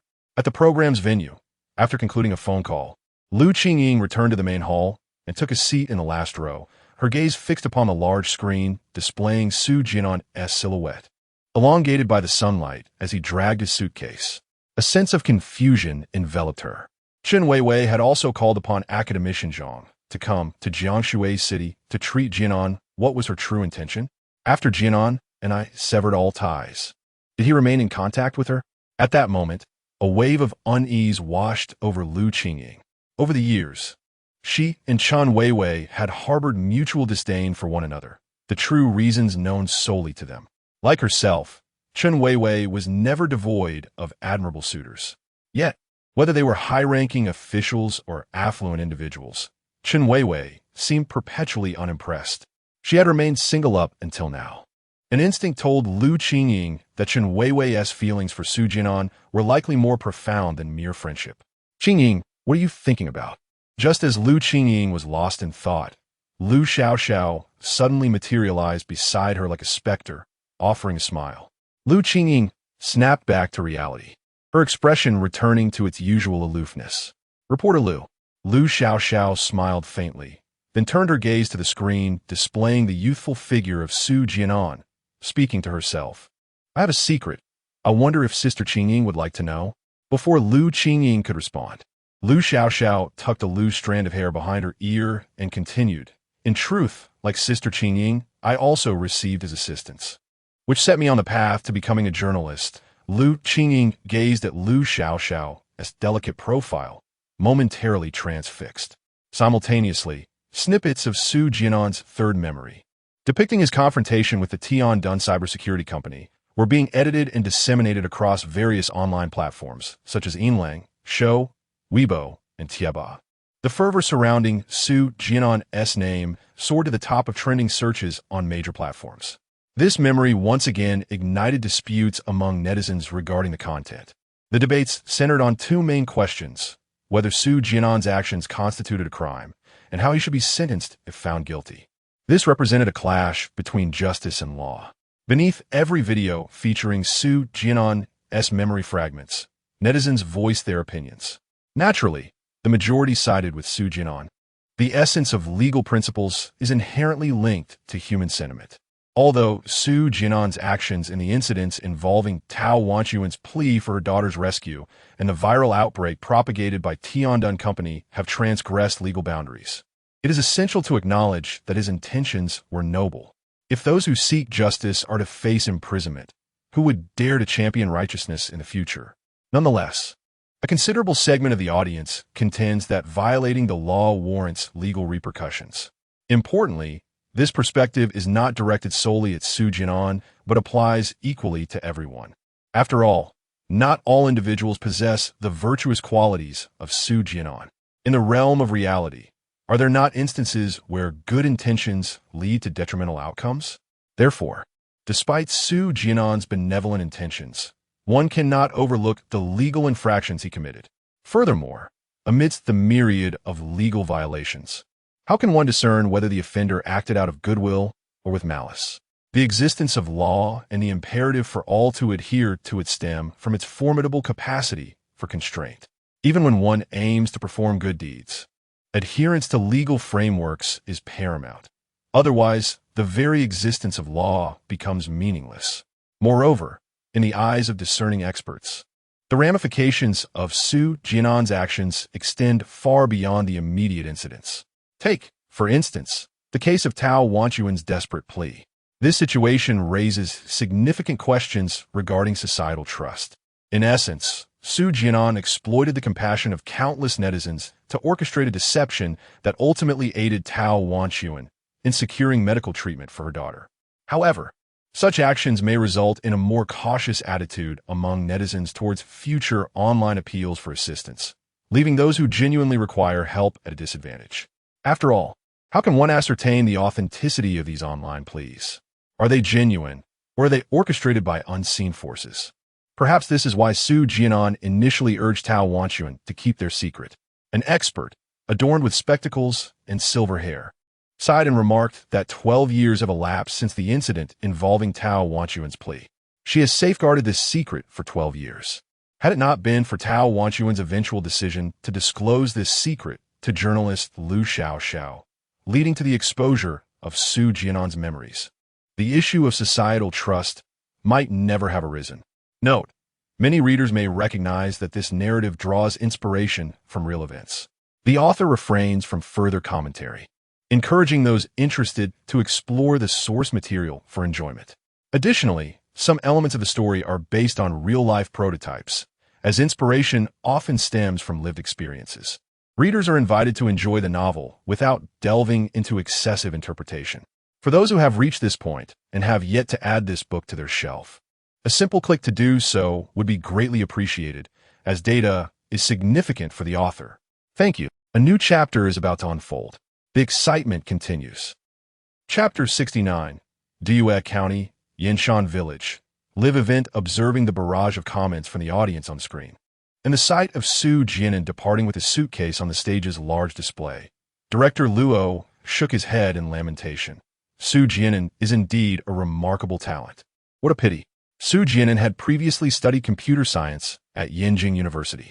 To possess such exceptional hacking skills solely through academic studies and self-learning is truly astonishing. He is indeed gifted. However, as talented as he is, Su Jian'an's unauthorized attack on the network firewall of Tiandun Company undeniably constitutes a legal offense, as many comments have pointed out. Yet Director Luo can empathize. After all, Su Jian'an is merely 19, a time of youthful exuberance. What young person is devoid of impulsiveness? Director Luo's regret lies in the fact that a prodigious talent like Su Jian'an cannot be utilized for the benefit of the nation. Instead, due to health issues, his abilities may wither away, potentially leading him down a path of criminality. Such a waste. Had Su Jian'an approached the law enforcement agency initially, expressing his intentions to assist in uncovering the illicit dealings of Jian'an Company and providing evidence of their crimes, with the agency's endorsement, his subsequent actions would have been deemed both reasonable and lawful. This would have spared him the ensuing public controversy. Moreover, the agency might have even recruited him, allowing his extraordinary hacking skills to flourish. It is uncertain where Su Jian'an ventured after parting ways with Lin Haoyang. What transgressions did he commit that would capture the attention of higher authorities, prompting the issuance of a formal directive to thoroughly investigate his past? Reflecting on a recently received directive from his superiors, Director Luo's brow furrowed slightly, his expression growing grave. He suspected that the reason behind the directive was connected to the materials discovered by the criminal police in Su Jian'an's rented apartment. At Director Luo's signal, Su Jian'an's paused memories resumed. After separating from Lin Haoyang, Su Jian'an did not immediately leave Jianshui City. Instead, he checked into a modest inn.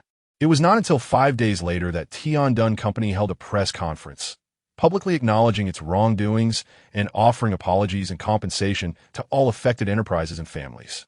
Seeing Lin Haoyang, under the protection of law enforcement, appear at the press conference where the head of Jian'an Company apologized to him, Su Jian'an finally felt a sense of relief and smiled. On the evening of the conference's conclusion, Su Jian'an dined at a roadside barbecue stall. After his meal, he dragged his luggage to the high-speed train station and boarded a train bound for Duyue County. In the audience, upon noticing that Su Jian'an's final destination was Duyue County, Director Luo exhibited a hint of surprise. Why was he not returning to Yunqi City? What purpose did Duyue County serve for him? The viewers in the live stream shared the same perplexity. Duyue County, I recall, is a place marked by poverty, previously highlighted in a report by CCTV. Su Jian'an must have had a reason for visiting. A comment from the audience elucidated. That was a decade ago. The transformation in Duyue County has been remarkable. It shed its label as a poverty-stricken county several years ago. Now, not only is it attracting investment and establishing numerous enterprises, but it has also fostered a burgeoning tourism industry, drawing a considerable number of visitors each year. So, is Su Jian'an visiting Duyue County for tourism? Another voice interjected, suggesting otherwise. This is a memory of Su Jian'an from 11 years prior, when Duyue County was still listed among the nation's impoverished counties, and tourism had yet to take root. What could have prompted Su Jian'an to consider a trip there? Meanwhile, Lu Xiaoxiao and Lu Qingying, who had just returned to the audience, were equally astonished. The village of Yinshan, which Su Jian'an had called me about for an interview, is indeed located in Duyue County. Lu Xiaoxiao exclaimed, "You reported on Yinshan village?" Lu Qingying looked at her in surprise. In response to Lu Xiaoxiao's inquisitive gaze, Lu Qingying elaborated, 11 years ago, I collaborated with director Chen Mao on a film titled Dark War. Lu Xiaoxiao nodded. I have seen that film. Your portrayal of Yi Tinglan was my favorite character. So impressive, entirely transforming from your previous roles where you embodied a sweet and gentle persona. Thank you. Lu Qingying paused briefly before continuing. The profits from Dark War saw 40 donated by Director Chen to Yinshan Village. Understanding the circumstances of Yinshan Village compelled me to donate 50 of my earnings from that film as well. Lu Xiaoxiao's eyes widened, her mouth agape. You also contributed to Yinshan Village? And that was 11 years ago. How did you come to know about Yinshan Village? At that time, Lu Qingying was just starting her career and her earnings were modest.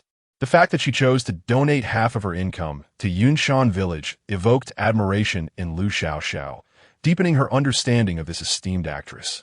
After gaining fame, Lu Qingying established the Qingying Charity Foundation, a fact well known among her fans.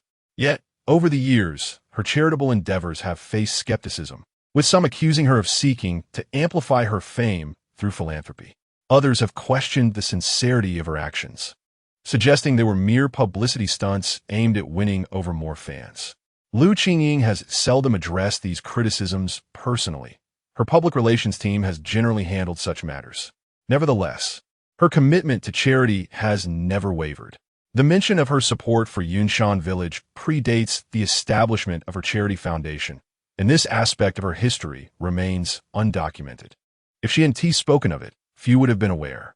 In that moment, Liu Xiaoxiao realized that this celebrated actress was far removed from the disparaging rumors that sought to tarnish her reputation. She is not only strikingly beautiful, with impeccable acting skills, but she also embodies the essence of kindness and beauty in a tangible form. Her charitable endeavors are genuine acts of philanthropy. As for the fame, popularity, and fan base she has garnered, these are merely incidental rewards that accompany her charitable pursuits. Such a person earns Liu Xiaoxiao's heartfelt admiration. However, what Liu Qingying just mentioned took Liu Xiaoxiao somewhat by surprise. It is worth noting that when she received the call from Su Jian'an, the article resulting from their interview was published a decade ago. Liu Xiaoxiao vividly remembers that her report on Yunshan Village in Diyue County created quite a stir upon publication and soon attracted the attention of relevant authorities. If Liu Qingying had read Liu Xiaoxiao's article, it would explain her knowledge of Yunshan Village, which would not be surprising. However, all of this occurred after Liu Qingying began her support for Yunshan Village. How, then, did Liu Qingying come to know of Yunshan Village prior to that? Liu Qingying shook her head and replied, "I had never heard of Yunshan Village before. I learned of it by chance during Director Chen's celebration banquet for his film success. Director Chen had previously engaged in some charitable work, but that occasion was exceptional, as it was the first time he allocated 40 of the film's profits to charity. A remarkably high percentage." Once Liu Qingying finished speaking, both women suddenly realized something, their gazes fixating on the large screen displaying Su Jian'an, who was already aboard the high-speed train. Could it be that all of this was orchestrated by Su Jian'an behind the scenes? But how did he come to know of Yunshan Village? Chapter 70. The book-choosing girl 11 years ago, after assisting Lin Haoyang in uncovering the sinister forces behind his parents' demise, namely, the Tian-Dun Corporation, and completing the Dream Fulfillment System's task, Su Jian'an received a reward from the system, an additional 6 months of life. When combined with the rewards he had previously garnered through aiding Liu Qingying, and after deducting the time he had spent, he found himself with a remaining year and 10 days of life. As with the previous task, the Dream Fulfillment System did not immediately issue a new mission following the conclusion of this one, allowing Su Jian'an to feel a sense of calm. Through this experience with Lin Haoyang, he began to grasp the patterns governing the system's task distribution, which seemed to correlate with the people and events he encountered. Whether his conjectures held true remained to be validated through further exploration. Thus, he purchased a high-speed train ticket to Diyue County and set an alarm for its arrival. After a brief slumber on the train, Su Jian'an awoke to find they were nearing Diyue County Station. The outside world was enveloped in darkness. Upon disembarking, he retrieved his luggage and stepped out into the modest station, which paled in comparison to those in larger cities. The plaza was sparsely populated, illuminated only by a few tall street lights, and apart from a handful of newly arrived passengers, it felt desolate. Alongside private vehicles waiting to pick up passengers, 5 or 6 taxis were parked at the curb. Wrapping his coat tighter around himself, Su Jian'an climbed into one of the taxis. The driver, speaking with a strong regional accent in Mandarin, understood Su Jian'an's destination and promptly accelerated away from the station. As the vehicle rounded a corner, the brightly lit station faded from view, swallowed by the encroaching night. The driver's skills were adept, and before long, the few remaining streetlights were left behind, as the surrounding darkness surged in like a tide, engulfing the taxi.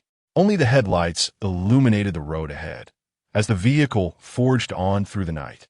Accompanied by the hum of the engine, Su Jian'an, seated in the front passenger's seat, could barely discern the road through the faint light.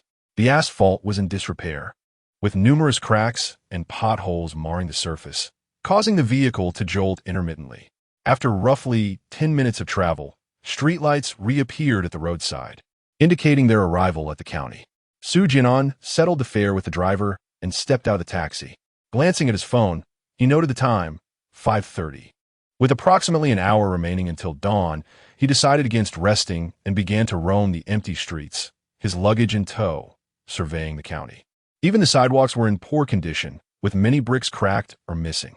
Several times, The wheels of his suitcase became lodged in the gaps between the bricks, prompting him to simply carry the suitcase in his hands. The asphalt road was no better. As he walked, Su Jian'an observed numerous sections of the pavement fractured and sunken, as if the relentless passage of time had ground it beneath the wheels of countless vehicles. The buildings lining the roadside are predominantly aged structures, modest in height, typically comprising 4 or 5 stories, likely devoid of elevators. Additionally, there are some low-lying bungalows, their walls stripped of plaster, revealing weathered bricks beneath. The air is piercingly cold. Standing under the dim glow of the streetlight, Su Jian'an exhaled a cloud of white vapor, reflecting on his surroundings. He was acutely aware that he had arrived at the right place.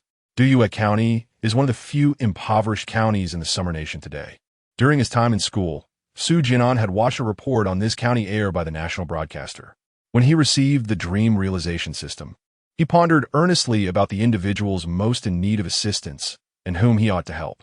He understood well the limitations of his own capabilities. With a population of 1.4 billion in the Summer Nation, the Dream Realization System issued tasks with only one beneficiary at a time. It was impossible for him to assist everyone. Hence, he came to this county highlighted by the national broadcaster. If the task presented by the Dream Realization System could enable him to uplift a family in this county from poverty, Su Jian'an would deem his journey worthwhile. Under the streetlight, the roll-up door of a mutton noodle shop in Zuancheng was raised, illuminating the interior. Su Jian'an dragged his luggage inside. "Ah, you're here quite early." Young man, the owner, busy preparing broth in the kitchen, greeted him warmly. "The shop has just opened, so if you wish to have noodles, you'll need to wait a while. Please take a seat." "Thank you, boss," Su Jian'an replied, placing his luggage against the wall and surveying the noodle shop. The 4 tables scattered about were somewhat worn, but impeccably clean. The walls bore the marks of smoke, darkened in places, while a handwritten menu hung centrally. The red ink faded with time. "What would you like to eat, young man?" the owner inquired, lifting the lid from a pot, steam billowing forth. "I'll have a large bowl of spicy chicken noodles," Su Jian'an responded. Before long, the middle-aged proprietor brought a steaming bowl of noodles to Su Jian'an's table. The portion generous. Whether it was genuine hunger or not, Su Jian'an savored the dish heartily, finishing the broth entirely. After breakfast, he lingered in the shop for a while, exchanging pleasantries with the owner and charging his phone at an outlet. As a few pedestrians began to emerge on the street, the warmth enveloping him prompted Su Jian'an to excuse himself from the shop, not wishing to impede the owner's business. He dragged his suitcase out onto the street and wandered around. Eventually, Su Jian'an found himself in a small alley beside the bus station, squatting against the wall. He then opened his phone to search online for information about the villages surrounding Duyue County. He recalled a report mentioning a village characterized by perilous, narrow mountain roads carved into cliffs. He resolved to visit this particular village. He located it swiftly, Yinshan Village. As Su Jian'an stood up with her luggage, she nearly collided with a passing woman. "I am so sorry," she exclaimed. The woman, burdened by a yoke across her shoulders, bore 2 snakeskin bags that seemed to contain books, their outlines discernible. The weight appeared substantial, bending the yoke.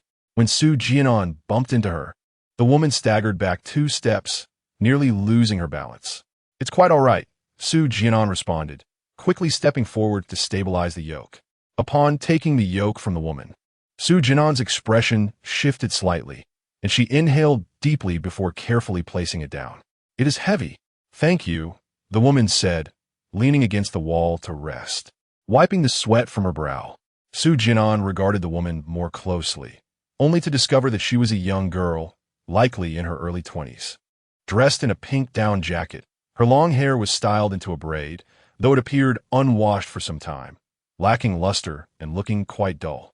Her face was a perfect oval, adorned with delicate features. However, at that moment, her visage was slick with sweat, hair clinging to her forehead, presenting a rather disheveled appearance. The cold wind had reddened her once smooth skin, causing it to crack slightly. At just over 20, while many peers were still in university or freshly graduated, she bore the burden of 70 to 80 pounds. Su Jian'an felt a pang of compassion for the girl. "How old are you?" After a brief moment of catching her breath against the wall, The woman realized Su Jian'an was addressing her. I am 22, she replied with a smile, her large, beautiful eyes sparkling. Su Jian'an was taken aback, given her slight frame and the way the bags had nearly touched the ground when she lifted them. He had assumed she was younger than 20. What do you carry in those bags? They seem quite heavy, Su Jian'an inquired, curiosity piqued. The girl gently touched the bags. Her gaze filled with affection as if she were cherishing a treasure. With a smile, she replied, they contain books. Chapter 71. My name is Chun Lu, a teacher at Yinshan Primary School. As he gazed at the girl before him, Su Jian'an was momentarily taken aback, unable to comprehend the situation fully. Judging by the outline, he surmised that the two bags were likely filled with books. Yet, he could not fathom why she would carry such a heavy load of books alone. What kind of books were they? Could she possibly read all of them by herself?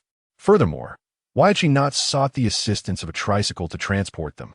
The girl nodded earnestly and reiterated, yes, these are the winter vacation assignments and supplementary materials I purchased for my students, along with some renowned literary works from both China and abroad for their extracurricular reading.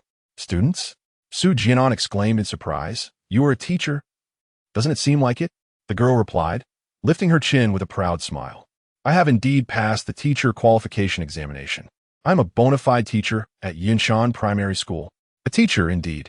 Yet, she appeared remarkably youthful, standing at nearly 1.8 meters. Su Jian'an found it hard to reconcile the petite girl, who was under 1.6 meters tall, with his preconceived notion of a stern educator.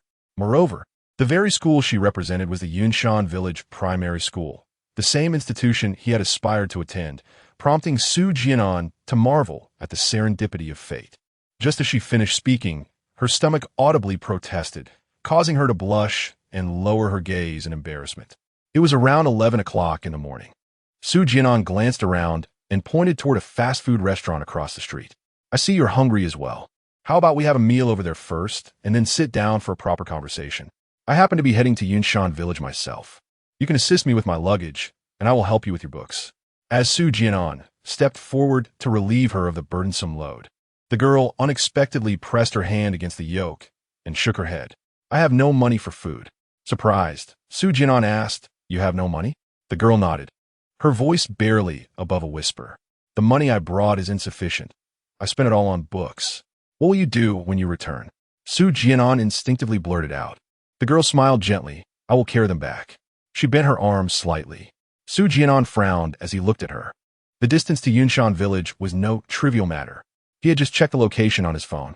The girl's lips curled into a faint smile as she added, It's over 30 kilometers. If we set off now, we should arrive before 4 in the afternoon. What she did not reveal was that purchasing these books had depleted her entire savings. To save money for more books, she had refrained from taking the bus to the county town. She had departed from the school at 6 in the morning, walking over 30 kilometers to reach the town. Su Jian'an's expression softened as he grasped the yoke, feeling the heavy burden of the books she carried.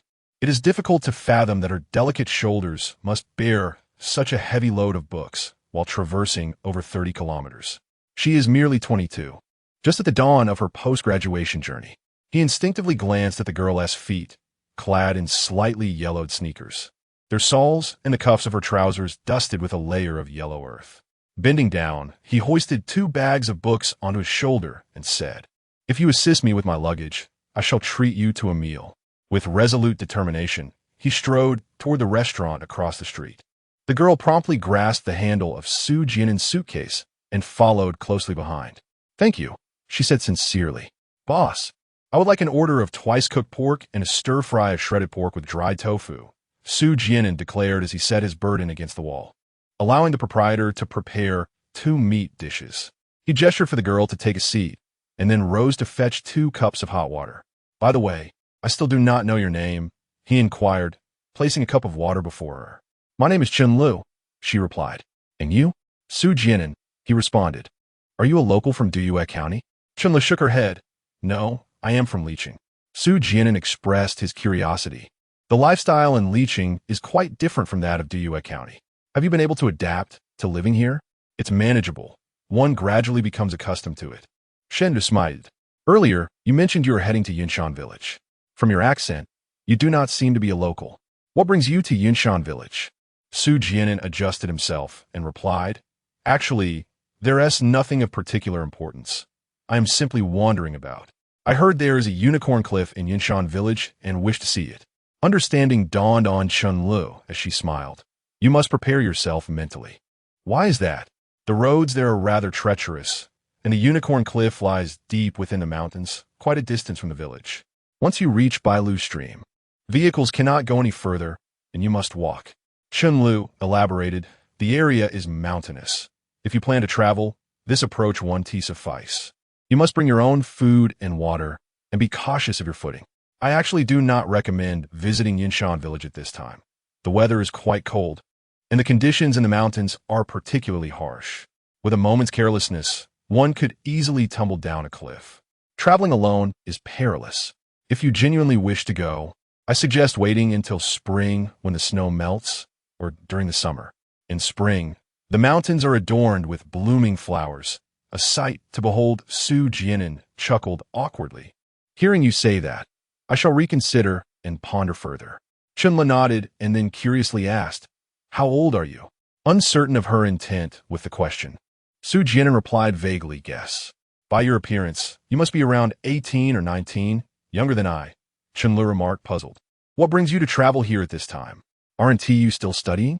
At this hour, whether in university or high school, there remains about a week or two until the holidays. If Su Jian'an were a student, his presence in Duyue County at this time would indeed be peculiar. Explaining Shen Lues Builderm. Su Jian'an quickly arrived at the same realization. With a smile, he remarked, You may have guessed incorrectly. Like you, I possess a youthful appearance.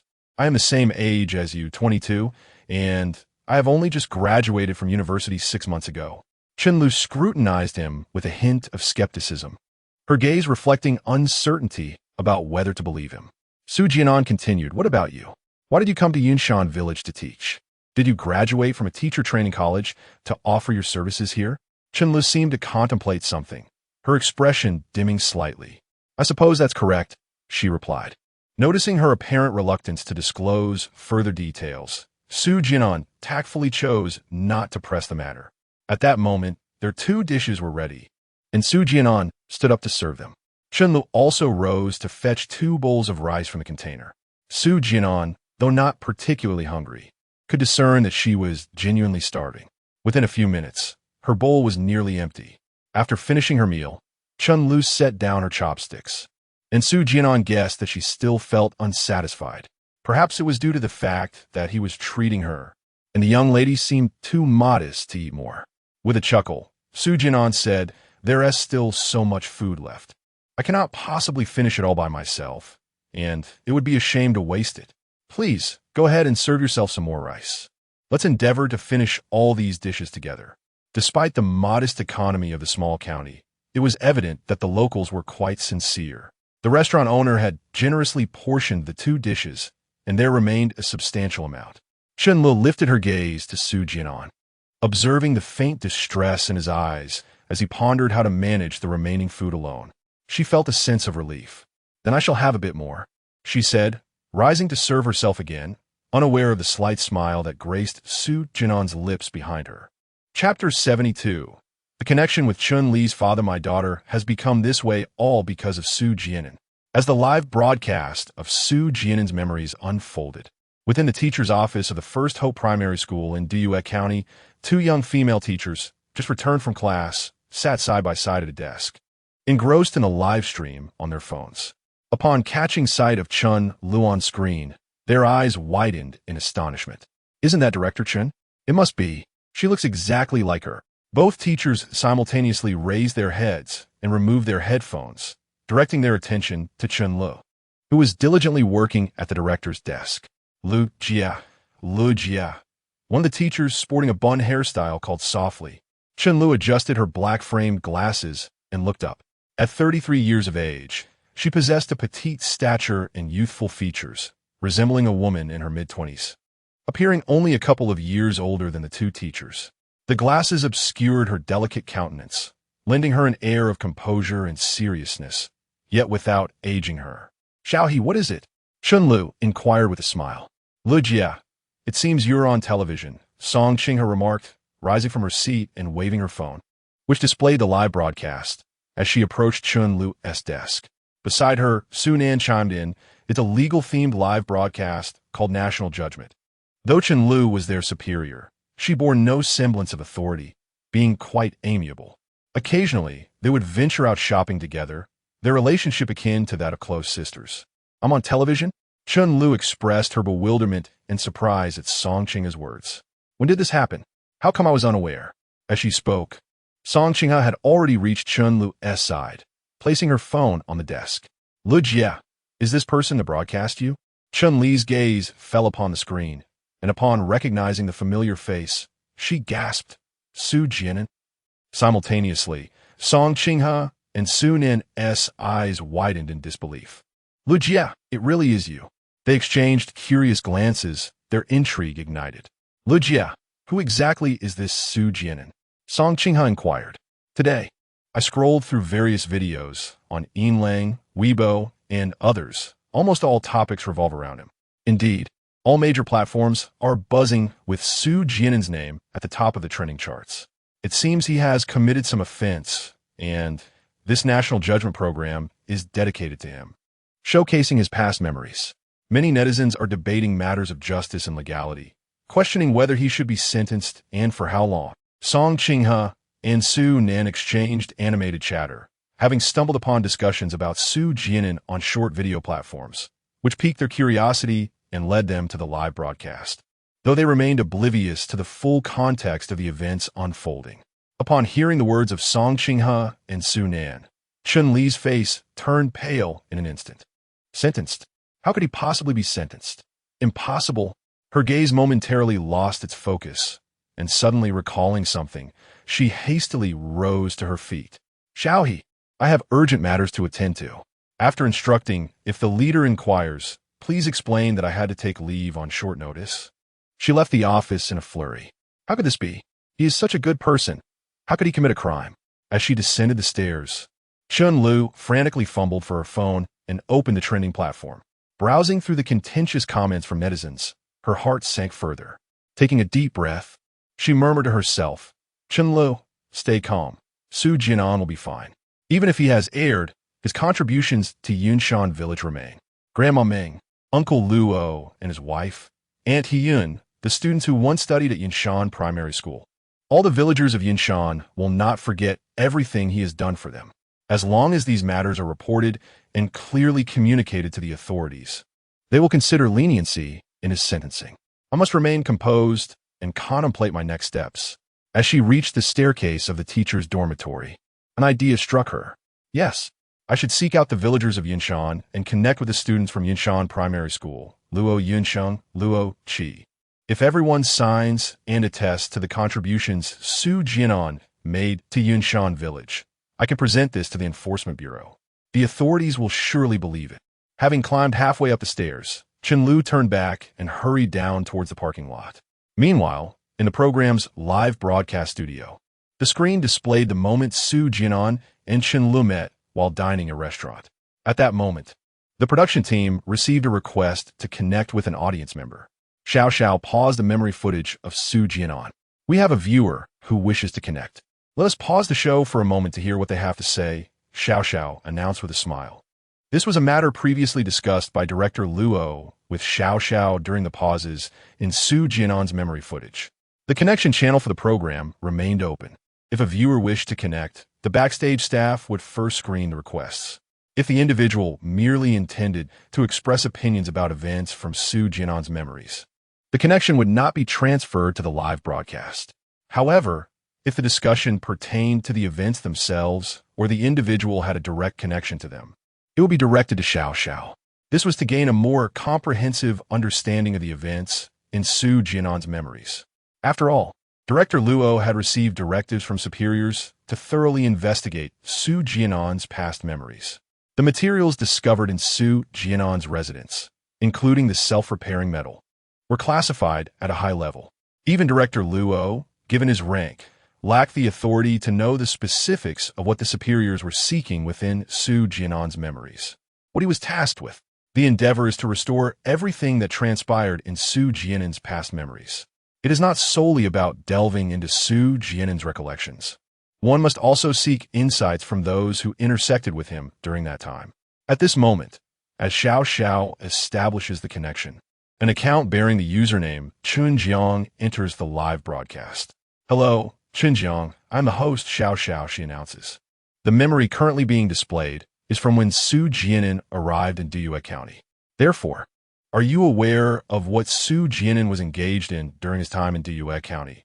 Or did you have any profound interactions with him during this memory, participating in some of the events he experienced? The avatar of the Chunjiang account flickers, and a middle-aged man's voice emerges. "Indeed, although I have not had extensive exchanges or interactions with Su Jian'an, I am aware of what he did in Diyue County." Xiao Xiao's professional smile falters slightly, and all the viewers watching the live stream can discern the underlying anger in Chunjiang's tone. He continues, "My daughter, Chunlu, was initially a promising dancer, but she was led astray by Su Jian'an, abandoning her craft to become an ambiguous online broadcaster. My wife and I toiled tirelessly to raise her, hiring dance instructors and supporting her through college. What was our aim? It was to ensure she could secure a good job and lead a more comfortable life. I cannot fathom what kind of sorcery Su Jian'an used to influence my daughter. She has taken to flaunting the very dances she once learned online, becoming a provocative broadcaster. The reputation of the Chun family has been tarnished by this unfilial daughter. Even now, as I walk the village paths, I feel the piercing gazes of others upon my back. What sin have I committed to deserve this?" As Chunjiang concludes, an abrupt silence envelopes the program. Xiao Xiao, along with Li Zhenghua, Zhao Jianghe, and Dong Wu, exchange bewildered glances. Meanwhile, the audience in the live stream erupts in a cacophony of reactions. Chapter 73. If he is driven by money. There are numerous ways to earn it. Su Jian'an seduced Chunjiang's daughter, Chunlu, into becoming a provocative live-streaming host. At this moment, the audience in the live stream erupted in astonishment upon hearing Chunjiang's remarks. Is this for real? Su Jian'an doesn't seem like that kind of person. Could there be a misunderstanding? What is the background of this Chunjiang? Is he truly the father of the girl named Chunlu from Su Jian'an's memories? Could this be an intentional attempt to tarnish Su Jian'an's reputation? I cannot believe Su Jian'an would stoop to such a level. In his previous recollections, he even assisted a boy named Lin Haoyang in uncovering the true culprits behind the tragic fate of Lin Haoyang's parents at Tiandun Corporation. How could he possibly deceive someone into becoming a provocative live streamer? Indeed, Su Jian'an previously earned over 10 million in script fees for the screenplay The Love of the Sephora Tree, most of which he donated. If he were motivated by the pursuit of wealth, would he resort to such underhanded tactics? Could there be some misunderstanding at play? The barrage of comments continued. At this moment, Chunjiang, connected to the live stream, clearly noticed the flood of comments and appeared visibly enraged. "I possess identification to prove my identity, and I have a photograph of my family, including my daughter Chunlu. If you doubt me, request the host to initiate a video verification," he proclaimed fervently. "Moreover, I swear that if I utter a single falsehood, may the heavens strike me down and may I be met with a fatal accident." Upon hearing Chunjiang's declarations, the expression of the host, Xiao Xiao, shifted to one of uncertainty. Given Su Jian'an's prior conduct, she, like many viewers, have been skeptical about the possibility of Su Jian'an committing such an act. However, faced with 100,000 viewers and the presence of law enforcement, Chunjiang swore an oath, which planted a seed of doubt in Xiao Xiao's mind. Could it be that Su Jian'an truly deceived Chunlu into pursuing a career as a provocative live streamer? Was there perhaps a hidden truth beneath the surface? Or did Chunlu willingly pursue this path, only for Chunjiang to shift the blame onto Su Jian'an upon discovering her intentions? As Xiao Xiao's thoughts spiraled, the memory extraction device beside her suddenly shifted from a green to a flashing red light.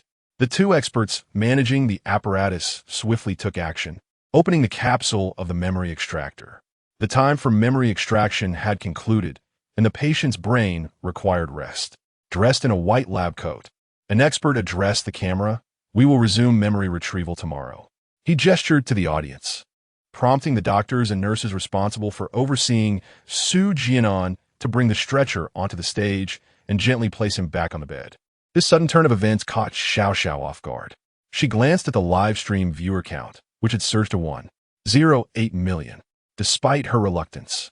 Upon receiving the directive from the production team to conclude the broadcast, Xiao smiled at the camera and stated, "Dear viewers, the experts from the Enforcement Bureau have indicated that Su Jian'an's brain requires rest.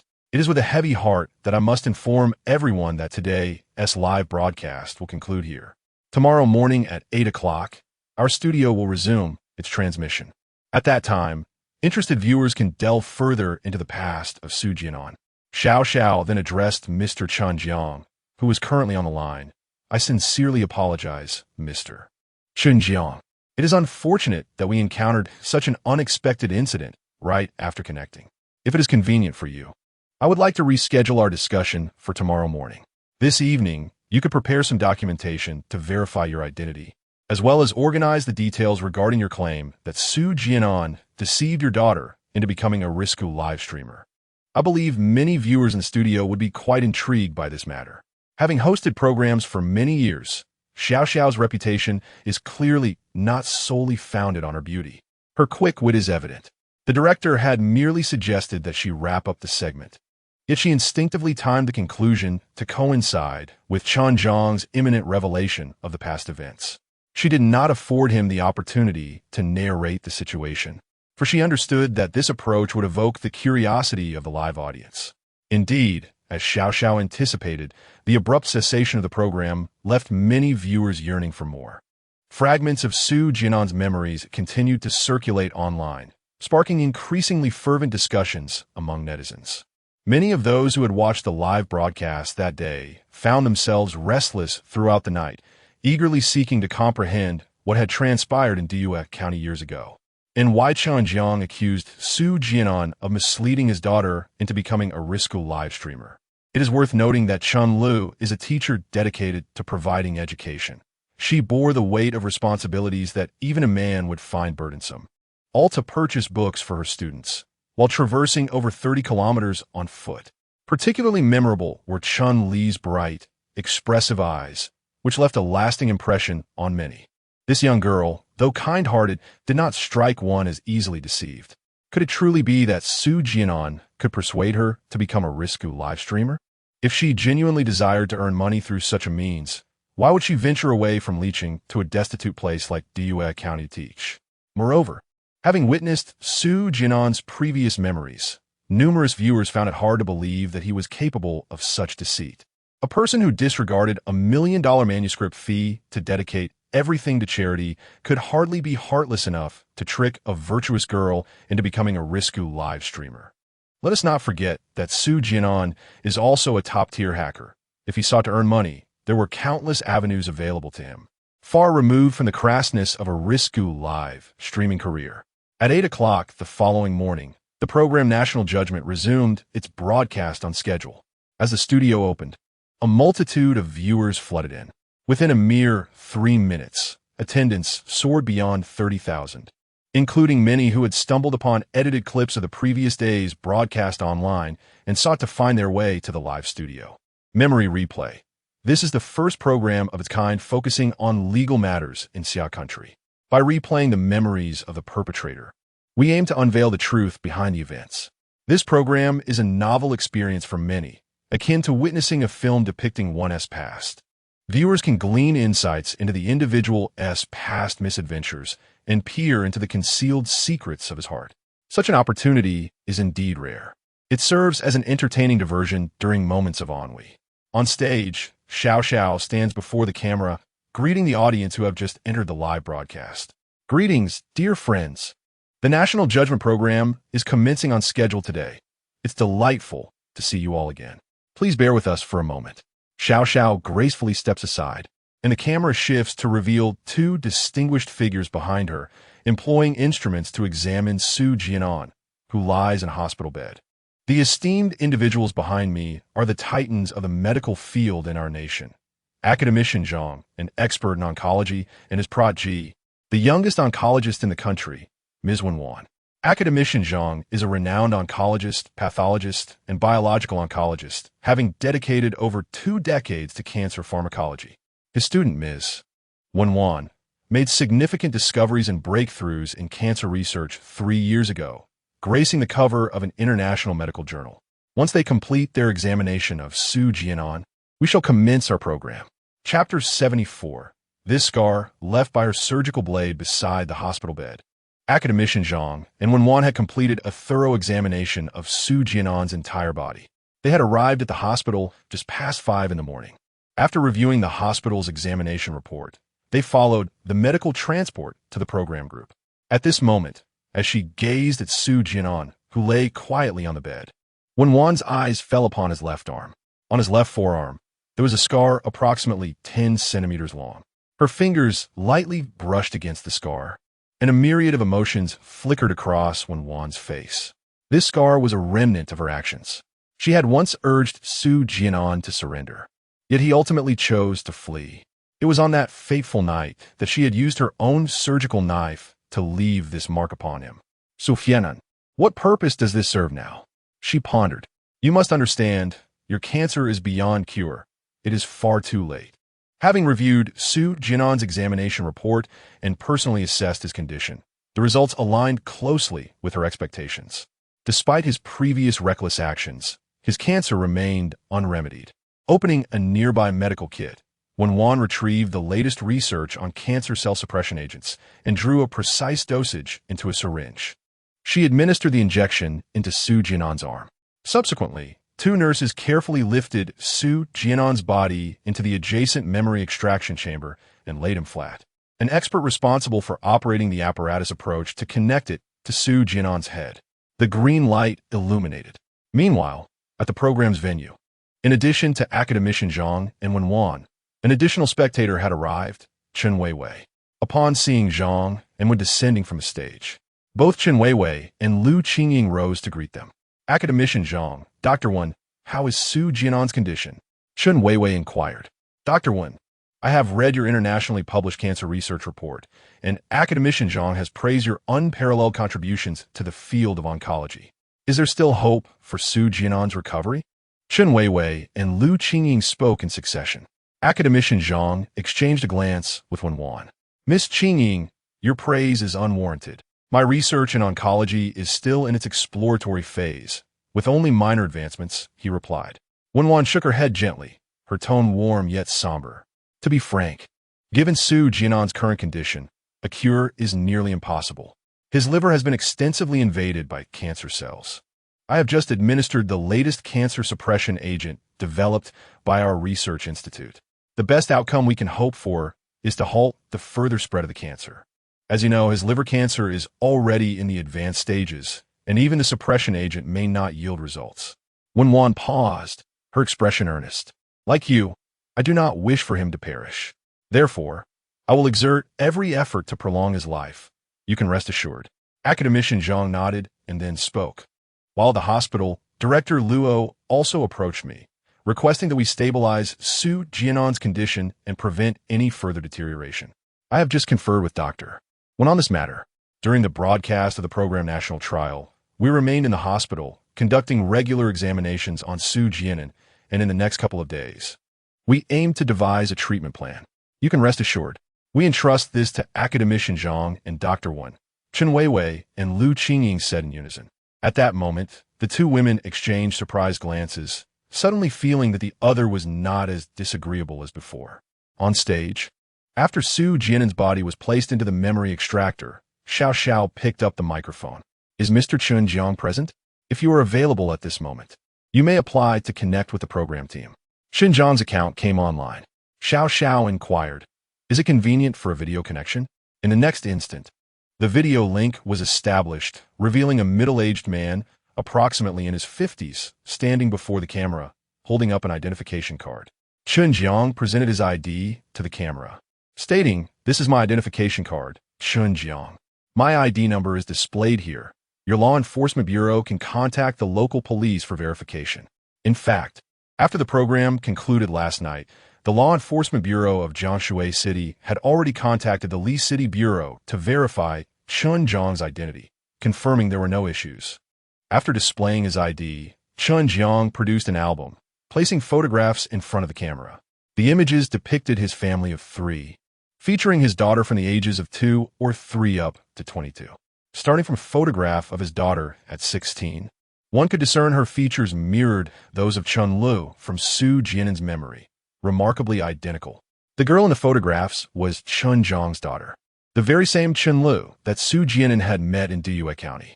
After the album was presented, Chun Jiang addressed the host and all viewers in the live stream. "Do you still doubt that I am Chun-Li's father?" Xiao Xiao smiled, responding, "Having seen your family album, I believe no one will question your identity any longer." Now, she paused. "Chun Jiang, could you share with us how Su Jian'an initially enticed your daughter Chun-Lu into becoming a borderline female?" Chun Jiang retrieved a notebook, glancing at the notes within as he fell into reminiscence. 12 years ago, my daughter Chun-Lu was in her senior year at Nanshan University. It was her final semester, and she was on the verge of graduation. She had already passed her thesis defense and called to share the good news with us, which made us very happy. Therefore, when Chun-Lu expressed a desire to go out with her classmates, I consented. After 4 years of camaraderie, it would be challenging to reunite after graduation. So I even sent her 3,000 yuan as travel expenses. Little did I know, that trip would lead to unforeseen troubles. During her travels, Chun-Lu would call us every day to keep us updated. I remember it was the 5th day of her trip when she arrived in Juyuan City. That night, Chun-Lu unexpectedly called me. When the video connected, I noticed her eyes were red and her spirits were low. She told me that a classmate named Luo Yuyong had tragically fallen to her death while climbing a mountain. I had a vague recollection of Luo Yuyong. She was Chun-Li's roommate, whom I had seen a few times when I accompanied Chun-Lu to school. The young girl came from a modest background, dressed plainly, yet she was warm-hearted and polite. She shared a close bond with Chun-Lu, and, at that time, I recalled Chun-Lu mentioning that Luo Yuyong was a student from a poverty-stricken area. Later, after Luo Yuyong's death, Chun-Lu abandoned the promising job I had arranged for her, declaring her intention to volunteer as a teacher in Diyue County, even obtaining a teaching qualification. It was then that I learned that Yunshan Village in Diyue County was Luo Yuyong's hometown. Chun Jiang's recollections were somewhat fragmented, yet his notebook seemed to contain organized memories. Realizing he had digressed, he steered the conversation back. During the call, Chun-Lu was continuously sobbing, burdened by guilt, believing she was responsible for Luo Yuyong's demise.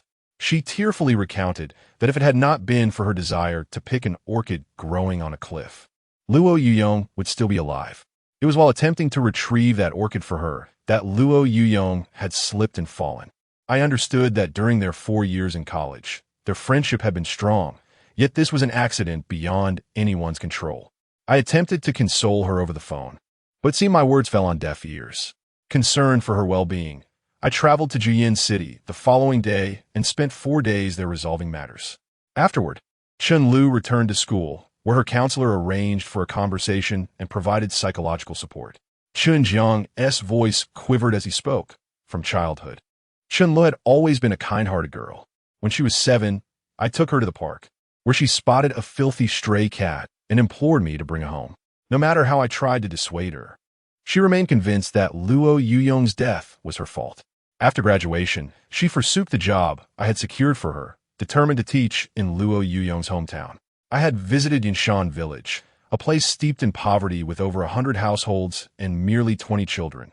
The roads were impassable, and the school was constructed by the villagers themselves, a mere 3 rooms made of yellow mud. I could scarcely fathom the life Chun-Lu had endured there over the years. I understood that she felt an overwhelming sense of guilt towards Luo Yuyong and sought to atone for her perceived wrongdoing in this manner, believing it would ease her heart. Thus, after several attempts to dissuade her, I ultimately acquiesced. At this point, Chun Jiang's tone suddenly faltered. His expression shifted to one of anger and frustration. I had anticipated that after a few years of teaching in Yunshan Village, once she had resolved her inner turmoil, she would return. However, I never imagined that the scoundrel Su Jian'an would deceive her into becoming a borderline internet streamer. Chapter 75, Chun Jiang's Reminiscence. Su Jian'an bewitched my daughter at this moment. Chun Jiang's face was etched with fury and regret as he recounted the events of years past. In the second year of Chun Li's teaching stint in Yinshan village, a remote area with treacherous roads, even educators were reluctant to venture there. The village's only teacher, a man in his 50s, had retired due to a leg injury, leaving Chun Lu as the sole instructor in a school constructed of yellow clay, responsible for teaching over 20 students ranging from 1st to 6th grade. Concerned for her well-being, her mother and I sent her some money each month. However, Chun Lu insisted that the local government provided a stipend for her teaching, and the villagers often brought her food, rendering the financial support unnecessary. To my astonishment, a year after Chun Lu began her teaching, one day, a cousin from the village approached me, brandishing a phone. He pointed to a live streaming session featuring a scantily clad female dancer and inquired if that was Chun Lu. As I gazed upon the dancing figure in the stream, my mind exploded in shock, leaving me in a state of utter disbelief. At that moment, my cousin, unaware of my turmoil, praised Chun Lu for her beauty and dancing prowess, noting that she had garnered over 1 million followers on her account. With each compliment, my face darkened with indignation. Ultimately, unable to contain my fury any longer, I seized the broom leaning against the door and chased him away. Once he departed, I opened my phone and located Chun Li's streaming account, Little Cola. I was appalled to see that over 30,000 viewers were watching her dance. The traditional values I held dear made my face flush with shame. How could Chun Lu, dressed in such disgraceful attire, perform for so many men? This was no different from the courtesans of ancient times. I could not accept that the daughter I had nurtured, having hired dance instructors to teach her, had become such a shameless figure. As I witnessed her perform an enticing move, the audience lavished her with generous gifts. When Chun Lu, with her hand covering her partially exposed chest, bent down to sweetly thank her benefactors, my heart plummeted to the depths of despair. Was this truly my daughter, Chun Lu? My trembling hands clicked on her Little Cola account. The more I scrolled through her posts, videos of her dancing in revealing outfits, clad in black and white stockings, and engaging in cosplay, the more appalled I became. Each piece garnered hundreds of thousands of likes. In that moment, it felt as though the very heavens had collapsed upon me. He could not reconcile the online persona of Chun Lu with his own well-behaved and sensible daughter. This was not the daughter he knew. His daughter was polite, understanding, and kind-hearted, often blushing when speaking to strangers. She rarely adorned herself with makeup and would never wear such revealing attire. In the live streaming room, Su Jian'an took a moment to compose himself before continuing. From the day Chun Lu began posting videos on her account, I deduced that she started live streaming approximately 6 months ago. Yet, I could not bring myself to believe it was true. That evening, I discussed the matter with her mother, and we purchased tickets for the following day to go to Duyue County in search of her. Upon our arrival at Yinshan village, it was already past 6 in the evening. You would not believe what we encountered when we reached Chun Li's dormitory. Gazing at Su Jian'an, lying within the memory extractor, Su Jian'an inhaled deeply and exclaimed in anger, "It is this man, Su Jian'an, who is currently in the memory extractor."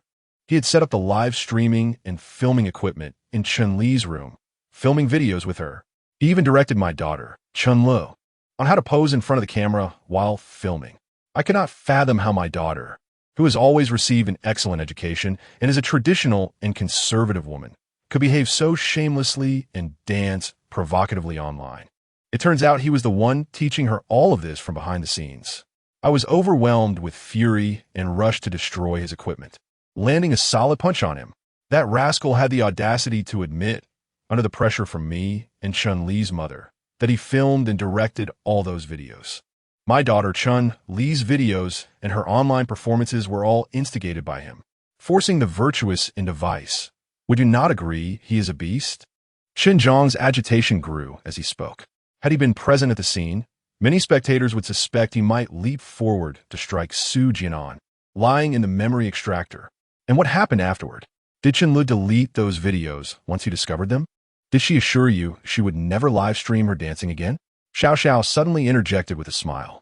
To be frank, she believed that Chun Li's borderline live streaming was hardly a significant issue. Having navigated the entertainment industry for many years, Xiao Xiao had witnessed far more scandalous secrets than mere borderline live streaming. Her mental fortitude had been honed to an extraordinary level.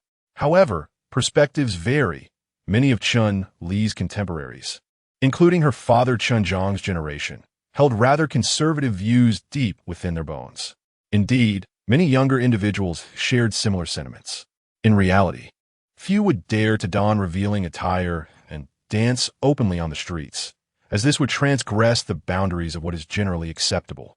The open-mindedness of many young people has its limits and principles. Xiao Xiao had no intention of altering Chun Zhang's beliefs. She simply could not achieve that. Subsequently, Chun Zhang's response once again astonished Xiao Xiao and many viewers. I had initially presumed that after being caught engaging in suggestive live streaming, Chun Li would recognize her missteps and cease posting such morally questionable videos online. However, to my dismay, she did not. Upon being exposed for her dubious online activities, Chun Li shockingly defended Su Jian'an, asserting that her actions were entirely voluntary and had no connection to him. She insisted that we should refrain from intervening in her affairs, claiming she would handle them herself. Can you believe such words could come from a daughter? Our request for her to delete those videos from her account was met with refusal. Reflecting on the events that followed, Chun Jiang was filled with ire and reluctant to elaborate further. Thus, I too wished to delve into Su Jian'an's memories. I longed to uncover the enchantments he cast upon my daughter in those days that led her to become this way. Chapter 76. Memories of Su Jian'an. Yanshan village on the cliff on the stage. Upon hearing Chun Jiang's words, Xiao Xiao nodded and, microphone in hand, proclaimed, "All right. Our connection with Mr. Chun Jiang will conclude here for the time being. Next, let us continue to watch the replay of Su Jian'an's memories and uncover what transpired in Diyue County back in the day." With that, Xiao Xiao severed the link with Chun Jiang. At this moment, the visual projection of Su Jian'an's memories was also ready. The director directed the camera towards the large screen. 11 years ago, in Diyue County, after dining with Chun Li at a restaurant, Su Jian'an expressed his desire to visit Yanshan village with Chun Li. "Let us head to the station," he suggested, as he hoisted 2 bags of books out of the restaurant. "I will cover the fare." Chun Li hesitated for a moment, then nodded gratefully, "Thank you." Carrying 2 heavy bags of books for over 30 kilometers would surely leave her feet blistered. "You truly are a kind-hearted person," she remarked, dragging Su Jian'an's luggage along. "Let us add each other on WeChat. When my salary arrives this month, I shall transfer you the money for the meal and the fare." Su Jian'an retrieved his phone, and they exchanged WeChat contacts. "You needn't worry about the fare. I intend to go to Yanshan village regardless." "Consider it a reward for your guidance," he replied. Chun Li shook her head. "Guiding you is a simple task. It should be kept separate." With a smile, Su Jian'an responded, "Then save it for purchasing books. When the time comes, just say it was for the student I gifted." He carried the books toward the station, purchased 2 tickets, and placed the bags in the bus's rear compartment. Once aboard, he sat beside Chun Li as they journeyed to Yanshan village. Approximately 40 minutes later, the vehicle stopped by a small bridge. "We have arrived," Chun Li called to Su Jian'an as they disembarked. He looked around, noticing that aside from the bridge, the surroundings were enveloped in mountains and forests, dotted with terraced fields, yet devoid of any signs of habitation. Curiously, he inquired, "Is this Yanshan village?" With a slight smile, Chun Li replied, "We are still about 5 kilometers from Yanshan village."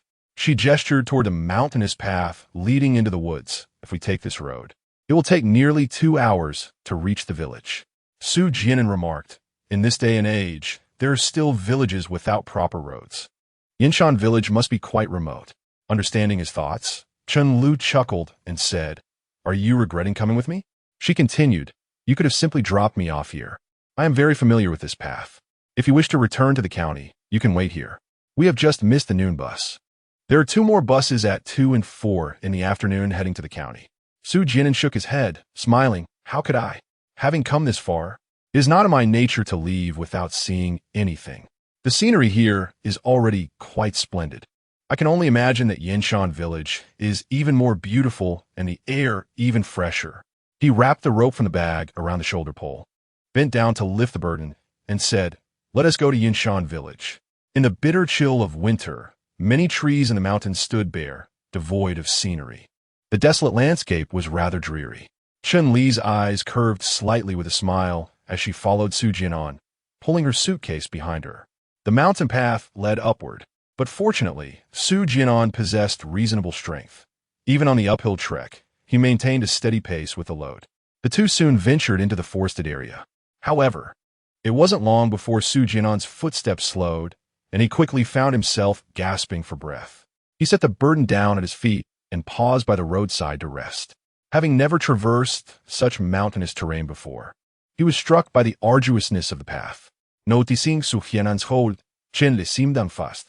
She retrieved a bottle of mineral water from the bag attached to her suitcase, which Su Jian'an had purchased earlier in the county town.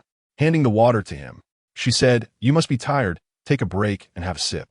Wiping the sweat from his brow, Su Jian'an accepted the water. Observing Chen Le, who had followed him without breaking a sweat, he expressed his astonishment. "Aren't you tired?" Inside his suitcase, there were only a few winter garments and undergarments, but also contained the laptop he had bought earlier, making it quite heavy. Chen Lu chuckled. "You seldom carry burdens, do you?" In truth, she had noticed his struggle the moment he began the ascent with the load. Those who frequently traverse mountain paths and bear heavy loads understand that endurance, rather than sheer strength, determines how far one can go on such trails. Su Jian'an had expended his stamina climbing, which explained why he felt fatigued so soon and needed to rest. Therefore, one might observe individuals carrying burdens who, despite their slow pace, manage to walk for 2 or 3 kilometers without pause. This principle held true here. After resting for a while, Chun Lu lifted the burden from where it lay at his feet and said, "You carry the suitcase. I will take the load for a stretch." She placed the burden on her slender shoulder, moving steadily, though not quickly. Su Jian'an contemplated objecting, but having never shouldered such a heavy load before, he felt a sharp sting in his shoulder. He dared not show off and could only obediently follow behind Chen Lu, carrying the suitcase. Initially, he believed the forest path was challenging enough. However, upon exiting the woods, he soon discovered the true horror of the mountain trail. Gazing at the winding path that spiraled up from the cliffside, Su Jian'an felt a flutter of trepidation. Was this the route to Yinshan village? Standing in the middle of the path, he looked down at the bare trees below and swallowed hard. He imagined that a single misstep could send him plummeting, with the branches below ready to pierce him. So, Chen Lu traversed this perilous route every time she went to the county town. Gazing ahead at Chen Lu, who was shouldering a burden, a flicker of admiration ignited in Su Jian'an's eyes. Her courage was truly remarkable. She exhibited no fear of peril. Noticing his pallid complexion, Chen Lu humorously paused her steps. "Do not worry. As long as you refrain from looking down, you shall be fine," she reassured him, adding, "Despite the narrowness of this mountain path, the villagers of Yinshan often traverse it on motorcycles. Is this road truly suitable for riding?" Su Jian'an inquired, astonished once more. Upon inspecting the ground, he indeed discerned several tire tracks etched into the exposed yellow mud ahead. However, it seemed these marks were solely left by motorcycles, for the path was far too constricted. The mere thought of a car attempting to navigate such a precarious bridge sent a shiver down his spine. Anyone daring enough to drive on this road must either be insane or a master driver. "Behold, just ahead lies Yinshan village," Chen Lu declared, as she set down her burden and ascended a small hill by the roadside, gesturing towards the opposite side of the mountain. Chapter 77. The sole teacher in the entire school, Su Jian'an cautiously ascended the hill behind Chen Lu, stretching his neck to look ahead. On the other side of the slope, nestled amidst fields, lay a quaint village.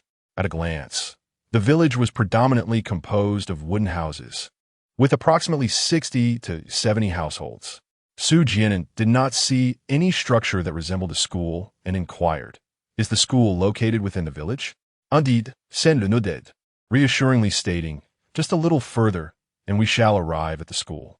Pondering this, Su Jian'an offered, "Allow me to carry the load for the remainder of the journey." He noted Chen Lu's slender frame and worried that she might accidentally tumble down the cliff with her burden. Chen Lu did not decline his offer. She took the lead, pulling her suitcase, while Su Jian'an followed behind, shouldering the load. The mountain breeze greeted them as they walked, and Su Jian'an cast glances down the precipice, feeling a thrill of trepidation as they traversed the path. They safely completed this stretch of the journey, and the full vista of Yinshan village came into view. Most homes were wooden tile-roofed, while others were constructed from earth and bricks, similarly topped with tiles. The village was tranquil, occasionally punctuated by the distant barks of dogs and the crowing of roosters. Pointing to a 3-room earthen house at the village entrance, Chen Lu declared, "That is Yinshan Primary School." "Is that the school?" Su Jian'an asked, momentarily taken aback by the modest structure, yet he refrained from voicing his surprise. As he made his way towards the village, still navigating the uphill path, he noticed several villagers laboring in the fields. Upon seeing Chen Lu, they greeted her warmly. "Miss Chen has returned from the county." "Miss Chen, is this your boyfriend? He is quite handsome." "Miss Chen, today I gathered some wild onions. I shall have my child bring them to you tonight, so you need not trouble yourself with dinner." Chun Li's cheeks flushed as she hurried to clarify, explaining that Su Jian'an was merely a kind soul helping her carry books back to school, not her boyfriend. Upon arriving at Yinshan Primary School, Chen Lu quickly stepped forward, retrieving a key from her pocket to unlock one of the rooms. "Let us place the books here," she suggested, gesturing to the empty space within. Su Jian'an set the 2 bags down, but as he turned around, he noticed Chen Lu hurriedly crumpling some small garments from the bed and stuffing them into a neatly folded quilt, her face tinged with embarrassment. He surmised their nature and promptly averted his gaze, surveying the rest of the room. There, near the window, he spotted a clothesline adorned with various garments, including a delicate white lace bra and matching lace panties. "I think I shall take a stroll in the yard," he said, escaping outdoors. In truth, he had already gleaned a general impression of Chun Li's room, a simple farmer's dwelling. By the window, a small rice cooker and an induction stove are placed upon the table, accompanied by several pairs of bowls and chopsticks, as well as seasoning bottles. Beneath the table, bags of rice are stacked high. Near the courtyard by the window is Chun Li's bed, adorned with curtains. At the head of the bed stands a simplistic assembled wardrobe, the kind with an iron frame covered by a layer of fabric. Adjacent to the wardrobe is a drying rack, side by side with a table used for kitchenware, upon which Chun Li's clothing hangs, presumably still damp. Close to the door, where Su Jian had just set down 2 bags, lies Chun Li's workspace. A desk occupies this area, neatly arranged with 2 stacks of books, including elementary school textbooks and teaching materials, alongside a laptop. Beneath the desk, an electric heater rests. This humble abode serves as both Chun Li's living quarters and office. Mused Su Jian'an. He lifted his gaze to survey the surroundings, pacing thoughtfully around the school. The so-called Yinshan Primary School consists merely of 3 adobe houses and a courtyard. Apart from the room occupied by Chen Lu, the other 2 houses serve as classrooms. Today being Sunday, neither of the classrooms host students. Yet, peering through the windows reveals neatly arranged desks, along with a podium and blackboard near the entrance. The ground of the courtyard, as well as that of the 3 buildings, is paved with concrete. Su Jian speculated that this was likely to facilitate students' commutes and cleaning. After all, on rainy days, if the ground were muddy, students traversing to and fro would surely return with their feet caked in muck. The sole grand tree in the courtyard is adorned with a heavy iron weight suspended by thick wire. Near the main gate stands a wooden utility pole, upon which a large light bulb is hung, shielded by a rain cover. Su Jian stood at the entrance of the courtyard, gazing towards the village behind. The school is situated at the village's edge, standing independently, roughly 100 meters away from the nearest houses. Thus, does Chen Lu spend her nights alone here? The thought of her solitary existence in such a vast courtyard, especially after the students have returned home for the evening, stirred an unsettling feeling within Su Jian. One wonders if she feels afraid alone. Perhaps she has grown accustomed to it. Suddenly, the sound of flowing water reached his ears, prompting Su Jian to turn. He observed Chun Lu filling a cup at the faucet in the corner of the courtyard. After such a long journey, she must be weary. Noticing him turn, Chun Lu smiled and said, "Come over and have some water. I've tidied up the room. You can rest inside." She offered the cup to Su Jian, adding an assurance that the water was pure spring water flowing from the mountains, clean enough to drink without boiling. Su Jian smiled in response. In his elementary and middle school days, he often found himself devoid of money, at times quenching his thirst with the tap water from the school's faucet. Gazing into the cup, he drank it all in one go, unexpectedly finding it refreshingly sweet, even more delightful than bottled water that cost 2 or 3 yuan. Upon entering the room with Chun-Lu, he noticed it had been tidied up simply. The lingerie that had once been hidden in the drying rack and under the quilt was absent, suggesting that she had not anticipated bringing a man home, leading to a rather awkward situation. The room contained but a single chair, with Su Jian'an seated upon it, and Chun-Lu perched on the bed. When they had been climbing the mountain, burdened with their load, he had been solely focused on how long it would take to reach Yinshan village, hardly feeling the strain. Now, having come to a halt, he could sense the soreness and fatigue in his shoulders and legs. What about the other teachers? Su Jian'an and having just noticed that the other 2 rooms in the courtyard were classrooms. Curiously, he wondered why it was only Chun-Lu who resided in this room. Where did the other teachers stay? Did they perhaps lodge with families in the nearby village, or were they all remarkably skilled drivers? After all, the mountain roads here were quite treacherous. Moreover, with winter upon them, darkness fell early. By just past 6 in the afternoon, the light had already faded. If the other teachers did not live in the village and only returned home after school dismissed, they would likely have to navigate their way in the dark. There are no other teachers, Chun-Lu replied.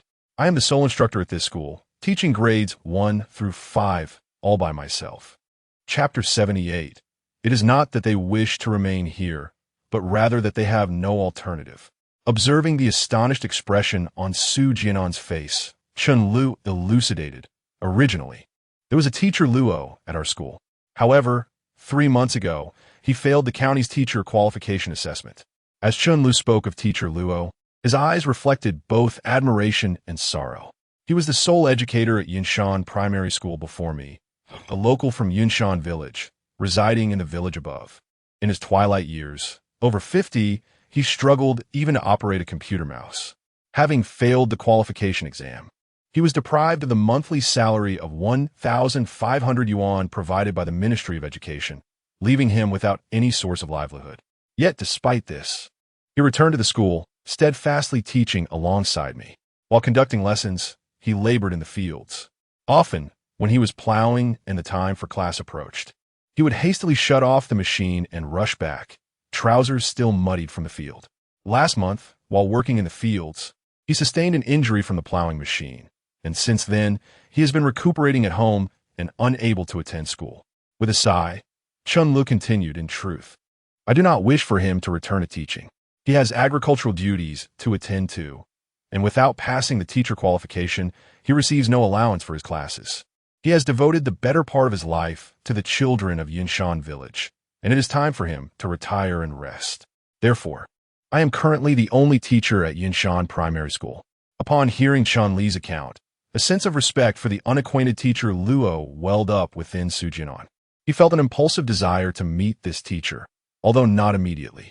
Curiously, Su Jian'an inquired, with only 2 classrooms, how do you instruct students from 1st to 5th grade? We divide the students into groups, Chun-Lu explained. First, we conduct lessons for 1 grade, while the others engage in self-study or complete assignments.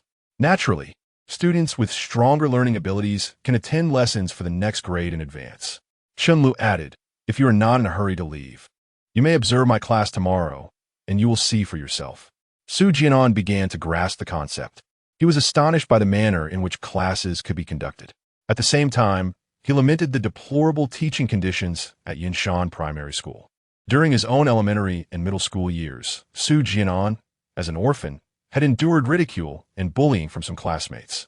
In response, he either silently bore the torment or retaliated with grit. No one stood up for him. He studied diligently, not only for himself, but also to vindicate the old man Su, who had raised him. Upon entering high school, his exemplary academic performance earned him frequent praise from teachers, gradually alleviating his plight. Reflecting on the past 9 years, Su Jian'an felt that he had endured considerable hardship. However, in comparison to the students at Yinshan Primary School, he recognized his own fortune. At the very least, he had attended a school. The educational environment here pales in comparison to others. Curious, he inquired, why are there only students from the 1st to the 5th grade? What about the 6th graders? Do they not study here? Chun-Lu chuckled softly. There were only 2 6th graders previously. They graduated last year and went to the county town for middle school. Su Jian'an further asked, Are all the students attending school here children from Yinshan village? Shen le nodded, indeed. Su Jian'an remarked. Then the number of students must be quite limited. Chen Lu replied. 18. With a look of confusion, Su Jian'an asked, are there other primary schools nearby? Why not send them to a larger school? Chen Lu explained that although this mountain road is impassable by car, the villagers of Yinshan can traverse it on motorcycles. Given this, why wouldn't they send their children to a larger primary school? One reason is that those schools have more teachers and educational resources, which would facilitate both education and management. Chen Lu shook his head. As you can see, Yinshan village is remote and barren. Most of the village's young people, those with any aspirations, have left to work elsewhere, leaving behind mostly the elderly and children. The primary school in town is slightly better, but it cannot compare to those in larger cities, and the school does not provide meals or accommodation. There are few villagers with motorcycles, and most of those who can navigate this mountain road are young. For the elderly, the daily task of escorting children to and from school is a significant challenge. Chen Lu sighed softly. Not everyone has the luxury of time. During my 6 months here, I've witnessed septuagenarians laboring in the fields daily. Merely shuttling children to school and back consumes 4 to 5 hours of their day. Where would they find the time? Even though the villagers pooled resources to establish Yinshan Primary School, many teachers are reluctant to come, with only someone like Teacher Luo willing to stay. Su Jian'an felt silent, realizing the situation was not one of preference, but rather a lack of options, leaving them no choice but to study here. He smiled and said, but now there SU, isn't there? Pointing to the winding mountain path opposite the school. Chen Lu replied, that path, which you deemed dangerous earlier, is indeed perilous. In winter, when icy rain or snow falls, the road becomes impassable. I heard from Teacher Luo that a child once slipped off the cliff while attending school in town. It was after that incident that the Education Bureau agreed to establish a primary school in Yinshan village and send teachers to teach here. Su Jian'an gazed at the mountain path, lost in thought. Suddenly, he asked, and you? How long do you plan to teach here? Chen Lu was momentarily taken aback. I haven't considered that, she said, forcing a smile and lowering her gaze. It could be just a day or perhaps a lifetime. Su Jian'an was taken aback. At that moment, the vision of a dream fulfillment quest suddenly appeared in his mind. Assist Chen Lu before you in realizing her wish, to help the children of Yinshan village escape the mountains. It turns out that her aspiration is to assist the children of Yinshan village in transcending the confines of the mountains. Chapter 79. I wish to teach here after sitting in the room for a while. Chen Lu untied the bag and took out the books. She spread the bag on the floor and neatly arranged the books atop it. Su Jian'an offered his assistance. Are you hungry? After placing the books, she stood up and said, I will go prepare dinner. She went to wash the rice and, on her way, grabbed the half-cut radish from the table to wash at the outdoor sink. After placing the rice in the rice cooker, Chen Lu retrieved 3 eggs from the cupboard beneath the table. With a smile, she explained these rice and vegetables were sent by the parents of the students. Some families keep free-range chickens and occasionally bring us eggs. The village's conditions are quite rudimentary, so let us make do with a simple meal tonight. Tomorrow morning, you can walk to the place where we disembarked. There will be a bus to the county town every 2 hours at 8 and 10 o'clock. Su Jian'an inquired, where will I sleep tonight? Chen Lu replied, I will go to Grandma Meng's house in the village shortly to inform her. You can stay there tonight. Grandma Meng lives alone and has an available bed. She skillfully beat the eggs and chopped the vegetables while Su Jian'an, unable to assist much, sat at the desk, gazing at her laptop. Curiously, he asked, can you access the internet here? Earlier, he had glanced at the streetlight on the playground and noticed only electrical wires on the pole, with no internet cable in sight. However, his phone displayed a full signal. Yes, Chen Lu responded, you just need to buy a SIM card. Then, purchase a router to insert the SIM card, and you'll be able to use the mobile data to access the internet. She pointed to the router, partially hidden behind the textbooks on the desk. The county town has several service centers that sell these SIM cards and routers. They offer unlimited data. Unlimited data, SIM card? Su Jian'an asked, intrigued. Shen le nodded, indeed. However, it can only be used in the surrounding rural areas of Xiahe Township. Once you reach the county, it is no longer unlimited. Su Jian'an felt relieved. He had wondered how such a generous offer could exist. If the SIM card provided unlimited data in both the county and city, surely every student would possess one. Since it is only usable in rural areas, the cost-effectiveness of such a card diminishes. After all, in places like Yinshan Village, most of the residents are elderly, and even the students return home only once a week or month. Farmers toil daily in the fields. Who has time to watch videos? Nonetheless, this news was positive for Su Jian'an. He resolved to purchase such a SIM card when he returned to the county town for supplies the following day. Oh, and a router too.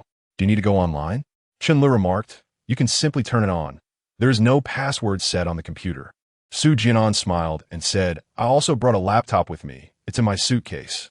I believe if I engage in teaching here, having internet access on the computer would alleviate any boredom. What? Chunlu exclaimed in surprise. Su Jian'an continued, I want to teach here alongside you, helping the children of Yinshan Village escape the confines of these mountains. His expression was earnest. Chunlu set down the kitchen knife, wiped her hands, and took a seat opposite him. Have you truly considered teaching here? Su Jian'an nodded. I understand your concerns. Rest assured, I can endure hardships. Chunlu looked at him, then suddenly shook her head. That's not it. You know, teaching requires one to undergo 1 to 2 months of training in advance, right? If, like me, you plan to teach for an extended period, some places even require a teaching qualification exam. Su Jian'an was taken aback momentarily. He hadn't anticipated the complexities involved in teaching. However, upon reflection, it made sense. These children represent the future of the nation, and not just anyone who has a modicum of education can instruct them. Yet, for Su Jian'an, this posed little challenge. Just moments ago, while accepting the task from the Dream Realization System, he had already acquired superior teaching talents, encompassing knowledge in subjects such as language, mathematics, natural sciences, and moral education. He had mastered educational skills across all subjects, including driving, physical education, and dance. Winter break is approaching, Su Jian'an remarked with a smile. There are still 2 months left. It's just in time. Chunlu smiled back. If you've made up your mind, then go ahead and give it a try. She didn't take it too seriously, perhaps thinking Su Jian'an was merely acting on a whim. After experiencing life in Yinshan Village tonight, he might very well change his mind. After all, she had undergone a similar experience when she first arrived in Yinshan Village. At that time, another girl had also come to teach, but after 2 months, she left before the semester concluded. Only Chunlu had persevered. The cooking was not going well. Chunlu took a bowl of lard and scooped a small spoonful into the pan to start stir-frying. At that moment, Su Jian'an heard the voices of villagers chatting from behind the school. It was nearing 6 o'clock, and they were returning home from the fields. The two began their meal, but halfway through, a small boy's tender voice suddenly rang out from behind the house. Teacher Chun, my dad sent me to bring you some vegetables. Chunlu put down her chopsticks and opened the door. Su Jian'an also set down his chopsticks and approached the door. There, a tiny figure came running into the yard, carrying a large bowl brimming with vegetables.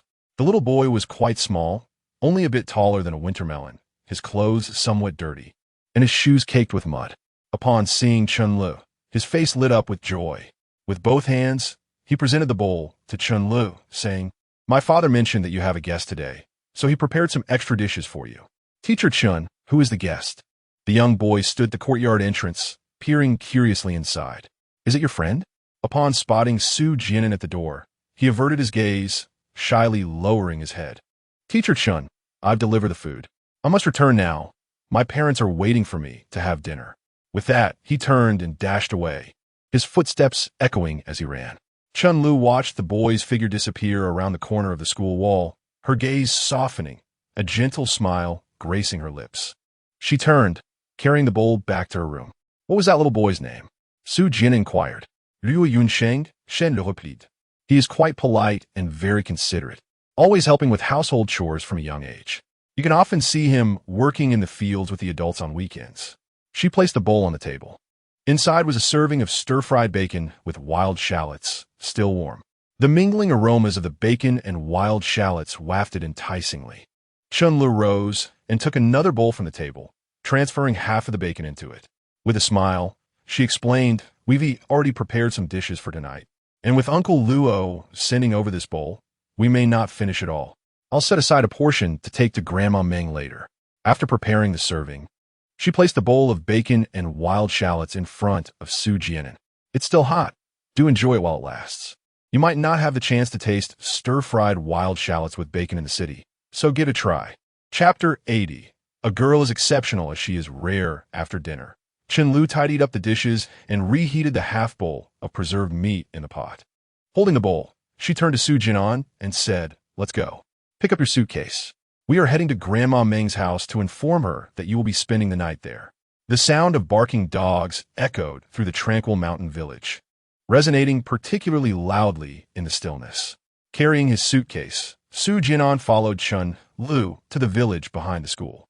Along the way, some villagers, hearing the dogs bark, opened their doors to see what was happening.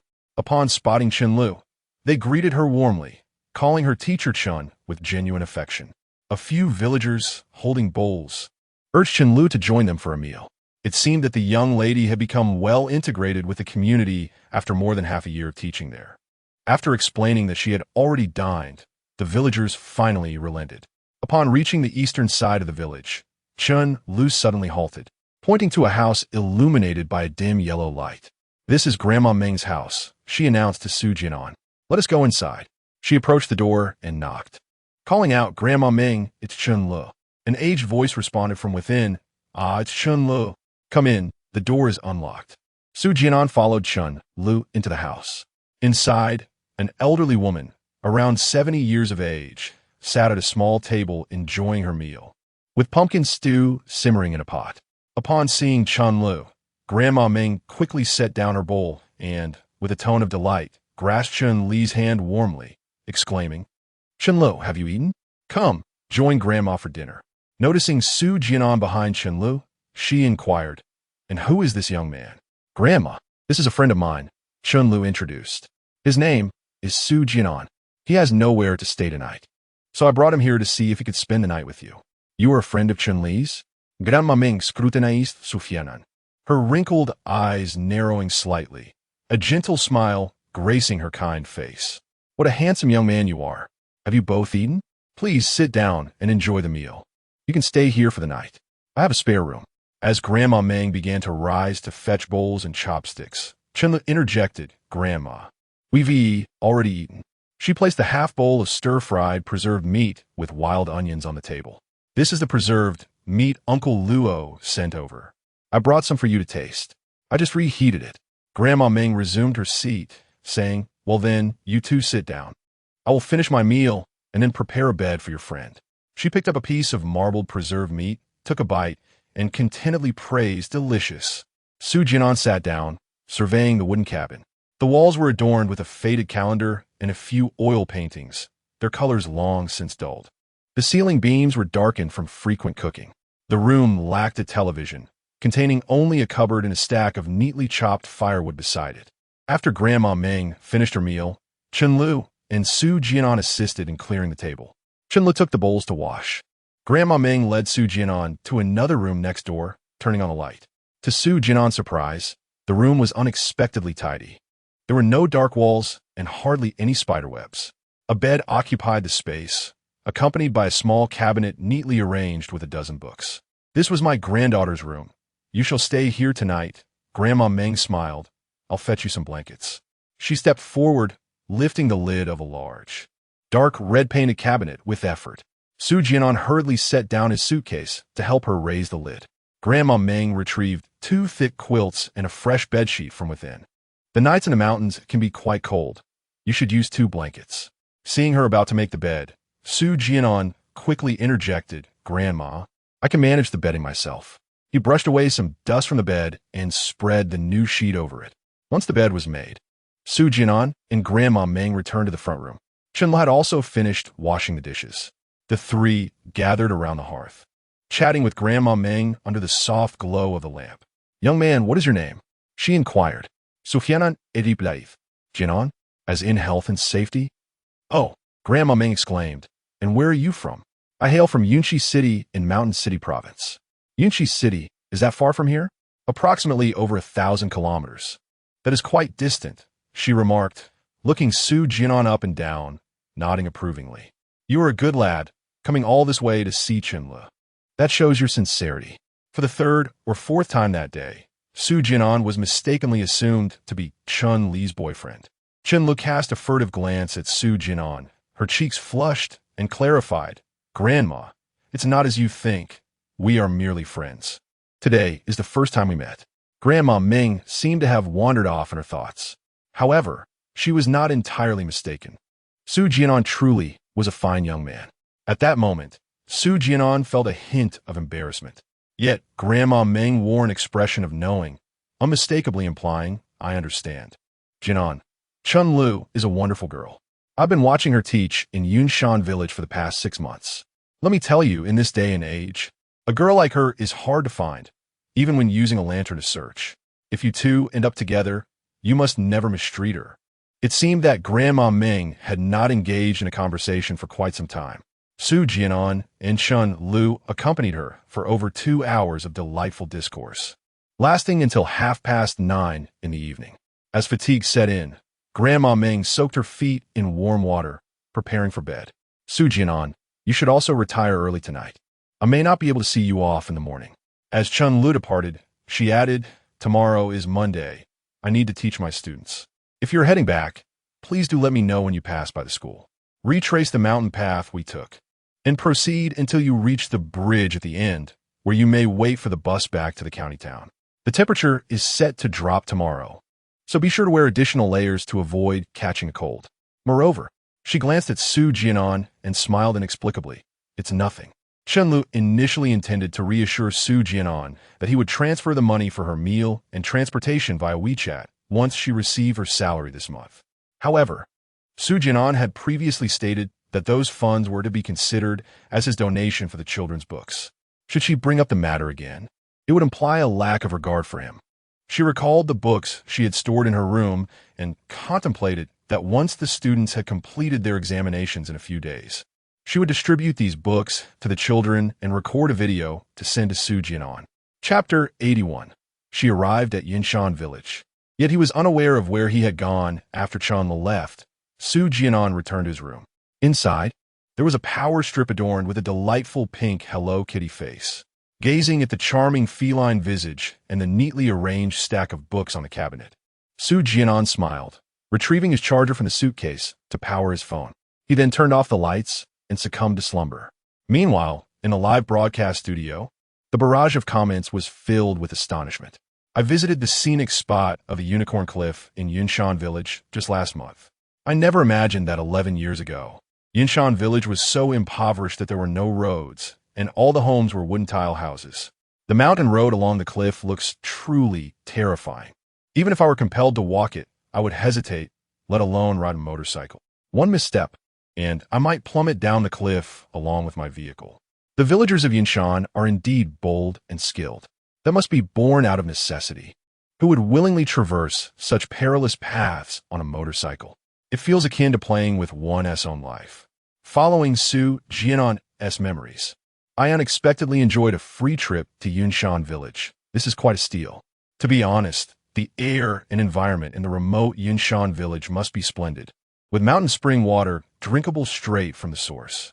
Once I accumulate enough wealth, I shall choose such a place for my retirement.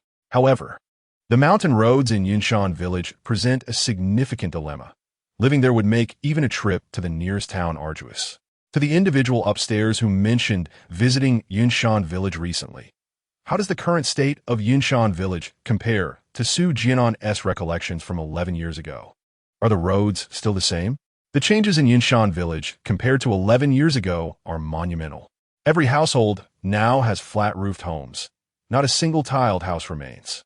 The roads have been improved, allowing vehicles to traverse freely, and concrete barriers have been erected along the cliffs for safety. I drove there myself. You can search for travel information on Duyue County's Yunshan Village online to see the mountain road. Promptly, numerous viewers curiously opened their browsers to search for Yunshan Village.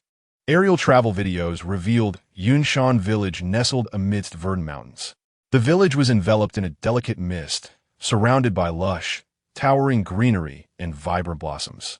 The scenery was breathtakingly beautiful. As the comments noted, the transformation of Yunshan Village over the past 11 years was indeed astonishing. Among the emerald forests and blooming flowers, a white, road meandered gracefully, resembling a jade ribbon embracing the mountains. Every household in the village was now a flat-roofed dwelling. Observant viewers noted that the site of Yinshan Primary School had been repurposed into a small tea processing facility. Someone remarked, "The change is remarkable. Had I not seen the original state of Yinshan Village from Su Jian'an's memories, I would hardly believe that it was once so impoverished. Yinshan Village has truly thrived and escaped poverty. Such a transformation, if situated in a city, county, or town, would hardly elicit astonishment from the audience. After all, the infrastructural prowess of the Summer Nation is a well-recognized fact among its citizens. Given the necessity, a city can undergo earth-shattering changes within just 1 or 2 years. However, when placed in a remote locale like Yinshan Village, such developments become truly commendable. Typically, mountain villages nestled deep within the hills do not align with the requirements for construction and development.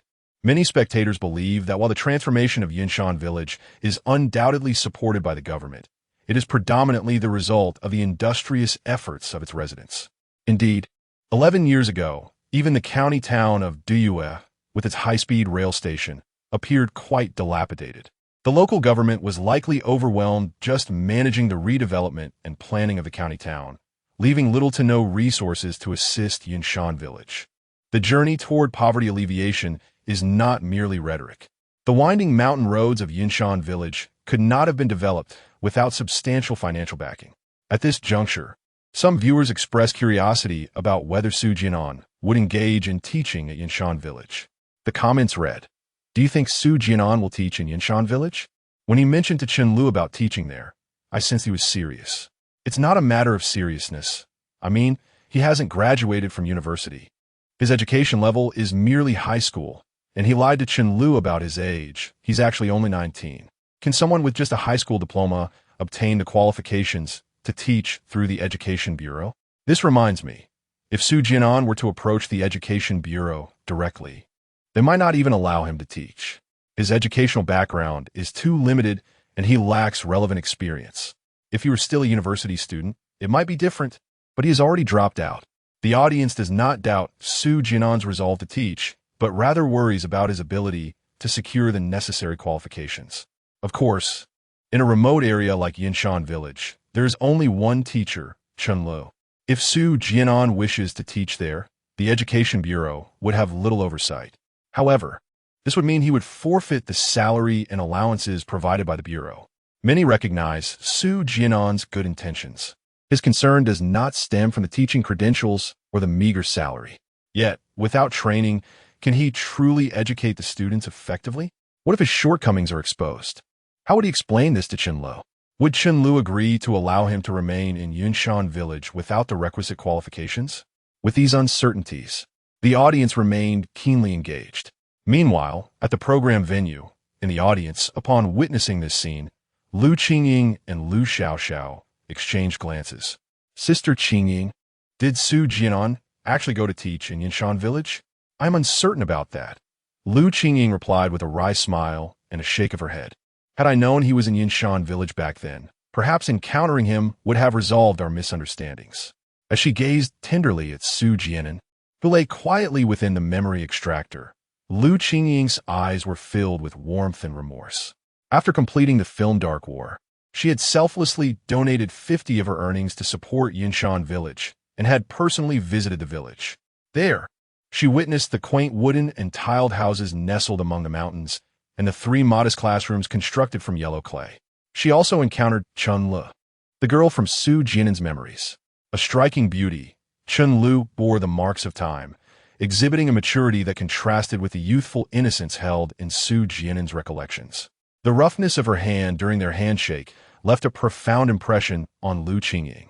It was at the moment she observed Chen Lu leading over 20 Dirt Streak students that she resolved to devote herself to philanthropy as an essential pursuit beyond her acting career.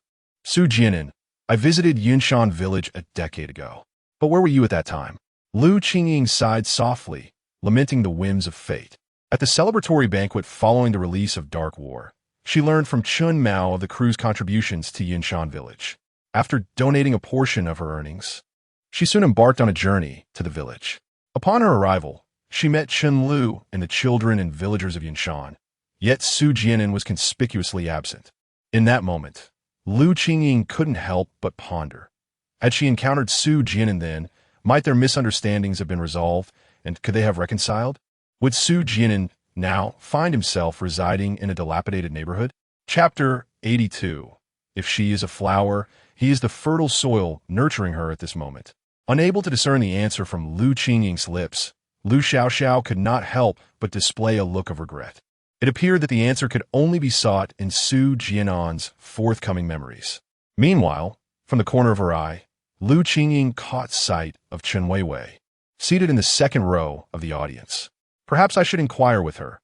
She might possess the knowledge I seek, Lu Qingying remarked, directing her words toward Chen Weiwei. Rising to her feet, she was followed closely by Lu Xiaoxiao, and the two approached to sit beside Chen Weiwei. Chen Weiwei, it has been quite some time. Lu Qingying greeted her with a smile. The national film queen, abandoning the film premiere to hide here and watch the show, seems rather leisurely. Chen Weiwei's lips curled into a slight smirk, her gaze still fixed upon stage. She alluded to the fact that Lu Qingying, the lead actress of a new film, was absent from the promotional event. Lu Qingying, however, remained unfazed. You were well aware of the events of that year. Why did you not clarify them with me? She inquired. Chen Weiwei turned to face her. You already know the reason, do you not? Lu Qingying's tone faltered slightly, a mix of amusement and irritation evident in her voice. Do I truly appear to be such a petty woman? This woman remained unchanged. Given the opportunity, she would always find a way to belittle herself. Indeed, the matter from years past had been concealed at Su Jian'an's behest, allowing Chen Weiwei to portray the lead role of Jiang Xiaohua in The Love of the Sephora Tree. Yet, Lu Qingying was acutely aware that her inquiry delved deeper than that. The past had revealed its truths to her, and she held no grudges against Chen Weiwei. However, she could not grasp why Chen Weiwei continued to shroud the truth even after the filming of The Love of the Sephora Tree concluded. Did she truly abhor the thought of Lu Qingying reconciling with Su Jian'an? At that moment, Chen Weiwei too smiled, a hint of scorn in her expression.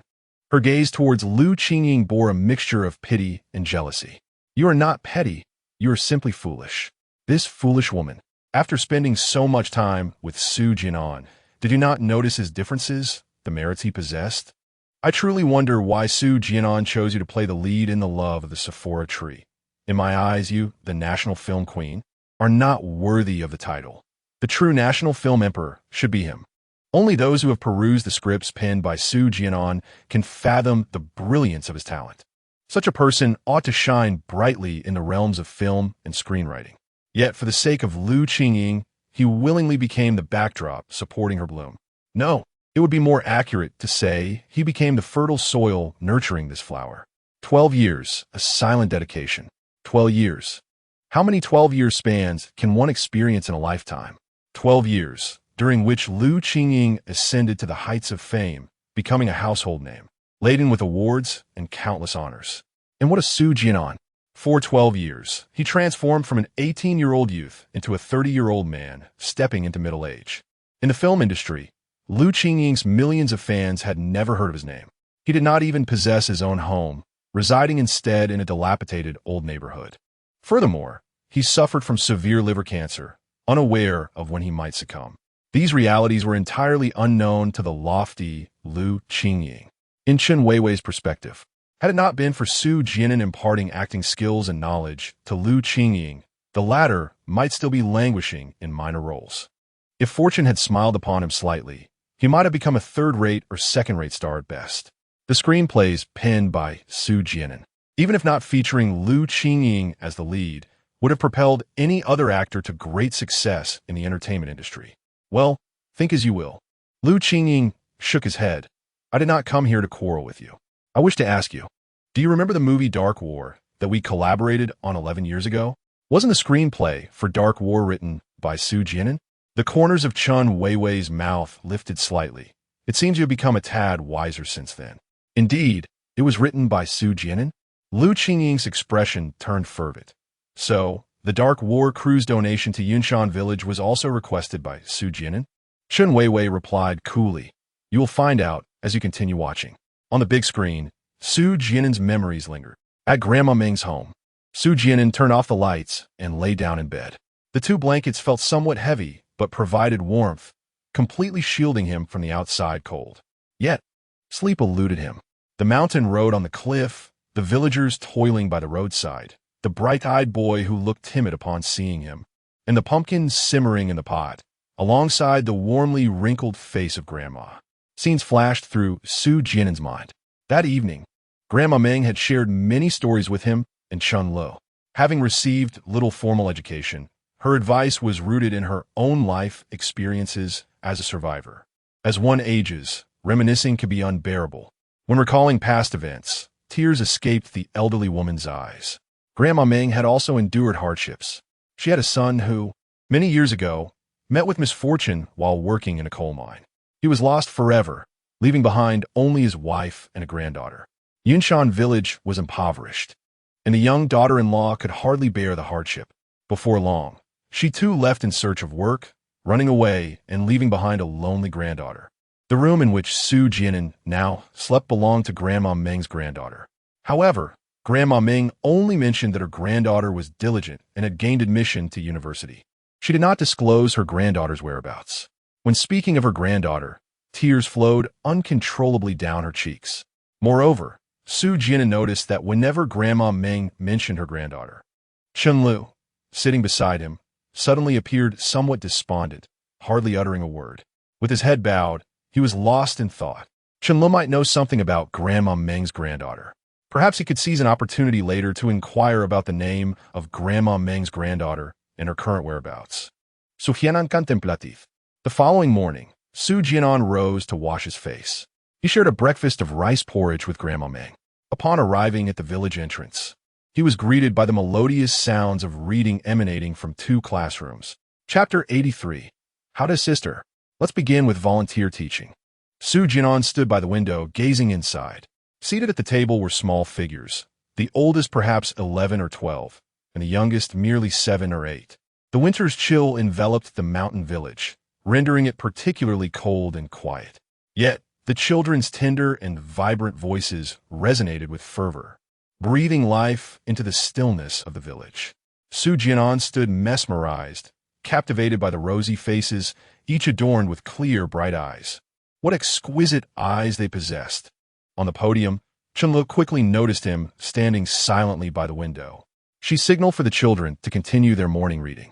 "You've arrived," she said, closing the classroom door with a smile. Su Jian'an snapped back to reality. "Yes," he replied. Chun Lu remarked, "It's cold outside. Come sit in my room." Today's temperature has dropped significantly compared to yesterday. Su Jian'an entered Chun Li's room, where she poured him a cup of hot water. He cradled the cup in his hands and took a sip before saying, "I'm planning to head to the county town." Chun Lu responded, "You should hurry back. The temperature has been plummeting these past few days, and it may drop below zero tomorrow.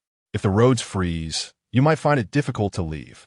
She glanced at the computer bag Su Jian'an was carrying and inquired, "What about your suitcase? Did you leave it at Grandma Ming's?" Su Jian'an explained, "I've arranged with Grandma Ming to stay at her place while I volunteer teach, so I left my suitcase there for now." Chun Lu shook her head, saying, "You should take it back. In a few days, the students will have exams and then a break. Even if you're volunteering, that 1 TB until you obtain your teaching qualifications next semester. Do you plan to leave your luggage here for over a month?" Su Jian'an chuckled, "It's fine. If the weather warms up in a few days, I will return to collect my things then." Chun Lu contemplated for a moment and nodded. "That works. Once the students finish their exams and go on break, I will also return to the county town. If you wish to come back for your luggage, just let me know in advance via WeChat, and I will help you carry it back." Su Jian'an traversed the mountain path once more, arriving at the bridge where he had disembarked the previous day. After waiting for approximately half an hour, a small passenger vehicle marked Shaha Township, Duyue County approached. He waved his hand eagerly and boarded the bus bound for Duyue County.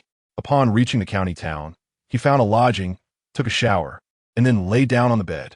Chun Li's aspiration was to help the children of Yunshan village escape the mountains. How might he contribute to her cause? Su Jian'an pondered. He suddenly realized that while the task was straightforward in concept, its execution appeared rather challenging. Chun-Li's desire was to assist the children in obtaining a quality education and acquiring knowledge, thus altering their destinies. However, the conditions in Yinshan village are such that, apart from Chun-Lu, it is likely that no other teachers would willingly come. Yinshan village is exceedingly remote, with winding mountain paths that are both distant and arduous to traverse. The school comprises merely 3 earthen brick houses, where children from various grades are taught in a single classroom. Such educational conditions cause headaches not only for the students but also for the teachers. With only Chun-Lu as the sole instructor, even if she stood at the podium all day, tirelessly delivering lessons, she would scarcely impart significant knowledge to these students. Including herself, Yinshan Primary School has only 2 teachers. Even if they were to collaborate, Chun-Lu teaching Chinese and English while she instructs in mathematics and natural sciences for grades 1 through 5, the situation remains dire.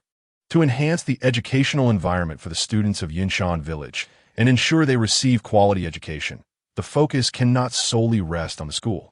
The issue cannot be resolved merely by the number of teachers or the quality of instruction. The root problem lies in the mountain paths of Yinshan Village. If those paths could accommodate vehicles and a shuttle service were established to transport students to and from school, the educational issues faced by the students of Yinshan Primary School would be alleviated. Su Jian'an mused as he stood by the window that morning and counted that there were only 20 students in Yinshan Village, just enough to fit into a small vehicle. For these 20 students, it is inconceivable that the Education Bureau of Duyue County, let alone any other region, would allocate 4 or 5 teachers from different disciplines to Yinshan Primary School. This represents a waste of educational resources. Moreover, Duyue County is a poor county, where educational resources are even more strained compared to other areas. Therefore, the only definitive solution to the problems of Yinshan Village is singular: to construct a road to Yinshan Village. The mountain paths must be transformed into routes suitable for vans or small buses. In this manner, even after his departure, future children from Yinshan Village will no longer be troubled by issues related to schooling. However, transforming the mountain paths into a proper road would require a substantial investment, likely amounting to several million. Furthermore, this renovation is not a short-term endeavor. It would take at least half a year to complete. The conversion of the mountain paths into a road may necessitate the replanning and development of certain routes. Su Jian'an is unfamiliar with these intricacies. Only with adequate funding and after professional engineering teams conduct site surveys can decisions be made. Nevertheless, these matters are to be addressed later. In the dream fulfillment mission, the immediate issue Su Jian'an must contend with is the education and schooling of the current batch of students at Yinshan Primary School. Prior to the completion of the new road, the matter of constructing a road for Yinshan Village must be set aside for now. After all, the renovation of the mountain paths does not fall under the requirements of the dream fulfillment mission. This is merely Su Jian'an's personal notion. The mission explicitly states that the person Su Jian'an is to assist is Chun-Lu, not the villagers or children of Yinshan Village. The objective of this dream is Chun-Lu, and understanding her innermost thoughts is paramount. Understanding how Chun-Lu intends to assist the students of Yinshan Primary School, Su Jian'an realized from which angle he should approach the matter. With the winter break approaching, he resolved to first secure the qualifications necessary for teaching assistants. After the holiday, Chun-Lu would return to the county town, providing him an opportunity to engage with her more frequently and converse at length. Su Jian'an mused to himself. After a moment of contemplation, he retrieved his laptop and connected to the hotel's Wi-Fi. He began to search for the materials required to apply for teaching assistants at the Duyue County Education Bureau. 4 short-term teaching assistants. University students aged 20 to 25 must undergo training and possess relevant certification. 4 long-term assignments exceeding 6 months. Candidates need to have pertinent work experience and be graduates aged 22 or older or individuals from society. A medical examination report and a certificate of no criminal record are also required. Chapter 84. A repeat offense. Director Luo's dark countenance. Does this young man not regard the law? Upon perusing the materials required for teaching assistants, Su Jian'an furrowed his brow. It appears that his age indeed poses a significant obstacle. As for the training certificate, that is not a concern. Should the conditions be met, the Education Bureau of Duyue County will provide the requisite training. Depending on the outcome of the training, the duration may vary from 1 to 2 months. A month's time would conveniently allow him to obtain the teaching qualification just before the commencement of the next semester at Jian'an Primary School. He needs to find a location to procure a new identity card, altering his age to 22 years. Additionally, a university diploma and degree certificate are necessary. These documents must be verifiable online, Su Jian'an mused. Subsequently, he donned his coat and departed from the inn. During a previous conversation with Chun Lu, he had deceitfully claimed to be 22 years old. Thus, adjusting his age on the new identity card to 22 would enable him to maintain this fabrication. Upon exiting the inn, Su Jian'an made a beeline for the most disreputable and chaotic internet CAF in the county. In any city, there exist individuals who can forge documents. To locate them, one merely needs to visit the local internet CAFs or public restrooms. Naturally, in first or second-tier cities with better public safety, one is unlikely to find such services in public restrooms, as they are routinely cleaned. The phone numbers advertised on restroom walls are often erased by sanitation workers. Hence, Su Jian'an opted for the internet CAF. Once at the CAF, he headed straight for the restroom. The unpleasant odors within were almost unbearable, prompting a grimace from Su Jian'an. Soon enough, he spotted the desired phone number on the restroom door. After noting the number on his phone, he returned to the inn. He opened his laptop and logged onto the dark web. There, he purchased a software application developed by other hackers that provided encrypted virtual numbers. Although he could certainly create such software himself, he preferred not to expend his energy on such matters at this moment. Using the application, Su Jian'an dialed the number with the virtual phone. After negotiating a price, he received a card number to which he transferred the funds. The other party then requested Su Jian'an's photo, name, address, and phone number. Once the details were settled, they stated that the counterfeit identity card would be ready in 5 days, and they would contact him via text message. Meanwhile, as the audience at the program's venue witnessed Su Jian'an arranging for a fake identity card, Director Luo's expression darkened.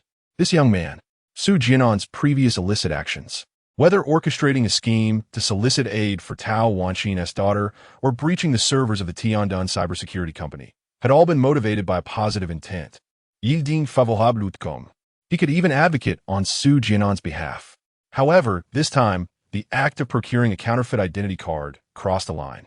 It was utterly outrageous. The young man sought to obtain a fake identity card solely to participate in a teaching assistance program. Where can one find reason in such folly?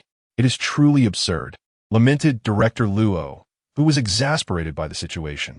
Does this young man not recognize the law? He treats it as if it were a mere jest. However, what followed next from Su Jian'an left the director utterly astounded. After hanging up the phone, Su Jian'an employed his hacking skills to infiltrate the network of a certain university, uploading his information to the academic verification system. Thus, the university was suddenly graced with the presence of a fictitious 22-year-old graduate named Su Jian'an. His student record, diploma, and degree certificate numbers became accessible online, all without the slightest awareness from the faculty. In the days that ensued, the temperatures in Duyue County remained frigid. After conversing with Chun Lu on VX, Su Jian'an refrained from returning to Yinshan Village. He downloaded images of his diploma and degree certificate from the academic verification site and took them to a printing shop. On the 5th day, a text message appeared on Su Jian'an's phone. He donned a jacket, concealed his head with a hat, and wore a mask. Making his way to the location indicated in the message, a secluded alleyway. Soon, a motorcycle pulled up beside him. Suemo, the man, clad in a helmet, did not dismount, but inquired. Su Jian'an glanced at him. The helmet obscured the man's features entirely. Yes, he replied. The man opened his leather jacket and tossed a small bag to him before riding off into the alley. The motorcycle swiftly turned a corner and vanished from sight. Su Jian'an opened the bag to find an identification card within. He examined the card. The craftsmanship was commendable, and its appearance was nearly indistinguishable from a genuine identity card. Yet, Su Jian'an understood that such a card would only deceive the average person. Once the embedded security chip was scanned, the ruse would be exposed. During the arrangement for the fake identity card, he had been informed of this limitation. Nevertheless, This was sufficient for Su Jian'an, as he had recently hacked into the registry system of the law enforcement agency to alter his age to 22. If he were to apply for an identity card now, he would indeed receive one reflecting that age. However, processing a new identity card across provinces would likely take about half a month, compounded by the upcoming spring festival holidays. Consequently, he would be unable to secure the training certificate from the Education Bureau before the next semester commenced. Were it not for this reason, Su Jian'an would not have gone to such lengths to procure a fake identity card. Naturally, while breaching the university's network and the registry system, Su Jian'an had already devised a contingency plan. After accomplishing his dream of participation, he would erase and rectify all the fraudulent information he had uploaded, obliterating every trace of his actions. After all, one cannot traverse the riverbank without getting one's shoes wet. Su Jian'an could not confidently predict when those involved in the issuance of counterfeit documents would be apprehended or whether they would eventually incriminate themselves. After acquiring the fraudulent identity card, he promptly visited a nearby photocopy shop to print his photograph.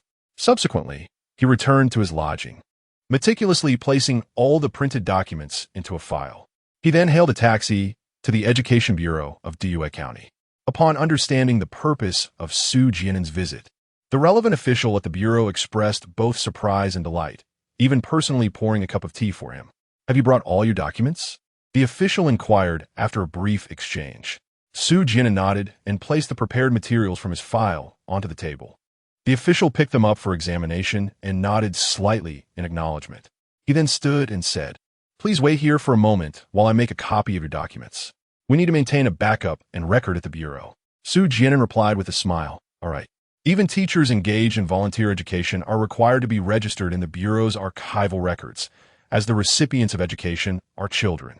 In the event of an unforeseen incident, having these records allows for a swift identification of the relevant personnel to ascertain and verify the situation. This matter must not be taken lightly. Furthermore, while making the backup, confirming the authenticity of these documents is of utmost importance, particularly regarding identity verification and any criminal record. Su Jian'an was fully aware of this necessity. Otherwise, he would not have risked legal repercussions and exerted such effort to alter his identity and academic records. Chapter 85. A gift for her. Su Jian'an finished the tea in his cup and sat quietly for a moment. The responsible official returned, wearing a smile. "Thank you for your patience," he said, settling into his seat. "Mr. Su, we have reviewed your documents, and everything appears to be in order. May I inquire if you have a specific location in mind for your teaching assignment? If not, we can arrange one for you after the training concludes."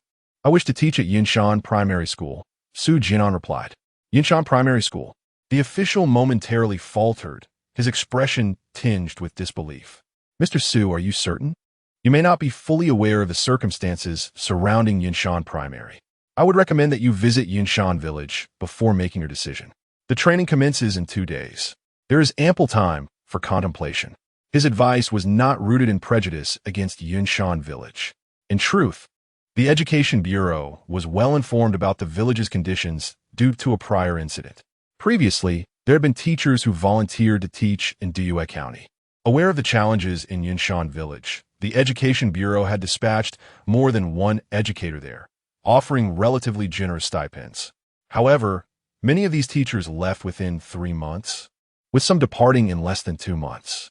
The educational environment in Yinshan Village was exceedingly harsh. During winter, snow and freezing rain rendered the mountain paths impassable. Numerous teachers who had gone to teach there had experienced being trapped due to snowfall. In the summer's rainy season, floods would often ensue. As far as the official knew, only one young woman had managed to endure teaching in Yinshan Village. His counsel for Su Jian'an to deliberate carefully stemmed from concern for both Su Jian'an and the educational mission in Due County. The educational resources in Due County had never been abundant, and it was a rare opportunity to have a young volunteer willing to teach. The official was apprehensive that Su Jian'an might be overwhelmed by the village's challenging educational conditions and might not even complete a semester there. Rather than risk such an outcome, it would be wiser for Su Jian'an to consider teaching at a school with relatively better conditions. "I have been to Yinshan Village," Su Jian'an stated calmly, observing the astonishment on the official's face.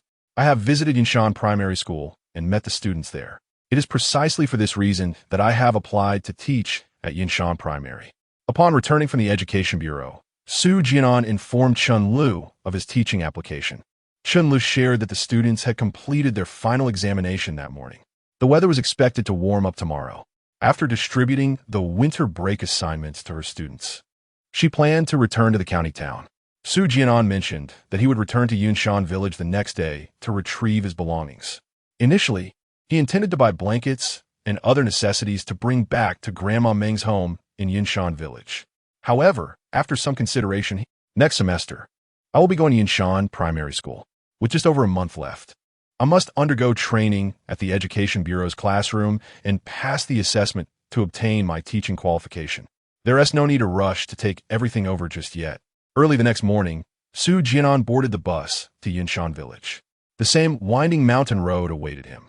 This was the third time Su Jian'an had traversed this path, and he had grown accustomed to it. An hour and a half later, he arrived at the entrance of Yinshan village and entered the schoolyard. Chun Lijing was half squatting at the faucet, washing her hair. Beside her was a basin containing a ladle, and next to it sat a thermos. Her hair was dark and beautiful, albeit a bit unkempt. As Su Jian'an approached her from behind, she sensed his presence and lifted her hair. Su Jian'an, you're back. Upon recognizing him, her face lit up with surprise. Yes, Su Jian'an replied with a smile. Let me help you.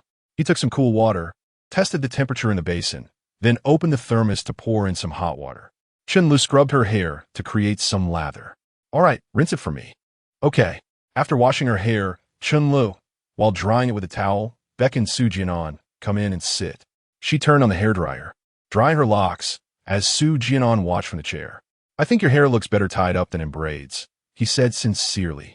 Chun Lu gathered her hair with her hands and held it at the back of her head. Is that so? She glanced at her reflection in the mirror, a slight smile forming at the corners of her lips. It does look quite nice. She found a hair tie and pulled her hair into a high ponytail. The youthful vibrancy that radiated from her now contrasted beautifully with her earlier braided look. Actually, I used to wear my hair like this when I was in school, Chun Lu said, sitting on the bed, a hint of shyness in her voice. But after coming to Yinshan village to teach, I felt that tying it up made it too easy to get dirty, so I opted for braids instead. After all, I'm surrounded by students daily, and no one really notices. Sometimes, I only wash my hair once a week. Su Jian'an chuckled softly, feeling a pang in his heart. She wrote on the blackboard every day, and chalk dust must surely cling to her hair. It was a wonder it wasn't too dirty.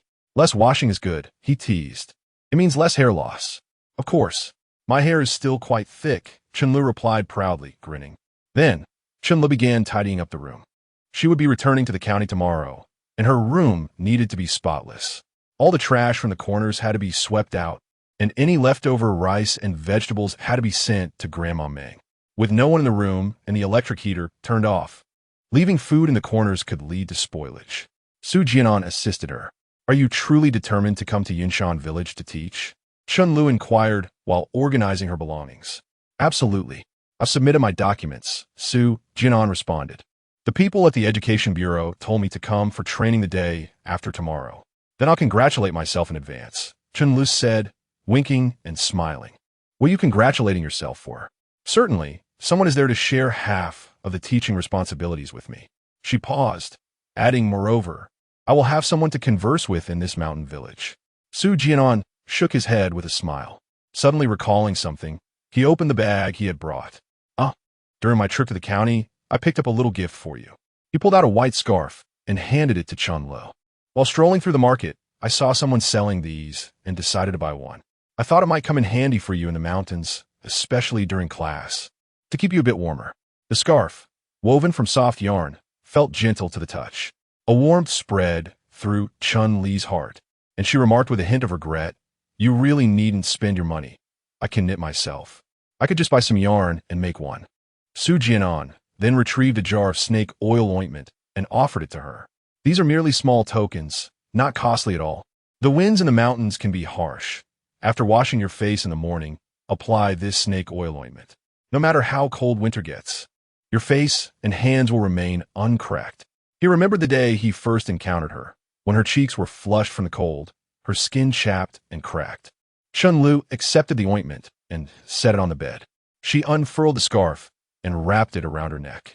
Indeed, it brought considerable warmth, alleviating the chill from her neck and face. She gazed into the mirror, adjusting the scarf, her eyes sparkling with delight. Su Jian'an had an excellent eye. The white scarf elevated her entire demeanor, complimenting her beautifully. "Thank you," Chun-Lu said sincerely. She carefully removed the scarf and folded it neatly before continuing to tidy the room. Once the room was in order, Su Jian'an washed the apples he had brought, handing one to each of them. He lifted the tied bag of rice and passed the purchased fruits and meat to Chun-Lu. "Let us go to Grandma Meng's house." Chapter 86. He truly loves cake. Grandma Meng sat at the doorway, lost in thought as she gazed at the towering mountains across the way. Su Jian'an and Chun-Lu appeared one after the other, carrying bags that caught her attention. "Jian'an, Lu, you have come again," she said, her voice trembling as she stood up. "Come in and sit down." "Grandma, we're just soaking up the sun," Su Jian'an replied with a smile. "Grandma, Su Jian'an went to the city and brought you some fruits and meat," Chun-Lu announced, lifting a hefty bag filled with fruits. The meat was too heavy for her to carry. "Oh dear, why bother bringing anything? There is plenty to eat at Grandma's," she said with a smile, her tone slightly reproachful. She pulled out a stool and beckoned the two inside. "In the future, you needn't bring anything when you come to Grandma's. There is so much delicious food here." As Su Jian'an and Chun-Lu set down their bags, Grandma Meng continued, "Please sit for a moment. I'll fetch something for you."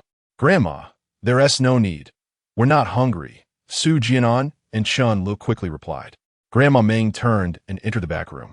Moments later, she emerged bearing a box of mooncakes. "Grandma bought some milk candies, cake, and cookies for you to try. I hope you like them." She extended the box toward Su Jian'an and Chun-Lu. Inside the box were several large white rabbit milk candies, a handful of sugar-coated cookies, and a white plastic bag containing several bite-sized cakes. Seeing the eager anticipation in Grandma Meng's eyes, Su Jian'an and Chun-Lu each took a milk candy. Upon opening it, they noticed that the candy had become misshapen, with much of it stuck to the wrapper. Su Jian'an's initial reaction was one of mild distaste, realizing that Grandma Meng likely didn't know how long it had been stored and whether it was still edible. He had never been particularly fond of sweets. However, as he met the warm, wrinkled smile of Grandma Meng and her expectant gaze, the image of Mr. Su from the Qingshan Welfare Orphanage flashed in his mind. Every time he returned to the orphanage, Mr. Su looked at him with that same kind, gentle gaze. Placing the milk candy in his mouth, Su Jian'an licked the syrupy coating and smiled, exclaiming, "It's quite sweet." Grandma Meng's smile broadened, the wrinkles on her face deepening with joy. She untied the plastic bag and took out 2 small cakes, handing one to each of them. "These are the cakes I bought the last time I went to the market. Do give them a try." As Su Jian'an held the cake, he noticed that it crumbled with the slightest pressure, much softer than a typical cake and somewhat sticky to the touch, indicating it had also been stored for some time. He took a bite, and the flavor was delightful. Chun-Lu, beside him, also took a bite and, after swallowing, curiously asked Grandma Meng, "When did you go to the market these past few days? I wasn't aware of it. In the future, just let me know what you need. When I went to the town, I conveniently helped you by bringing something back. The winter mountain wind is particularly frigid, and the mountain path is not easy to traverse. Given Grandma Meng's advanced age, one can only imagine the risks involved. It was probably around the 10th of last month, though I cannot recall the exact date." Grandma Meng smiled gently, saying, "As an old woman, there is not much I need to purchase. I simply enjoy wandering around the mountains and occasionally visiting the town. I hate to trouble you." Su Jian'an and Chun-Lu merely exchanged glances but continued to finish the cake before them. When Grandma Meng reached for more cake for them, Su Jian'an and Chun-Lu hurriedly insisted they were already full. Chun-Lu took the grapes and apples that Su Jian'an had bought and went to wash them in the kitchen. Su Jian'an gazed silently at the remaining pieces of cake in the plastic bag. He wanted to tell Grandma Meng that the cakes had long since expired, but hesitated and ultimately refrained from speaking. Although these cakes were inexpensive, they represented the long journey that Grandma Meng undertook to procure them. He could only wonder how long she had saved to afford the cakes. Purchased a month ago, they had yet to be consumed. It was only when guests arrived that Grandma Meng would present the cakes to entertain them. Clearly, In the eyes of the elderly woman, these expired cakes were treasures. She likely had no understanding of the concept of expiration. If they were simply discarded, she would surely feel a sense of loss. For pieces of cake, after all, are not an excessive amount. I doubt they would upset my stomach if I were to eat them, Su Jian'an mused, fixating on the 4 remaining pieces in the plastic bag. Grandma Meng delights in cake. When I next visit Yinshan village, I shall bring her some fresh ones from the county. Just as he was lost in thought, Grandma Meng, observing Su Jian'an's intense gaze on the cakes, misinterpreted his intentions. Child, come, have another piece, she said, taking a piece from the bag and placing it in his hand with a beaming smile. Make yourself at home at Grandma's. Eat as you please. When the cakes are gone, I shall buy more at the next market. Su Jian'an accepted another piece of cake. Chen Lu returned with the washed apples and grapes, just as he was reaching for a second piece. Chen Lu gave him a knowing wink. Su Jian'an smiled and offered her the second piece, saying, "This cake is rather delicious. Would you like a piece?" Chen Lu quickly shook her head. "No, I actually don't care much for cake." "Oh," Su Jian'an replied, not feeling the need to insist, and popped the second piece into his mouth. "Then you can enjoy the fruit while I savor the cake." Chen Lu handed some grapes to Grandma Meng, while Su Jian'an peeled an orange. Before long, all 4 pieces of cake had vanished into his stomach. He let out a small burp, slightly embarrassed, and remarked, "The cake is indeed tasty, though it could be a bit dry." Chen Lu looked at him, her eyes wide with a blend of astonishment and admiration. "You should eat some fruit," she suggested. Su Jian'an peeled another orange and spent a little time chatting with Grandma Meng. The sunlight outside has faded as the sun descends behind the mountains. "Grandma, you sit here while I prepare the meal," Chen Lu said. Su Jian'an stood up in agreement. "Grandma, I will assist." The two made their way to the kitchen. Chen Lu washed the pots and rinsed the rice, but her curiosity got the better of her, and she couldn't help but ask, "Have you never tasted cake before? Is it really that delicious?" Su Jian'an smiled softly. "It is indeed quite delightful." Chen Lu pressed on, "Did you not notice anything amiss? You did eat a piece of cake." Although she had not detected anything spoiled, the texture was noticeably inferior to that of a fresh cake. It crumbled with a mere bite. Su Jian'an, puzzled, replied, "What could possibly be wrong?" Chen Lu retorted, "Are you not aware that those cakes have expired?" Su Jian'an paused for a moment. "It seems that way." Then, with indifference, she shrugged. "If they're expired, so be it. I find them palatable, so there should be no issue." Chen Lu rolled her eyes discreetly and muttered under her breath, "What a glutton. I sincerely hope you don't suffer from an upset stomach tonight." Chapter 87. Justice, though delayed, arrives at this moment. The audience in the live broadcast room found it increasingly difficult to contain their amusement. The barrage of comments flowed in abundance. "I'm dying of laughter.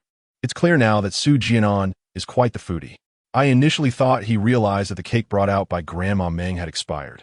It turns out he was merely being polite, unable to resist the allure of the delicious treats, and devoured the entire cake." Haha, that line about it not being spoiled is simply legendary. I'm in stitches. It's evident that he truly enjoys cake. Observing these comments, Director Luo pondered, "Isn't anyone noticing that Su Jian'an has once again committed a crime? This time, he not only hacked into University's network to forge his academic records, but he also breached the household registration system of the Law Enforcement Bureau, altering even his age." While many viewers seem indifferent to this matter, those present on stage, including Li Jinghua and several law enforcement personnel in the audience, diligently took note of Su Jian'an's illegal actions. All of his transgressions will inevitably influence the outcome of his trial once the program concludes. The extent of the impact will depend on the specifics of his actions and their subsequent consequences. Meanwhile, some comments in the live chat express sentiments that stray from concerns about Su Jian'an's legality or the potential consequences of his indulgence. One user lamented, "I don't know why, but seeing Grandma Meng bring out the white rabbit candies and cake made me feel a pang of sadness and brought tears to my eyes. Seeing Grandma Meng reminds me of my own grandmother. Whenever I returned home for the new year, she would always bring out her hidden snacks and candies for me. My grandfather, too, will buy delicious treats but hesitate to indulge, always wanting to save them for us. Some fruits would spoil before he could share them. It's not that they are unaware of the expiration dates. It's simply their deep-rooted frugality that prevents them from discarding food." Simultaneously, within the Law Enforcement Bureau of Diyue County, the captain and several officers were engrossed in watching the nationwide trial live broadcast. 12 years ago, Su County was featured in a report by CCTV due to its poverty. Today, thanks to this nationwide trial program, Su County is poised to gain nationwide recognition once more. The captain remarked, "Meng, this is a positive development." A newly appointed law enforcement officer chimed in with enthusiasm. Our Su County shed its label as a poverty-stricken county 4 years ago. Now, not only are we attracting investments and establishing numerous factories, but we are also vigorously promoting tourism. This nationwide trial program is an excellent opportunity to showcase the transformation of Su County over the past 11 years, effectively advertising our tourism industry to the entire nation. Captain Meng gazed at the team member, a profound smile gracing his lips. "I didn't realize you were so invested in the development of Su County." Indeed, the team member stood tall, legs together, a visage of pride. Suddenly, with a swift motion, Captain Meng slapped the member's hat, knocking it askew. "Do you not feel ashamed wearing this uniform?" He surveyed everyone in the office, inhaling deeply as he pointed to the television on the wall. "This program has made Su County infamous, and not for any commendable reason.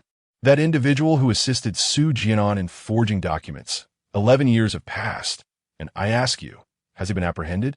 "What?" Captain Meng slammed his hand on the table, his voice rising in fury.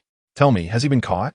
And you dare to say this is a good thing, a form of publicity for Su County? I am utterly embarrassed." He cast a sidelong glance at the team member who had spoken earlier, causing the member to bow his head in shame. "Did you not wish to contribute to the development of Su County?" Captain Meng scoffed. "Very well, I shall grant you this opportunity. Let me be clear, if that forger is not captured, you will all take to the streets to sweep them clean. You return only when the perpetrator is apprehended. If not, you tarnish the reputation of Su County." Captain Meng immediately commanded, "Investigate that electric scooter. Find its license plate." The team members sprang into action, some contacting the traffic management department, while others delved into records. Time passed. "Report to Captain Meng. We have located the owner of the electric scooter from 11 years ago and have preliminarily identified the suspect, Ma San." Soon, the suspect was confirmed. At a seal engraving and printing shop in the southern part of the city, a police car halted outside. Inside the shop, the owner, clad in a white tank top and reclining with his legs crossed while smoking, felt a jolt of surprise. He hastily extinguished his cigarette and rose. Just then, 2 enforcement officers entered, lifting the door curtain. One officer, comparing documents with the middle-aged owner, inquired, "Are you Ma San?" "Yes," Ma San replied, confusion etched on his face. "Officers, what is the matter? Have you ever forged documents for someone?" Ma San froze. In his youth, he had indeed engaged in such activities for money, but he had lost count of how many forgeries he had done. He was unsure which incident the officers were referring to.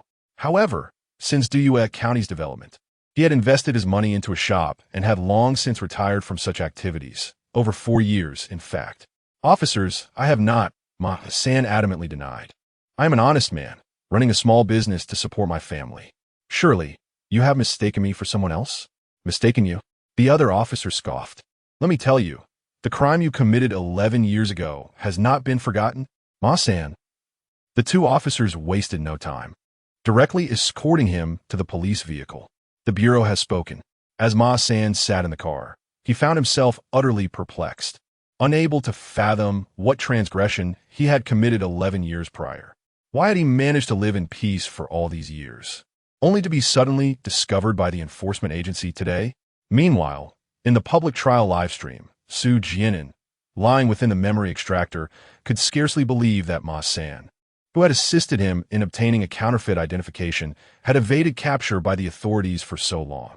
11 years had elapsed, and now, not only did Ma San refuse to divulge the details of the false identity card he had procured, he had also retired from such dealings altogether.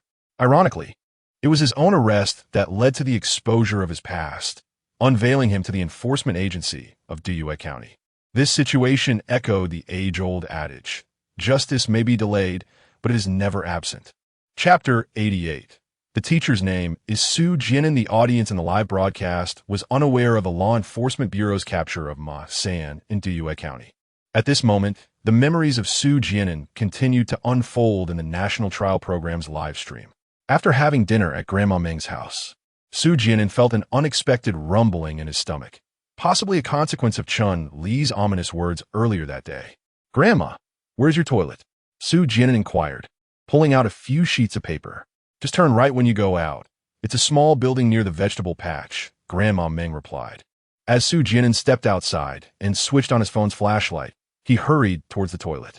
At that moment, not only was his stomach growling, but he also felt an urgent need to release gas, though he dared not do so, fully aware that it might not be merely gas that would escape. After spending 10 minutes in the restroom, Su Jian'an finally returned. However, shortly after he sat down, he found himself reaching for another pack of paper, making a beeline for the toilet once more. "Has this child eaten something bad today?" Grandma Ming pondered aloud. Chen Lu, appearing somewhat uneasy, replied, "That seems likely. Perhaps he had something that didn't agree with him while in the county." "Oh," Grandma Ming said, "I still have some brown sugar here. When he returns, I'll make him a cup of brown sugar water." She then rose to fetch the brown sugar and prepared a cup for both Su Jian'an and Chen Lu. After running to the restroom twice, Su Jian'an returned feeling as though his legs were trembling. The winter toilet in the countryside was particularly cold, and he could feel his backside had grown uncomfortably stiff, as if frozen. Upon sitting down, Chen Lu handed him the brown sugar water, saying, "This will be good for your stomach." Su Jian'an took a sip, feeling a comforting warmth spread through his stomach. Indeed, it alleviated his discomfort. "Thank you," he said. Chen Lu smiled. "You need not thank me. It was Grandma Meng who prepared it for you."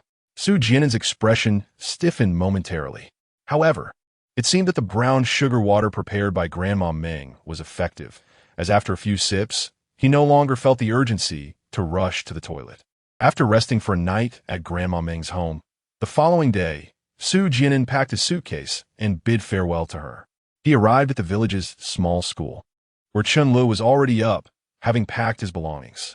By 9 in the morning, the students began to arrive one after another.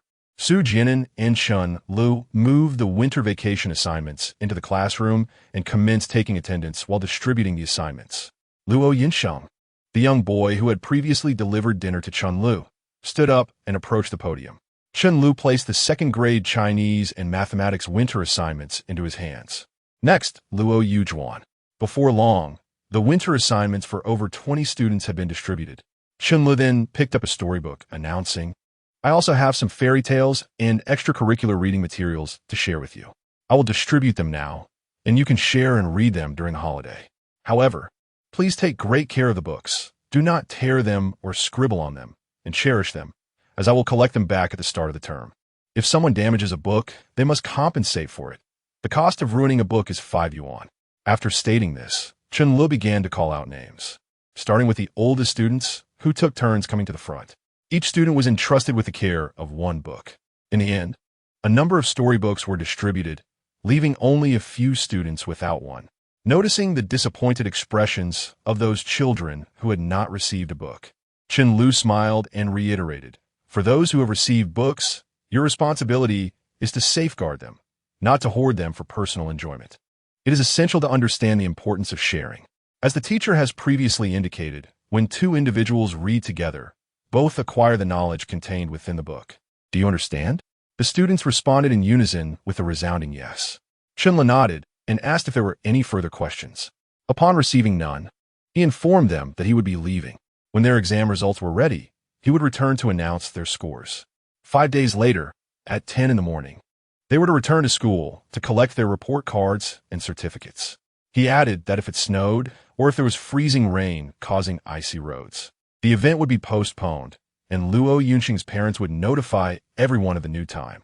Since Su Jian'an had assisted in moving the books, many curious eyes from the audience were directed towards him.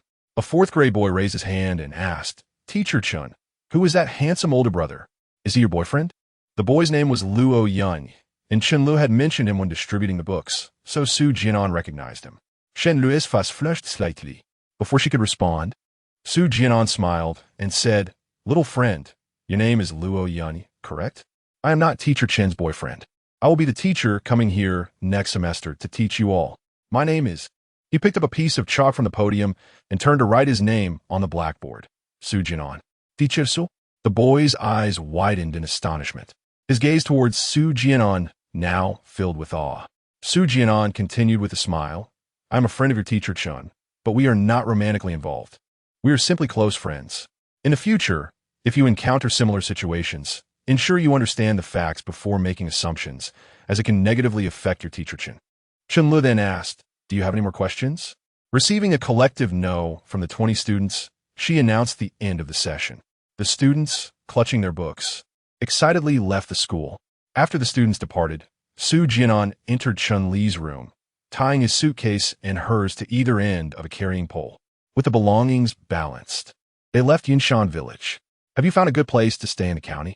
Su Jian'an inquired during the ride. Chun-Li nodded, saying, I found a room in a private house. The rent is 300 yuan per month. Su Jian'an remarked, inquire with the landlord if there are any available rooms, as I too wish to rent one. Given my unfamiliarity with this place, it would be beneficial for us to be in close proximity to one another, allowing us to look out for each other. Chun-Li nodded in agreement, stating, I shall ask about it later. Upon returning to the county town, Chun-Li mentioned that her rented accommodation was not far away. After contemplating for a moment and noting that the hour was still early, Su Jian'an decided to approach the landlord directly. This would also provide an opportunity to assist Chun-Li with her luggage. The landlord, a tall and slender man in his 50s, operated a breakfast shop downstairs. Chun-Li greeted him warmly. Upon learning that Su Jian'an was also seeking a rental, the man promptly indicated that there were indeed available rooms. That very day, Su Jian'an paid the rent and settled in. Fortuitously, their rooms were adjacent to each other. In the following days, Chun-Li busied herself with grading her students' exams. Su Jian'an, respecting her space, refrained from disturbing her and, after arranging her belongings, proceeded to the Education Bureau for her training registration. Chapter 89. He is a resolute person. Upon reporting to the Education Bureau, Su Jian'an discovered that he was not alone in this teaching support training. There were 5 others, 3 males and 2 females. After a brief period in the classroom, a round-faced girl entered to register. The instructor, a middle-aged man nearing 50, stood up with the roster in hand and announced, all 7 participants for the teaching support training are present. Let us commence. After calling the names on the list, he introduced himself. I sincerely appreciate each of you for coming to Duyue County to support the education here. I am your training mentor, Zhang Fan. On behalf of the Duyue County Education Bureau and the children from the mountainous villages, I extend my heartfelt gratitude to you all. With a simple introductory speech concluded, Zhang Fan distributed the training materials to Su Jian'an and the other 6 participants, then began the training session. The first lesson was rather light in content, primarily focusing on the educational conditions, schools, and teachers in Duyue County, places where the 7 would soon be teaching.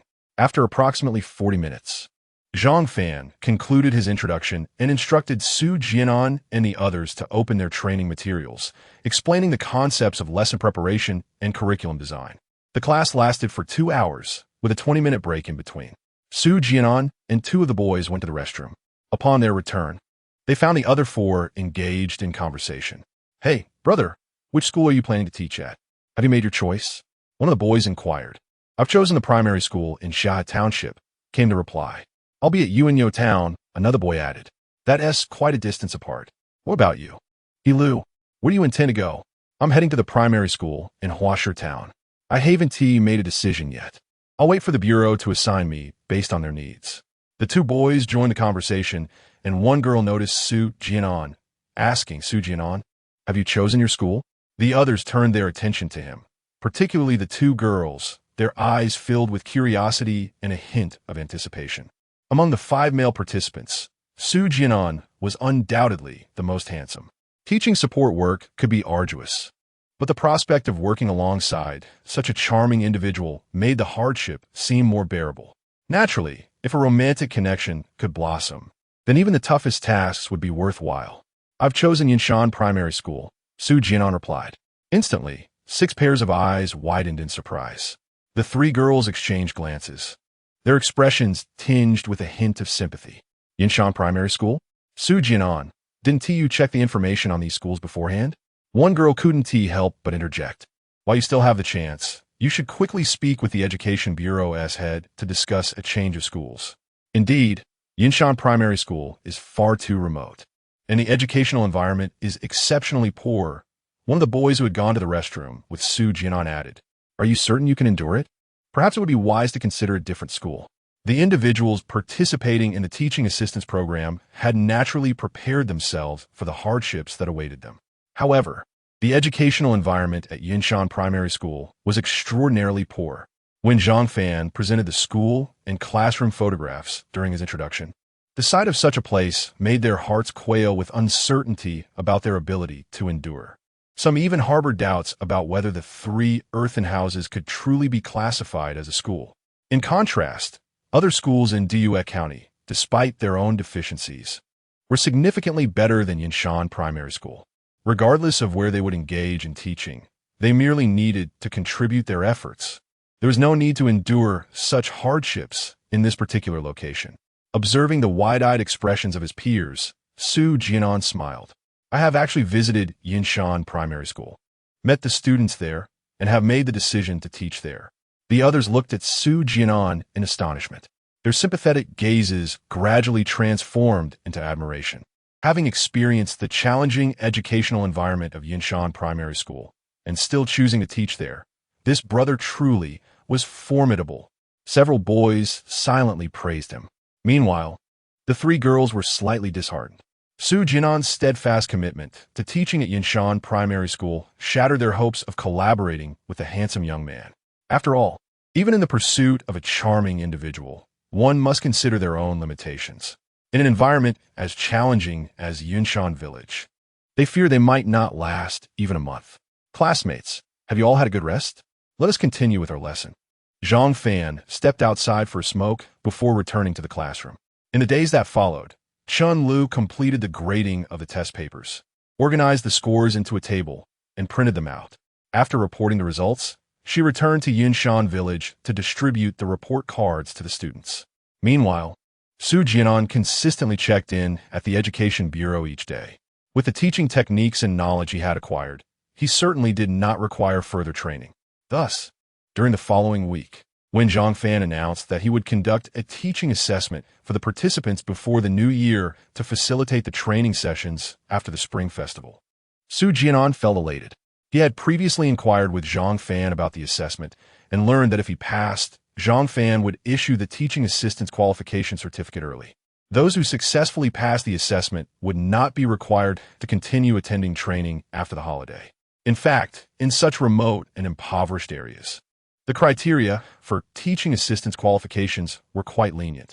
Essentially, as long as one had a clean background, no criminal record, and possessed a basic grasp of teaching techniques, prepared lesson plans, and the ability to explain concepts clearly to students, they could pass. The most challenging aspect was the initial stage of submitting documentation. Once the paperwork was submitted and approved, there was virtually no chance of failing the teaching assistant's training assessment. Therefore, the upcoming assessment before the new year posed no challenge for Su Jian'an, who undoubtedly passed and received his teaching assistant's qualification certificate.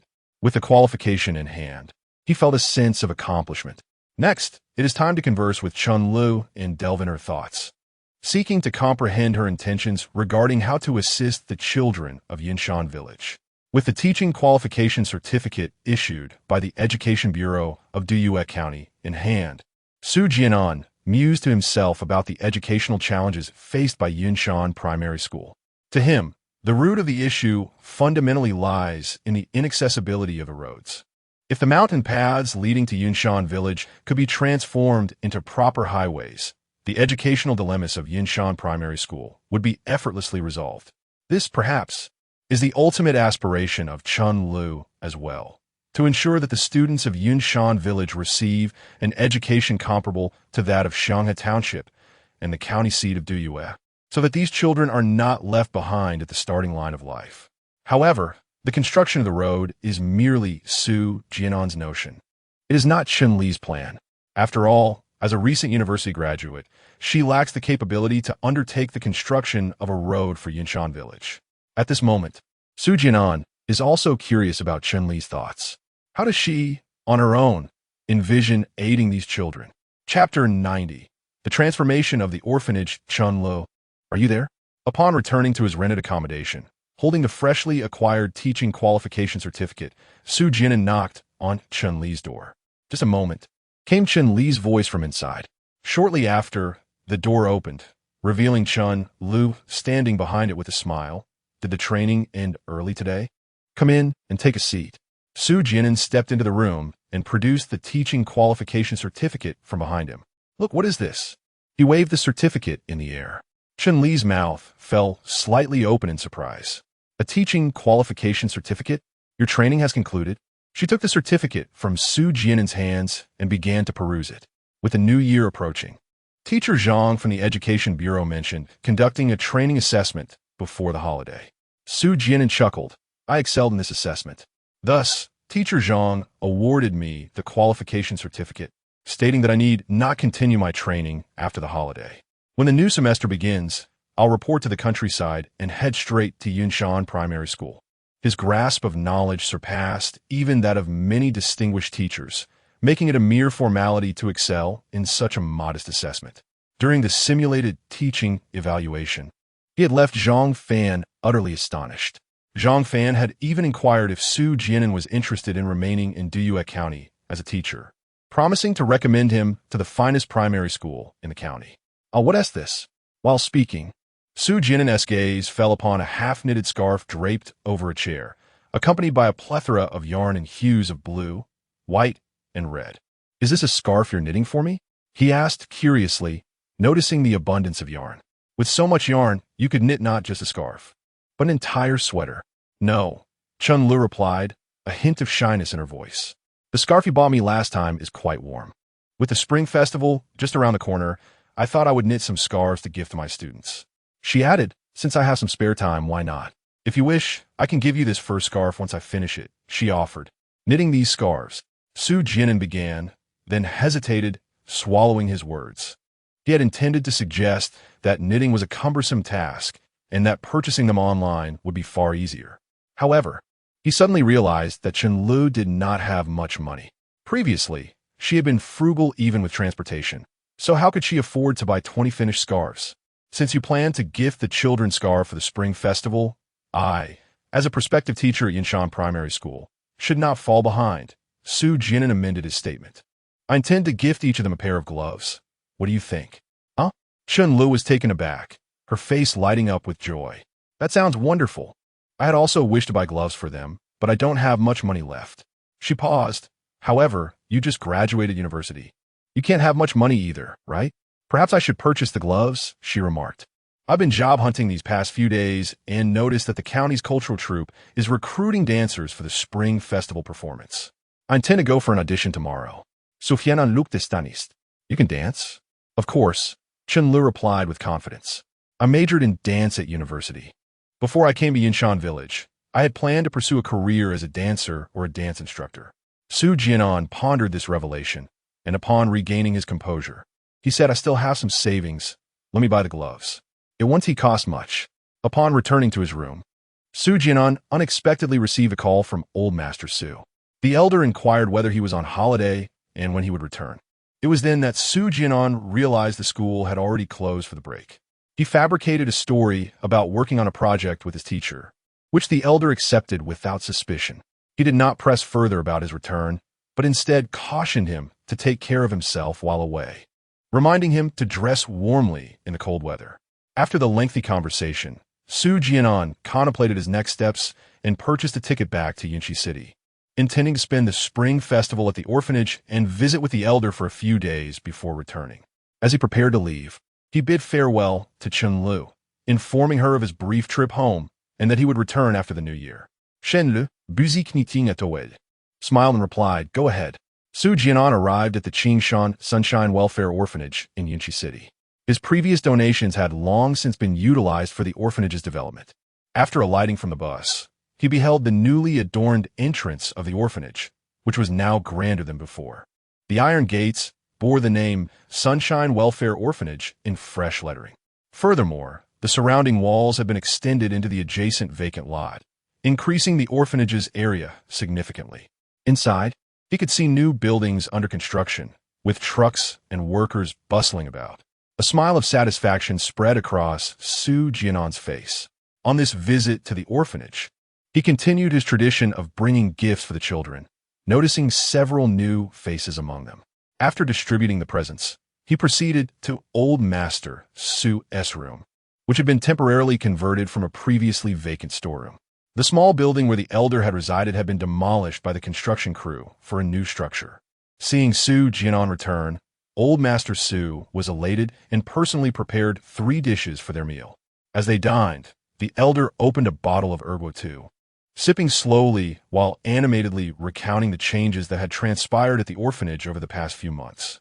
Recently, an anonymous benefactor had generously donated a substantial sum, which, once reported, received approval from the relevant authorities for the orphanage's expansion and renovation. The elder gestured toward the houses and empty land outside, indicating that official documents had been issued for the orphanage to expand and accommodate more orphans. All these old houses are to be demolished and replaced with new structures. On the vacant land, a teaching building is to be erected in the future, accommodating both a kindergarten and an elementary school. Furthermore, the orphanage has successfully established connections with several middle and high schools, alleviating concerns regarding the children's transition to secondary education. He spoke incessantly, his eyes brimming with visions of the future. Su Jian'an listened quietly from the side. Witnessing the joy on the old gentleman's face, he too couldn't help but smile. After spending over 10 days at the orphanage and celebrating the spring festival, Su Jian'an bid farewell to the elderly gentleman and the children of the orphanage. He then took a bus and returned to Duyue County. Chapter 91. I know not what transgressions you have committed, yet I shall cherish all that you have done at this moment, within the confines of the live broadcast studio. The scene of Su Jian'an's return to the Qingshan Sunshine Welfare Orphanage and its transformation was unfolding. A netizen from Yunqi City remarked, "The Qingshan Sunshine Welfare Orphanage is now the largest and most well-equipped orphanage in Yunqi City. I've visited recently, and the facilities include a kindergarten and primary school, each staffed with dedicated teachers, along with a basketball court, a running track, and various fitness equipment. The environment is exceptionally beautiful, surpassing that of many primary schools in the city." Numerous comments echoed this sentiment. Indeed, I have heard wonderful things about the Qingshan Sunshine Welfare Orphanage. I have also seen photographs of this orphanage. The educational environment and the quality of faculty are remarkably strong. Some parents are even eager to enroll their children there. But who could have imagined that 11 years ago, this renowned orphanage was in such disrepair? All of this is thanks to Su Jian'an. It was his initial donation that has led to the establishment of today's Qingshan Sunshine Welfare Orphanage. Simultaneously, the mayor of Yunqi City, a middle-aged man nearing 50, was watching the live stream.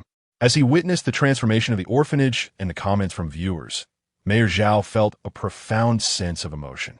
"I never anticipated that the substantial donation received by the Qingshan Sunshine Welfare Orphanage would come from you, Su Jian'an, a mere child not yet 20 years of age." Mayor Zhao sighed softly, overwhelmed by nostalgia. Having worked in Yunqi City for over a decade, he was acutely aware of the orphanage's prior state. He had contemplated allocating funds for its renovation, but had been hindered by budget constraints, leading to persistent delays. It was only 11 years ago, upon receiving that significant donation, that the expansion and renovation of the Qingshan Sunshine Welfare Orphanage became a reality.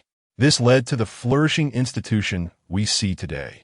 For many years, every child who has passed through the Qingshan Sunshine Welfare Orphanage, along with the citizens of Yunqi City, including the mayor himself, have held deep gratitude for the anonymous benefactor who initially donated to renovate the orphanage. Had it not been for this kind-hearted individual's generosity, the plans for the orphanage's transformation would have remained unfulfilled. Thus, Mayor Zhao has always been appreciative of the contributions made to the welfare of Yunqi City. However, he could hardly fathom that the individual who had provided such a generous donation, Su Jian'an, was merely a 19-year-old youth. "I know not what deeds you have committed or what laws you may have broken. Yet, your contributions to the homeless children of Yunqi City will forever be etched in our hearts. The entire nation shall remember this moment in your memory." As he gazed upon Su Jian'an, motionless within the memory extractor, this moment lingered. In the eyes of Mayor Zhao, there was nothing but admiration.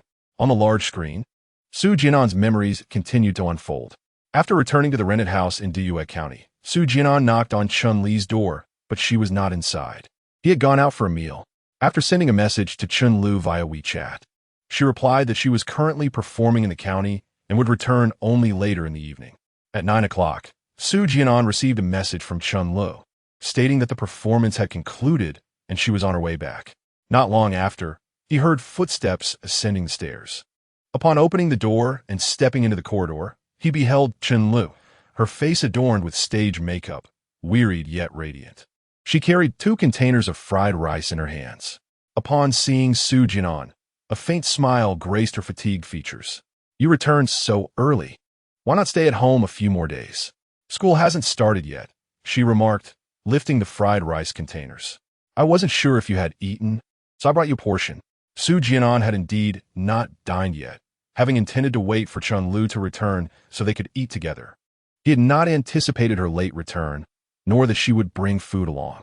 Inside Chun Li's room, she removed her makeup and then opened the lid of the fried rice container, presenting it along with chopsticks to Su Jian'an.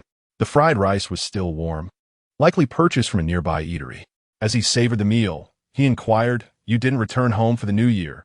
Did you perform every day?" "Yes," Chun Lu nodded, her smile unwavering. "On New Year's Eve, I video called my parents. They were delighted to receive the new clothes I bought for them." She elaborated, "It's quite far to go back, and I wouldn't be able to stay long. The round trip incurs significant expenses. With the internet being so advanced, when I miss them, I can simply video call. I can see them, and they can see me. This way, I save quite a bit of money." Su Jian'an felt saddened. He had no parents, yet during the new year, he could still visit the orphanage to see the elderly caretaker and the children, spending some time with them. In contrast, Chun Lu, despite having parents, could not return home during the new year. "What about the scarves you knitted for the students?" he asked, glancing around the room, noting that the bag of yarn that had previously rested against the wall was now absent. "Yes, I knitted 7 before the new year. I bought some more and, along with gloves, donated them to the children in Yinshan village," Chun Lu replied. Suddenly, she set down her food, stood up, opened a nearby cabinet, and retrieved a blue and white scarf. "This is what I made with the leftover yarn. Try it on and see how it looks." Su Jian'an took the scarf and wrapped it around his neck. Chun Lu stepped closer to adjust it for him, her lips curving into a slight smile as she examined him. "It looks quite nice." Su Jian'an chuckled softly. He felt somewhat shy about borrowing Chun Li's mirror to check his appearance with the scarf. However, given her compliment, he felt reassured. Fearing that he might soil the scarf while eating, Su Jian'an carefully removed it from his neck and folded it neatly away. "You previously mentioned that the county's cultural troupe was recruiting performers. Have you been participating in their performances during this time?" Chun Lu took a bite of her meal and nodded, responding, "Yes, we still have 3 days of performances left. And then there will be another show on the Lantern Festival." She cheerfully added, "The cultural troupe pays 200 yuan a day for performances. 200 yuan a day. In a place like Diyue County, earning such an amount is quite substantial for an ordinary person." However, recalling the weary expression on Chun Li's face when she ascended the stairs, Su Jian felt a pang of sympathy. Teaching in Yinshan village was already arduous enough. She did not rest during her break, busy knitting scarves for the children and working with the cultural troupe. It seemed she wished to stretch time to accommodate her endeavors. This was the first time he had witnessed such diligence and determination in a girl like Chun Lu. Chapter 92. For this is a wish after the meal. Su Jian'an noticed that Chun Lu was still wearing the down jacket she had on when he first met her. "Are you not planning to buy yourself a new outfit for the new year?" he teased. Chun Lu shook her head and replied, "My old clothes have yet to wear out. I wouldn't be able to don new ones anyway." "And what do you intend to do with all the money you've earned?" Su Jian'an inquired, already having an inkling of the answer in his heart. "Not much, really." Chun Lu smiled faintly. "I plan to purchase some reference books, dictionaries, encyclopedias, and popular science picture books for my students next semester. Once I buy those, I fear there won't be much left." She sighed. These children have never ventured beyond the mountains. Many novel and advanced things remain inaccessible to them. "I lack the means to take them to libraries, museums, or science centers, but they can acquire knowledge from books. Some children have a particular affinity for painting. I wish to buy them a set of brushes as reward for their academic progress, which might also ignite their interest in learning. Additionally, I want to get stationery, compasses, pencils, erasers, and the like. After purchasing these, I fear my funds will be insufficient. Sensing that this topic might weigh heavily on Su Jian'an, Chen chuckled softly, saying, "But you need not worry. Buying these items for the children is my own intention. You need not feel obligated to follow my lead. Your presence in Yinshan village as a volunteer teacher is already the greatest assistance I could hope for, and I am immensely grateful. With you sharing the teaching responsibilities, my burden will be significantly lighter." Su Jian'an gazed at her with gentle eyes, his tone filled with sincerity. "The children of Yinshan village are truly fortunate to have encountered you." Chen shifted the subject, by the way. "I haven't asked you yet. What university did you graduate from? And what was your major?" "East River University," Su Jian'an smiled, "with a major in computer science." "I graduated from South Mountain University, majoring in dance," Chen responded.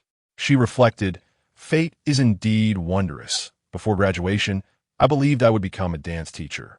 Little did I expect to find myself in Yinshan village after graduating. The moment I laid eyes on these children, I realized that my future would likely have little to do with dancing. They need me." She reminisced about her first visit to Yinshan village, recalling the scene of those children, innocent, naive, and eager for knowledge. "I actually envy some of my classmates," Chen remarked. "Some have joined dance troupes, while others have become dance teachers. A few are even popular dance streamers online, with hundreds of thousands of fans. Just a few days ago, a classmate contacted me, asking what I was up to. I told her I was teaching in the countryside, and she was quite surprised when I inquired about her post-graduation endeavors. She mentioned she hadn't done anything and was merely a dance streamer at home. At times, the tips received by a streamer in a single day surpass my entire semester salary. To be candid, when I learned that she earned over 10,000 in a day, I felt both envy and discomfort." Chen sighed. "I performed with the county's cultural troupe, practicing diligently for over a week before showcasing my work. I would leave in the morning and not finish performing until 8 or 9 in the evening. Throughout the day, I had to dance multiple routines, leaving my legs cramping from exhaustion. After a long day's work, I could only take home 200 yuan. Meanwhile, someone could stream for just 3 hours and receive thousands in tips. At that moment, the kettle began to boil. Su Jian'an stood up to pour a cup of water and handed it to Chen. "Opportunities vary from person to person. All we can do is strive to excel in our own endeavors. Some feelings cannot be envied," he reassured. Chen shook her head. "I am not envious of her. What troubles me is my own inadequacy. I realize I'm rather powerless. I pondered that if I possessed even half of her abilities, I could earn more money and provide more for the children of Yinshan village." She envied her classmate, feeling distressed that others could earn so effortlessly while she struggled to make ends meet. On the day of the final exams, she noticed a student named Luo Yujuan whose cloth shoes were falling apart. Yet, she could only pretend not to see, for she lacked the means to buy that child a decent pair of new shoes. It was until she returned to the county after performing with the cultural troupe and receiving her salary that she could buy a new pair of shoes for that child to bring back. Chen did not share this with Su Jian'an. During school, her dance grades had consistently surpassed those of her classmate who became a streamer. Yet, after graduation, that classmate earned in a month more than Chen could in an entire year. She had no desire to compete with her. She simply wished to earn enough to provide better education for the children of Yinshan village, ensuring they would not start life at a disadvantage. Yet even this seemed beyond her reach. In the impoverished county of Duyue, few families could afford to hire dance instructors. While dance training institutions might seek instructors, they required long-term commitments rather than short-term help. The dance major she studied at university found no application in this place. Had it not been for the cultural troupe's recruitment for the spring festival performances, she would likely have to seek short-term work elsewhere, earning barely 200 yuan a day. "Your dance major offers greater opportunities and prospects in larger cities," Su Jian'an remarked, pausing curiously. "I am intrigued as to why you would come to a small place like Duyue County to teach in such a remote area as Yinshan village." This was a question he had wanted to ask when he first saw Chen at the bus station, carrying a load of books. Her slender shoulders did not appear accustomed to laboring in the fields, and the brand of her clothing and shoes suggested a reasonably well-off background. Why would someone choose to endure hardship in such a remote place as Yinshan Village? While other teachers have departed, she remains. Chun-Lu cast her gaze downward, fixating on the water in her cup. Because this is a wish, she softly uttered. Her wish, perhaps. Shen le esprit soudain lisonque. Su Jian'an, sensing the mood, refrained from probing further. He recalled her earlier mention of a female classmate who had pursued a career as a live-streaming host. A stir of emotion flickered within Su Jian'an. How well do you dance? He inquired. How well? Chun-Lu tilted her head, pondering, uncertain of how to respond. I have a performance tomorrow. If you are free, would you care to come and watch? Chapter 93, he said. Have you considered becoming a female streamer? Tonight's conversation. Su Jian'an had a general understanding of Chun-Li's thoughts, realizing her intentions to assist the children of Yinshan Village, which made matters easier for him. The following day, Su Jian'an arrived at the square where Chun-Lu was performing. The spring festival had yet to conclude, and every household along the roadside was adorned with couplets and lanterns. Colorful lights hung from the trees surrounding the square, though they remained unlit in the daylight. By the time Su Jian'an arrived, a considerable audience had already gathered, including parents holding their children amidst the crowd.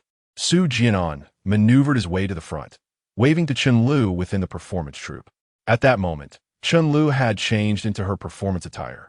Despite the lingering chill in the air, she wore a thin dress layered beneath a down jacket. After the previous drum troupe finished their performance, it was time for Chun-Li's dance team to take the stage. To the rhythm of joyous and festive music, the dancers twirled and leaped gracefully, standing amidst the crowd. Su Jian'an watched as Chun-Lu spun and danced, clapping along with the surrounding spectators. Her dancing was exceptional, revealing a solid foundation in her craft. The performance in the square continued for a while before the troupe began to move onto the street. After a brief rest, Chun-Lu joined her dance team, advancing and dancing along the way until 4 in the afternoon. The dance troupe completed a circuit around the county, and only then did Chun-Lu conclude her performance. Su Jian'an offered her a bottle of water. Will there be another performance tonight? He inquired, sitting on a stone bench in the square. Chun-Lu rubbed her calves and smiled. Yes, but there's no street parade this time. We'll be performing at the largest square in the county for just 2 hours, from 6 to 8. At 8 in the evening, Chun-Li's performance came to an end. Once she changed her clothes and removed her makeup, Su Jian'an expressed his desire to treat her to dinner. Cool, me. I'll take you out for a meal. He led Chun-Lu to a hot pot restaurant and placed their order. I watched your dance today. You performed beautifully. It must have been quite exhausting, Su Jian'an remarked. Chun-Lu poured 2 cups of hot water for them and replied, Thank you. Su Jian'an suddenly asked, Have you ever considered becoming a female streamer like your classmates? Chun-Lu was taken aback, shaking her head and smiling right now. I only want to teach those 20 children in Yinshan Village well. I have no desire to become a streamer. I may not have expressed myself clearly, Su Jian'an continued. I am not suggesting you quit your teaching job. I am asking if you would consider taking up streaming as a side venture. I can assist you in managing the account, and it won't consume much of your time. You could go live on weekends when you have no classes and dance for a couple of hours. He further explained, Aren't you eager to earn money to buy books and stationery for the students in Yinshan Village? The performances of the art troupe will cease after the spring festival. If you seek other employment, you may find it challenging to earn even 200 yuan a day. As school commences, you will only have weekends free, and it will be challenging to find ample time to practice new dances. The aspiration to join the dance team for financial gain may prove quite difficult. Chun-Lu furrowed her brow slightly, contemplating Su Jian'an's suggestion with earnest thought. Su Jian'an's analysis was indeed astute. In reality, once school starts, she would be residing on campus even during weekends.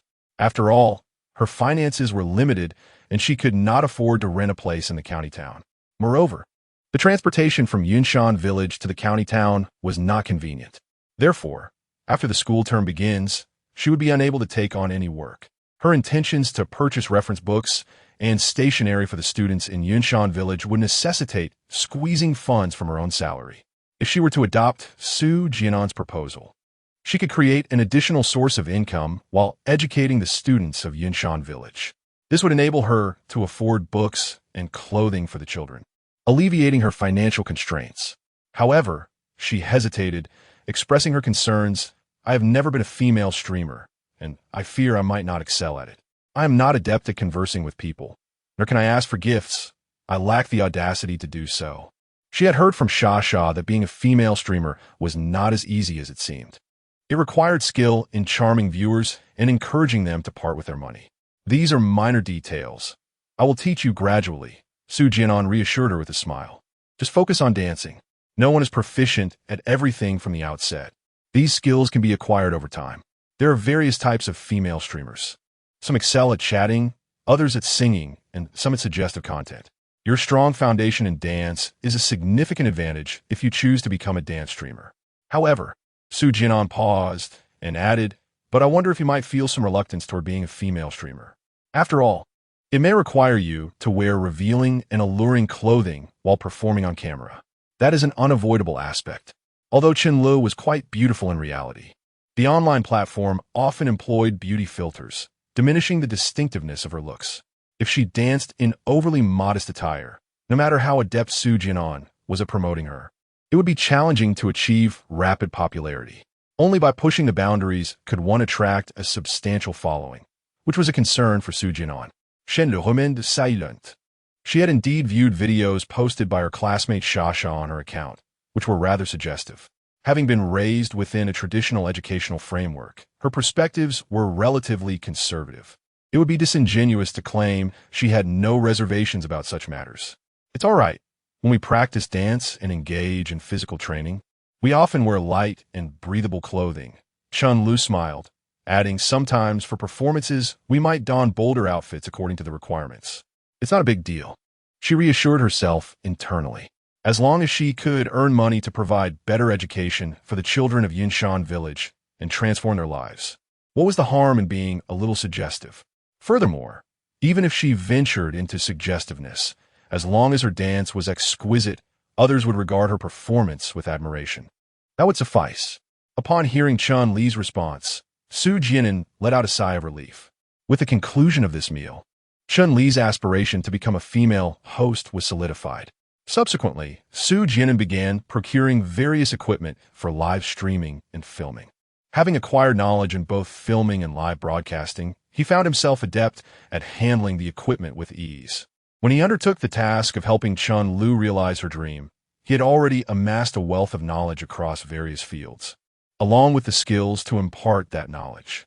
Naturally, this included guiding Chun Lu in her live streaming endeavors and instructing her in dance, which posed no challenge for him.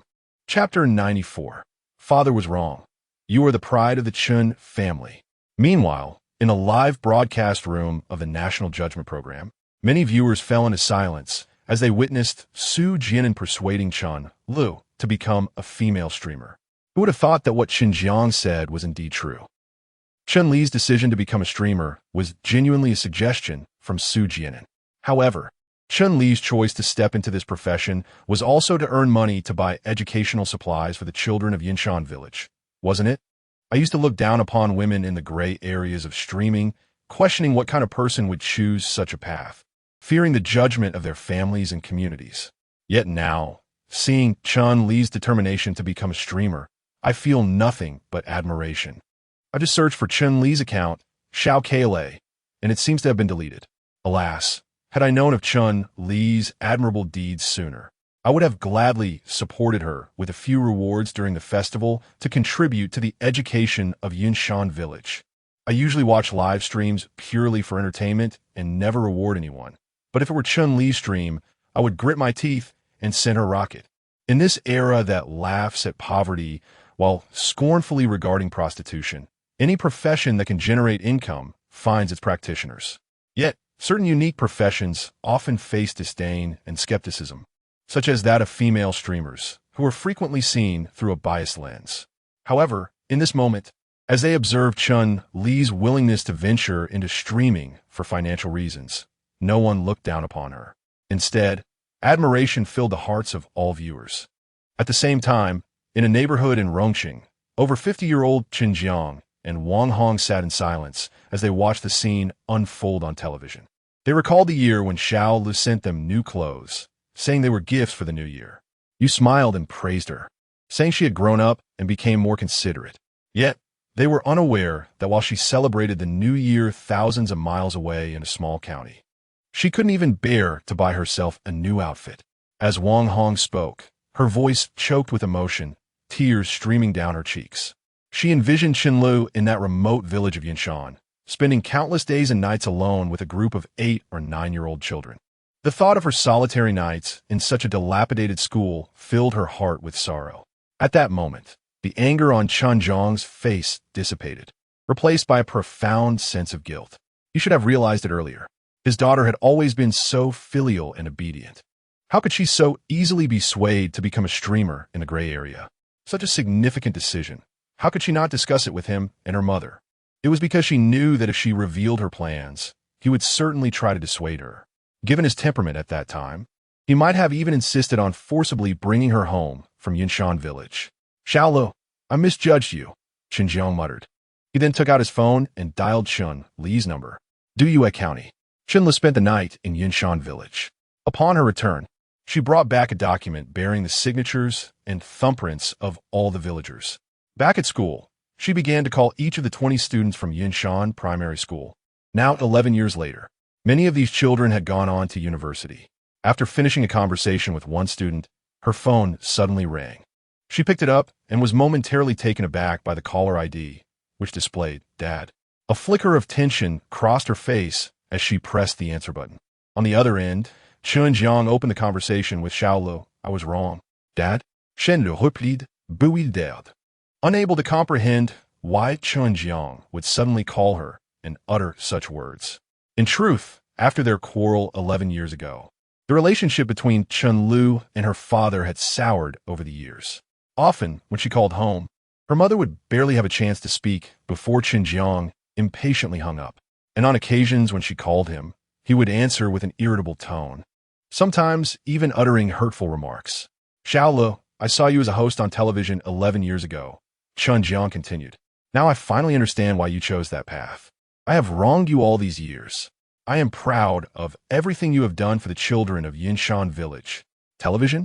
Qianlu exclaimed in surprise, quickly realizing, Dad, you mean the live broadcast of the national trial?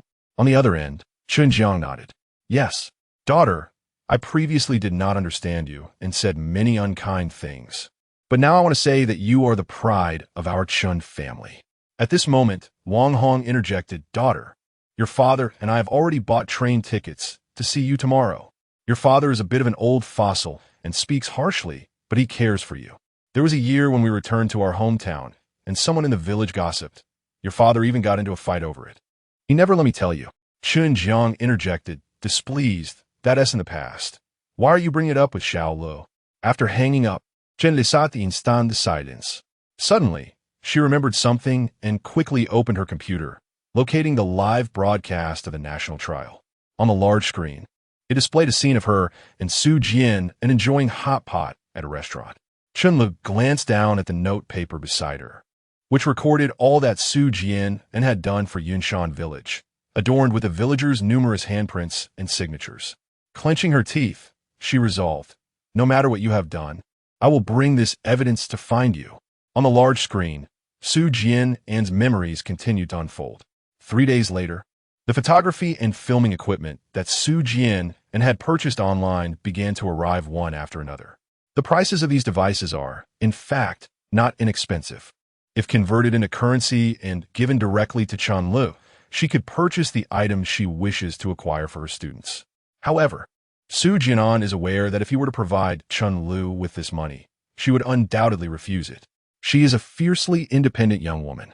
Yet, if it were a donation, Qianlu would not decline, as it could also benefit the students of Yinshan village. Nonetheless, this would undermine the purpose of assisting Qianlu. In that case, Su Jian'an would not fulfill the mission of the dream realization system, for within the tasks issued by this system, Qianlu is indeed his dreamer. To help Qianlu realize her aspirations, he must adhere to her vision. Su Jian'an can only offer her advice and guidance. Once the filming equipment was in hand, he immediately took several sets of photos and videos of Qianlu. Even without makeup, her beauty shines through in the images. After Su Jian'an's meticulous editing, The photographs could easily serve as personal portraits or artistic shots. I had no idea your photography skills were so exceptional, Chunlu exclaimed in surprise, her eyes widening as she gazed at the developed photos in the room. Chapter 95. Just how much can he do? It is not immediately apparent. Your photographic skills are remarkably proficient. In the room, Chunlu gazed in astonishment at the photographs developed by Su Jian'an. In the images, she appeared even more radiant than in reality. I have a keen interest in this field and studied photography for a while, Su Jian'an explained with a smile. At that moment, the audience watching the live broadcast could not help but roll their eyes at his remark. How familiar does this sound? Although Su Jian'an's photographic prowess was indeed commendable, rivaling even that of professional photographers, many viewers were skeptical of his explanation. Most of Su Jian'an's memories prior to the age of 18 were spent in school and the orphanage. During that time, aside from attending classes, he worked part-time jobs on weekends to earn a living. After his cancer diagnosis, the show was airing, prompting the question, when did he learn photography? When did he find the time? Moreover, mastering photography is not a simple endeavor. Having relied on part-time jobs for his living expenses, how could he afford such expensive photographic equipment? At this moment, many viewers were astonished by Su Jian'an's display of professional photographic skills, unable to fathom the reasoning behind it. Perhaps some individuals are simply born with a natural talent for certain endeavors. Many could only convince themselves of this notion. It served as the only explanation for how someone with no prior exposure to photography could capture such exquisite images. Meanwhile, at the live show, Chen Weiwei couldn't help but smile slightly upon witnessing this scene. She recalled when Su Jian'an had once uttered similar sentiments to her. This guy seems to possess an extraordinary array of talents. It is truly perplexing just how much he is capable of. From unparalleled acting skills and exceptional screenwriting talent to formidable hacking abilities and professional photography. The more his memories are revealed, the more his capabilities seem to expand. As she gazed at the young man on the large screen, Chen Weiwei's eyes sparkled with increasing brightness. He resembled a treasure trove filled with countless gems. Delving into his memories, one could always unearth a variety of dazzling treasures. However, it must be said that while Su Jian'an's excuse may be somewhat cliché, it remains effective. In the room, upon hearing Su Jian'an's explanation, Chunlu, who was admiring her photograph, held no suspicions. What should I do next? Shen Unquayod. During this time, I participate in the performances of the art troupe every day, reinforcing my previous dance knowledge. What type of dance should I practice? Do you have any suggestions? Su Jian'an smiled and asked, what dance styles are you particularly adept at? I have studied classical and folk dance to some extent. Shen I can also manage a bit of modern dance, though I am not particularly skilled at it. As for styles like breakdancing, ballet, or jazz, I have practiced very little. Su Jian'an nodded and suggested, let's start by selecting 2 classical dance forms in which you excel for practice. As for ethnic dance, you might consider trying out belly dancing and peacock dance. He advised Chunlu. However, before you begin your practice, create dedicated accounts on various online platforms, such as Yinlang, Shouhu, and Tushio. Once you have produced your dance pieces, simultaneously publish them on these accounts to nurture your presence and observe which platform yields greater traffic and faster follower growth, thereby guiding your decision on where to conduct live streams. In no time, Chunlu registered accounts on these platforms, all under the name Little Cola. At that moment, Su Jian'an took out his phone and opened the Taobao marketplace. The first step has been completed. Next, you need to select some outfits and cosmetics for your shoots. He presented a selection of clothing and makeup products he had saved for her. I have chosen a few for you. Take a look and order whichever you find suitable. If these do not meet your preferences, feel free to select at your leisure. But I rarely wear makeup, and I'm not very skilled at it, Chunlu admitted nervously, gazing at the myriad of cosmetics displayed on the screen. The foundation, eyeshadow, makeup remover, BB cream, concealer, serum, and lipstick that Su Jian'an suggested were all rather pricey. Indeed, she had little experience with makeup, as her stage appearances with the performance troupe had always been assisted by fellow actors. Don't worry, I can help with that. Su Jian'an reassured her. I'll apply it for you when the time comes. After deliberating for a while, Chunlu completed her selection of cosmetics. Is this enough? She asked. to which Su Jian'an inspected her choices, noting that most were reasonably priced. He then took the phone, added 4 or 5 more items, and proceeded to place the order. "Now, choose 2 outfits," he prompted, presenting the selected clothing to her. Among the options, there were a few rather revealing pieces, causing Chun Li's face to flush with embarrassment. "Do I really have to wear such clothes for the dance shoot?" she questioned, pointing to a JK student uniform, feeling it was quite suggestive. Su Jian'an replied, "For starters, you may opt for some more conservative attire. However, wearing such outfits could accelerate your follower growth. Ultimately, it's up to your comfort level." Within his suggestions, there were also some outfits that were relatively modest yet flattering to her figure. These garments accentuated her physique, which was well maintained due to her prior dance training. With the right combination of stockings and high heels, she could achieve an alluring appearance. Shen le did. In the end, she chose not to select the JK student uniform, but instead opted for a few outfits she deemed less revealing and presented them to Su Jian'an for approval. He nodded in agreement and placed the order without adding any additional pieces. For the next 2 days, Chun Li continued her participation in the performance troupe's activities in the county, while Su Jian'an did not accompany her. He arranged the new solid-colored curtains, lights, reflectors, tripods, and other photographic props he intended to purchase in his room. Within 2 days, Su Jian'an transformed his space into a miniature photography studio. Fortunately, the house he rented was quite spacious. Otherwise, it would have been quite challenging to set up these necessary props. After completing the setup, Su Jian'an ventured into the county to explore, seeking several suitable locations for outdoor shooting. His requirements for outdoor settings were not particularly high. As long as the area was not excessively dirty or chaotic, had a tolerable environment, and was relatively uncrowded, it would suffice for him to capture 7 or 8 sets of videos featuring Chun Li. In fact, the environment of Yinshan village was even superior to that of the county. The air there was fresh, and litter was scarcely visible on the ground. Every corner brimmed with poetic charm. Once school commenced, Su Jian'an planned to transport all his photographic equipment to Granny Meng's house. At that time, he envisioned dressing Chun Li in a qipao and capturing several video sets. The combination of the qipao with the ancient wooden houses of Yinshan village would undoubtedly evoke a captivating essence reminiscent of the Republic of China era. Chapter 96. She had never seen such a beautiful version of herself. Chun Li finally concluded her performance with the county's art troupe yesterday. Her next performance would not occur until the Lantern Festival. Su Jian'an was in his room, fiddling with his photography equipment, which had cost him several tens of thousands. Once Chun Li's Xiaokel account gained traction, the income she generated would surpass the expenses incurred from purchasing this equipment.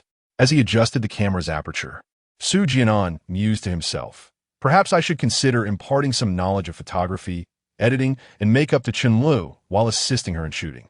This way, even after my departure, she could continue to film her own videos and manage her account independently. If necessary, she could always hire someone to assist with photography. The videos, once shot, could be edited by her as well." Knock, knock. At that moment, a knock echoed through the door. Su Jian'an set down the camera and opened the door. "Shen le Did you arrange this?" she asked, surprised by the room's decor. "Su Jian'an's maid, indeed. Not too shabby, right?" Chun Li nodded. "It resembles a professional studio. Had I not seen you, I might have thought I'd entered the wrong room." The Lantern Festival would soon pass, followed by the commencement of the new school term in just a few days. Su Jian'an demarked. "The cosmetics and clothing I ordered a couple of days ago have arrived just in time, with a few days still available. I would like to shoot several videos in different styles for you.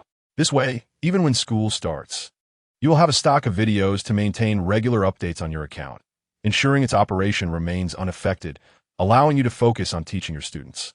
These videos could be posted over the course of 1 to 2 weeks, and he planned to shoot more on weekends when time permitted. He was determined to minimize the time commitment for Chun Li during the video shoots. Once school commenced, her primary focus would undoubtedly shift to effectively teaching the students of Yinshan village. If filming interfered with her ability to concentrate on her students, it would be counterproductive. Su Jian'an had yet to witness Chun Li's teaching abilities firsthand. He intended to observe her classes after the new term began and based on the students' learning progress. He He would offer guidance on teaching techniques and related knowledge. This approach would not only enhance Chunlu's ability to instruct the children of Yinshan Village, but also alleviate her workload. After all, mastering appropriate teaching techniques and tailoring instruction to the students' learning capacities would yield far more effective and effortless results. "Shall I go change into my outfit for the shoot now?" Chunlu asked, her expression betraying a hint of anxiety. "I haven't had the chance to practice the dance I learned earlier, so I might not perform well." Su Jian'an smiled reassuringly. "It's all right. You possess a foundation in dance. Just take your time to practice and reclaim that feeling. Moreover, the videos I will capture of you primarily aim to document your daily life, showcasing your beauty and physique without necessitating any dance performances. Shortly, I shall instruct you on how to present yourself naturally. Once you have practiced adequately, I will record a few dance segments for you." Chunlu, seemingly grasping the essence, nodded and picked up a garment, inquiring, "What about this one?" "It's perfect," Su Jian'an replied with a nod. "You may change here. I will step outside. Call me when you are ready." He exited the room, closing the door behind him.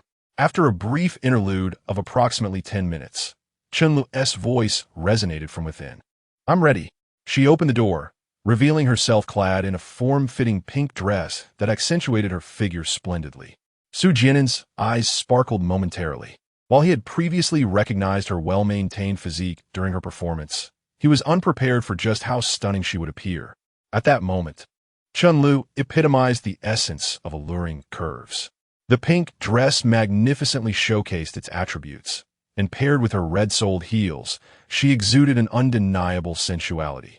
"Is this perhaps a tad too revealing?" Observing Su Jian'an's intense gaze, Chunlu bashfully lowered her head, uncertain where to place her hands. "No, it is simply perfect," Su Jian'an assured her, gently guiding her back into the room. She wore no stockings, and beneath the pink hem, her long, fair legs were on display. Su Jian'an retrieved a bottle of whitening cream and handed it to her. "Since you're not wearing stockings, apply some of this to your legs. It will enhance the outcome of the photos and videos." Chunlu accepted the whitening cream and turned to apply it on a nearby chair. Meanwhile, Su Jian'an prepared a curling iron and cosmetics. Upon her completion, he styled her hair using the curling iron and hairspray, followed by applying her makeup. While crafting her appearance, Su Jian'an imparted knowledge about makeup techniques. He then presented some accessories he had purchased online, adorning Chunlu with them. Though not designer pieces, these trinkets, ranging from a few dozen to 100 yuan, transformed her into a fashionable beauty. Were Chunlu to step onto the street now, passers-by might mistake her for a celebrity. The accessories only enhanced her brilliance. They appeared anything but inexpensive, leading onlookers to believe they were exquisite jewels. "Is this truly me?" At that moment, seated before the mirror, adorned and made up, Chunlu gazed at her reflection with astonishment and disbelief. Beholding her radiant self, she felt a surge of joy, almost surreal. She had never encountered such beauty within herself, as if she were enveloped in a dreamlike fantasy. "This is you." Su Jian'an stood behind her, smiling as he remarked, "You are inherently beautiful. It's just that you rarely adorn yourself. I merely styled your hair and applied a touch of makeup." He paused briefly before adding, "I will gradually teach you how to style your hair and apply makeup, and once you master it, you will be able to beautify yourself." His words rang true. The makeup he applied on Chunlu was merely subtle. As such understated elegance suited her disposition splendidly. The resultant effect was a testament to her innate beauty.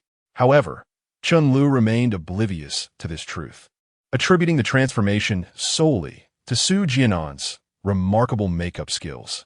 Nonetheless, she felt a surge of joy. "Could you please take a few pictures of me? I would like to share them with my parents," Chunlu said with enthusiasm. "And is it true what you just mentioned about teaching me how to style my hair and apply makeup? I feel I ought to learn properly." Su Jian'an nodded with a smile, affirming, "Indeed, it is true." Chapter 97. The beginning of school before the computer. Chunlu gazed at the scene where Su Jian'an was adorning her, tears involuntarily welling up in her eyes. At that time, she did not comprehend the significance of Su Jian'an's words about her learning to style her own hair and apply her own makeup in the future. It was only on that fateful day that she witnessed him standing at the corner of the school wall, doubled over, coughing up blood. Now, As she revisits the memories of Su Jian'an, she finally understands that he had long been afflicted with cancer. In Su Jian'an's room, after perfecting Chun Li's hairstyle and makeup, he captured several sets of photos and videos of her. Subsequently, adorned in the same outfit, he took her to a nearby location to film an outdoor video. For more than a week that followed, this became their routine. He encouraged Chun-Lu to change into various outfits, applying different makeup styles and shooting an array of videos. Upon returning to the room, he would edit these recordings into short videos, pairing them with diverse music. With 20 videos and over a dozen sets of edited photos, he deemed it sufficient. Presenting the edited photos and videos to Chun-Lu, Su Jian'an remarked that each video and photo set required distinct clothing. During their filming sessions, he had taken the liberty of bringing Chun-Lu to a clothing store to rent garments for their shoots. "Shall I start posting the videos?" Chun-Lu inquired upon receiving the videos from Su Jian'an. He nodded affirmatively. "Yes, go ahead." Selecting one video, Chun-Lu uploaded it to her various platforms under her Xiao Keilei account. The following day, she joyfully approached Su Jian'an. "Jian'an, my Yinling account has reached 100 followers." Upon seeing the account Chun-Lu had opened, a faint smile graced Su Jian'an's face. The video she had posted the previous day featured her in a pink bodycon dress, filmed indoors, with a duration of merely 15 seconds. As a day passed, the video garnered 300 likes, 26 saves, and 5 shares. This is a promising start. Su Jian'an, keep up the good work. Thus, Chun-Li's small fingers clicked, and she published another video. Days slipped by, and the time for school to commence arrived. Due to her daily video postings, Chun-Li's account had received a significant boost in visibility on the platform. Her most popular account now boasted 602 followers. After receiving a notification from the village, Su Jian'an and Chun-Lu packed their belongings, settled their rental with the landlord, and reclaimed their deposit. The two then returned to Yinshan village to organize their luggage before heading to Xiahe Township a day early to report. At Xiahe Township Primary School, Chun-Lu assisted Su Jian'an in completing his onboarding procedures and attending the preparatory meeting for the new school year. The meeting primarily focused on distributing textbooks to students, finalizing the teaching plan for Yinshan Primary School for the semester, and arranging the class schedule, among other matters. Naturally, due to the unique nature of Yinshan Primary School, the principal of the Xiahe Township Primary School convened the meeting, placing few demands on Chun-Lu and Su Jian'an. After distributing the textbooks and teaching plans for the students of Yinshan Village, the timetable was left to the discretion of the two educators. The principal had but one request: to ensure that the teaching progress of Yinshan Primary School aligned with that of the township. By the time they received the students' materials, it was already past 4 in the afternoon. Su Jian'an and Chun-Lu awaited a bus to the county seat before alighting in Yinshan Village. Chun-Lu produced a carrying pole, while Su Jian'an secured 2 bags filled with textbooks, and together they made their way back to the village. Upon their return, it was already past 6 in the evening, and lights illuminated every household in the village. Just as they placed the books down and prepared to cook, an elderly figure emerged at the school gate, leaning on a cane. "Grandma Meng, what brings you here?" Chun-Lu inquired, surprised, as he hurried to welcome her inside. "I saw the lights on at the school, and guess you might have returned," Grandma Meng replied, peering into the room. "You haven't had dinner yet, have you?" Su Jian'an, holding the rice cooker, responded, "We were just about to start cooking." "Have you eaten, Grandma? Why not come in and wait a moment? We can eat together once the meal is ready." A smile creased Grandma Meng's wrinkled face as she shook her head. "I suspected you might not have dined yet. Tonight, I prepared a little extra for dinner, just waiting for your return." She turned to Su Jian'an, saying, "Jian'an, there's no need for you to cook. I've already made a dish of pig trotters stewed with radish. Come and eat at my house." Su Jian'an and Chun-Lu exchanged glances and smiled in unison. "Thank you, Grandma Meng." As they prepared to close the door, Su Jian'an suddenly recalled something. He returned inside to retrieve a bag of egg cakes and a bag of oranges, which he had purchased at the market earlier that day. Thinking of Grandma Meng's fondness for them. "I almost forgot," he said.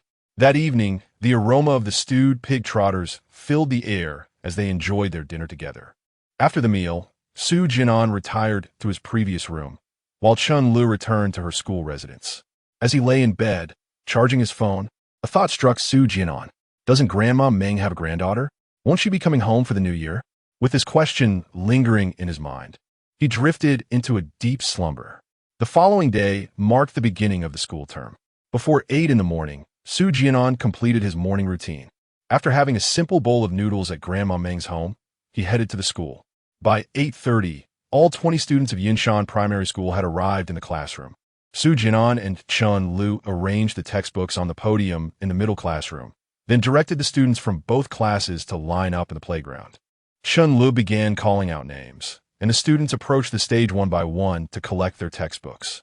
It had been over a month since the last time names were called during the final exams, and while Su Jian'an still remembered some of the students, many names had begun to fade from his memory. Seizing the opportunity presented by the distribution of textbooks, he deepened his familiarity with the names and impressions of these students.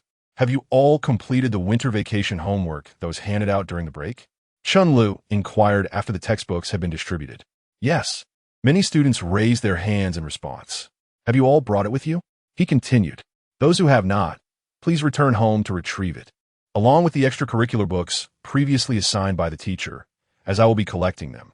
Chun Lu had previously reminded the students about submitting their winter vacation homework and extracurricular books when he distributed report cards in Yinshan Village. At that moment within the classroom, the students' desks were adorned not only with the newly received textbooks, but also with their winter vacation homework and extracurricular books. Upon hearing Chun Li's question, the students replied in unison, "We have brought them." Chun Li nodded approvingly and addressed several students. Luo Yunwan, you will be responsible for collecting the winter vacation homework from grades 3 and below. Begin with the Chinese homework, followed by the math assignments. Luo Yun, you will collect the homework from grades 4 and 5, ensuring that the Chinese and math assignments are separated. Luo Yunwen and Luo Yuzhou, you're tasked with collecting the extracurricular books. Luo Yunwen, you will collect from this classroom, while Luo Yuzhou, you will collect from the other classroom. The students, their voices youthful and harmonious, replied, "Yes, teacher." At that moment, a timid boy, no older than 8 or 9, suddenly stood up from his seat and shyly approached Chun Lu. Chapter 98. The feeling of being taken care of. What's the matter, Luo Xn? Chun Lu inquired with a gentle smile, observing the timid little boy before her. Teacher, Luo Xn mumbled, lowering his head under Chun Li's gaze. I got the fairy tales by Anderson that you gave me dirty. I'm really sorry. As he spoke, he extracted a 5 yuan note from his pocket. Teacher, this is the money for the damaged book. It's my New Year's money from my father. Upon seeing the 5 yuan note, Chun Lu chuckled softly and asked, could you tell me how you managed to soil that book? 5 yuan would not suffice to purchase fairy tales by Anderson. When she distributed these extracurricular books to her students, she specifically mentioned that they must compensate if the books were damaged. The intention was not to impose financial burdens on the children, but rather to instill a sense of appreciation for the books. Luo Xin sniffled and confessed, I love reading this book so much that I even read it while working. I placed the book next to the stove, and while adding water to the pot, I accidentally knocked it into the boiling water. By the time I fished it out and dried it by the fire, it had become all crumpled, and a few pages got burnt from being too close to the flames. He held the 5 yuan in his hand and murmured, but it seems 5 yuan isn't enough to buy this book. The price on the cover says 30 yuan. Chun Lu smiled and replied, you can keep the money. This book was a gift from a friend of mine, so there is no need to pay. However, next time you read, please be more cautious and don't let your enthusiasm distract you from your chores. Luo Xin nodded vigorously. Yes. Luo Yunwen collected the extracurricular books. And indeed one was somewhat wrinkled. The cover bore the title Fairy Tales by Anderson, with the words Fairy Tales slightly charred. Chun Lu shook her head and placed the books into a cardboard box at her feet. After the new school term began, she would take charge of these extracurricular books herself, ensuring they would not interfere with the children's studies. Of course, after school, the children would be welcome to borrow them from her. Su Jian'an assisted in moving the extracurricular books and winter holiday assignments into the box and carried it back to Chun Li's room. Upon returning to the classroom, he wrote his name on the blackboard. Hello, everyone. I am your new teacher for this semester, Su Jian'an. Teacher Chen will be teaching you Chinese, English, music, and art, while I will be responsible for mathematics, science, and moral education. This arrangement was previously discussed between us. Initially, Su Jian'an had hoped to teach Chinese and English as well. passing the subjects of science and moral education to Chunlu. However, she had declined the offer, as Chinese, mathematics, and English are core subjects. Entrusting all three to Su Jian'an would place an immense burden on him. Being a newcomer, she feared that he might not withstand such pressure. Moreover, Chunlu remained uncertain about Su Jian'an's pedagogical abilities. Out of a sense of responsibility towards both Su Jian'an and the students, she entrusted him solely with a mathematics subject. Following the first day of school, classes commenced the very next day. In 2 classrooms, Su Jian'an and Chun Lu each took charge of one. It must be noted that with Su Jian'an's presence, Chun Lu felt a significant alleviation of pressure. Previously, she had been the sole instructor, darting between the 2 classrooms. She would lecture for a brief span in one room, assign tasks to the students, and then hastily transition to the other classroom to deliver her lessons, scarcely finding a moment to breathe. Thus, for 2 weeks, Su Jian'an and Chun Lu conducted their classes at Yinshan Primary School. Over this fortnight, Su Jian'an gradually acclimatized to this teaching method, as did Chun Lu. At times, Su Jian'an would share with her some of his instructional techniques and teaching insights. Now, during her lessons, she noticeably felt a marked ease compared to before, and the students' engagement and responses were commendable. While grading students' assignments, she could distinctly perceive that after assimilating Su Jian'an's teaching strategies and applying them in her classes, many students exhibited substantial progress. This particular day was Friday. After school, Chun Lu was in her room grading assignments, while Su Jian'an sat on her bed, perusing her platform account on his phone. After nearly half a month of consistently posting videos and images, her Xiaoqiao account on the Yinshan platform had amassed 3,000 followers, among whom many had become loyal fans. Under her latest video, these fans frequently liked and commented.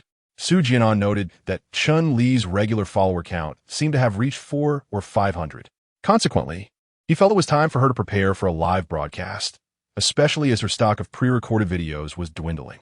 With spring upon them, the trees and flowers in the mountains were beginning to bud.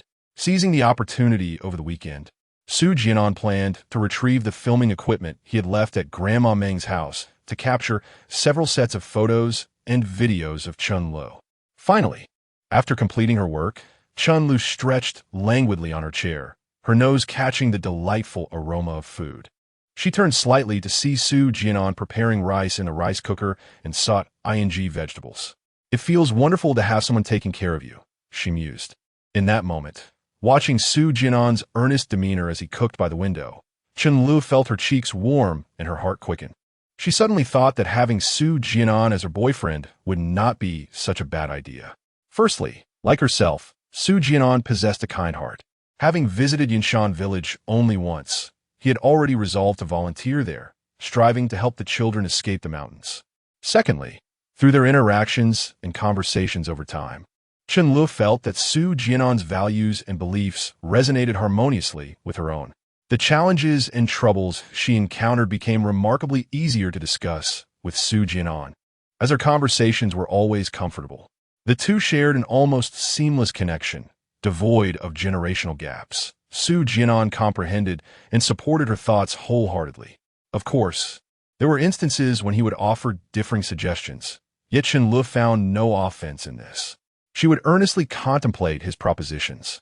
Furthermore, it is worth noting that Su Jian'an is quite handsome, perfectly aligning with Chun Li's aesthetic preferences.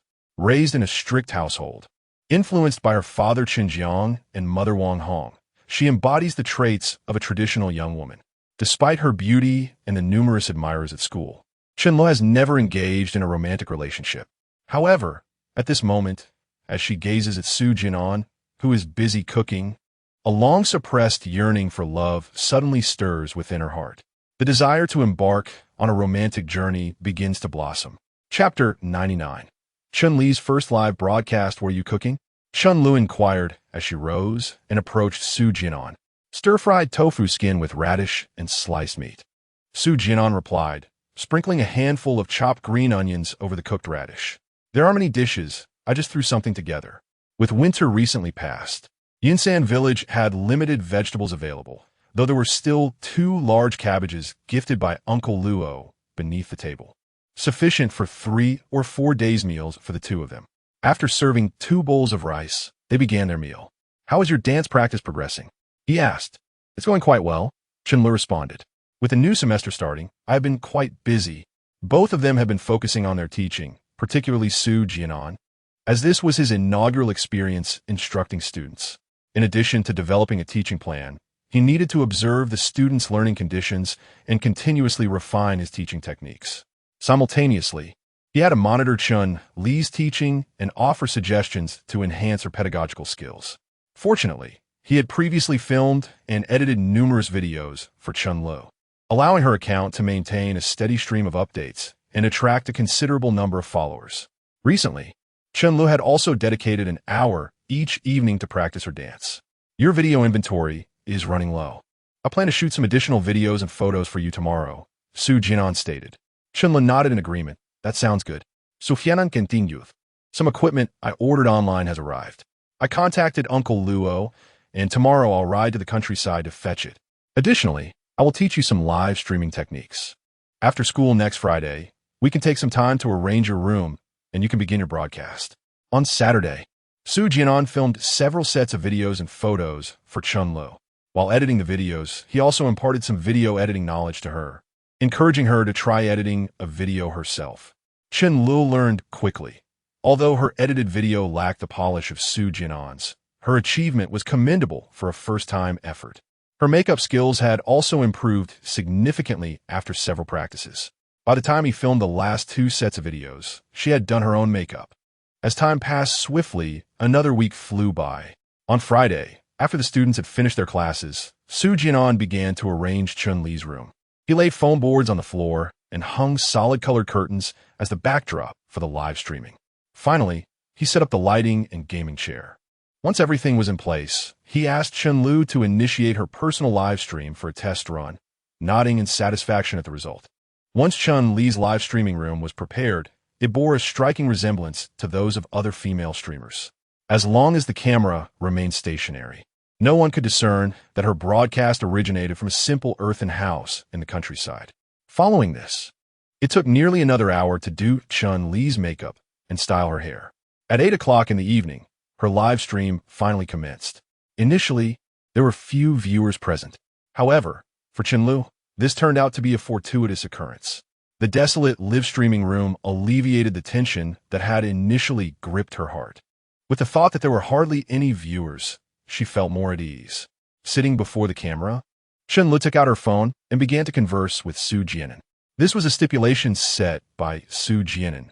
Throughout the entirety of the live stream, he would remain silent, yet he would communicate with her via text, offering guidance on how to engage with the audience and navigate unforeseen circumstances. Under Su Jian'an's reassuring presence, Chun Li's stiff demeanor and body language relaxed considerably. Soon, viewers began to filter into Chun Li's live stream. Observing her seated in front of the camera, several curious spectators clicked in and started sending messages. Chun Li glanced at Su Jian'an, who smiled and nodded in encouragement. Following the advice Su Jian'an had imparted, she began to interact with her audience. He had previously assured her that she need not fear having viewers. In reality, most individuals tend to be polite toward strangers, and the online realm mirrors this behavior. They might pose questions out of curiosity. In response to inquiries, she simply needed to treat the viewers as if they were computer avatars or older students. If any personal questions arose, she could feign ignorance or politely decline to answer, gracefully sidestepping the topic.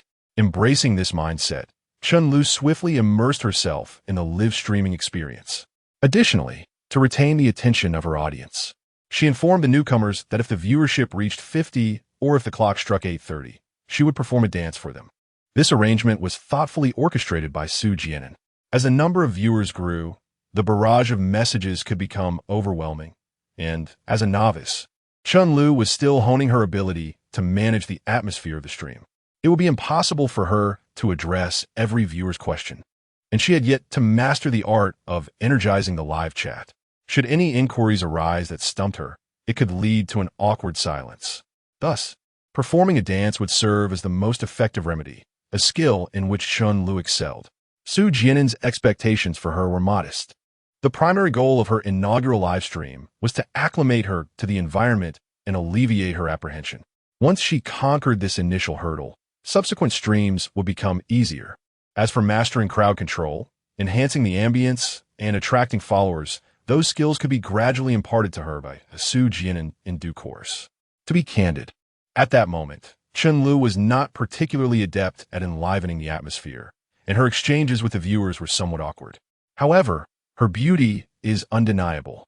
Additionally, the account Little Cola has already published over 20 videos, piquing the curiosity of passersby who are drawn into the live stream. Many viewers, whether captivated by Chun Li's charm or eager to revisit her previous videos, decided to stay. Soon, the number of viewers in Chun Li's live stream soared to over 100.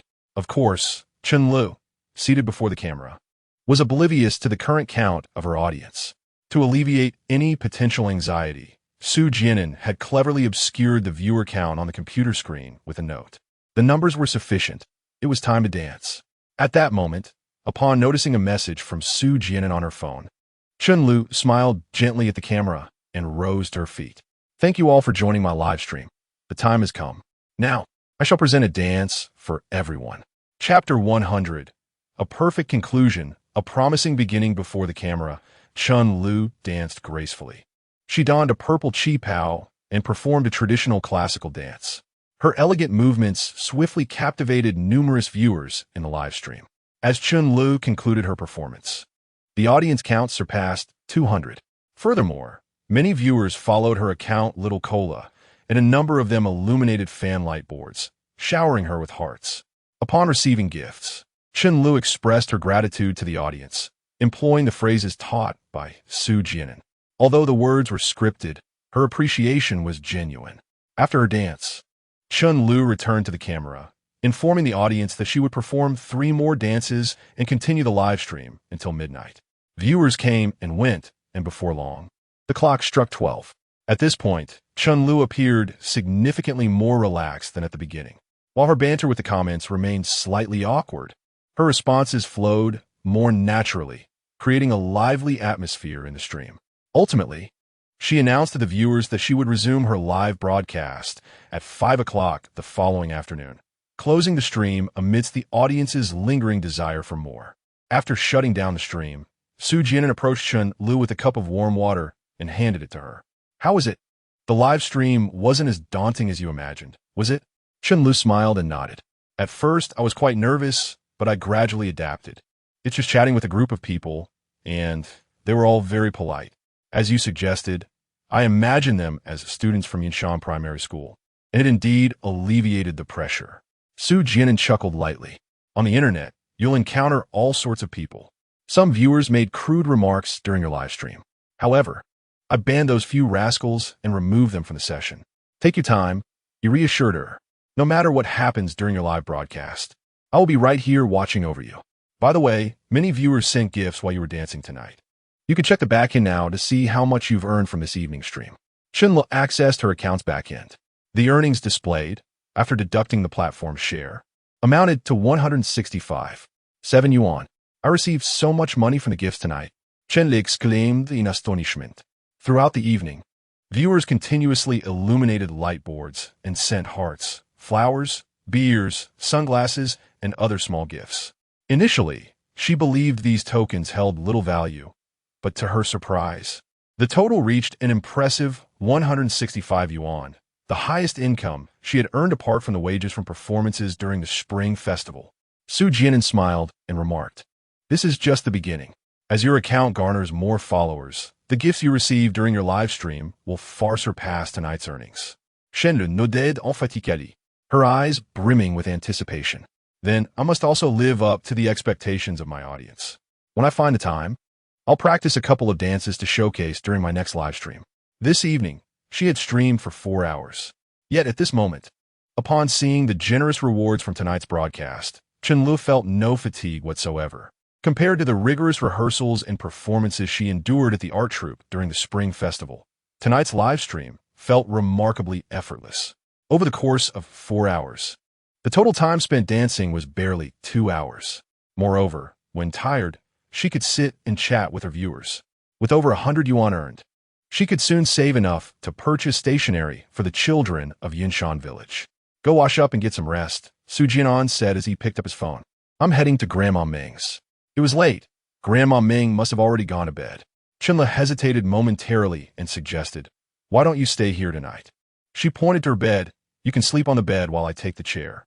Su Jian'an pondered for a moment before shaking his head. "It's all right. Grandma Ming should have left the door open for me." He had been busy all afternoon and had forgotten to inform her that he would be returning late.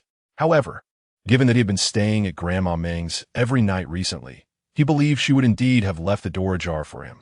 The thought of a grown man sharing a room with Chen Lu would not reflect well on her reputation if it were spread. Turning on the flashlight on his phone, Su Jian'an ventured into the darkness of the playground, leaving only the silhouette of Chen Lu behind. Standing at the door, she gazed at his figure disappearing into the shadows, lost in thought, with the beam of his phone illuminating the path. Su Jian'an arrived at Grandma Ming's house amidst the sounds of barking dogs. He gently pushed the door and felt a wave of relief wash over him. The door was propped open by a chair, not locked. Grandma Ming, a light sleeper, turned on the light upon hearing the door creak. "Who is it, Jian'an?" "It's me." "Grandma," he replied. "There was something at school, so I came back late." Grandma Ming asked, "Have you eaten?" "Grandma, there's no need," he replied. "I had some food at school." "You should rest then," she said, before extinguishing the light and returning to her slumber. Su Jian'an made his way back to his room, lay on the bed, and turned off the light. Sleep eluded him. At this moment, like Chen Lu, he too felt a surge of joy. He never anticipated that Chun Li's first live stream would attract over 200 viewers. He had initially prepared for Chun Li's live broadcast, expecting only a handful of viewers. However, this evening, at the peak of her broadcast, over 300 people were watching. This marks a promising beginning. He had contemplated the possibility of investing in traffic to boost her account if her live sessions attracted no audience. Su Jian'an mused that, at this point, there was no need to rush into spending money on traffic. He decided to observe Chun Li's subsequent broadcasts before making any financial commitments. If her follower count grew too slowly, he could consider purchasing some traffic later on. Chun Li's debut broadcast yielded such impressive results. Although Su Jian'an assisted her, he refrained from taking credit. That night, Chen Lu received 165 yuan in gifts, a feat attributable entirely to her striking looks and personal charm. Otherwise, it would be improbable for a newcomer with just over 200 viewers to garner such generous contributions in a single evening. Many viewers in the live room were first-time followers, illuminating Chun Li's fan badge for the first time and gifting her presents. This enthusiasm stemmed not only from her beauty, but also from her exceptional dancing skills. Consequently, Su Jian'an resolved to wait and see. In his view, with Chun Li's dance proficiency, and as long as she consistently updated her account with videos and maintained regular weekend broadcasts, her follower growth would undoubtedly accelerate. His aspirations were not to transform Chun Lu into a major influencer. Rather, he desired for her to earn money through her broadcasts so that she could assist the children of Yinshan village. Thus, he believed his mission of fulfilling dreams would be accomplished.